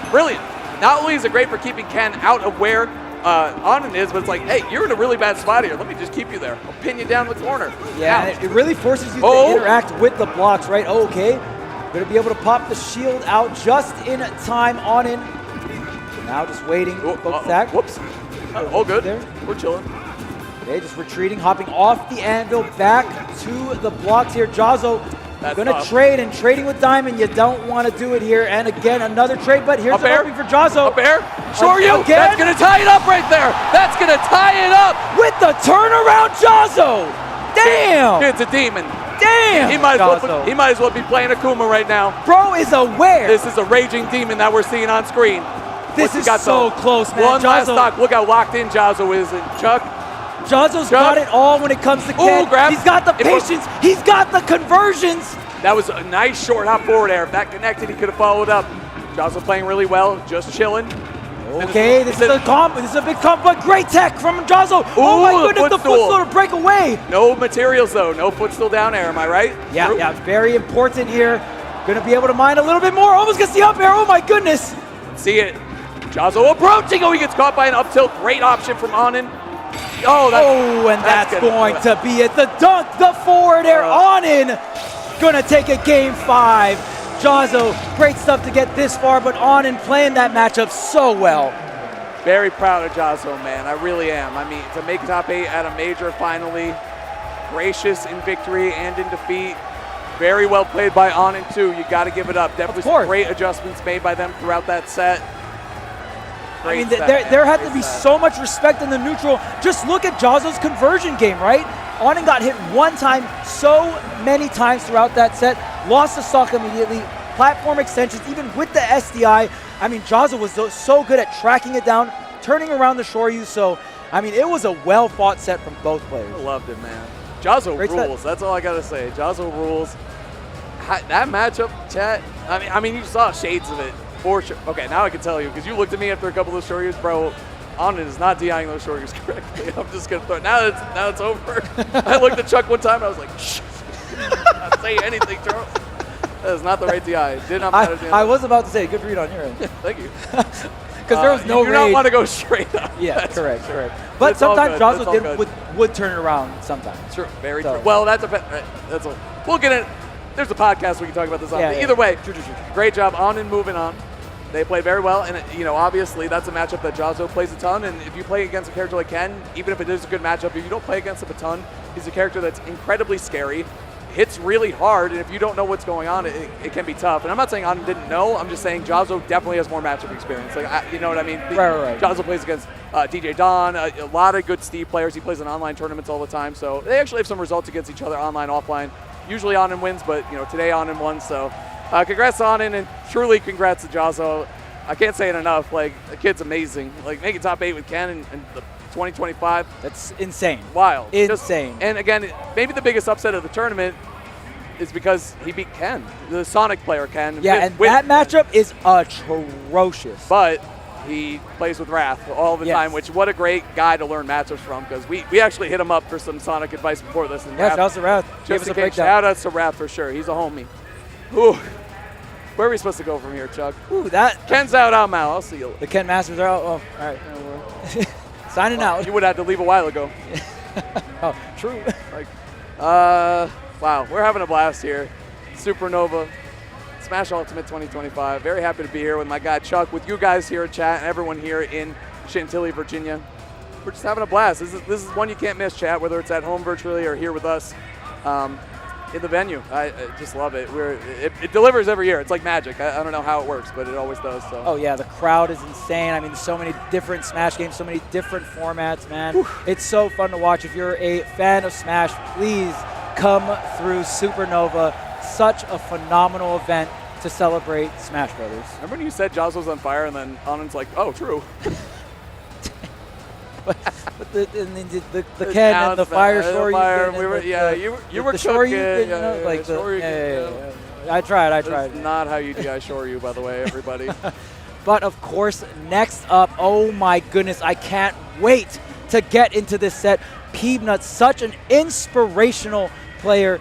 No one really to go off of, right? Peanut really leading the way with Mega Man. You can't really look up Mega Man VODs as Peanut when you're going up against all these crazy characters you have to go up against in the current meta of Smash Ultimate in 2025, right? And Peanut just figuring things out with his favorite character. Peanut is one of my favorite players to watch right now. He's just a brilliant mind in this game and just a hard worker.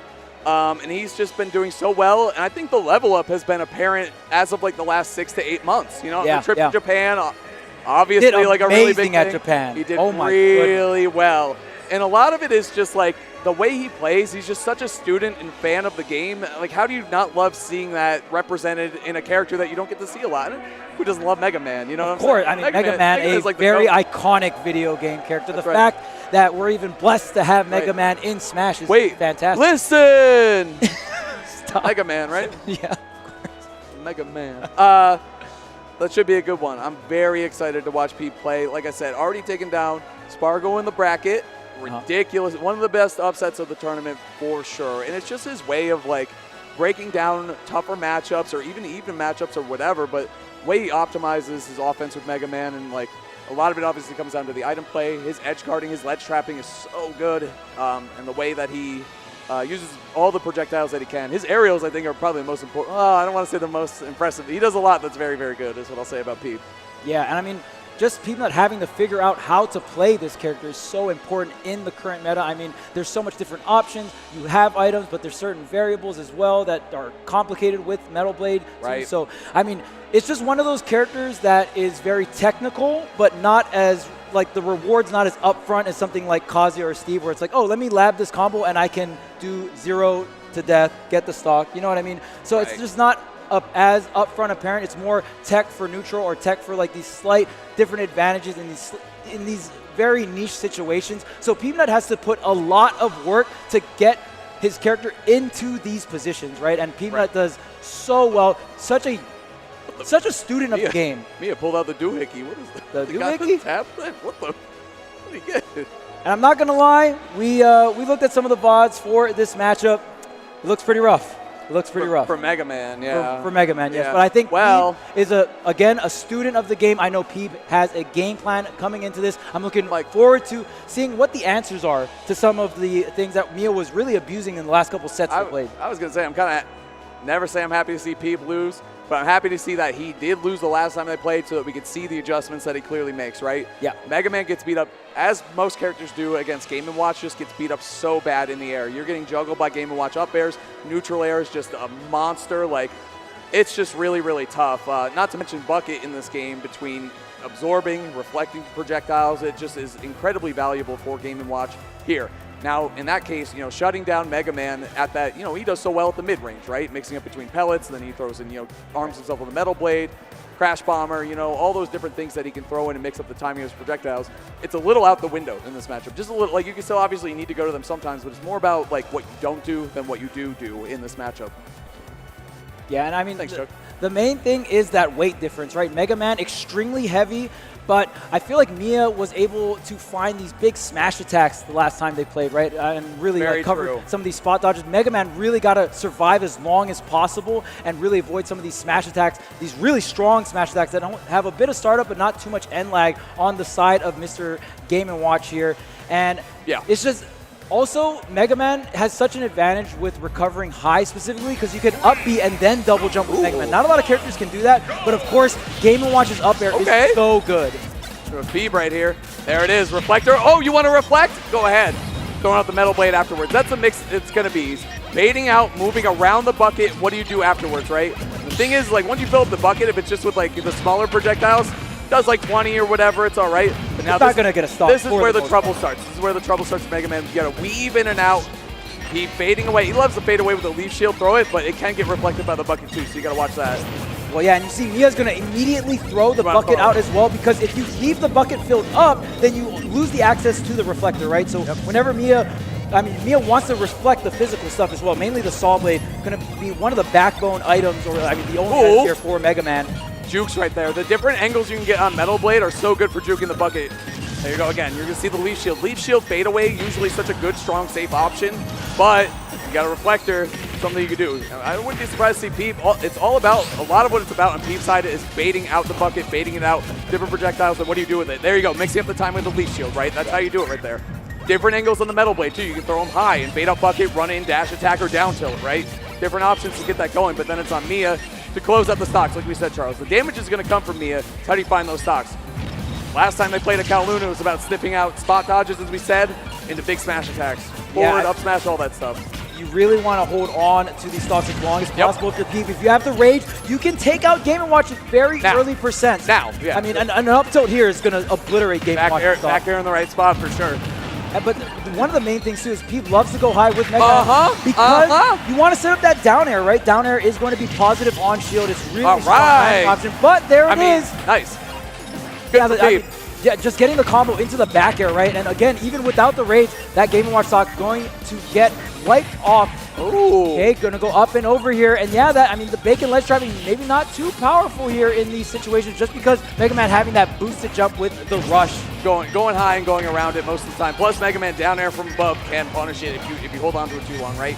So like you said, it's going to be more about catching the landings than it is setting up at the ledge. I think ideally Pete for himself does not really go to the ledge a whole lot if he can avoid it.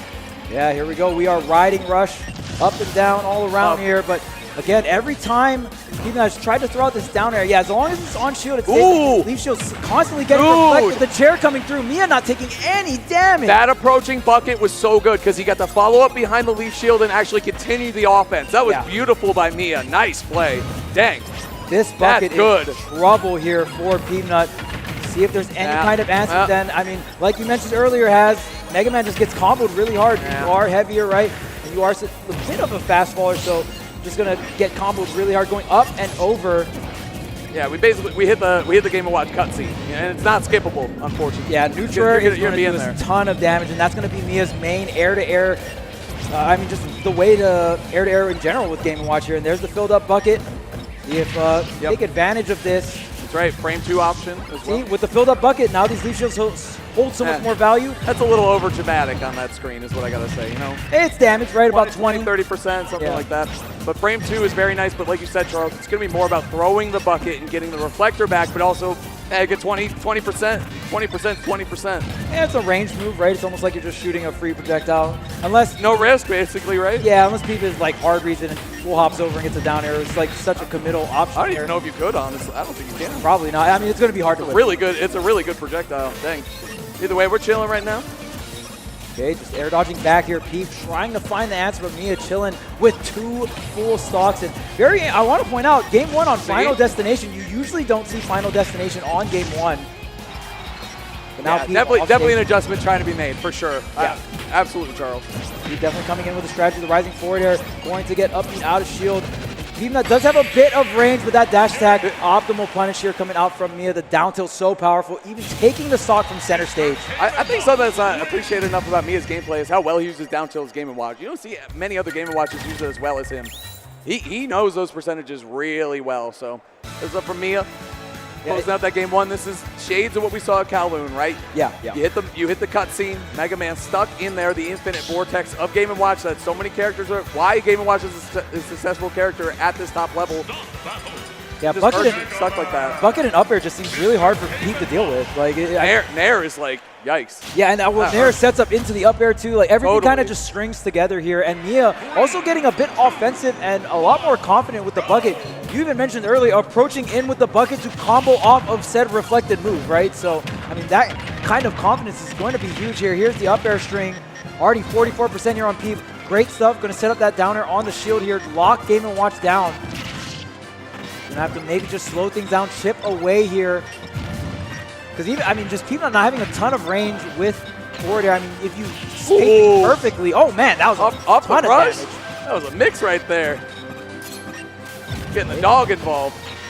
Oh, and you can cancel the Leaf Shield if you have Metal Blade in hand. Just go ahead, throw the Metal Blade, and it'll cancel Leaf Shield. And those are the baits that we're talking about. You want him to pull up Bucket because he's susceptible to all your other attacks, but you've got to ditch the projectiles. You got to make sure that you're clear to hit him there. You got to get creative. Okay. Footstool into the Leaf Shield.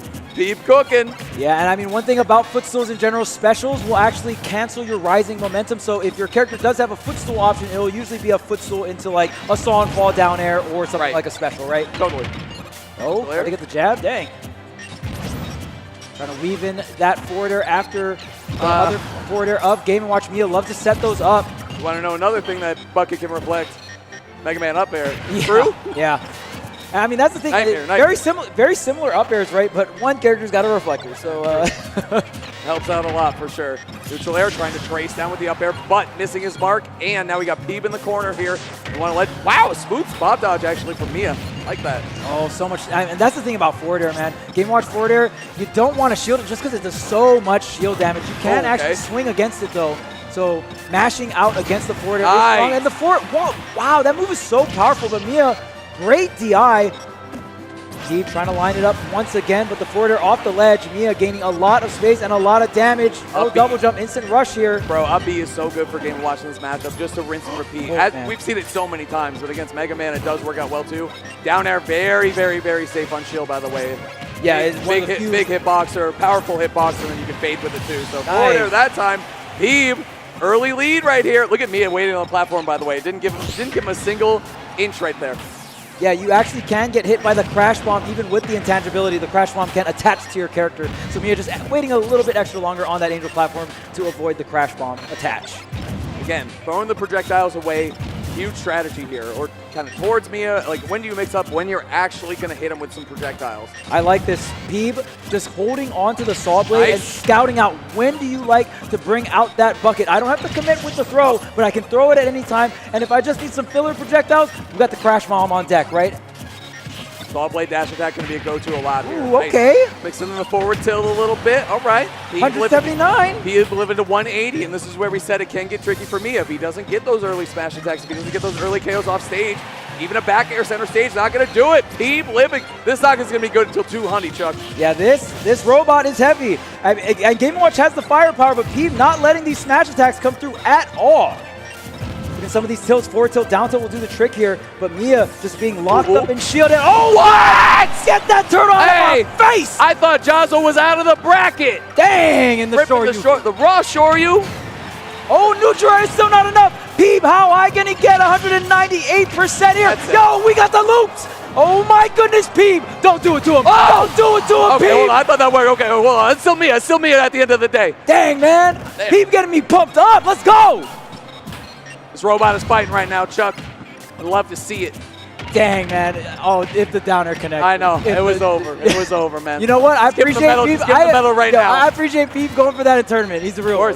He is a real one, bro. Absolutely. Anyway, that's Mia still at the other end, though. You got to get up pretty early to trick him with something like that. You know what I'm saying? Yeah. Restock Mia. You deserve a Supernova meta just for that, I think. And we talked about the damage output. Peeb still has to close this one out. I mean, Game & Watch has so much great combo starters. There's only like 2:45 on the clock, so I mean, it's gonna. I mean, Mia's got to start now for sure. I think I've seen Game & Watch's toss in the air anime. Did you see that? Oh yeah, it's chilling. Okay, the Crash Bomb online. That's gonna auto fill up the bucket, but yeah, I'll have to automatically use it here. Wants access to the reflect. Trade back and forth. Great spacing from Peeb. Ooh, just the one lemon here. And I like Peeb just really spacing things out. You can't really go into that autopilot, just throwing out all these zoning projectiles, right? Well, you can already see Mia is still. Oh. No way! Really? It's 2025! It's 2025! How are we jumping? Look at Mega Man up there. Ejecto-cito. Jeez. See you later. Yo, Mia was like, you know what? Let's go game 3. Oh, yeah. I should have just let you hit the down air, actually. I'm gonna hit this jump real quick. Well. Oh, my God. Not how we thought that game would end, but here we are. You know what? It's unfortunate, though. It's like, dang, that could have been a much more efficient stock for Peeb. You know, like, now you're going to remember not to jump out of it. Maybe True, maybe that could have helped me in game 3. Yeah, if you're going to get a freebie up air stock, a freebie up air stock as a Mega Man main, it's like you probably get one a set or something. Hopefully. What's the opponent doing if you get more than one? Where have they been? What if it happens again, Chuck? I am now nervous for Mia. I'll be very happy if it happens again. Nice. I don't think it's going to happen. Well. All right, game 3, and the adjustments have been made. Peebnut reacting so well right now. Yep. Yo, that back air, the up tilt on the back air has. It had been at least 4 games in a row since Peeb had taken a game, so that's great. Great for Peeb. Back on the board here. Nice. Wow, very good patience there by Mia. Reacting accordingly, too, to the down tilt. Okay, I like this counter pick. We see Smash Bill is picked here. Mia wants to get up close and personal real quick. Ooh. Small stage here, and that center platform is going to control a lot of just center stage control in general. Like I said, sometimes it's about the shots you don't take, right? Yep. Running in, raw grab, holding shield, any of the projectile in his hand. That was really good by Peeb. Got a bucket. Oh! Whoa, he did full hop over it. Hey, not down there, though. Not down there. Not down there. We'll take the forward there. We'll take the forward there. Look at that, man. Peeb, and again, it's all about like the bait and switch. Like, oh, you think I'm going to projectile, so you bucket, I'm going to come. Oh, you think I'm going to throw an aerial, so you shield, I'm going to run up and grab. He's cooking right now. Peeb, this is such a mixed game right now. The trading back and forth.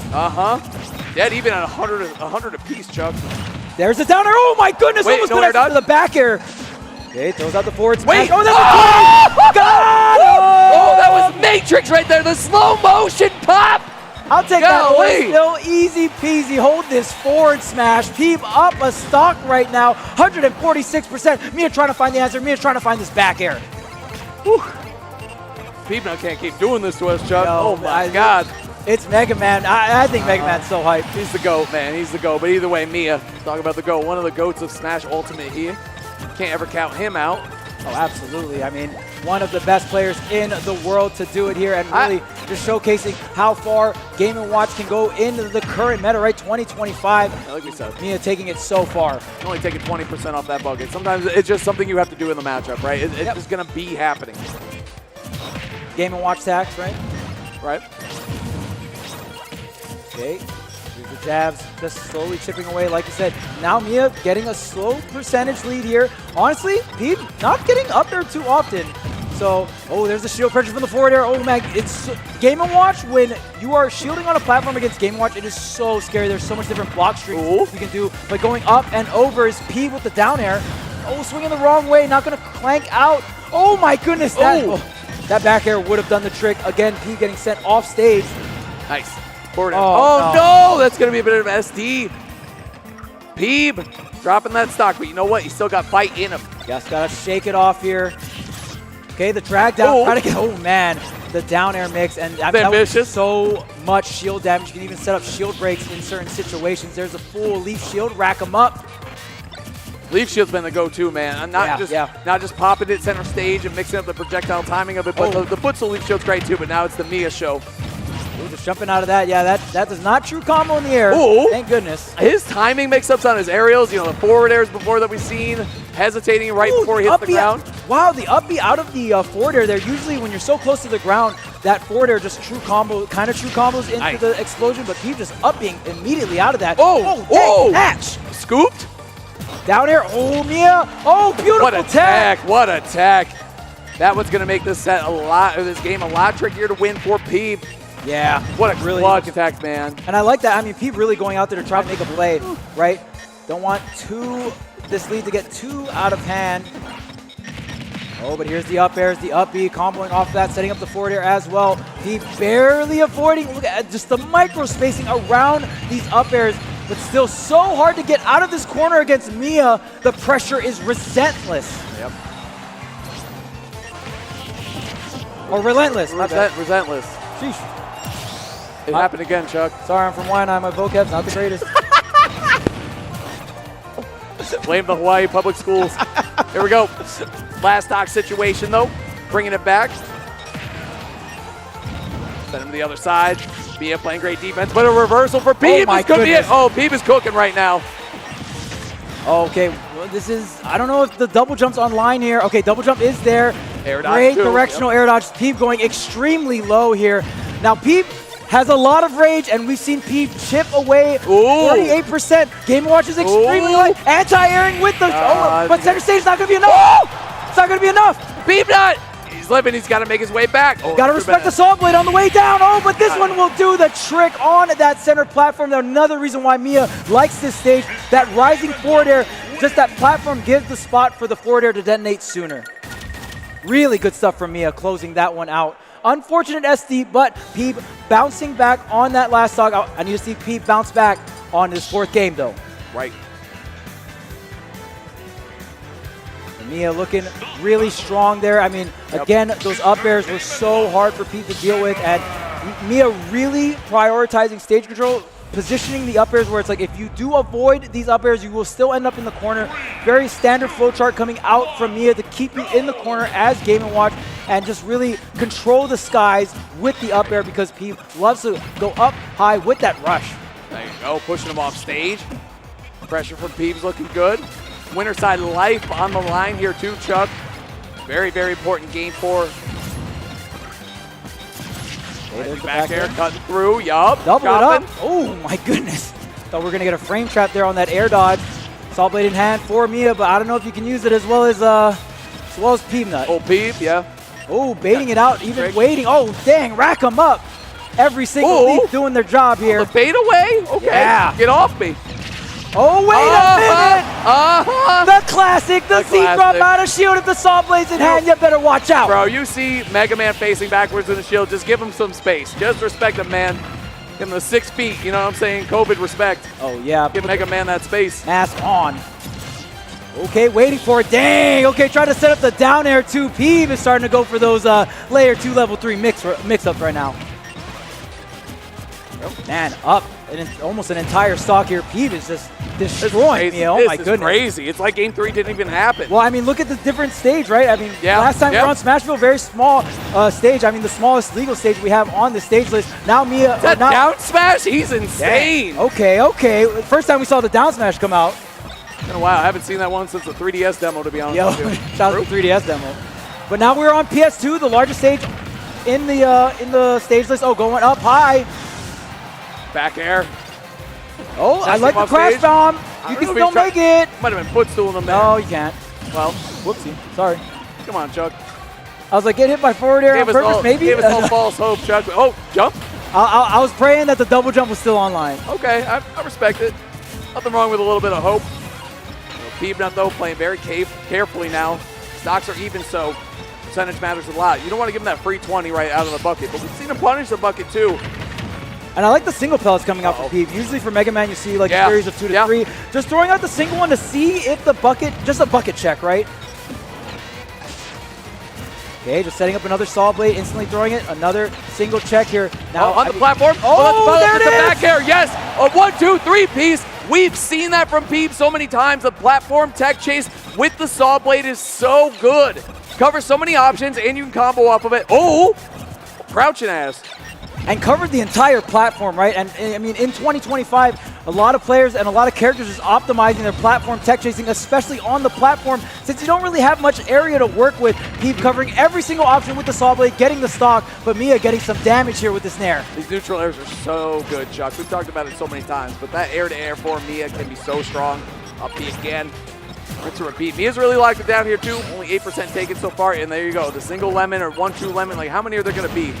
Ooh, weaving in some forward airs, interrupting the startup here. Game & Watch has some incredible moves like neutral air, but you really want the tail end of that move. So interrupting Game & Watch before the nair comes out is so important. I like it too. It's like, it's not necessarily about the damage the lemon does, like that's great, but it's about shutting down and disrupting the momentum more than anything, right? And making him feel desperate. Am I going to throw it a bucket? What am I going to do here? Do I keep trying to jump? Do I just shield? Like, all these different things that Peep is doing. Oh, that's it. We're going to a game 5, Chuck. We're going to a game 5. Metal Blade conversions on lock. Peepnut, last time they played, got swept. He said, put those brooms away. I've had enough. Yeah, and I love how Peepnut throwing out the single pellet check, then even sometimes mixing it up with the saw blade angled in a 45-degree up. So even if Mia brings out the reflector, the bucket on the ground, it's not going to hit. But if Mia takes to the sky to line up in there, we see all these different options getting covered here by Peepnut. You already know this was premeditated. Like, Peepnut coming up with a plan for this matchup. That's why I love to watch Peepnut play, because you get to see all these game plans come to fruition. That's right. You know, in the neutral air, it's something that's easy to resent, but I don't think he resents at all. You could say he's resentless. Oh, damn, man. Pretty good. I messed up, huh? You did good. Yeah, we got there. Education, Chuck. Here we go. All right, game 5. Game 5, and we're back on to Smashville here. We saw Mia have a ton of success here, but I think Peepnut making some great adjustments, and those adjustments wasn't just because of the amount of space. So I'm looking forward to see how Peepnut kind of brings and transitions those adjustments onto Smashville here. They're not even going to have enough base knockback to not get punished. Got punished, yeah. Yeah, that ain't Luigi dash attack, man. Keep coming through. Yeah, a lot of people say that about Game & Watch's bucket. Certainly not. It's a lot of things that it's not Game & Watch's dash attack, but Peep shutting down. Again, the momentum, the speed. Like, Peep is really controlling the pacing of this matchup, which is so important. Right there, Peep threw out a single. Oh my goodness! Peep threw out a single pellet, and since Mia clanked with Nair, was able to whiff punish with forward air. That is an insane awareness. That was a jump scare right there. Oh my god. Peep only at 51%, reflecting the Flies, metal blade up. flies, Nice, flies. nice. I like how it tossed up and then came back down. What the? Mia! Triple berry. Great trade here. The crash bomb's online. You got to pick an option. Almost gets the normal get up with the back air going to the skies. Peep gonna get, the forward air, no! Doesn't catch the landing. Oh my god, Peep swinging like a maniac right now too, trying to get the next hit, but Mia, calm, cool, collected. Getting that forward air, setting up at the ledge. What's he gonna get? And the movement there for Peep, that's what he did so well against Spargo, right? The movement on the ground, he's running like those kids from Weapons, you know? Freaking Naruto run. There's no double jump here on Peep, just fast falling and going straight there. Right. But double forward air coming out from Mia will catch Peep off the ledge. Peep loves to go for that ledge drop into the instant rush, so maybe catching that option, not too sure. Either way, Huge first stock for Mia, but we're looking Great for the DI. Oh! Almost caught him on the roll in, though. That was insane DI coming out for Mia. Absolutely. Gonna avoid the back air conversion, and now Mia can do so much damage with Game Watch. If you have the lead in this matchup, just one connection brings you so much of a percentage lead here. That's right. Mia's survivability is going to be studied by scientists in like 30 years. You know what I'm saying? Like, they're going to be like, how do he live so long with Game & Watch right now? Oh, looking for the back air. And a lot of it is that DI, Charles. Yeah, I mean, just Avoid being so aware. Back. Oh, the shield! What's going on? So intense, barely missing the saw blade here. There's the bucket check and build up, ready to go. There's the air dodge, and Mia has gotten to this percentage range where it's so difficult. Oh! Okay, both players riding the rush up. Anything to take a stock right now. Jabs coming through. Take the damage. Got the bucket still, too. That's a free 20 when you get in the range for it. And Mia is so difficult to take this stock. Throws out the forward smash. We hear the bucket being used. Okay, there finally, the forward air connects here, and the crowd erupts. Look at Peeb laughing, too, man. He's having the time of his life. I love this guy. But on the other end, you got Mia. He's not having any fun. Serious business. He's trying to win. Yeah, he's suit and tie right now. I played Game & Watch before. Not the most fun character to play as. You love Game & Watch. Yep. Okay, Saw Blade in hand. Chilling right now. I like this change of pacing. Just going to slow it down. Uh-huh. It's game 3. There's a lot of time on the clock here. You really got to be careful of the choices you make. Oh, there's the up air. Not going to get the stock, but going to get even more damage. The air dodge does get punished. Wise. Oh, I'm out. Landing with the bucket is so wise, by the way. It shuts down so many approaches right there. Ooh, dash tag to punish the leaf. Yep. The down B throw here. Again, going high. Just want to avoid. I mean, if you get up air, it's not going to be the stock. It's mainly how you land. Again, it's how do you take the stocks is the key thing. Rising forward air out of shield, though. Except from Peeb. Okay, just throwing the Saw Blade down on the ground. There's the, going to be able to cancel it, but does it. Wow, oh, but the back air. Oh, man. He needed one more hit from that turtle. He did not get it, and now we're in this crazy situation where Peeb could just take the lead right now. Yeah, I mean, if Peeb get a little bit more damage in, there are setups like the back air drag down up tilt. We've seen, I don't think we've even seen that confirmed yet. Oh, he tries to get the down air for the trade with the forward tilt. Peeb not having enough frame advantage, and Mia taking advantage. Very smart button choice. If it trades, you're golden. If it hits and you don't trade, even better. Like it was a great choice there by Mia. Very calculated. Oh, try to get the empty landing mix-up, but Mia said, no, I'm out of here. And there's the drag down, but it's not enough rage, not enough damage. Mia catching the Saw Blade. There's the crash bomb. Okay, Peeb not committing pretty low. Great directional air dodge. Wait, careful with those right here. Got the bucket ready to go, though, so it's all good. Oh my God! Yo! Oh, Mia felt that one in real life. We got Game 5, last stock, one stock. Oh my goodness, this is so close to Mia getting the first opening. The fish are here, Charles. The fish are here. They be biting too. The turtle's out. Yeah, man. Mia getting aggressive. Bringing them to the aquarium, the turtle and the fish coming out. Spacing now. Okay, we're chilling. Throwing out the crash bomb, throwing out the checks here. We got the Saw Blade in hand. Little 1-2 lemon here and there. Taking the time, 65. Not too bad as Mega Man. Again, you're really heavy. The directional air dodge in, though, is going to get hit, but not comboed and followed up on. Mia's locked in. Like, this is looking really good for Mia. Mia is not giving up center stage. No. He's playing perfectly right now. This Smashville platform is all Mia all the time. Yep, there you go. Oh, tried to catch him. Maybe thought he was going to attack right there. Get caught on the platform. Okay. There we go. The checks here. Uh-oh. I will say there is now 1 minute on the clock here. What the chef? Mia! Wow, barely getting back on the stage. Ain't no way Peeb is alive right now. How is he living? Oh, there's no double jump. This is real bad. You just have directional air dodge, and Mia will close it out. Mia just holding center stage the entire time on Smashville, and Peebnut could not do a thing. Down the final stretch right there, Mia just pulled ahead. That last stock was the most dominant one we had seen. That was amazing. What a way to lock in, like, really treat a match like a set. I'm not just fighting for my life for every stock or every different hit. It's, I have learned so much. Let's come down to this final test that we have together. Here's what I got, and it looked unbeatable, honestly. And that's what, when we watched their set at Kowloon, it looked like a lot like that last stock. So you got to give Peebnut so much credit in how far he's come in that matchup. And as you saw, it can be, it's really tricky for Mega Man. It's not a standard matchup for him by any means, mostly because of bucket, but then you add in a lot of different things like how he can get edge guarded, how he can just lose stocks off of smash attack, stuff like that. It's just like, how do you approach, how do you deal with Game & Watch as Mega Man when your normal game plan doesn't work? And we see that with so many characters across Ultimate, right? 1,000 characters in this cast, however many it is. You're going to run into some matchups where you can't play like yourself.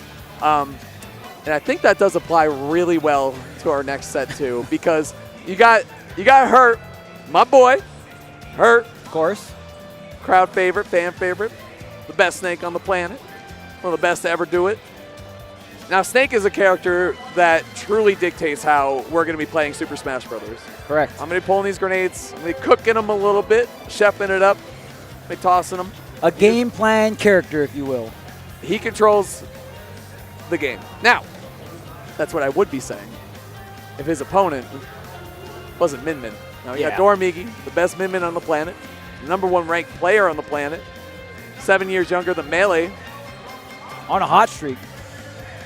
Has not lost a game in a minute at this tournament. Now, I'm very happy to see that because, again, I've been seeing Twitter, see people saying, no way, Dormigi should be ranked #1. I don't know, man. Goes on the streak. He responded. Oh, on the streak that he's been going on, winning the sets he's been winning, beating Shattuck on the way, who's a player that has taken sets off him before, or taking at least one set off him before. Convincing W's. That's a good way to put it, Chuck. Convincing is a good word for it. So I'm excited to see this one. Last time they played, it was a 3-0 in the favor of Dormigi. You could see how this game plan for Snake can be very, very tricky, right? Yeah. Huge part about it, Charles, as we actually talked to our good friend Gavin. He used to play this game. He used to be pretty good at Super Smash Bros. Ultimate, but his ass retired, so see ya. We were talking to Gavin about it a lot, and he really gave us some good knowledge where what we're going to look out for, chat, Snake's shield is a big part of this. Normally, Snake's shield, it's going to get whittled down a little bit naturally because he'll be cooking grenades, holding them. They're going to be exploding on his shield when people hit him, all that stuff. Shield's going to get whittled down. But against Min Min, that's a big problem because there's a good chance you're not going to be close to her a lot, and then you're susceptible to things like long-range pokes from Ram, right? Shield poke, even shield breaks if they go with a Megawatt or something like that. So you got to watch the Snake shield a lot. Or, hey, if he goes Sonic, Chuck, because we did see in the last game that they played, he did go Sonic. Could go Sonic. I don't know about that. Shout out to Gully. What the? Yeah, it's like the fakest ad ever. Get that out of here, Hurt. What are you doing? They didn't pay to be there. Get them out. Hurt. Put the cup down. Put the cup down, Hurt. Get rid of it, my boy. Okay, another narrative I really do want to push is, because of You introduce them to getting the. They didn't pay for that spot. EE, get it out of there. Get it out.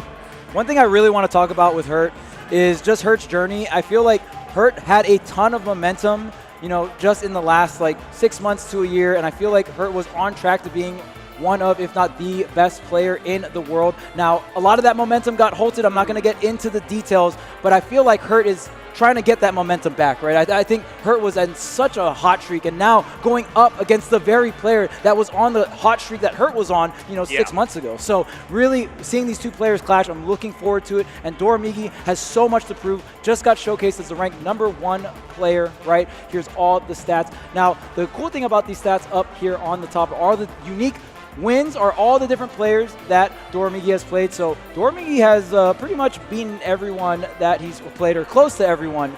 You see all the unique wins there throughout all the different events. Really cool stuff. Shouts to all the stats here that we have at Supernova. Shout out to 3K, man. Smash You award winner. It's a very exclusive club. Very hard to break into that. Yes, sir. Yes, sir. Right, Chuck? I don't got one, man. Well, but it's all right. So next year's your year.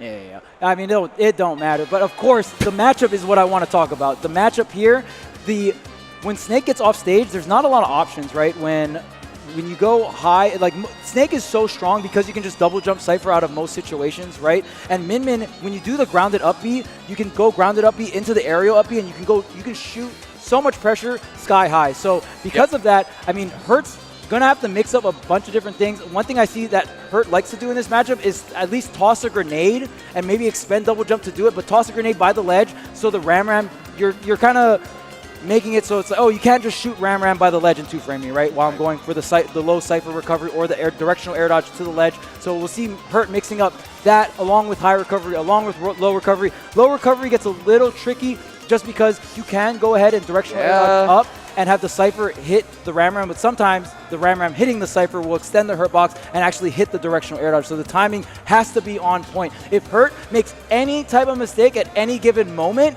it's going to be so hard because Doramigi, you've seen the execution this entire tournament. When Doramigi hits anyone, any character, like the stock is just done. It melts. It almost reminds me of Mia's advantage state, but it just happens a lot faster just because Min Min hits way harder. Min Min is a destructive force to say the least. I mean, we've seen tech, you set up the tech chase and you get guaranteed follow-ups, right? Because you charge one of your arms and you throw it out to cover, the long escape option, then you charge, you get the other one going. There's so much you can cover on the ground with this character, which is super important. I drop tech. Stuff. What's that? I drop tech. Oh, there you go. Kananabe. My boy. Yeah, true. Shout out to the GOAT. Kananabe. I'd be doing that before big work meetings, you know what I'm saying? There you go. I got to get ready. I got to get juiced up here. There we go. Well, we know that Hurt is locking in. Getting ready to go. Doramigi #1 on the planet. And it is going to be Sonic, actually. We did talk about this. Exactly what we wanted to see here. We knew that, chat. We knew that. Anyway, throw everything you said out the window. Yeah, we're not even going to see the fake. And the crowd has realized. So, yikes. Hey, man. Do what you got to do for the W. Absolutely. So where Sonic does really well here is that initial ground speed. Now, you're not going to see a lot of traditional Sonic gameplay. You're going to see a lot of running, shielding, and stopping, right? Yes. The main reason why Sonic is picked here is not because, I can run away from my opponent and start charging. It's because Sonic can close the gap and pressure Min Min up close. Yeah. And then the offstage is ridiculously good for Sonic, right? That's right. And I'll also say that this is not going to be a standard Sonic match. Like, it's still going to be a bloodbath because Min Min's up screen. There you go. Run up grab is very good. But yeah, offstage, I think Spring is such a nuisance for Min Min, to say the least. Now, edge guarding coming through. Oh man, the Dragon Laser to force the air dodge, but able to get through. Yikes. 138% still off stage, is hurt. Yeah. Oh. Okay, but the homing attack not going to connect. Homing attack. There you go. Oh man, this is a really bad position. Spring forward. There are so many different options, and you're just not going to be able to make it back. Sonic, one of the few characters that can throw a projectile downward with that spring. It's going to be so good for when Min Min likes to sink down low, and the arms can't really cover that. Yeah, and a lot of it is, like we talked to Wrath about this matchup too, the edge guarding is king here, so there we go, neutral air, you just want to put Min Min in this corner. Sonic, great ledge trapper too. Min Min very weak at the ledge. Homing attack, forward air, back air. Sonic is going to have great options off stage, and so far it's working out really well for my boy. Yeah, so you see Hurt like this covering ground, just going to have to shield some of these arms or jump over the arms and whip punish with things like homing attack or falling aerials, right? So great stuff coming out from Hurt, and even getting some charge here. You don't get to charge too often. Ooh, nice. But Hurt is weaving it in. That's going to be the strong. It's worth it. Oh, I guess. No. It's not. He had a huge stock lead. He should have made it back. Oh, was Hurt at low percent? Dang. He's at 0. Oh, dang. The lowest of percents, Charles. True. Hashtag not worth. So spelling, counting. It's all hard. It's all good, Chuck. You got it next time. I should have looked at the colors. Oh, that's it. It doesn't matter. You were right. Hey, it was worth it, Chuck. Actually, you were right. I test. Worth. Good Lord. It's all about the long game, all right?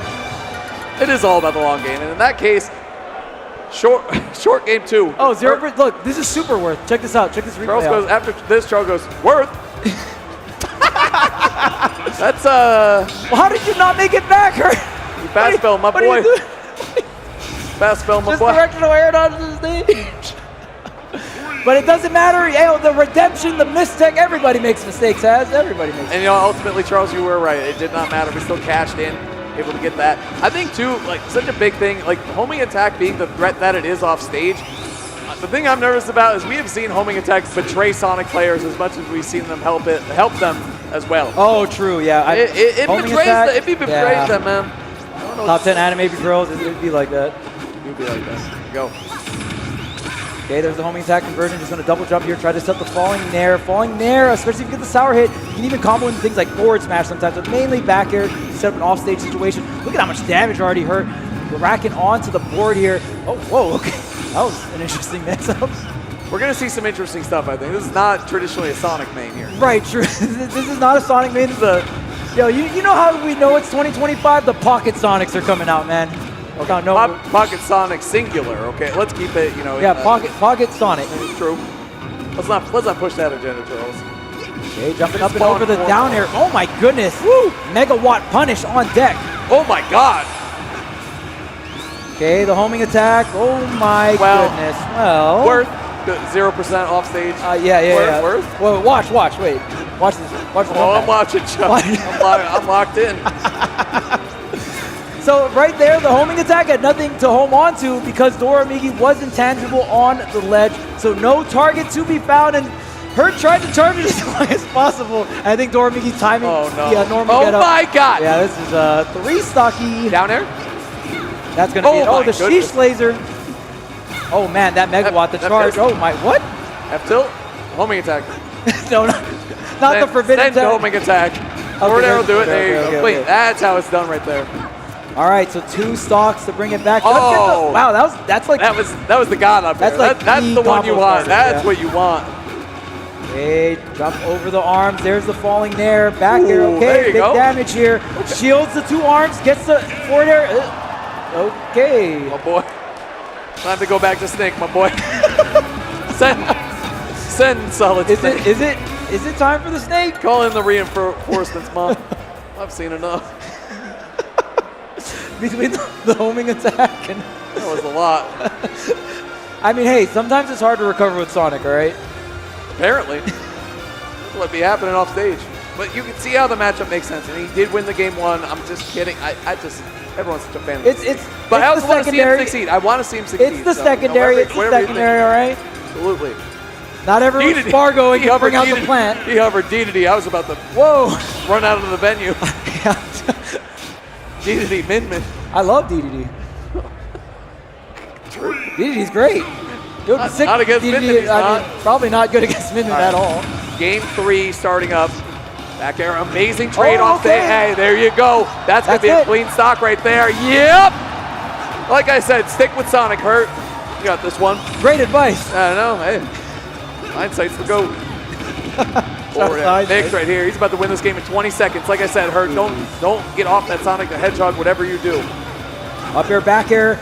Go, again, just the combination of the forward air. You miss the forward air, you have to spring out, right? If they end up going low, you use forward air to cover high. Very simple and very effective here against Min-Min. And this is why, again, Dormy getting ranked number 1. Min-Min is a character that's very strong, but also a character with some really bad matchups too, right? Yeah. That's very true, Charles. Didn't see a lot of them so far, but either way, like, Doramigi's just been unstoppable. But forward air's fighting through. Kalos is the counter pick. A lot of stage great counter pick, yeah. Oh, there's the nair. Back air, sour spot though. Oh, try to get the drop zone fair. Not going to connect. Oh, but catches the high jump. Double arms coming through. Not going to connect. Hurt back on stage and the quick forward air. Ooh, you see him one stop up a little bit at that one. Okay. There you go, Hurt. Feeling himself. Okay, grab. Forward throw. Huge opportunity here. You get the wall jump too, right? You get the mix with Sonic just a little bit more. Like the idea from Hurt. So far the stage is working out, and we got a tie game. Oh yeah, and I mean you were talking about it earlier, off by, but just Min-Min with tech chases, right? Because you have both arms, you can just cover every single option on a platform, off a platform. It is so good here for Min-Min. Okay, the Nair not going to get punished. Min-Min not going to have too much options here from all this shield pressure. I'm not too sure if up smash is a true punish or not, but gotta have the quick reactions if so. Ooh. Dangerous up here. Oh, the Mega Wall wants to punish. Okay, up air, back air. Oh, barely connecting there. Take it. Forward throw. Opportunity to close this game out. Oh, man. Hurt's got to be really careful. Dormigi loves to swing when coming back to the stage. So go out for Dormigi. You got to be ready to tech just in case. Just in case. You don't want to lose these stocks too early. 98% here. I mean, you are up a stock, but Dormigi, I've seen Dormigi melt stocks. Okay, yeah, this is far from over right now. Well, is what I would say. Boom! Back air. Turn that one around. Trying to close this one out. Hurt. Again, watch those arm swings when Dormigi is off stage. Those arms are coming out. Woo! There's a 2-frame. Oh, not going to be enough. I think maybe that's too early. This is Dormigi raw percentage right now, right? We get a back throw, 50-50. That's your stock. Yeah, you need to close this one out. Nice. Okay. Sneaking underneath it, though. That's how you counter it, right? Yeah. It's such a good hitbox in front and above Min-Min. So, you know, on stage, you want to kind of go high above it or run at it and then shield it. On stage, you can go underneath it and attack. That was beautiful from her, and that's where you could see either forward air, back air coming through. Yeah. Also, did not go for many homing attacks. Put that out there real quick, Chuck. Yeah, true. I mean, just some whiff punishes on stage. Very safe place for the homing attack. Yeah, and again, like you pointed out, has just Min Min throwing out those arms is only horizontal. Min Min can't angle them in these different 45 degrees angles up or downward. So, Hurt just sinking really low, utilizing that double jump forward air to whip punish those arm swings. Battlefield is the pick, and it is Hurt up 2-1 against #1 in the world right now. See if Hurt can close it out, or if Dormigi's going to bring us to a Game 5 here at Supernova. Already looking good for Dormigi. Great, not just the percentage, but the positioning here. This is where Min Min wins. Still the ledge. Can't find a lot. Can't find anything, really. I mean, Hurt has yet to land a hit, Chuck, but there it is. Up throw, good damage. No platform extension, though. I think, too, as Dormigi, like, you're happy to get juggled up like that. You just don't want to end up off stage. That's where the real danger comes from. Air dodging in. Yeah. You gotta watch those Min Min panic options from the corner, whether it's roll up the ledge, which is a super important one to cover, but then also air dodge in. They're gonna get scared. That's the character's biggest weakness, of course. Hurt positioned too far out, so in that situation, you actually want to catch that air dodge with a back air, just keep rinsing and repeating off stage. But Dormigi got hit on the stage there, so now Dormigi back on the stage, and because of that, Hurt lost the stock. So huge pivot in momentum here. At least Hurt able to get some damage with the forward air, just not gonna connect. Another chance, the homing attack coming through. I'm getting nervous every time. Can he make it back? Okay, both players back on stage. Does get the hit, the forward air whipping once again, but Dormigi, oh my goodness, with the rage, the ram, the dragon arm, true combo, and this is looking like we're going to Game 5. Well, unless? You gotta lock in, Chuck. Here we go. We're talking about Hurt here. Oh, up air rising, more platform pressure. If you just slight delay on that up air, it could have got even more damage to Dormigi with the neutral tech. Up air not fully connecting, the wave went down, gonna get punished. Dormigi, 4 hits in a row, the arms are swinging. God. Dormigi heating up a lot, but Hurt, he's able to steal a stock right here. Wait, the spring! The spring! Oh, again! That's that op. Dormigi's taking the double jump there. You gotta watch the roll, though. You gotta cover that one. Min Mins love it. Good damage right there. Dormigi actually DIing in to not get hit by forward air because, hey, you can take some extra damage, but you just don't want to be off stage. Great navigation. Normal get up. No punish coming out from Hurt. Staying in shield. Dude, this counter pick is so good, by the way, for Dormigi. It's just been working out. Back throw, opportunity for Hurt to tie this one up. You can take this stock. Oh, no spring. Just going to go for the directional air whiff, grab. Oh, snatch him up again. Spring, and that's going to be it. Oh, no, it's not. Immediate. Need another one. Yeah, at least one more. Forward air. Forward air's really been working. Again, that assault starting low, covering the low option, then going high with the spring. The edge guarding for Sonic really is the X factor here. Here comes Hurt. He's marching towards a comeback here in Game 4, Charles. Okay, spinning on down, 83%. Dormigi was up a clean stock here, but with the edge guarding, Hurt was able to bring it back and not taking too much damage on the way there. Here's the falling up there into the back air, just keeping things real simple here, not going for crazy platform extensions. The charge on the forward smash. Can you get it? The air dodge. Oh my goodness, so close, but Dormigi with the clutch air dodge. Dash attack coming through. Hurt, his opportunity to steal this set away. Back throw. It's going to be close, Chuck. Can you make it back? No, not again. Not like this. Not like this. Okay, he's back, Chuck. He's living. Jabbing through, back throw once again. Sonic ready to edge. Go, get off of me. We're going to a Game 5, and that's a pop off from Dormigi. Oh, man, Hurt gotta be like 0-2 or 0-3 right on there. those stage Oh my man. God, he is thirsty. Good Lord.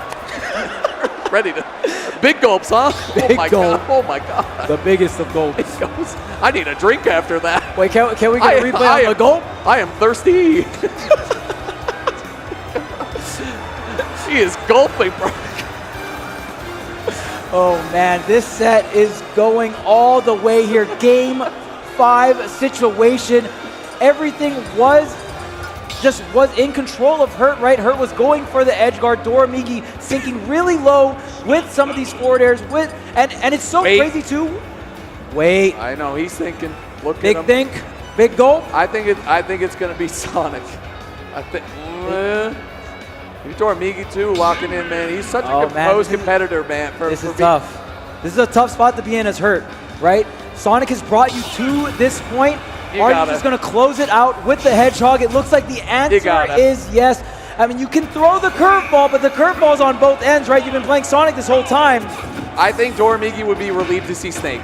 You know what I'm saying? Yeah, I think you got to go well, with the Sonic. honestly, Hurt is just like really small mistakes that lose the game for Hurt. I think Hurt has been playing well. It's just the minor things like missing text and stuff like that, right? That's right.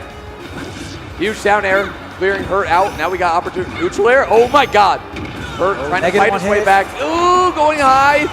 Opportunity here. Amazing trade here for Hurt, but oh man, Hurt getting really aggressive now back onto the ledge here. The Megawatt trying to catch that ledge up, the parry into the nair. Still not going to get too much of an opener here. Since you are rising with this neutral air, you're not going to really get a combo off of it. Usually Sonic wants to hit the falling neutral to get that 2-hit combo to get Dormigi off stage here. But all the trading back and forth, eventually Hurt did get back on the stage. You can see why it's so important to cover the roll there. Like, just standing at that oh my God, big punish. Great reaction right there from Hurt. Forward air off stage, does not matter. That's a frame trap. Pumping the fist. Someone get this man a drink. We need to see those falling fair frame traps into the spring. Oh my goodness. 140%. Can you make it back? I don't know about this one, Chuck. I think still alive. Oh well. Jeez. Hit the laser right there. Extender, forward tilt. Pressure right here. Dormigi just clearing that space, staying center stage as he does. Dominating the space, Chuck. There's so much on the line. Who is going to be winners? Oh my God. Winners finals here. That was a great weight out of that spot dodge. Huge damage for Hurt. Now we're in a situation where grabs can start putting Dormigi off stage, which is amazing for Sonic. The second stock is so pivotal coming in to the final stretch of this game 5. That's exactly what you want to do. Careful, do not hurt. That's it. That's another stock, and Hurt's back on the stage. OST, last stock situation for Dormigi, #1 player in the world, and we got a tie game. Okay. Let's close. Oh, jab one. Okay, Hurt. Okay, I see that hedgehog. Okay. Dang, the jab one into the falling up air, exactly what you need, and I think the combo game has been leveling up throughout the set. Oh my God, yeah, the hedgehog is cooking, that's for sure.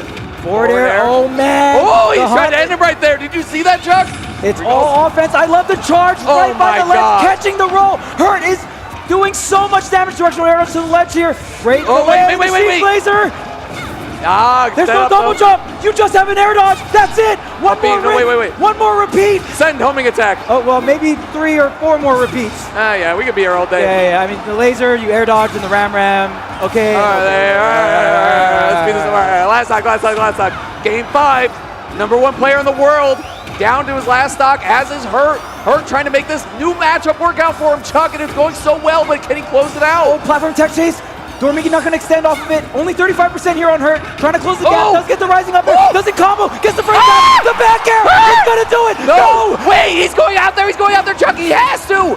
Oh my goodness. Catches cover the roll. I'm telling you. Dormigi. Forward tilt will do it. Forward tilt, I know we're going to go. He missed it. The forward tilt not connecting, Chuck. We are still alive. Dormigi fighting back. You can't give Dormigi an opening. Oh my God. You can't give him an opening. Don't do it. He's got his opening, Chuck. What's going to happen? Oh, no. This is bad. The Megawatt. This is max range. Min. Chilling right now. Trying to find that next big hit, Chuck. Who's going to get it? The dash attack. This has been all Dormigi the last 10 seconds. What's going to happen? Is Hurt going to fight down the corner? Back throw. I think that's going to do it. Yes, it will. Hurt taking that one down. He couldn't have closed it out earlier. Oh my God. Down to the wire. Dormigi gets the opening, but Hurt survives. Oh my God. Just gets back onto the stage, finds the back throw, and is able to take the set. It's going to be Hurt that takes down the rank 1 player in the world. Winners finals is Hurt, and it's not on the snake. It's on the Sonic. Wait, why is he hugging Apollo Kage? That's not a Sonic, man. Get Wrath up there. Where's the Sonic man? What the heck? Get out of here. Real fake Sonic. Yeah, where's Ken at? What the heck? Where's Ken at? True. Wow. I mean, okay. Gee, y'all heard the crowd when he went Sonic, right? Like, I get it. You know what I'm saying? Like, we look at this top 8. Oh, it's going to be Hurt Snake. That's going to be amazing. Told y'all, it's still going to be a great set. Like, they were against Min. Like, the thing I'll say about Min, the sets are fast. Like, they're going to happen quickly. It doesn't matter who's on the other side. Someone's losing stocks very quickly. Someone's going to die. Like, that's just what it is. And, you know, honestly, like, truly, I know we made jokes, but, like, sticking with Sonic and still going out for edge guards after throwing away stocks, after SDing, after, like, putting himself in bad spots, after missing techs, Hurt, true perseverance, true determination, and sticking with it. You know, we thought about it. Hey, the Snake's ready to go for the next set. That's for sure. I'll tell you that much. But the Sonic does it this time. And we, you know, Charles and I were studying the last time they played, and we were like, he went Sonic game 3, and Charles was like, I don't think he's going to start Sonic. Like, there's no way he starts Sonic. Like, I think he's going to go Snake, which is the totally Sonic fair. came out game 3, like, oh, you were down 0-2. Try it, yeah. And then you tried it. It didn't work out, but it was close. It was last hit, though. Like, it looked worse than it ended up being. Yeah, it felt doable. But it definitely was like, I think Dormigi needed to destroy that Sonic that day, or else he wouldn't face him to, you know what I mean? Yeah, like, it's like, damn, I'm going to have to face the Sonic all the time, and for sure that's going to be locked in forever, probably, forever. Like, that's, and, you know, what a strange character to try to pick up. You know, he's not a conventional character. You can't be like, oh, he's kind of like a Swordy, he's kind of what. You got to commit, and Hurt did an amazing job. I mean, he's such a great player. He optimizes Snake so well. No doubt that he can learn any character in the cast, but to make it work against the #1 player in the world, that's my GOAT. Hurt.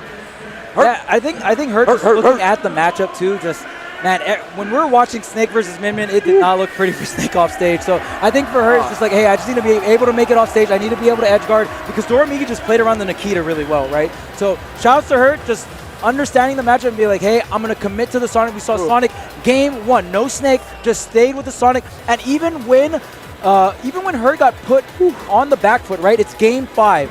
Who are you going to go? Your main that you've played with for so long, your favorite character, or what? Sonic, the counter favorite character. Right, of course. But it's just like, you just got to give it up for Hurt. Obviously, it's hindsight, he won the set, but Hurt stuck through with the game plan.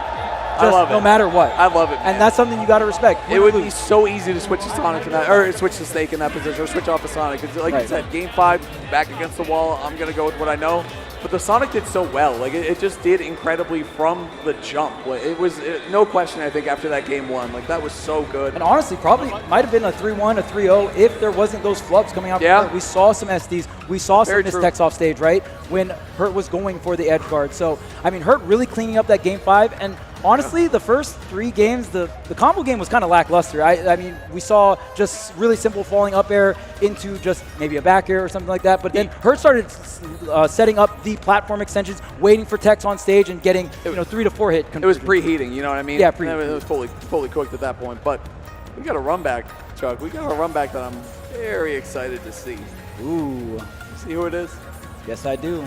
Well? Yes, I do. We got Spargo versus Peanut. Both these players putting on quite the show this entire tournament here at Supernova. Peanut going game 5 versus Mia. It was so close. But now here in the loser's bracket up against Spargo, and this is going to be the run back. Peanut is the player that put Spargo into the loser's bracket, so this will be a very interesting set here. Yeah, we said that too. Spargo's going to be the toughest test for many, many, many players in this bracket. I think Peanut was one of those included too, right? But able to take him down in a set yesterday. Huge upset, like we said, one of the best of the tournament, one of the most exciting of the tournament. You got Mega Man against Cloud. It's going to be an interesting matchup because it's a whole different tempo and pacing that you need to get used to playing. Spargo's a very, very fast, unforgiving player to play against, so Peeb really needs to pick his spots well. He cannot autopilot one little bit, right? Yeah. And we'll see what the strategy here is for Peeb off stage as well. I'm going to go ahead and use that Z-drop. And the one thing that's great about Z-drop out of shield, it is quick, but there's not a lot of range, and I think Spargo going to be very aware of that, right? So, the Buster Sword is quite large, so these forward airs, these back airs, going to be spaced. I don't think the Z-drop out of shield is going to be too relevant unless Spargo going for some crazy cross-ups here. Already doing a ton of damage, 102%. Almost catching that air dodge, though. Pete getting back on the stage. Chilling right now, setting up center stage. This is what it is, taking our time. Got a long set here. There you go. Going to see that leaf shield come out once again. Trying to disengage, and it's again, you want to keep Cloud at that, further than sword distance is like the easiest way to put it, right? Yeah, and I mean, one thing I will say about this matchup, Mega Man being very heavy, but Cloud hitting very hard. So some of these characters that rely on weight, Cloud can kind of sneak through, but the back air, dash attack are quite stale here. Whoa! What was that move? I don't. Peeb not going on. It does not matter, Charles. The stock is gone, and there's 44 actually coming out from Spargo. Like we said, the aggression, like the tempo he plays at, it's so fast. Yeah. Cloud fits his playstyle so well, dude. Oh yeah, getting rewarded for the speed, right? And Cloud just has so much great pressuring moves like the back air. Nice. There it is on the platform. Not a lot of places to go there, and Peeb going to take advantage of that. and get the up tilt. That's right. Right back at it. We set Pete, very, very clutch player, very wise. Great at hitting his different Mega Man conversions off his projectiles. Falling up air. Golly. Man, racking it up. He's on fire right now, Chuck. And Fuego. You're seeing such a different Mega Man, too, from the last set, right? Just because you're not dealing with a reflector, but now you're just dealing with a character with a very, very long range and hits very hard. So Pete changing up the strategy quite a bit here. The Crash Bomb, going to just trade real quick or just hit Pete, get back on stage. That down air was so close to connecting. Okay, forward smash. Catch the wait, hold on off stage. Yeah, you got the limit, though. He had the limit, though. We'll take it. Put the back air, cleaning up the stock anyway. Spargo getting another stock lead, Chuck. Yeah, you got to watch for those runoff back airs from, like, run off the platform. Any kind of aerial from Cloud, right? You get that fire.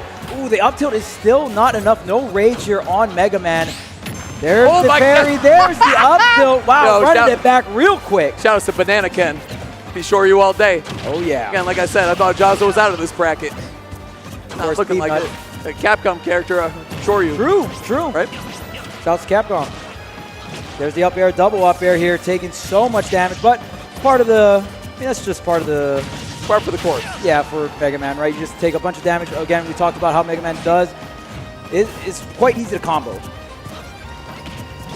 You're taking damage, but I mean, that's why they make you a heavy body, right? It's just one of the things that comes with the territory. Yep. Shielding all the projectiles, setting up at the ledge. Not getting caught by anything foolish here. Spargo trying to close this one out, as he's done many times. Limit at the ledge. You got to pick an option at some point. Surgical. And Spargo's so damn good, he's just going to cover them. Like, he makes it look so easy. I dare any of you to pick Cloud against Peanut. You know what I'm saying? Like, it's just a whole different ball game, but Spargo's just that guy. Yeah, and I mean, it's a reason why we don't see too many other Clouds getting the placement Spargo gets. I mean, Spargo does have other characters on the roster, but Spargo really putting this character on the map and showcasing, how strong this character can be, how relevant this character can be, especially with characters like Steve running around, right? So it's really cool to see Spargo coming through, looking really clean here for Supernova and getting the run back against Pete. Starting things off strong with the game one, but we'll see how the rest of this set goes here. Pete, strike it back. Looks like PS2 is the pick, the counter pick here.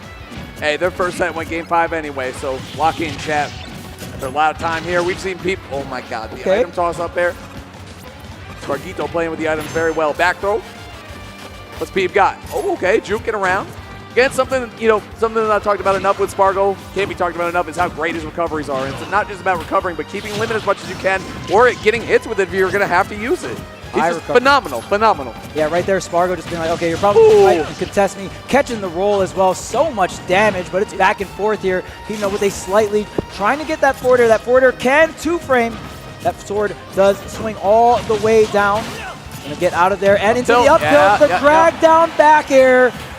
What a whiff punish coming out. Mechanical, man. He don't be missing those. It's up by Peep. That's the thing, too, is like, Mega Man. Oh, my God. Hold on. Oh, man, the leaf shield is good. The thing I like about that is you throw down the leaf shield there, but then you get to toss it, but it doesn't hit anyway, right? Like, you still get the projectile use, but dash attack, closing the gap. Ooh, great blade being there to cover Spargo as he is recovering. Peanut, directional air dodge to the corner here. Getting out of the corner so hard against Spargo. Spargo just utilizes the back air, especially with the limit. There's so many different mix-ups going real deep. Wow. Back onto stage, but it's just going to take a little bit of damage. Peanut still rocking all three stocks, 147. Big swing and a miss here from Spargo. You can see that Spargo really wants to take that stock. He went turbo deep. Okay, back air is going to do it, though. Tried and true. Can't be setting up that saw blade that easily versus Spargo here, trying to get the grab, but barely. Kind of a weird pop-up here. The defensive side B was really nice. It popped up Spargo a little bit. I don't know if that's exactly what he wanted, but you know what? It got the job done. Okay, retreat back to the corner, gets the parry. I like how Peeb just taking his time out of the corner and then fishing for things like these parries that have go into up tilt and so many other options like that. Oh my goodness, that eat up the limit. Wait a minute, the down air. Oh my goodness, the directional air was barely in range. So many close opportunities there. Peeb, the setup, and just couldn't finish the job, but he's still looking good to up smash. Not enough power on that move, Chuck. Yeah, I mean, 139%. Still not going to take the stock, but Peeb still hasn't taken that much damage. You got to be careful, though. Holy. Spargo can get one up air, and it can just mean everything here. The back air cross stage Not going to be too much in terms of positioning. Spargo going to at least get back to the ledge, but look at the patience, the empty land, the grab, and we're going far. Just throwing out the single pellet. Still able to make it back with the directional air dodge, though. These recoveries are insane. Like we said about Spargo, you got to throw some respect on his name in terms of recovery. There's a reason why Steve Mains don't even go off stage against him. But Peep able to clean it up on stage anyway. Like we said, conversions 4 days. He's got all of them across the entire calendar, Chuck. Yeah, Bro doesn't take a day off. You see how strong Rush is, especially even in a matchup where Cloud with a really good up air, but it's not a projectile up air, right? Like Game & Watch. Yeah. So we can see Peep kind of go to the sky and set up these landing downers or these fear reverse with the leaf shield. But man, the up smash call out, great stuff, covering the landing with that disjoint. Spargo. Buck 30 real quick. Already on the Mega Man. Peep not unable to find a lot of offense too in the stock. It's been the Spargo show. Again, he does such a good job responding. Really looking for a way to tie this game up, take the stock without taking too much more damage. I love the Saw Blade throw down, and then the catch into the double jump throw onto the stage. So good, but the down air going to get punished there.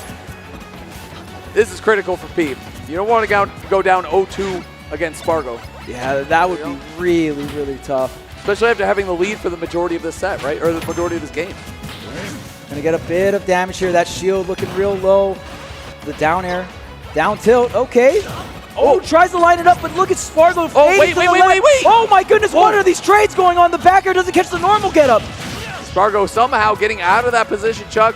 Now we got Peepnut rinsing again. Good whiff punish. Nice. Back air is going to scoop. Where's the double jump? The air dodge? Oh, not going to catch that really good angle coming out from Spargo, but Pete trying to close the distance, trying to get the pivot grab. Running all the way downtown there. Jeez. The turnaround lemon was wild. Connection. Try to Z-drop. Oh, get out of here. The swing is going to beat out the item here. Up tilt. Yep. Okay, all right, we're good. Peeb on the board. Really nice job locking in that final stock. Like we said, the momentum really could have swung in the favor of Spargo. We see Spargo, how many times have we seen him take games like that? You know what I'm saying? Oh, yes. I'm down a ton. I have 150 in my last stock. You got a fresh stock. The kid just wins. Like he does that all the time. So really nice job by Peep making this a set for sure. Yeah, he's trying to say, look, that first set earlier this tournament, not fraud. You know what I mean? Exactly. I'm on the board. Let's go. That's my guy, Peep. Yeah, and Peepnut, I mean, like the first set up top 8, fighting a top 5 player. Again, now fighting number 5 in the world is Spargo. So Peepnut really fighting against the top talent of the world. And again, doing it with Mega Man, a unconventional character. So we'll see how Peep is going to close this one out or just open up into game number 3, because again, Peep is the one that puts Spargo into the loser's bracket, right? So Spargo definitely looking for that run back, and if Spargo got caught off guard by the Mega Man pick, well, not going to get caught off again because, you know, got that matchup experience, at least got one set on the board, right? That's right. I think they're 1-1 right now in sets, Chuck, so this will be a big one. Not to mention your Supernova life on the line. Let's get it in game 3. Okay, there's the grab and the whiff punish here. Oh, I like the get-up attack. Just, again, he's not getting really aggressive on the ledge trap here and just cashing out immediately for the damage. I like it.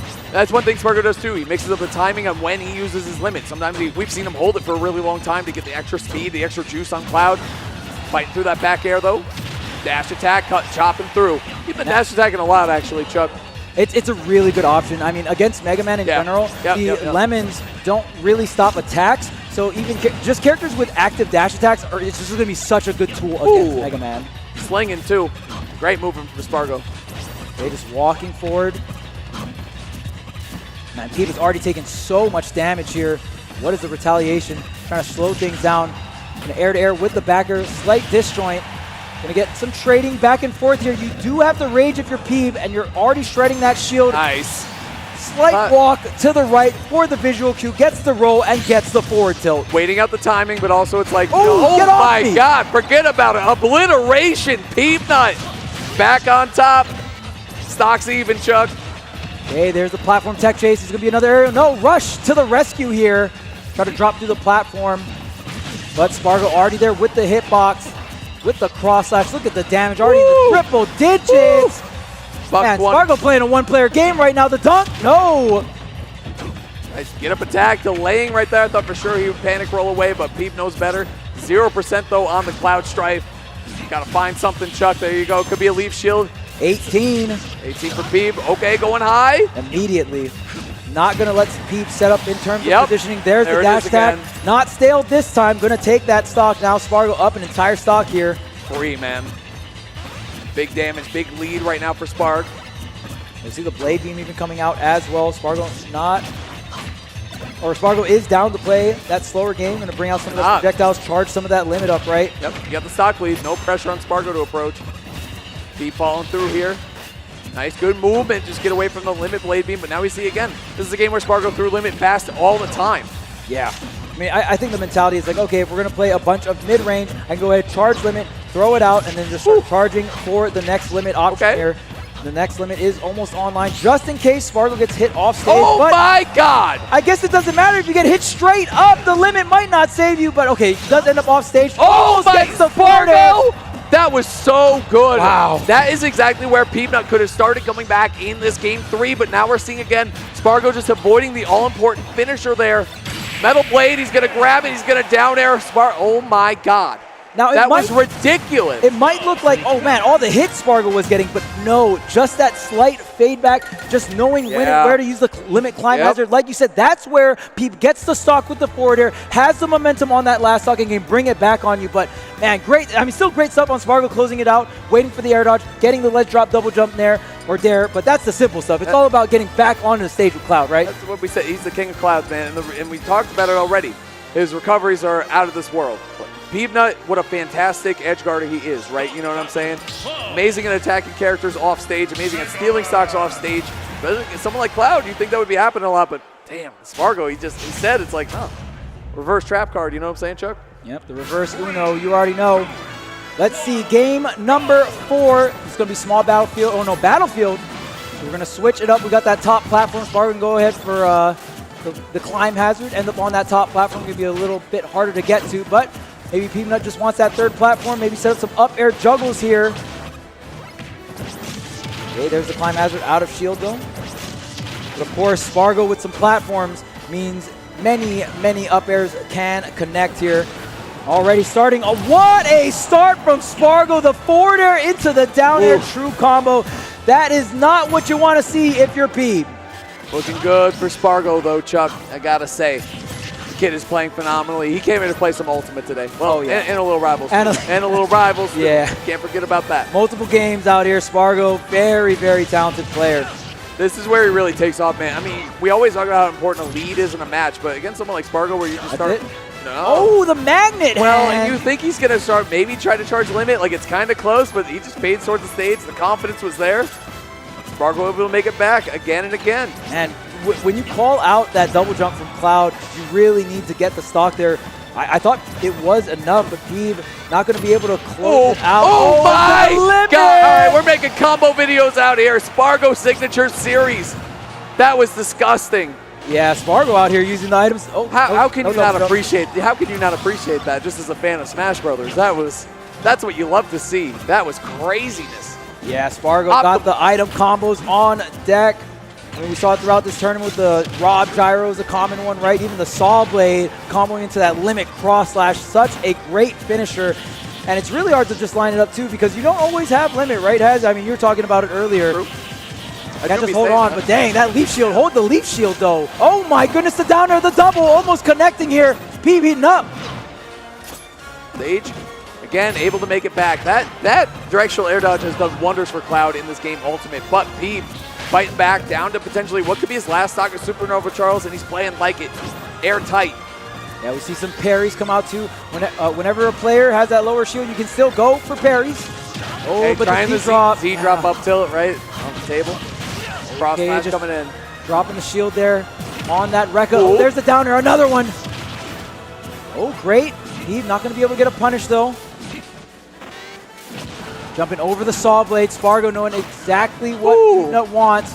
Wants that Saw Blade into the back air. We've seen Peanut set that up so many times here. Spargo just has so much that helps him in this matchup, too. His item play is fantastic. The way he moves, like, all this stuff is just really working out. But Peep cooking right now. Set the Roof Goldberg. Down smash. That might be it. Oh, my God. So close, so close. And I like the idea from Peep. I like the idea. Try to get the frame trap into the down smash, but the shield was able to come out. I don't know when Bro had time to study the matchup, but he was optimized in a couple different ways. Yeah. Spargo was not goofing around today. I'd love to see it. When he's playing well, he's one of the best, if not straight up the best, to watch in the world. I mean, he's here to defend the title. Yeah, I know he got top 5 in the world. I'm sure he's not very happy about that. But he's been revitalized recently. He's been playing some very good Super Smash Bros. Ultimate, including what we just saw there against my man Pete. Hey, shout out to Pete before he goes. Man, hey, shout out to Pete.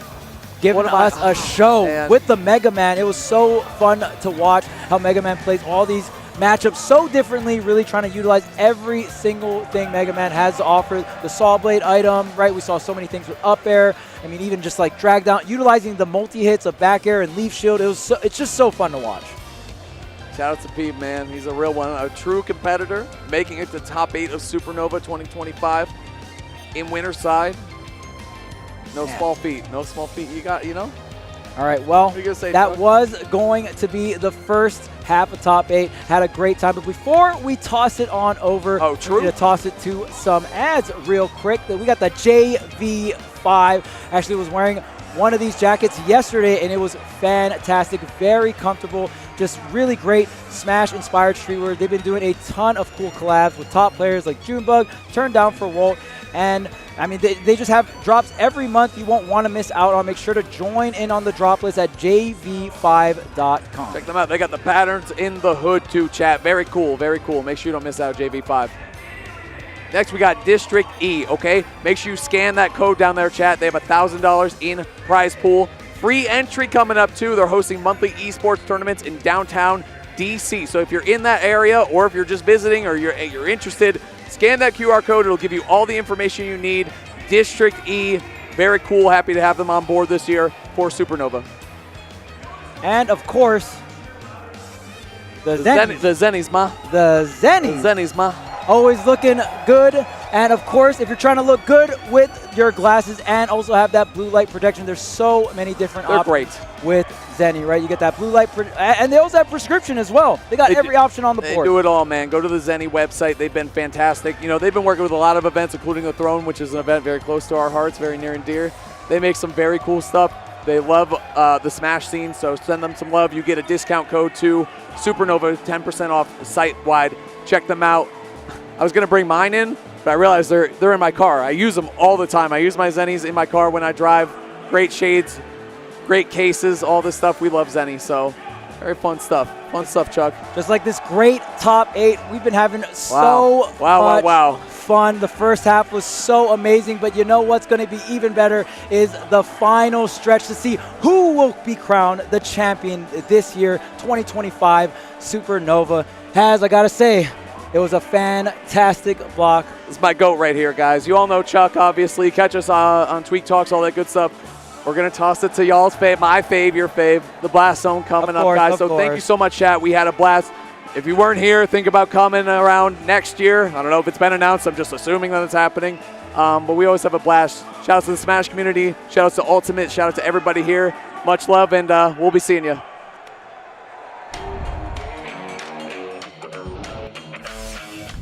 Welcome to the Hill. We're right here at District E, the hottest esports venue space, and we are ready for some Super Smash Bros. Ultimate. Welcome to the Alley, hosted here at District E, presented by Ace Gaming. I can't wait for today. We've got the Caps Gaming Showcase. They score with 0.5 seconds. Welcome to the Coinbox IR live from Washington, D.C. You are done. Man, MDVA is coming alive right now. Bellwave Boost Online Tournament number 1. Take the 2-1 victory, which will put them up 2-1 in the series. They go on series point here. Gaming Classic, where the path to becoming a pro in the 2K League starts today.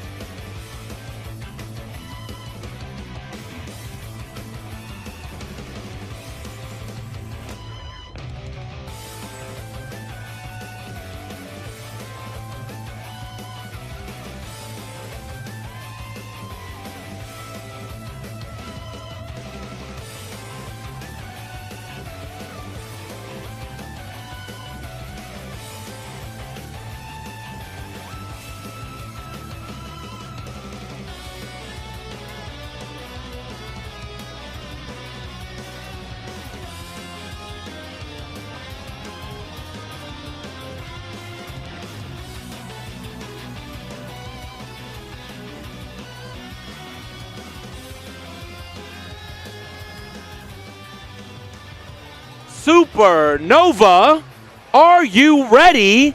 It is time.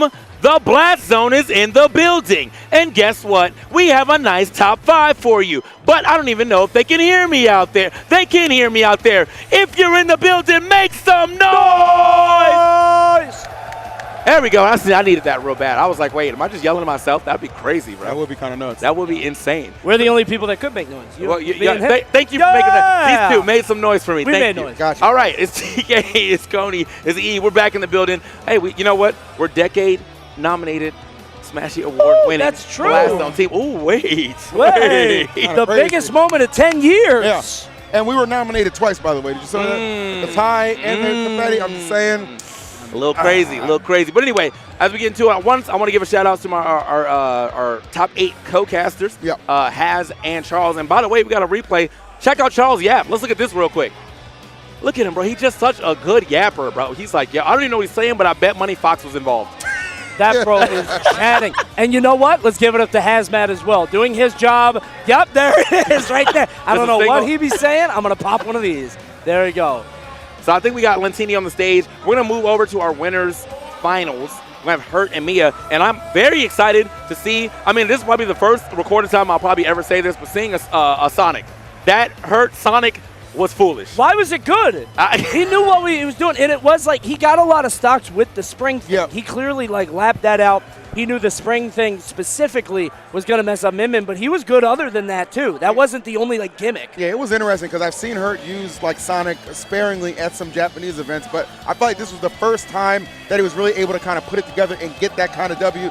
Yes, it was a little sloppy. Yes, it was a little messy, but guess what? It was also very effective. So that is why Hurt is sitting in winners finals against Mia, somebody who he has struggled with mightily throughout the last couple of sets. I believe the record's pretty skewed. I believe it's 8-1 in Mia's favor, with Mia taking the last 5 sets. Game Watch is a nightmare for that. Probably still seeing that Snake though, right? Like I think it's just gonna be hard. Like you got Game & Watch Snake, which is not good, especially in that type of scenario where Mia just knows that inside and out. And it's not like you could just pull out that Sonic. Yeah. The Sonic was clearly a Min thing, right? And he played it so well. I don't think you're doing the Sonic against Game & Watch. You got to tough that thing out. I mean, look, if it comes down to it, let's say game 3, it's I got 1 stock, I got 2 stock, low percent. I got to try it. I'm going to try it at least. I mean, we're winning finals type deal. You got a little time to learn, especially if you make it back to grand finals. That's true. You might get a couple more sets going, but we're going to see what happens as we get to it relatively soon. Supernova, I'm glad you guys have been hanging out with us. Very full, very packed venue. I've been excited to see that as well, too. I mean, throughout all the finals, I was looking at the venue during Rivals, looked great. Melee's venue obviously looked great. Smash Ultimate venue looking just as good. Yeah, for sure. And, it's great that we've already been able to kind of crown some champions. Obviously, Stango taking it home for Rivals 2 was amazing. Zain holding it down for MDVA with a Melee win. And now we're going to find out who is going to bring it home for Smash Ultimate. Honestly, this whole tournament has just been a banger. Yeah. It's just literally been a banger. Like, I was a little I had some DQs, when Leo DQ'd, I felt that one, you know what I'm saying? I felt that one. But I got to give it up to Peeb, because I feel like Peeb and Jazzo picked up the slack, and they brought all kinds of new hype to the top 8. They've been eliminated, and it's all good, but the run to get Jazzo had an 11-set loser's run to get top 8.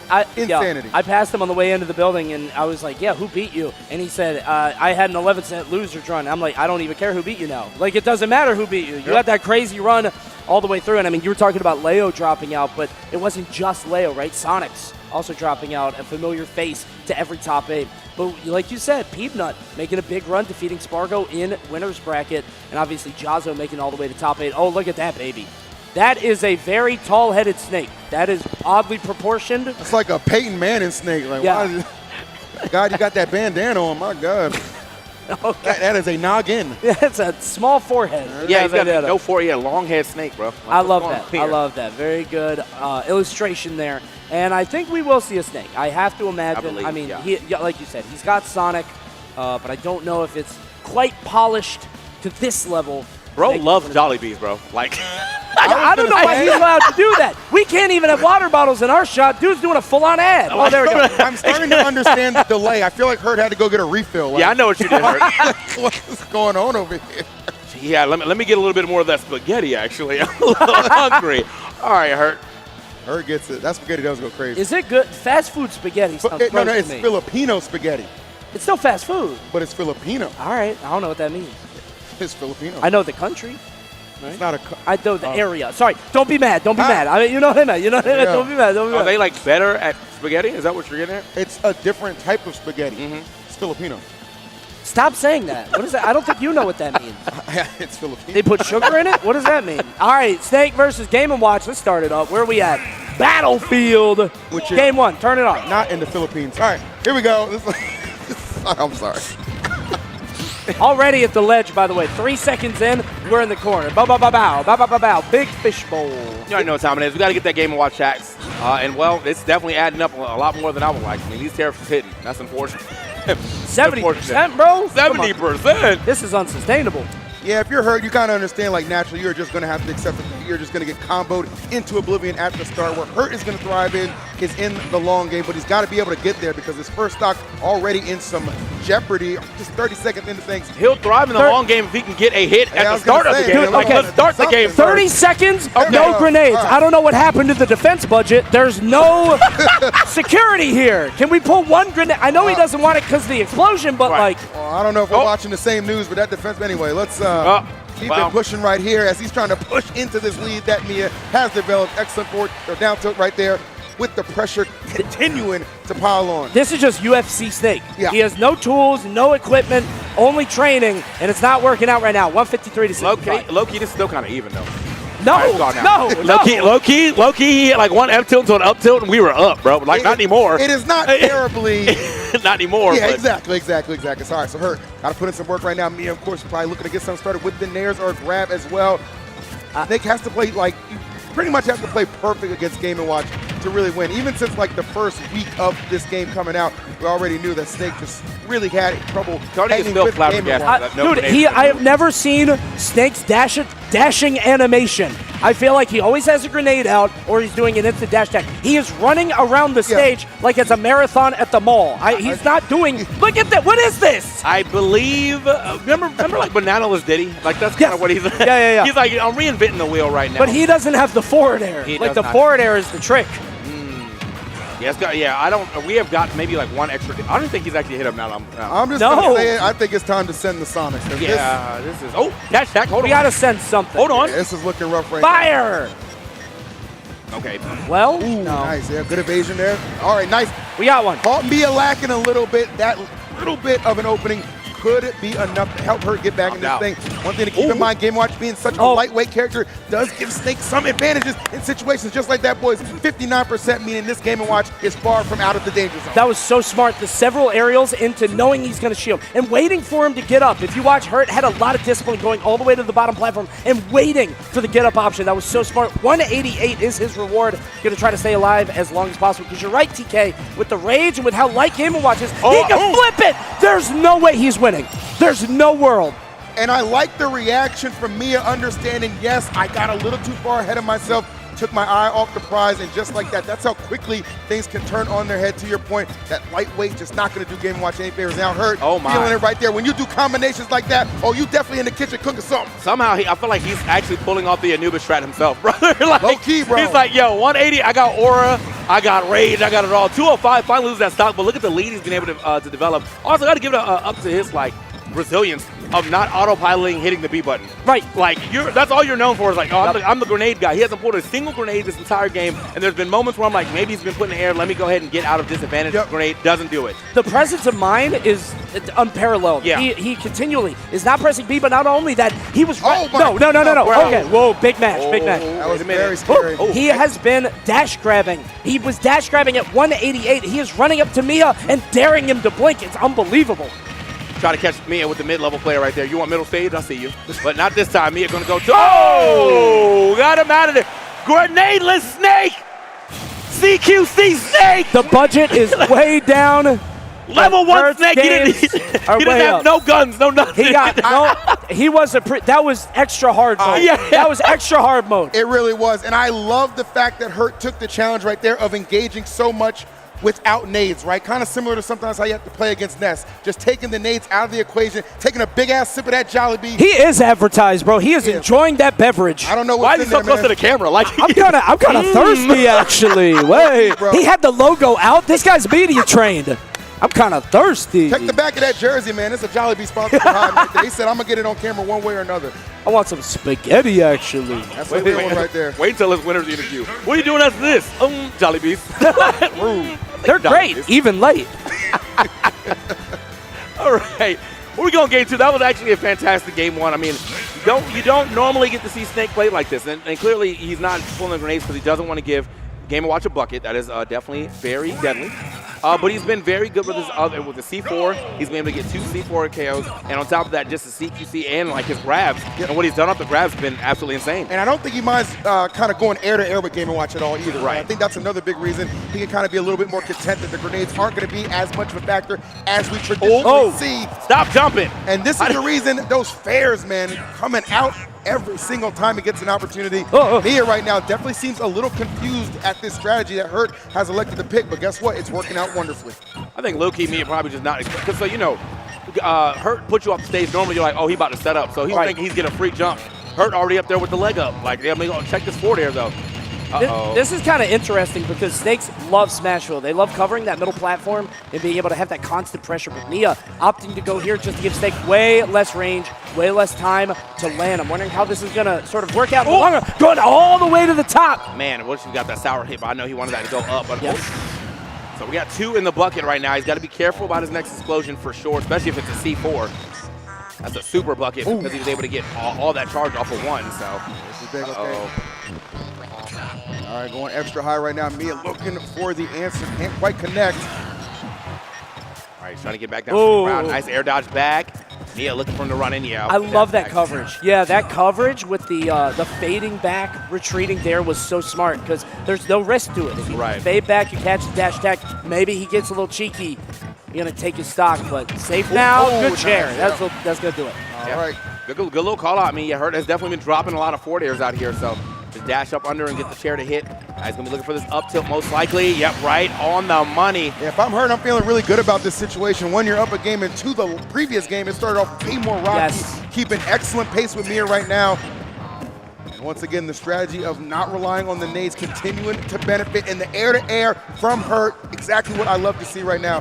Why is bro dancing on him? Like he was playing chicken. Like he did a dash away and he said hit a button and then he pops in with Nair. He's doing everything he can to try to get Mia to feel comfortable. It's 2-1. Look at it. He's smiling. He's laughing.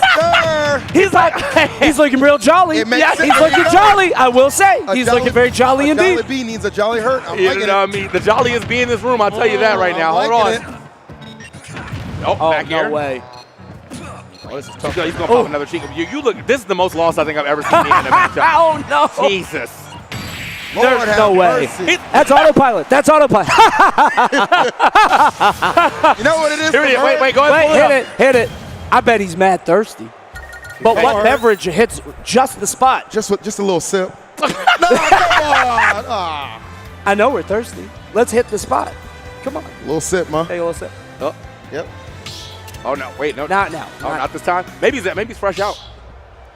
Oh no, it's empty. Yeah, it's fresh he about out. to lose this game bad. he about to get 3 stocks. I gotta say, Mia looked like one of those Game & Watches in the Dare compilation where the Game & Watch dares 8 times in a row, and then people are like, "Why are people playing this way?"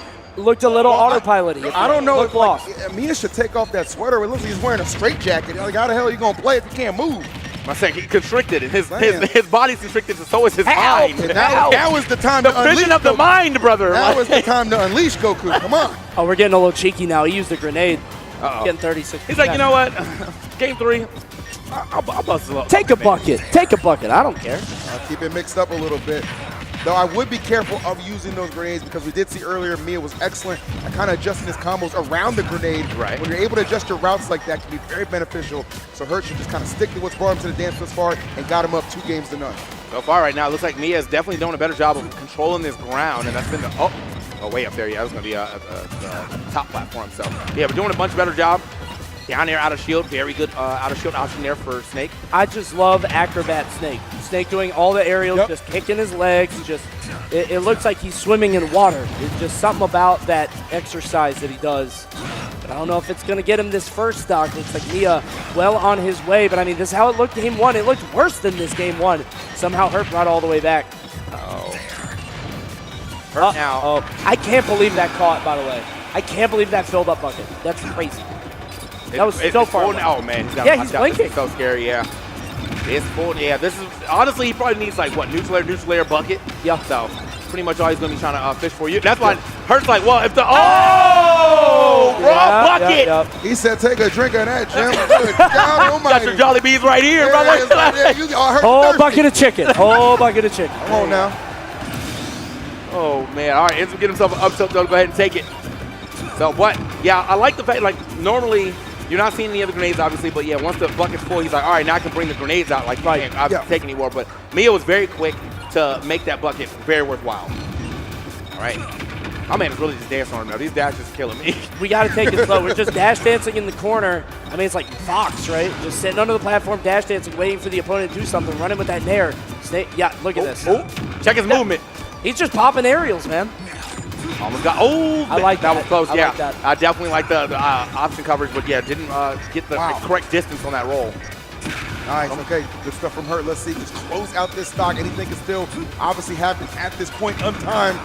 I think Mia's definitely locked in, finally settling in. Again, remember, the last sets have obviously gone the way of Hurt 5 in a row, so this would be tremendous. Oh my. Okay, big movement over here. Tries to get that back air, but no, ooh. Almost set that one up. I think I actually would have taken the stock too. We got that up air, big bomb, not enough. Forward air not going to be enough. Next one should be able to do it though, especially if he finds it at that same spot. He's struggling to try to get back down to the ground. Can't get hit out of the cipher though. Luckily, yeah. Yeah, that would have been curtains for sure. Gonna get the F tilt, not enough to kill just yet, but 160, man.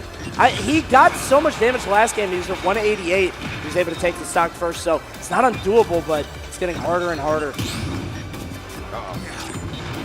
This is, I think, I mean, yeah, he might be able to get this stock, but it's really about, like, how does he play? His beginning stock exchange is very good. Like, he always does that down throw, down air, forward air type deal, right? But what do you get after that to put that extra, like, 30 damage you need? That's what we really got to find out. It's raw hits. Yeah. It has to be strays, and how many of those are you going to get against Mia? Yeah, that's very true. Especially when alive. The grenade. Oh, my God. Take a sip, brother. We need that Jolly Bees right now. Bro, let's get jolly with it. You might want to take a whole ass gulp. Something right there. That was vicious by Mia. But a kind of response you do expect from Mia. Of course. Again, such a skewed record. He wants to keep that intact. Gets himself on the board, avoiding that dreaded 3-0. Keep it pushing. And this is why we do best of 5 at the top level, right? Sure. You need to give the players the most time to adapt, and Mia clearly doing that. We're going to pop on the live and learn, though. Hurt, known for this. His Wait a minute. theme song. But is he? No. No. Ain't no way. He's posturing. But is he? He's posturing. He's gearing it up. Like, if we go to game 5, bro, he's played the song, and then he pulls the character out, right? And then he dies. Yeah, that would happen. That would happen. That would be a terrible choice. I agree, TK. Right now, small battlefield happening right now. Changing up the layout of the stage. All right. See how it goes. Yeah, no top platform involved here. I'm not sure if that's going to help or harm Hurt just yet, but we'll have to see. Oh, okay, CQC all whiffs. I do think it's interesting that Mia lost on Smashville, said, I'm not doing that again, and went back to Battlefield, and now we're here. So I wonder what Hurt's options are, right? Like, if Mia wins again, I mean, Hurt has banned his stage. He's wondering what he'll be able to pick going forward. At some point, you just know Mia's going to start to kind of adjust to how Hurt has elected to switch up his particular tactics for their matchup right now. So it's not really going to be an easy feat for Hurt. If I'm him, I'm thinking I got to put this away in game number 4 as Mia just gets more and more comfortable as the set wanes on. This dash dance, oh yeah, he's going to be able to get out of that. That's game of watch privilege. But this dash dance neutral air is definitely still messing up Mia a little bit, but he does have a little bit of set lead here. The snake whoa, hold on. Oh, don't pull the grenade now. He's trying to get that B reverse. Ends up almost blowing himself off the top. Okay. In a minute, see if we find his up tilt. You know he's posturing for it right now. Was that an up B catch? What? That up air? He just popped like an up air out of nowhere. Is he trying to catch up B like in the air? Like, I don't know. He just did an up air. He did a double jump up air. Probably. I mean, maybe jump out the corner here. Yeah. But it's so vertical. Yeah. See, it would have hit right there, though. He went from neutral, jumped over him. Just saying. Up air would have went crazy. True. Oh, we're going high. I just noticed some things. I mean, it's going crazy right there, as is Mia. Control. Let's get this landing. Oh, that could have been a I better love the fact that Mia chose better than trying to got him. Hurt on the shield. Wait till you get into a more grounded position and you still secure the stock. Great stuff from Mia and excellent awareness. The roll behind, the roll behind Mia almost never seems effective right there. Ends up losing that stock now, 42% already. Still looking for this. Wow. Air dodge back, still gets himself a grab. He can't get any type of meaningful last hit. He's got the meaningful damage. Yeah. Just has to find this up tilt. And the way that he started this stock, remember, Mia came down, and Hurt just tried to up tilt right away as Hurt came down for the platform. Mia not taking the hit and just got 40% off rip. Hurt kind of falling apart. The game plan is unraveling here as Mia's tightened his up. Oh my, yeah. Right. I don't know what happened between that set. Like Hurt was having a ha-ha, giggle, hee-hee, ha-ha moment. And now he has lost fully into Ain't shit funny. Ain't shit funny. That's quite enough. That's what Mia said for sure, bro. What you laughing about, bro? Oh man. Well, honestly, I'm telling you, he hasn't taken a sip in 2 games. When that sip comes out, brother, he's locked back. Michael's secret sauce is empty, bro. I think that's it. Nah, I think it's the game 5 sip he's waiting on. It would make the most sense at this point. Dash attack gets it done. But this is an incredibly scary position to be in if you're hurt. Nice. That would be an incredible sponsor activation. Like before game 5, just delicious. It's the jolly comeback. See it working. All right, 47% now. Bro's kind of struggling to still find some more damage. Meanwhile, no struggle here for Game & Watch. That's the Game & Watch tax. Got hit with 1 neutral layer, you're taking at least 3 or 4 more. That's what it is. The damage racking up and Hurts.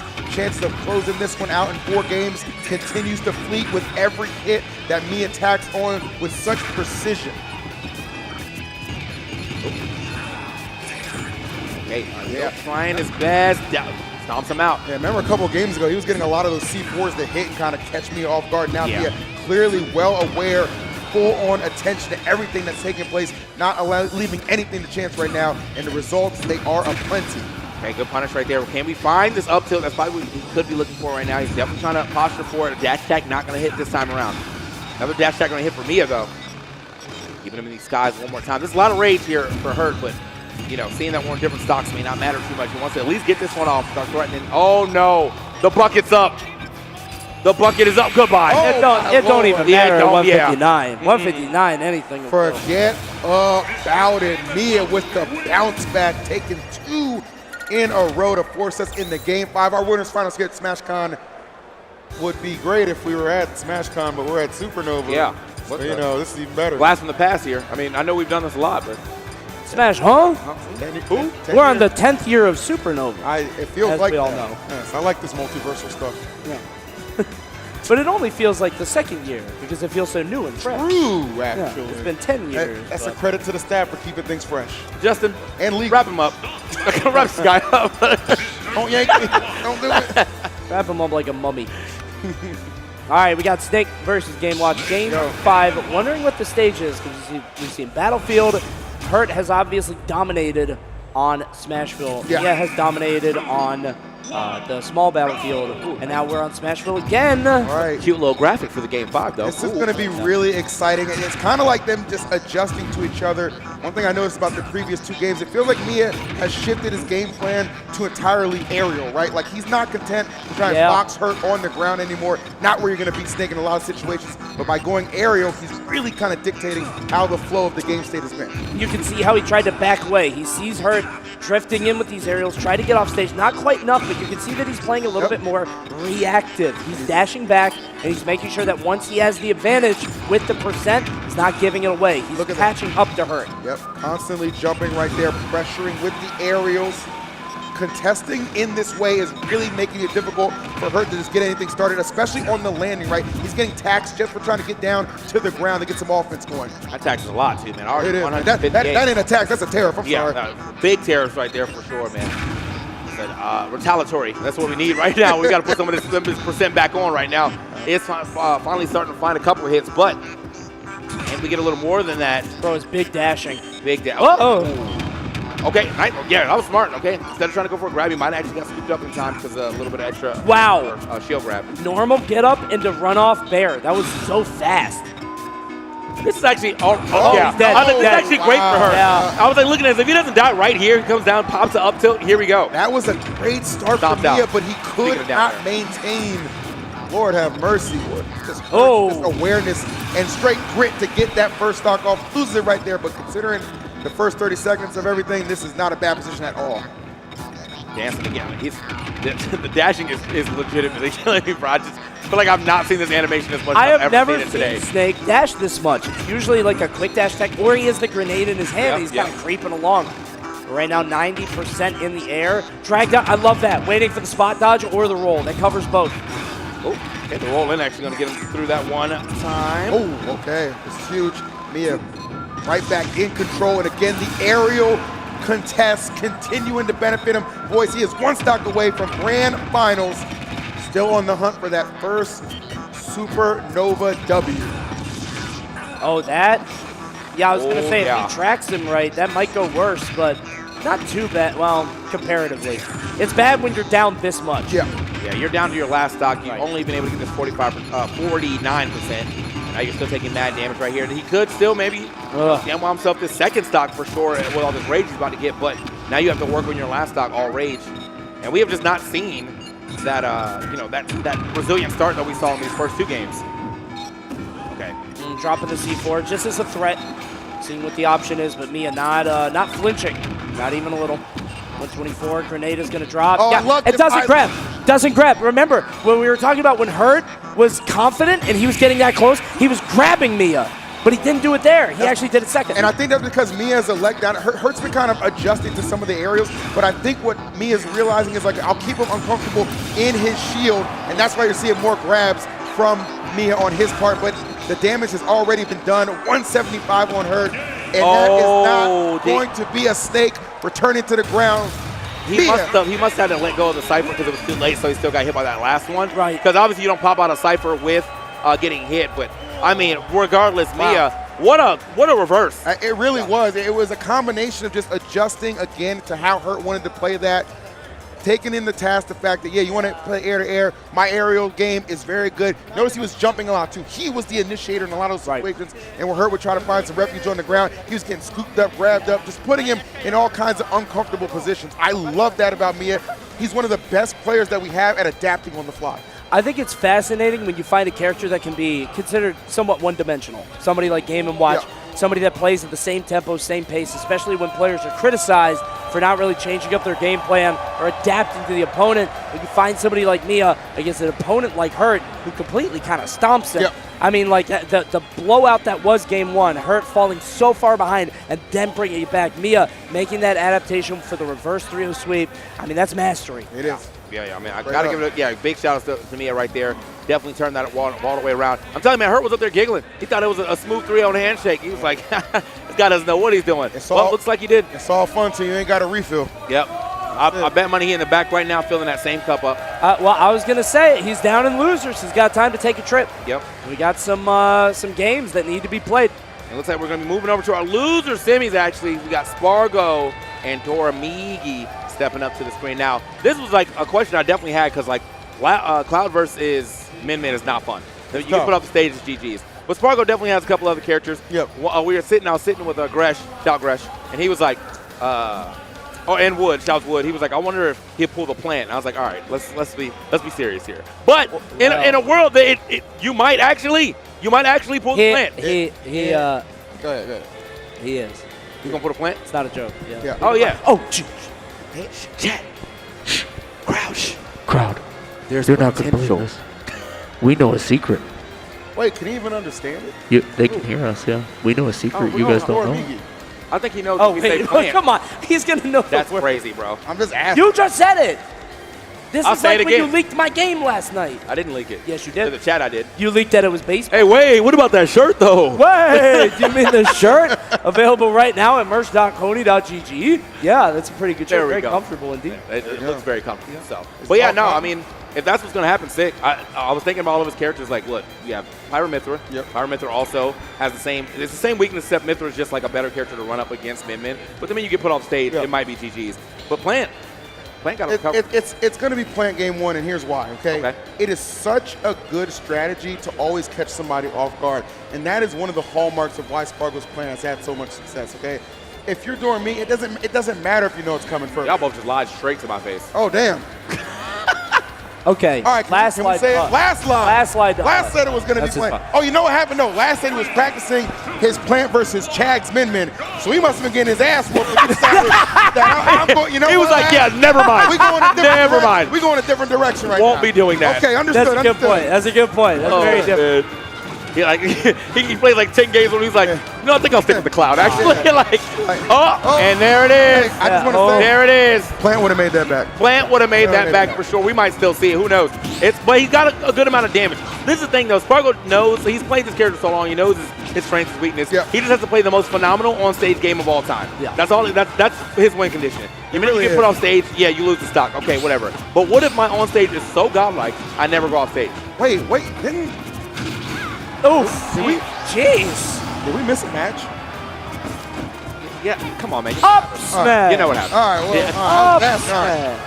Well, regardless, we're definitely not missing that stock. I'll tell you that much. Both sides. He didn't miss the up smash. I'll did say not that. miss it. And turning it right around. This is what Spargo's known for. Just this kind of blazing hot, burning flame that just burns through stocks. You see it from Doramigi there. Yeah, just getting that shape. Oh my God. Oh dear. Ooh, all right, what a bad that's angle. Spargo, to his credit, the absolute best I've ever seen with a recovery when it comes to Cloud. Can be so limited without that limit as a way to help just kind of bolster your return to the stage, man. But nonetheless, it does not slow Spargito down. And when he is on stage, gentlemen, this is when he strikes the most, actually getting the limit in the midst of that cross slash. So he didn't get the empowered version, but still in full control. I'm surprised. That was actually just a well-timed roll, I guess, for Doramigi. Because like that is the classic Spargo setup. Bunch of back airs with ledge, and then you pick an option. I climb hazard. I side B if I have to, and one of them is going to hit. This time, though, he is able to get away. He's still living on this stock. He is hammering away, though, at that shield with these back airs. Finds the dash attack instead, though, and Spargo play on stage. He wins. That was a crazy full hop, too, to try to cover maybe a full jump there. I thought it'd be a short hop, but still surviving. We're going to make it back up just barely. 120, though, still at the ledge. Are we going to be able to make it back?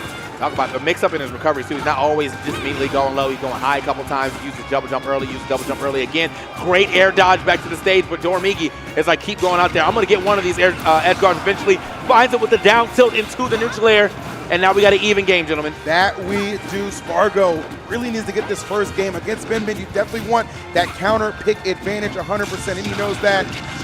Trying to take him to task right now. Doramigi, newly minted as the #1 player on the Lumi rank, taking that title from Spargo, our previous #1. A little bit of a grudge match, I want to say, in that regard when it comes to these two young guns, two of the best we have in the business.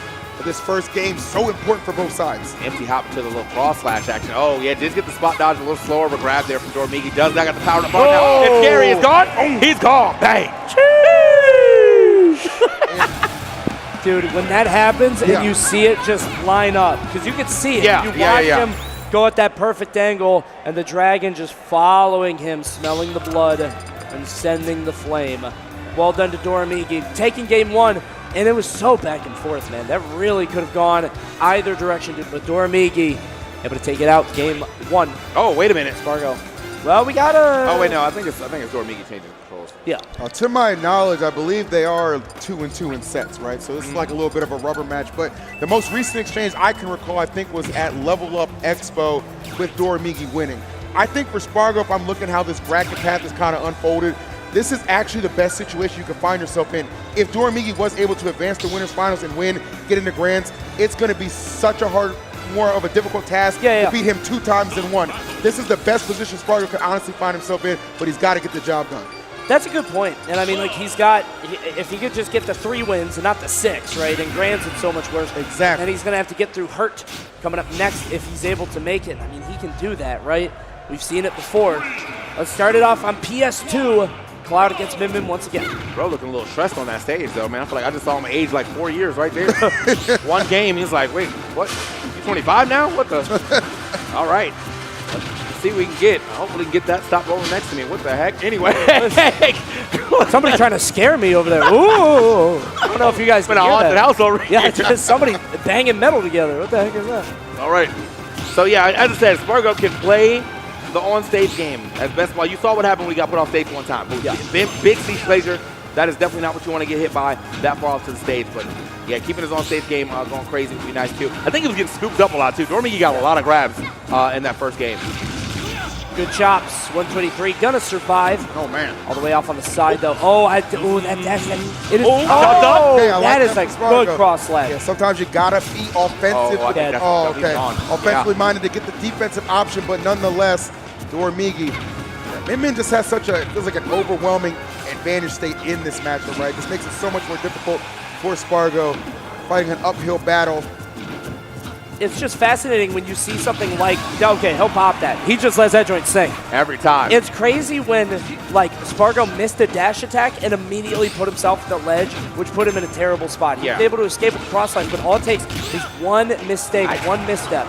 Speaking of mistake, right Good there. parry. We normally see that work out for Spargo, but not this time around. Yeah, I think the way that he's going to have to play this game, he might not be as dependent on the dash attack at the ledge because, yeah, look what happens if you lose. So he might have to start, trying to hit back airs often. Back airs are hitting currently. I love that air dodge because he knew that Spargo was bluffing. He couldn't follow all the way out there. He knew that Spargo was going to go back in, pops air dodge a little bit further away. Very good presence of mind from Dormigi. Got another cross line. Yeah. We got Oh, no! He's not making that back. He's not making that back. We got a battle here. This is really showing you like the weakness of Snake in this matchup, bro. Even with he has to fight his way back to stage. Yes. But the tech right there, boom, neutral air, I can recover and reset the situation. What are you gonna do? Nothing. Nothing. Nothing. Looking a little lost off stage. I'm surprised Spargo has been letting him get away with those rolls from the ledge. He does it like 9 out of 10 times. Did you guys see that late grab? Spargo had him in shield. Oh my God! Oh my God! He's dead. He's dead. It's and look at Spargo. Oh, he's talking. He's talking. He set front and back. I saw the finger wag. Oh dear. Oh dear. There are definitely, obviously, the advantages that Min has in this matchup. Obviously right there in front of you, but there are some things Spargo could do to adjust a little bit.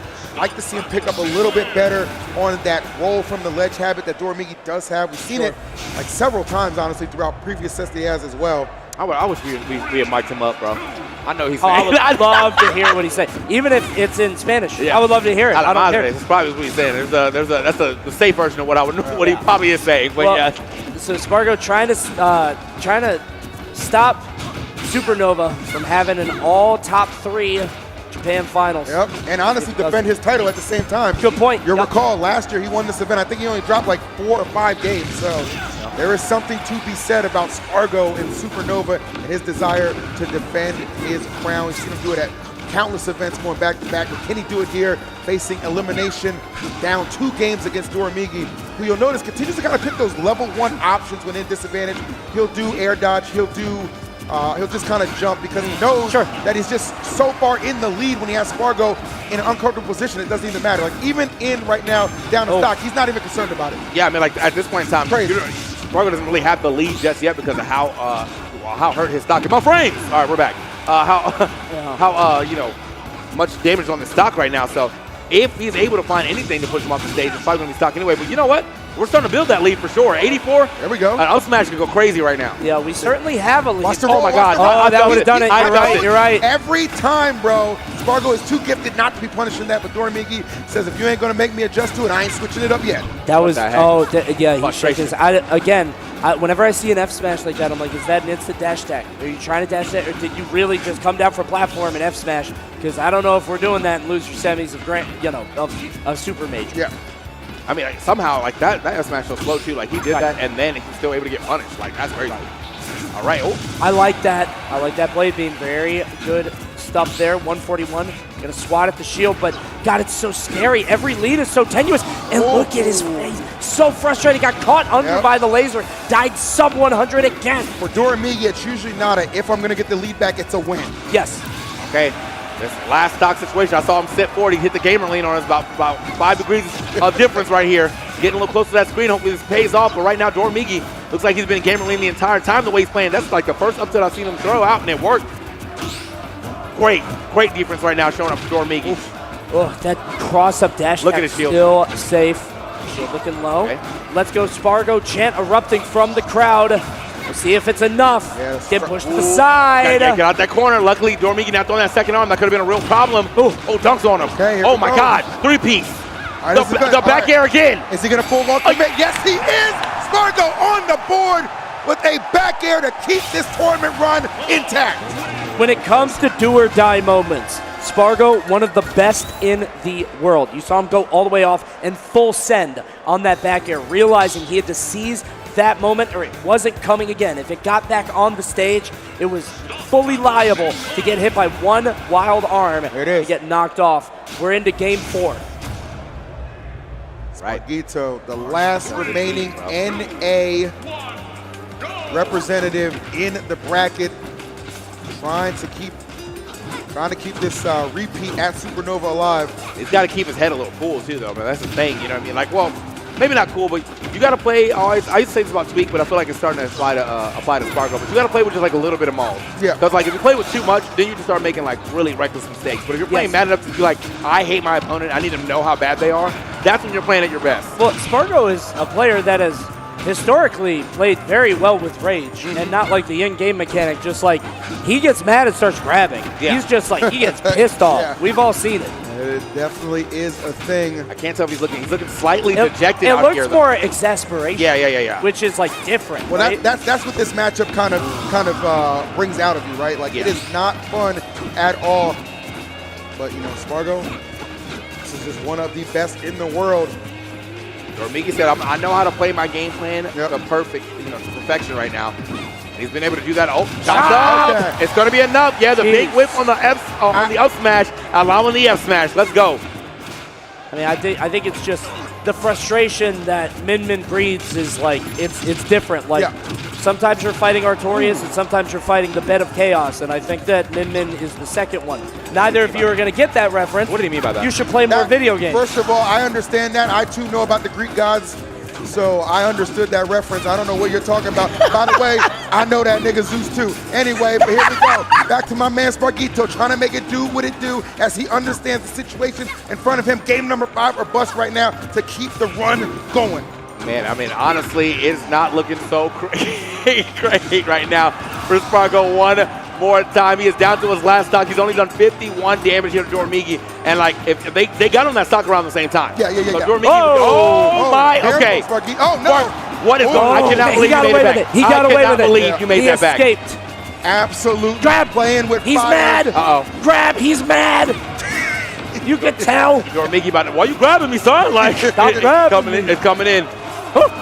Oh! Big up smash. Let's it up smash. Much needed on the button at that Spargo. Crowd behind him, full of fury, but is it enough? Oh no, that jump thing. Like he lost. He had to do it though. Yeah. Very preemptively, just get back to the stage. Keep the stack intact. Excuse me. He has got to get. He's got to get some damage though. He's taking so much, and now he's starting to get that area where we got to start worrying about that Sheets laser getting hit. Yeah. Oh no. Chop, dash tech, 44. Spargo will let something. Oh! I can't believe that. That's fine though. He's managed to find himself. Look at the conversion. Sometimes he'll let things rock. Sometimes he lets things rock. So he was expecting the air dodge in. 124. This might be the end of the game. Oh my God! Spargo just going for broke right now. Okay, yeah, he is. Bro, I'm telling you, he wants this man off the screen bad. Oh, he falls off the cross slash. He's living, but barely. How does he make it back? How is he alive? How does he make it back? Oh, I don't think he does not have his jump. And Dormigi moving on to our losers finals. What a game between these young competitors. You gotta appreciate the greatness on the stage right there. Both Spargo and Dormigi. And credits to Dormigi to be able to bounce back from a very tough loss he took to Hurt Sonic earlier in winter semis. I know that definitely took a lot out of him, but to be able to get back on stage and keep competing, mark of a true champion. See Dormigi clutching his chest there at the end of that game. Yes. Looking just completely exhausted. And who wouldn't be? I mean, every lead against Spargo is only moments away from just getting through your fingers like sand. And you could see Spargo continually introducing new moves, new elements, new things to just keep Dormigi on his toes. Dormigi getting away with it there at the very end. You saw the cross slash just not quite in the right position. If we waited maybe half a second, maybe a little bit more. He would have fell right into that, yeah. So I know that's got to be a little bit of a heartbreaker for Spargo because that was the game-ending cross slash. Pops out of it, and then he gets his game-ending basically neutral area. Yeah, he wanted to seize that moment because he didn't get many of them. Right. And that exasperation, that'll kill you. Yep. And that's the reason why I really do feel like he knew his best chance to beat Dormigi was before a grand final showdown. So had the best chance right there, didn't quite pull it off. No shortage of effort from Spargo and a great placing nonetheless. I mean, Spargo, what a hell of a weekend he's had. Right. Second place in Rivals, getting his first win over Cake Assault in Rivals 2, and then coming here, wasn't able to defend the crown in Ultimate, but a solid top 4 finish. He's had a hell of a weekend. Yeah. Always has some great results. And I know he's only faltered like maybe once or twice, but normally you see that boy in the top 8, probably in the top 3. It's a 4, at least in the top 4, and a 4th place finish for him. But I'm sure he'll be back in that next event with more fire, more fury, and more W's coming up soon. So before we get into our next game, though, let's talk about these ads real quick. That's on you, bro. Oh, do I have to hit the button? I don't know how to do it. Hold on, I'll do it. You haven't been gone that long. I'm serious. I never did this. I'm hitting it. It's not working. You got it. All right, man. Am I doing this? Yes, sir, up in Syracuse. All right. All right, you got it, bro. I got it. Okay, this guy. Wait, it's on the screen too. Oh, I thought I had to read the whole thing. Guys, Syrup is at Syracuse, and that's enough said. You can be a part of the team that's changing the game in collegiate. New top 10 player, he might have been top 10 before, but I know that he's newly crowned top 10. That's right, Syrup is in Syracuse. Scholarships are available for all kinds of esports. Scan that code to learn more right now. There you go. And I'll tell you what, if you want to see this action, make sure you're seeing it in style because Zenny and Supernova are back at it again, and you can save 10% off site-wide using the code Supernova. Affordable sunglasses, prescription, blue light blockers, migraine lenses, and more are all at your fingertips. All you got to do, !Zenny in the chat to get yours today. Yes, sir. Take us back to the castle now, man. Bro, I hate blue light. Is it this? I hate blue light. I'm sick of that, I needed it gone. Let's go! What are you doing? Syrup. Let's go. I hate a blue light. Why is this tablet so light. busy? It's just everything. It really says, the button says and I hit return to castle, and then you hit another button. There, yeah. All right, man. You know what? That joint kind of confusing. Hey, you're blaming me. Save your eyes. I know. Save your eyes, bro. All right, let's go ahead and get these losers final started. We got Hurt Dormigi. We saw this earlier. I imagine the Sonic is probably going to come back out. Yep, there it is. Dormigi took this loss pretty hard, so I mean he may be a little dejected already walking into this, but I would, if you had a little time to just, step back and maybe watch the set and see where you messed up and see if you can pull a different type of gameplay. Let's go. Some matchups are like, I say this a lot, but it's like a quiz, right? It's like, how are you going to deal with this spring off the ledge? Sometimes there's no answer. Sometimes there is. We'll see if Dormigi maybe is a little bit more prepared for that specific scenario. Ooh. Doing a bit of edge guarding with Minmin already 73%, 20 seconds in. Not bad. Yeah, I think Dormigi, if I'm him, I'm kind of relishing the chance to be able to get the rematch with Hurt here. Obviously understanding, like, yeah, didn't go my way on the winner side of things, but that doesn't mean it has to be a repeat in loser side. Already off to a very solid start, getting Hurt in those triple digits and knocking that blue ball into oblivion. What a start for Dormigi. Yeah, this is definitely the way you want to start off your second against the guy who definitely, he almost didn't want to play anymore. Right. Like, that's how hard the Hurt Sonic hit him, bro. Hit him in the chest, hit him in the fields, hit him in his conscious, but he's back, and he's firing off quite well. Now, Hurt definitely is starting to get a little more active here in this on the second stock, sure, but still, you got a nice lead. Let's see if we can go ahead and capitalize on it. We're not even at 100 yet. Finally, getting it with the forward air. Okay, we're follow-up. Yeah, doesn't have anything there. Has to make his money off stage. I mean, has to do as much as possible. Get Minmin off the screen. You can see it there with that forward air. But even still, just the confidence of Dormigi to swing at Hurt. But Hurt tightening it up, stopping the bleeding. Not too much damage. 43, not too bad. Oh, my. Oh, that's fully charged. Yeah, Ouch. Yeah, you felt that one in surround sound. Right. I love a pulling up there. Now, this is what I feel like. This is really what was doing the mental damage. Bro was getting. Oh, wait. Nice. Okay, put it back off. Let's see if we can get another hit. Sheath Laser does force air dodge. Big megawatt. That's right after that. Such a good swap to megawatt. I love that from Dormigi. Hurt, we got to find the R button. Yeah, and we got to tech it. That happened first set, too. Okay. Push him off the stage in the back here. I remember. Usually I hate watching the Sonic jump. We gotta find the R button. What are you doing? We gotta find the trigger. I don't know what that was about. We saw a similar situation in their previous set as well, and Dormigi letting it happen yet again, just giving away free stocks against Hurt. Not what you want to do, Dormigi. You gotta tighten it up. All right, big chase down right there. Nothing happened this time around. Dormigi definitely still getting these arms that hit safely though, not using the smash version so he can jump out. Oh dear. Okay. The frustration might be mounting. A lot of aerials. That was a triple nair landing from Dormigi, eventually landing, but have to wonder, he's going to just keep popping that. Gets the late hit, back air, late hit again, we're off screen. Okay, try to get that down tilt to go ahead and pop up off that stage, or off that ledge. This is good, he got the powered up arm. See what he can do with it. A lot of dancing on him. Oh my Come goodness. On. Oh! Ha! And now you look foolish. All that dancing just to get punched in your back. What's going on here? He's always, why you, that's not Brandon. Right there? Yeah. Come on, man.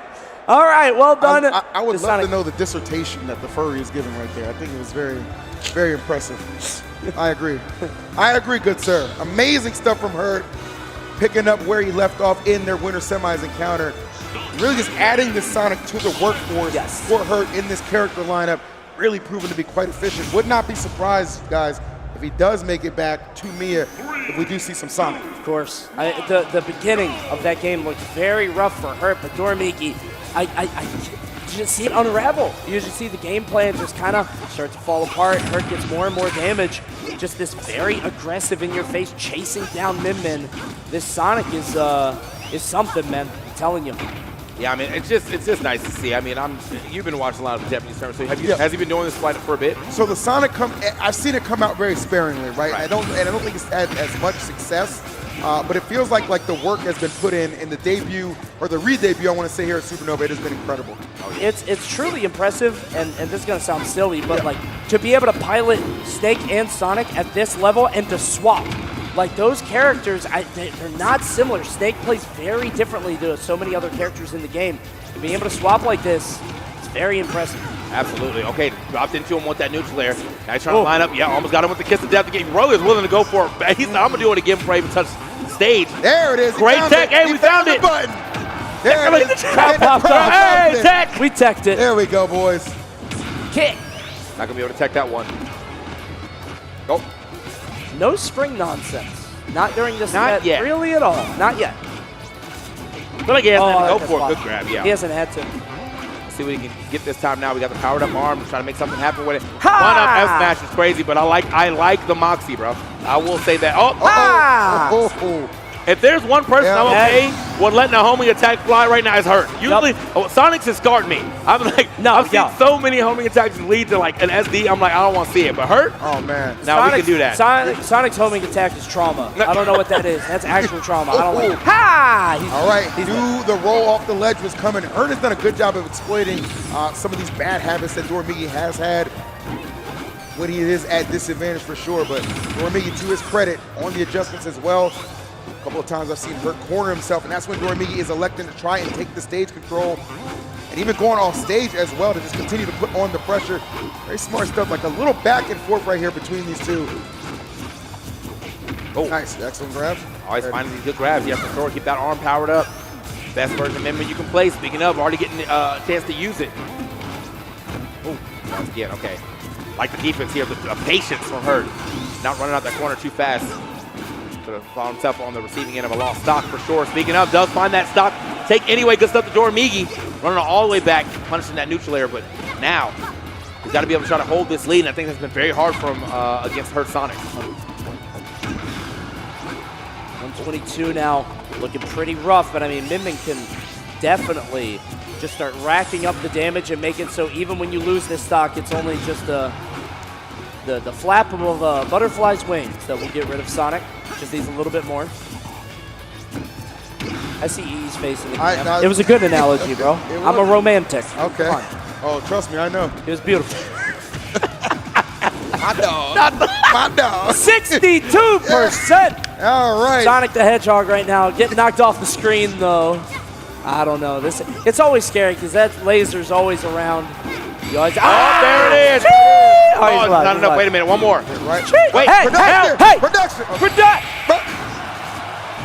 Alive? How? Oh my! How? I don't know. I've never seen Sonic live that. He's got the best DI in the game. Now, if he wins this, Dormigi's gonna walk off the stage. I don't need a game 3 actually. If Hurt brings this back, this is going to be a mental blow to Dormigi. I'm not sure he'll be able to overcome. He's doing a good. Okay, yes, sir. No, what? Wow. What? I mean, no rage on Min Min, sure, but damn, you've got to be DIing for your absolute life if you're Hurt right now. How heavy is Sonic, dude? What? Jeez. What a roll away. Oh. Okay, let me get some of the stage back. Oh, Sonic second is arm. living. There's no way he lives another big hit from any. Oh, scoop. Love Okay, that there grab. it is. Love that grab. Woo! Hasn't gone for many of those. Not many of those. Popping out when he needs it most. There you Love go. that. Something in the chamber ready to explode, and that is exactly what we saw, even in things up. Dormigi and Hurt picking up where they left off in their winner semis encounter and giving us a show. Wow. Good Lord. These are good sets, man. It really is. We're really seeing prime ultimate. Truly. So many errors, and for Dormigi, I mean, this, 15 years old, it's just always incredible to see how many prodigies Japan has produced throughout the years. You got your Zachary's, you got your Akolas, now you got Dormigi. I mean, there is something in the water over there that just breeds success in Smash Brothers, and it's always a treat to watch these guys come over here and compete. It's so impressive to see how they kind of steel themselves over the course of a tournament for nerves, right? Like, nerves are something that even, like, veterans will deal with. And obviously he's dealing with those as well. Everybody does. But to be able to sort of face these circumstances, to be able to face these matches, to fight Hurt again after losing earlier on against the Sonic, I mean, being able to tighten that up is no easy task, to be sure. We're taking a little bit more time before the next game. Hurt maybe considering his options. Considering taking a sip from his Jolly Beast cup. I don't see no cup. Actually, they might have put a stop to that. It's a try run. Well, yeah. Justin's only going to let that go for so long. That's what's under the table. Get you a nice little red solo cup. Here you go, player. Man. See what he gets this time around, probably. Still, I mean, exciting second set here between our two competitors. That first set, I mean, Mr. Hurt was going absolutely foolish, but Dormigi is obviously being able to, sit back and kind of assess what happened. Start making some different, or picking some different options. There you go.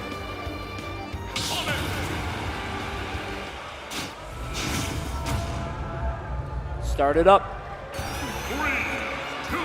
Over here to PS2.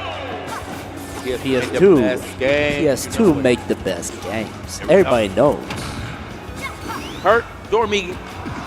Oh, no. What? My God. What? Hurt, I don't know what that was, but I will say the Sonic tax Hurt, you are can not be rearing its head at the worst time. You are not a Sonic main. You do not have to pay that tax. Okay. You are a visitor. You're a guest. You're a guest over here. You have diplomatic immunity from giving up taxi exempt. You don't need to do that. Oh, I'm no. sure Dormigi appreciates it. Of course. How do you even watch this now? Like, how are you even, we have seen turnarounds, like, in these kind of scenarios, but come on, man. But the thing is, like, you kind of looked at Hurt, it almost looked dejected right off the marker. And if you're Dormigi, you're like, okay, this is a freebie game. I'm not going to let this go to waste. Maybe this edge guard can turn things around, but no, get right back to the stage immediately and then get him attacked. Put some more pressure as this lead is getting out of hand, quick, fast, and in a hurry. I mean, weirdly enough, he's cutting into it pretty well. I mean, he's taking this 89%. That's the first damage he's taken in about 20 seconds. So, yeah, it took Hurt a little bit of, Dormigi a little bit of time to actually get a hit on Hurt again after he gave up that stock at 0. This would be a very compelling game if they both had 3 stocks. Fortunately. Oh, well. Yeah. And now the game looks much worse.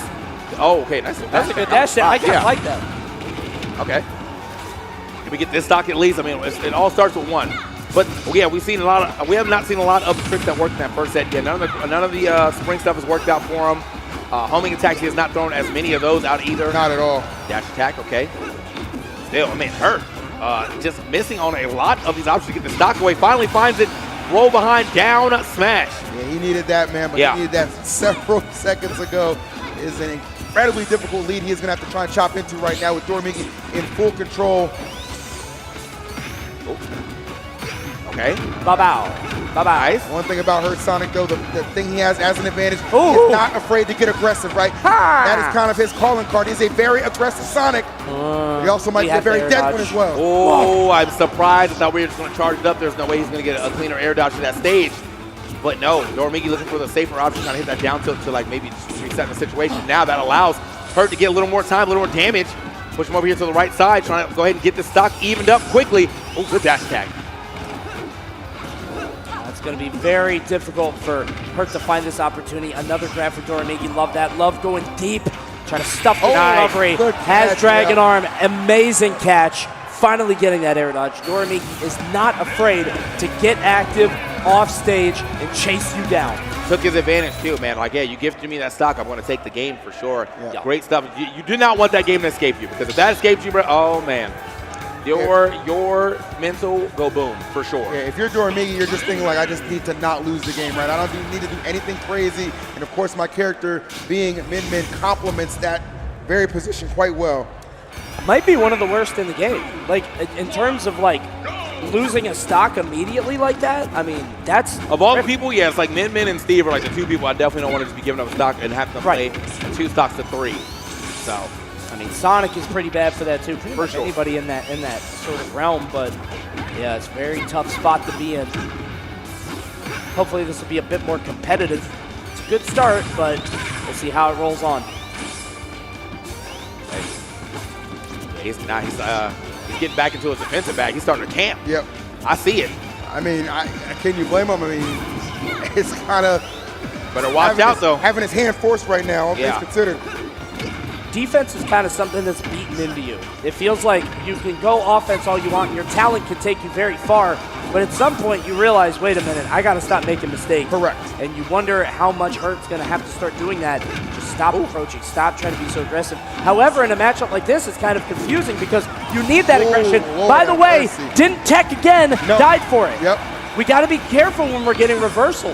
Oh my God! Okay, yeah, we're making it back, but hey, you know what? Maybe we put that away now. Yeah. You're looking a little too Sonic Mania for me. That was the ghost of Sonics, the bad vibes. He's starting bad vibes. He's starting to assimilate. You do not want to. He's been in the zone too long. Nice. Okay, great response. All right, Hurt still very much so in this contest. Hunt for that elusive game number 5. What we saw it go down to in winner's semi. Oh God! You can tell Doramiki all the way locked in. I think that was an uphill I feel like charged megawatt F smash at the ledge is like what color was George Washington's white horse? Like, I know this is easy to dodge. I just hold still. Where are these references? You don't know that one? No. It's white, by the way. I'll be honest, I didn't know the color. It's an easy answer, but you doubt yourself, and you stand up into the megawatt, but Hurt finding an answer of his own with the forward air. So what would be akin to Hurt making that comeback? You can't force the analogy on me, okay? It comes naturally. This guy really took being a dad super seriously. What are you talking about? What even is that? That's a dad-ass reference for sure, bro. What are you a Hank Hill life lesson, all right? Never heard that before. Never heard that before. All right, man. It's a trick question, man. The real question is, can Hurt force game number 5, trying to get in there? Doramiki playing so confident and really so precise throughout the majority of this. Hurt has found himself in a position, the driver's seat at that. Oh.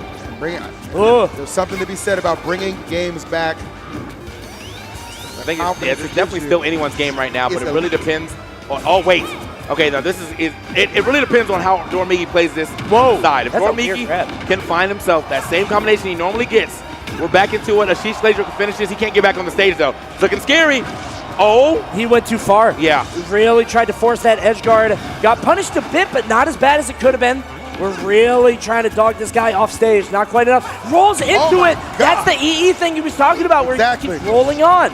Bro, he can find the triggers when it comes to holding that ledge. Yeah, to his just never when it's time to hit a wall. Yeah, to his credit, as these sets have gone on, he's adjusted a little bit more consistently, but it's still no way. He has not fully been able to take himself out of it. Hurt can catch one bad roll on the ledge if he can get him there. There's no way.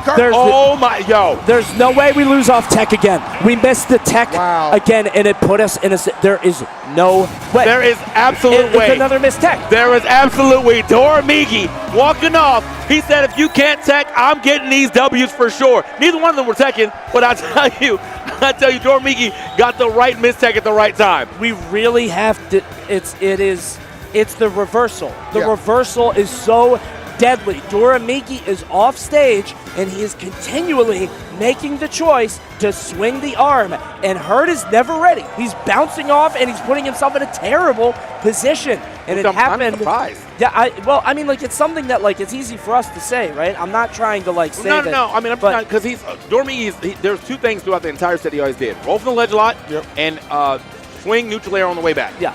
So it's just kind of crazy, like Hurt of his caliber, like, you know, never was like, all right, let me kind of preemptively maybe hit a trigger while, you know, buffer, maybe something. But he just believed, maybe he just believed hard enough that I'm going to get that hit first. If you're going to go out there and slam forward air, right? Because you know, and if you go out there, hit forward air, and Doramigi goes forward air, right? If you slam R during the animation, is that not an option select? Is that not like you're going to take it, right? Like, and I'm not trying to cast judgment. It's a very hard thing to compete at this level, but like continually, even in their earlier set, we're dropping stocks to just bouncing off the wall. Crazy. I would almost argue that a lot of those situations that were seemingly errors or kind of like went unpunished would not have been the case if he's playing on Snake, because I do still feel like there's something to be said about the tournament experience for a character, especially at this level. Like, obviously, Hurt Sonic performed admirably. I mean, he got a win on Doramiki in the winner side of things, but still, I mean, there's always going to be something to get more comfortable with, to tighten up with as you progress through. And you have to go out there is the thing. You have to keep being aggressive off stage. So those reversals are going to happen. It's how you respond after. You know she might swing or she might just go ledge, maybe air dodge, but you have to be ready for every scenario. And you're right, maybe it's just character unfamiliarity. Maybe it's just unfamiliarity with getting in there with such a fast character, hits with their face, not quite like Snake. You know, it's a lot of variables. Exactly, but we've got an All Japan Grand Finals here. We do. All Japan top 3 already, you know, so they were going to be holding it down regardless. Japan still looking like the region to beat here. But Mia, Doramigi, definitely going to try to make this happen right now. I can't tell. It's really similar to kind of like the Lumi rank itself, right? They occupied so many of those top spots, and then that kind of gets validated coming here at the next huge event, occupying the top 3 spots. I mean, this would be a huge win for Doramigi. Getting number 1 and then immediately getting number 1 at the or first place at the event where you were announced number 1. What a flex. Yeah, big super flex. However, to do that has to beat somebody. I don't know if Doramigi's ever beat me. I'm actually not sure about that. I have to look about that. Yeah, look that up. This would be the time to do it. That's Supernova. Let's see. I watched a lot of tournaments. I cannot recall that one. I'm going to find out right now. Give me a second. 2,400 and something entrants. Hearing a Doramigi chant in the crowd, pulling for the 15-year-old Phenom. Sitting across from him is a former 15-year-old Phenom, if I'm not mistaken, Mia. Yeah. Breaking in at that Apex tournament. I mean, had great runs in Japan, came over to America, won Apex a few years ago, and has become an institution. It's just the age of greatness here in this game. How well was I at 15, man? That was back in the Melee days. Okay. Did I play some games? Like, oh no. Confirm my suspicion was correct. Doramigi has never beaten Mia. It is a staggering 0-13 record. That's tough. But if there's ever a place to break a streak, well, you're looking at the stage. Isabel, he's hovering. It's definitely not Isabel. That would be very funny. Imagine. I just want to hear the announcer say Isabel. Isabel. Not yet. Game Watch Min it is. Lock it in. Guys, it's time for Grand Finals. Are you ready? You better get ready. Great job. It's either going to be a 2-set banger or a 2-set mopping. We're going to find out right now. Really. A 3-game mop. A 3-game. Oh, you're right. A 5-game mop, perhaps. We'll see. Oh, hitting the Okay. Yeah, but I mean, with it all stacked against you like this, I'm pretty sure this is the one person you did not want to meet in Grand Finals, knowing you've not been able to get this W yet. And, well, it is starting off like I would expect a 13-0 record to start. 6% to this 97.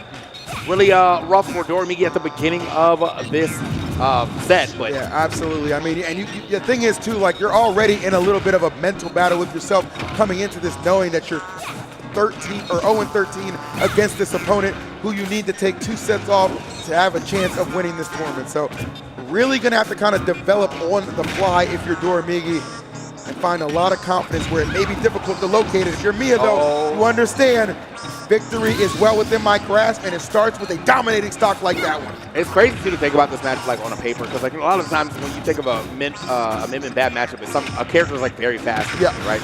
But this ends up being a bad matchup. Because, like, you can't do these like horizontal walls you are usually able to do because of the fact that like up B exists, right? Right. How quickly Game Watch can change the elevation makes it a little hard for Doramigi to do that for sure. However, you can't get down. No, Game Watch. My favorite game. Real nice at juggling. Gonna keep you in the air with those aerials. 93, excellent parry. Just, jeez, man, what's the answer here? Lost. Man. No map. He's already looking. He's scratching the back of his head. Anime character style, bro. It's not looking good. I'm getting bodied. Yeah, when you kind of start, I know that it was a staggering statistic I dropped right there, but when you kind of see it unfolding on your screen and how this matchup does go and how proficient Mia is, it starts to make a lot more sense why it is so skewed in his favor. If you're Doramigi, you're probably at this point going to have 2 more games, maybe, to figure it out. Because this game number 1, I feel like boys is already lost. It's so rinse and repeat too. Like the game plan for me does not have to change anytime soon. It is just let me get a bunch of up airs, and then when you're past 100, push you off the stage for a back air. Let's go.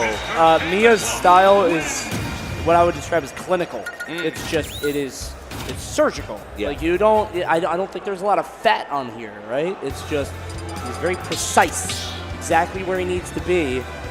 Very optimized in a lot of ways. And just Min Min, not a lot of funny business. I think Min Min operates in the scramble. She likes the silly stuff. Yep. Bro said Mia got that BBL gameplay. That's crazy. Who said that?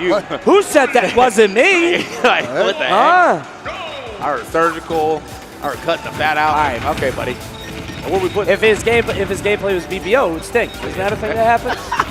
Well, it's like I think that depends on how much you like Game & Watch. But here we go. Okay.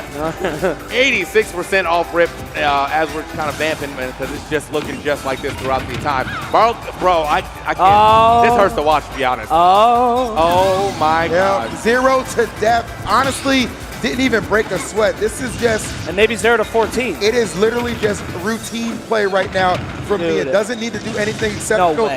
No way. We don't get a JV4 in Grand that's never happened, right? Surely. No way. Not to my knowledge. Okay, thank God we finally got a hit in there. Three.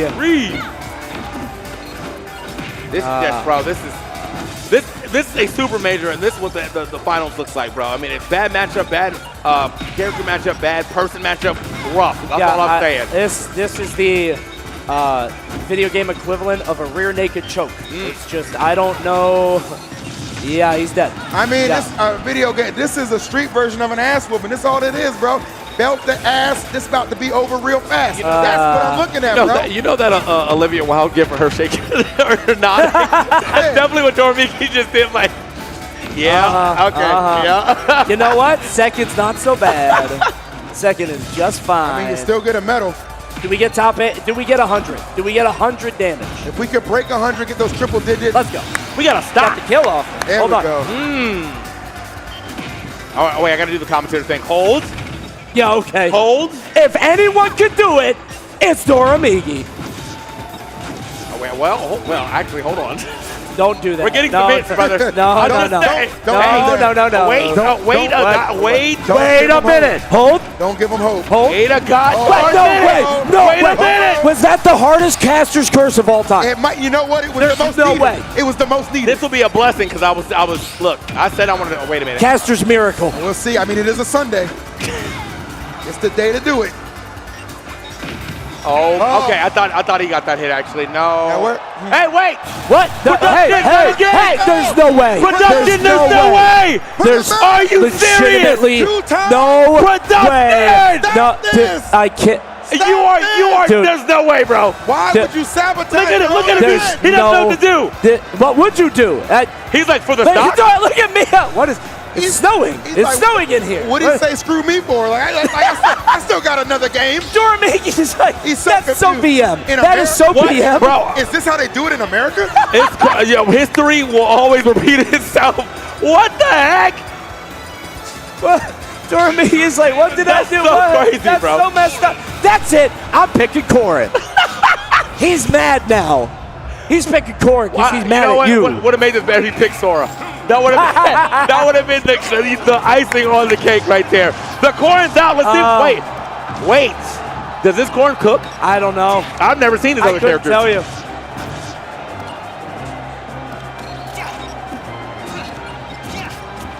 tell you. You know what? I like that Game & Watch color. I like honestly, it quite a bit. I like it quite a bit. It's way better than the one you normally use. No question. I like the dark green. This guy. Cannot believe that happened twice. That's insane. Oh, it better not be the same guy. He's got to get fired. I'm sorry, brother. I know you want some job security. Twice, brother, is crazy. Like, That's insane. All right. 122 now. Oh, is that really? Oh, it is. Yeah, that's gonna that wrap trade. it up. I mean, I really don't fault Dormigi for doing this.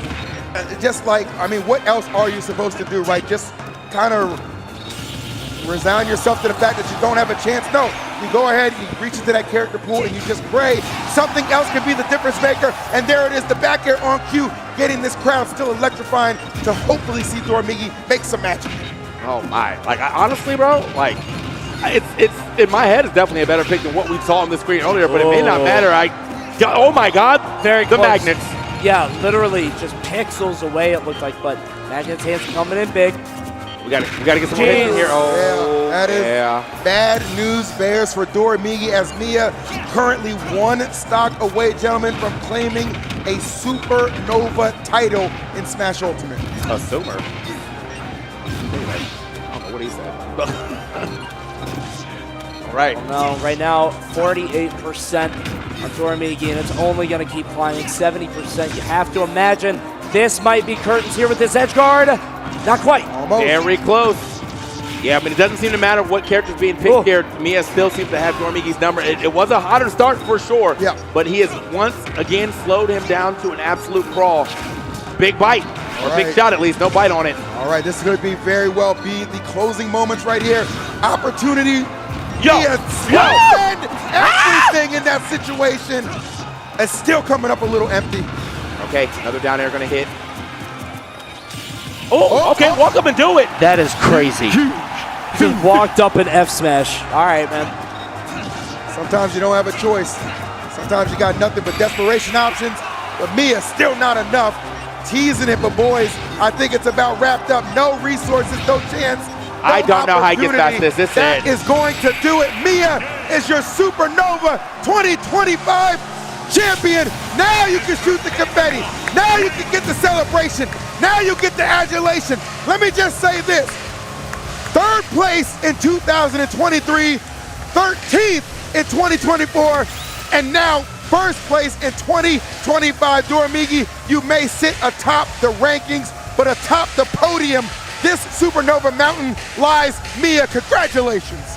Yeah, bro. That is, what an insane thing to think that the top number 1 in the world has this hard of a record against the man who defeated. That is insane. It's crazy because usually number 1, you know, it feels like they sit atop and they might have some 50-50s. They might have some stuff where it's like they may falter, maybe even a bad matchup or a demon, but never a 0-14. That is going to be a consistent thorn in his side.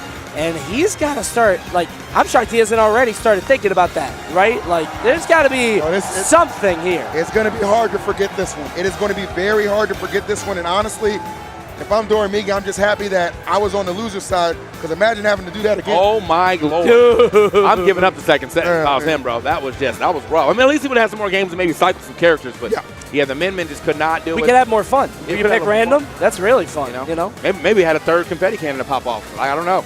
Like, what the heck? What? A random encounter. Watch out. Oh, he won. All right. I'm out of Pokeball. Got some XP. Dude.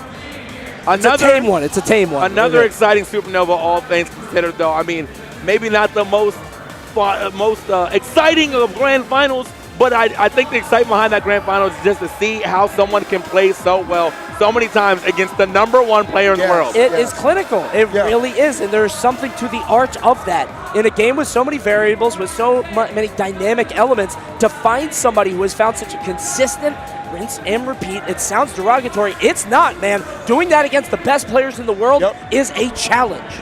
Yeah, Mia taking full advantage of the opportunities presented in front of him. And now, I mean, good Lord, Japan just has everything. They got all the top spots on the ranking, and they got the big-time trophy right there that he's going to take home. Well earned. On a very comfortable flight, I would imagine. Well earned indeed, man. Still shouts to our top 4. We had Spargo still popping up. We had the Hurt Sonic. We don't get to see that too often. No, we do the Grenadeless Snake showed up. Don't get to see that too often. It was still a lot of like Smash that you probably are like, this is not customary.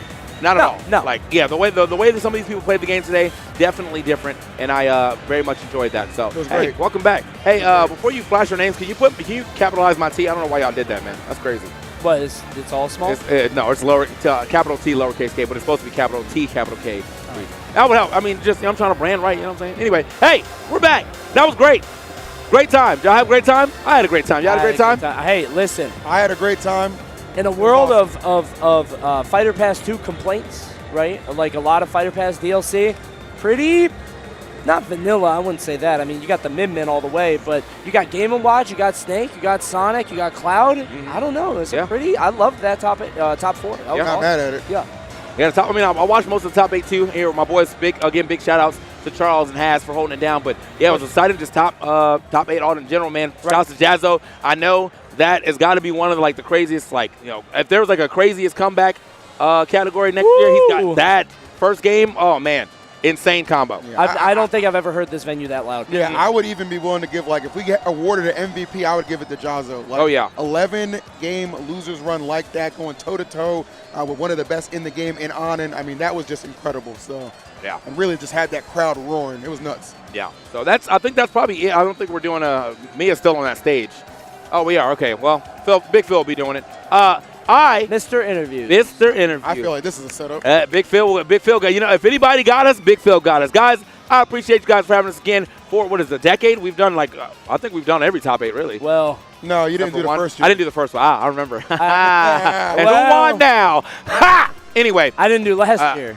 Oh, well, you sucked. So. Dude, that was bad. Bro, he tried to sit down, and he was like, I got it. Guys, I'm ready to get in. And we were like, absolutely not. I think I could do it. Absolutely It was real bad. 50-year-old Not smoke. gonna It was happen. bad. But we got Mia over here. He's about to hop on. It's been TK. It's been Coney. Make sure you buy a shirt. What is it? Coney.gg. Check it out. And Coney.gg. drop a follow everywhere. TK Breezy Coney. We got Big Phil, EEVSU for the interview. Thank you for having us for a decade of commentary. We got a couple more in us. See you soon. All right, I'm very excited for this interview, actually, guys. And I think we're going to have Naru here for the translation, so that'll be perfect. So what we'll do is we'll put Naru in the middle, and then Mia. Naru, you sit here. Yep, no, you sit here. It'll be easier. And then Mia right there. Perfect. Huh? Oh, you want to sit here? Come. Okay. I'll just make sure it was comfortable for him. There you go, buddy.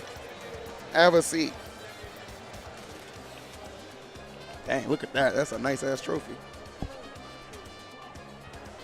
Okay. I'll take this headset, buddy. Like this way? There you go. ごめんね。はい、こんな感じで。All right. Well, first of all, congratulations. おめでとう。ありがとうございます。Thank you. Action. Oh, Jesus Christ. Don't worry, we follow each other. He likes me. All right, so tell me, what was your mindset going into this tournament, considering that last year you got 13th? What was the goal coming into this one? 去年は13位だったと思うんですけど、この大会に来るにあたってどんな気持ちで挑みましたか？そうだな。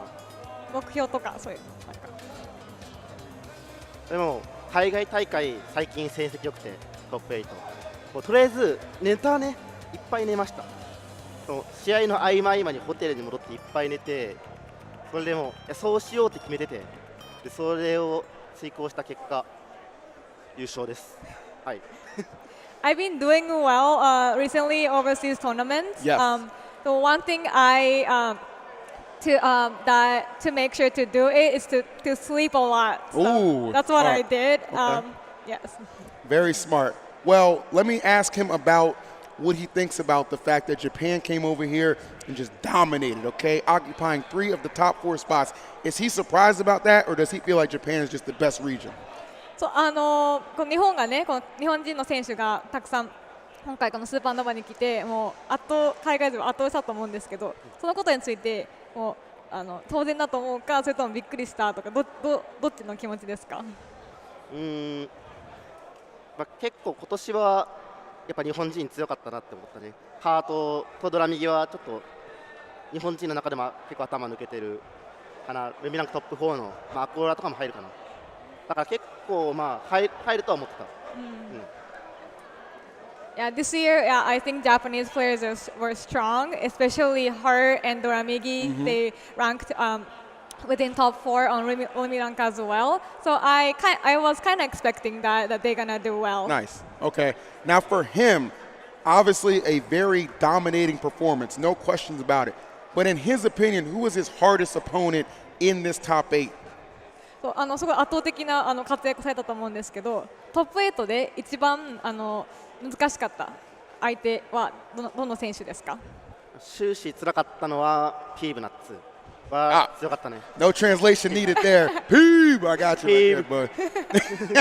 He knows. Well, this was just an incredible win.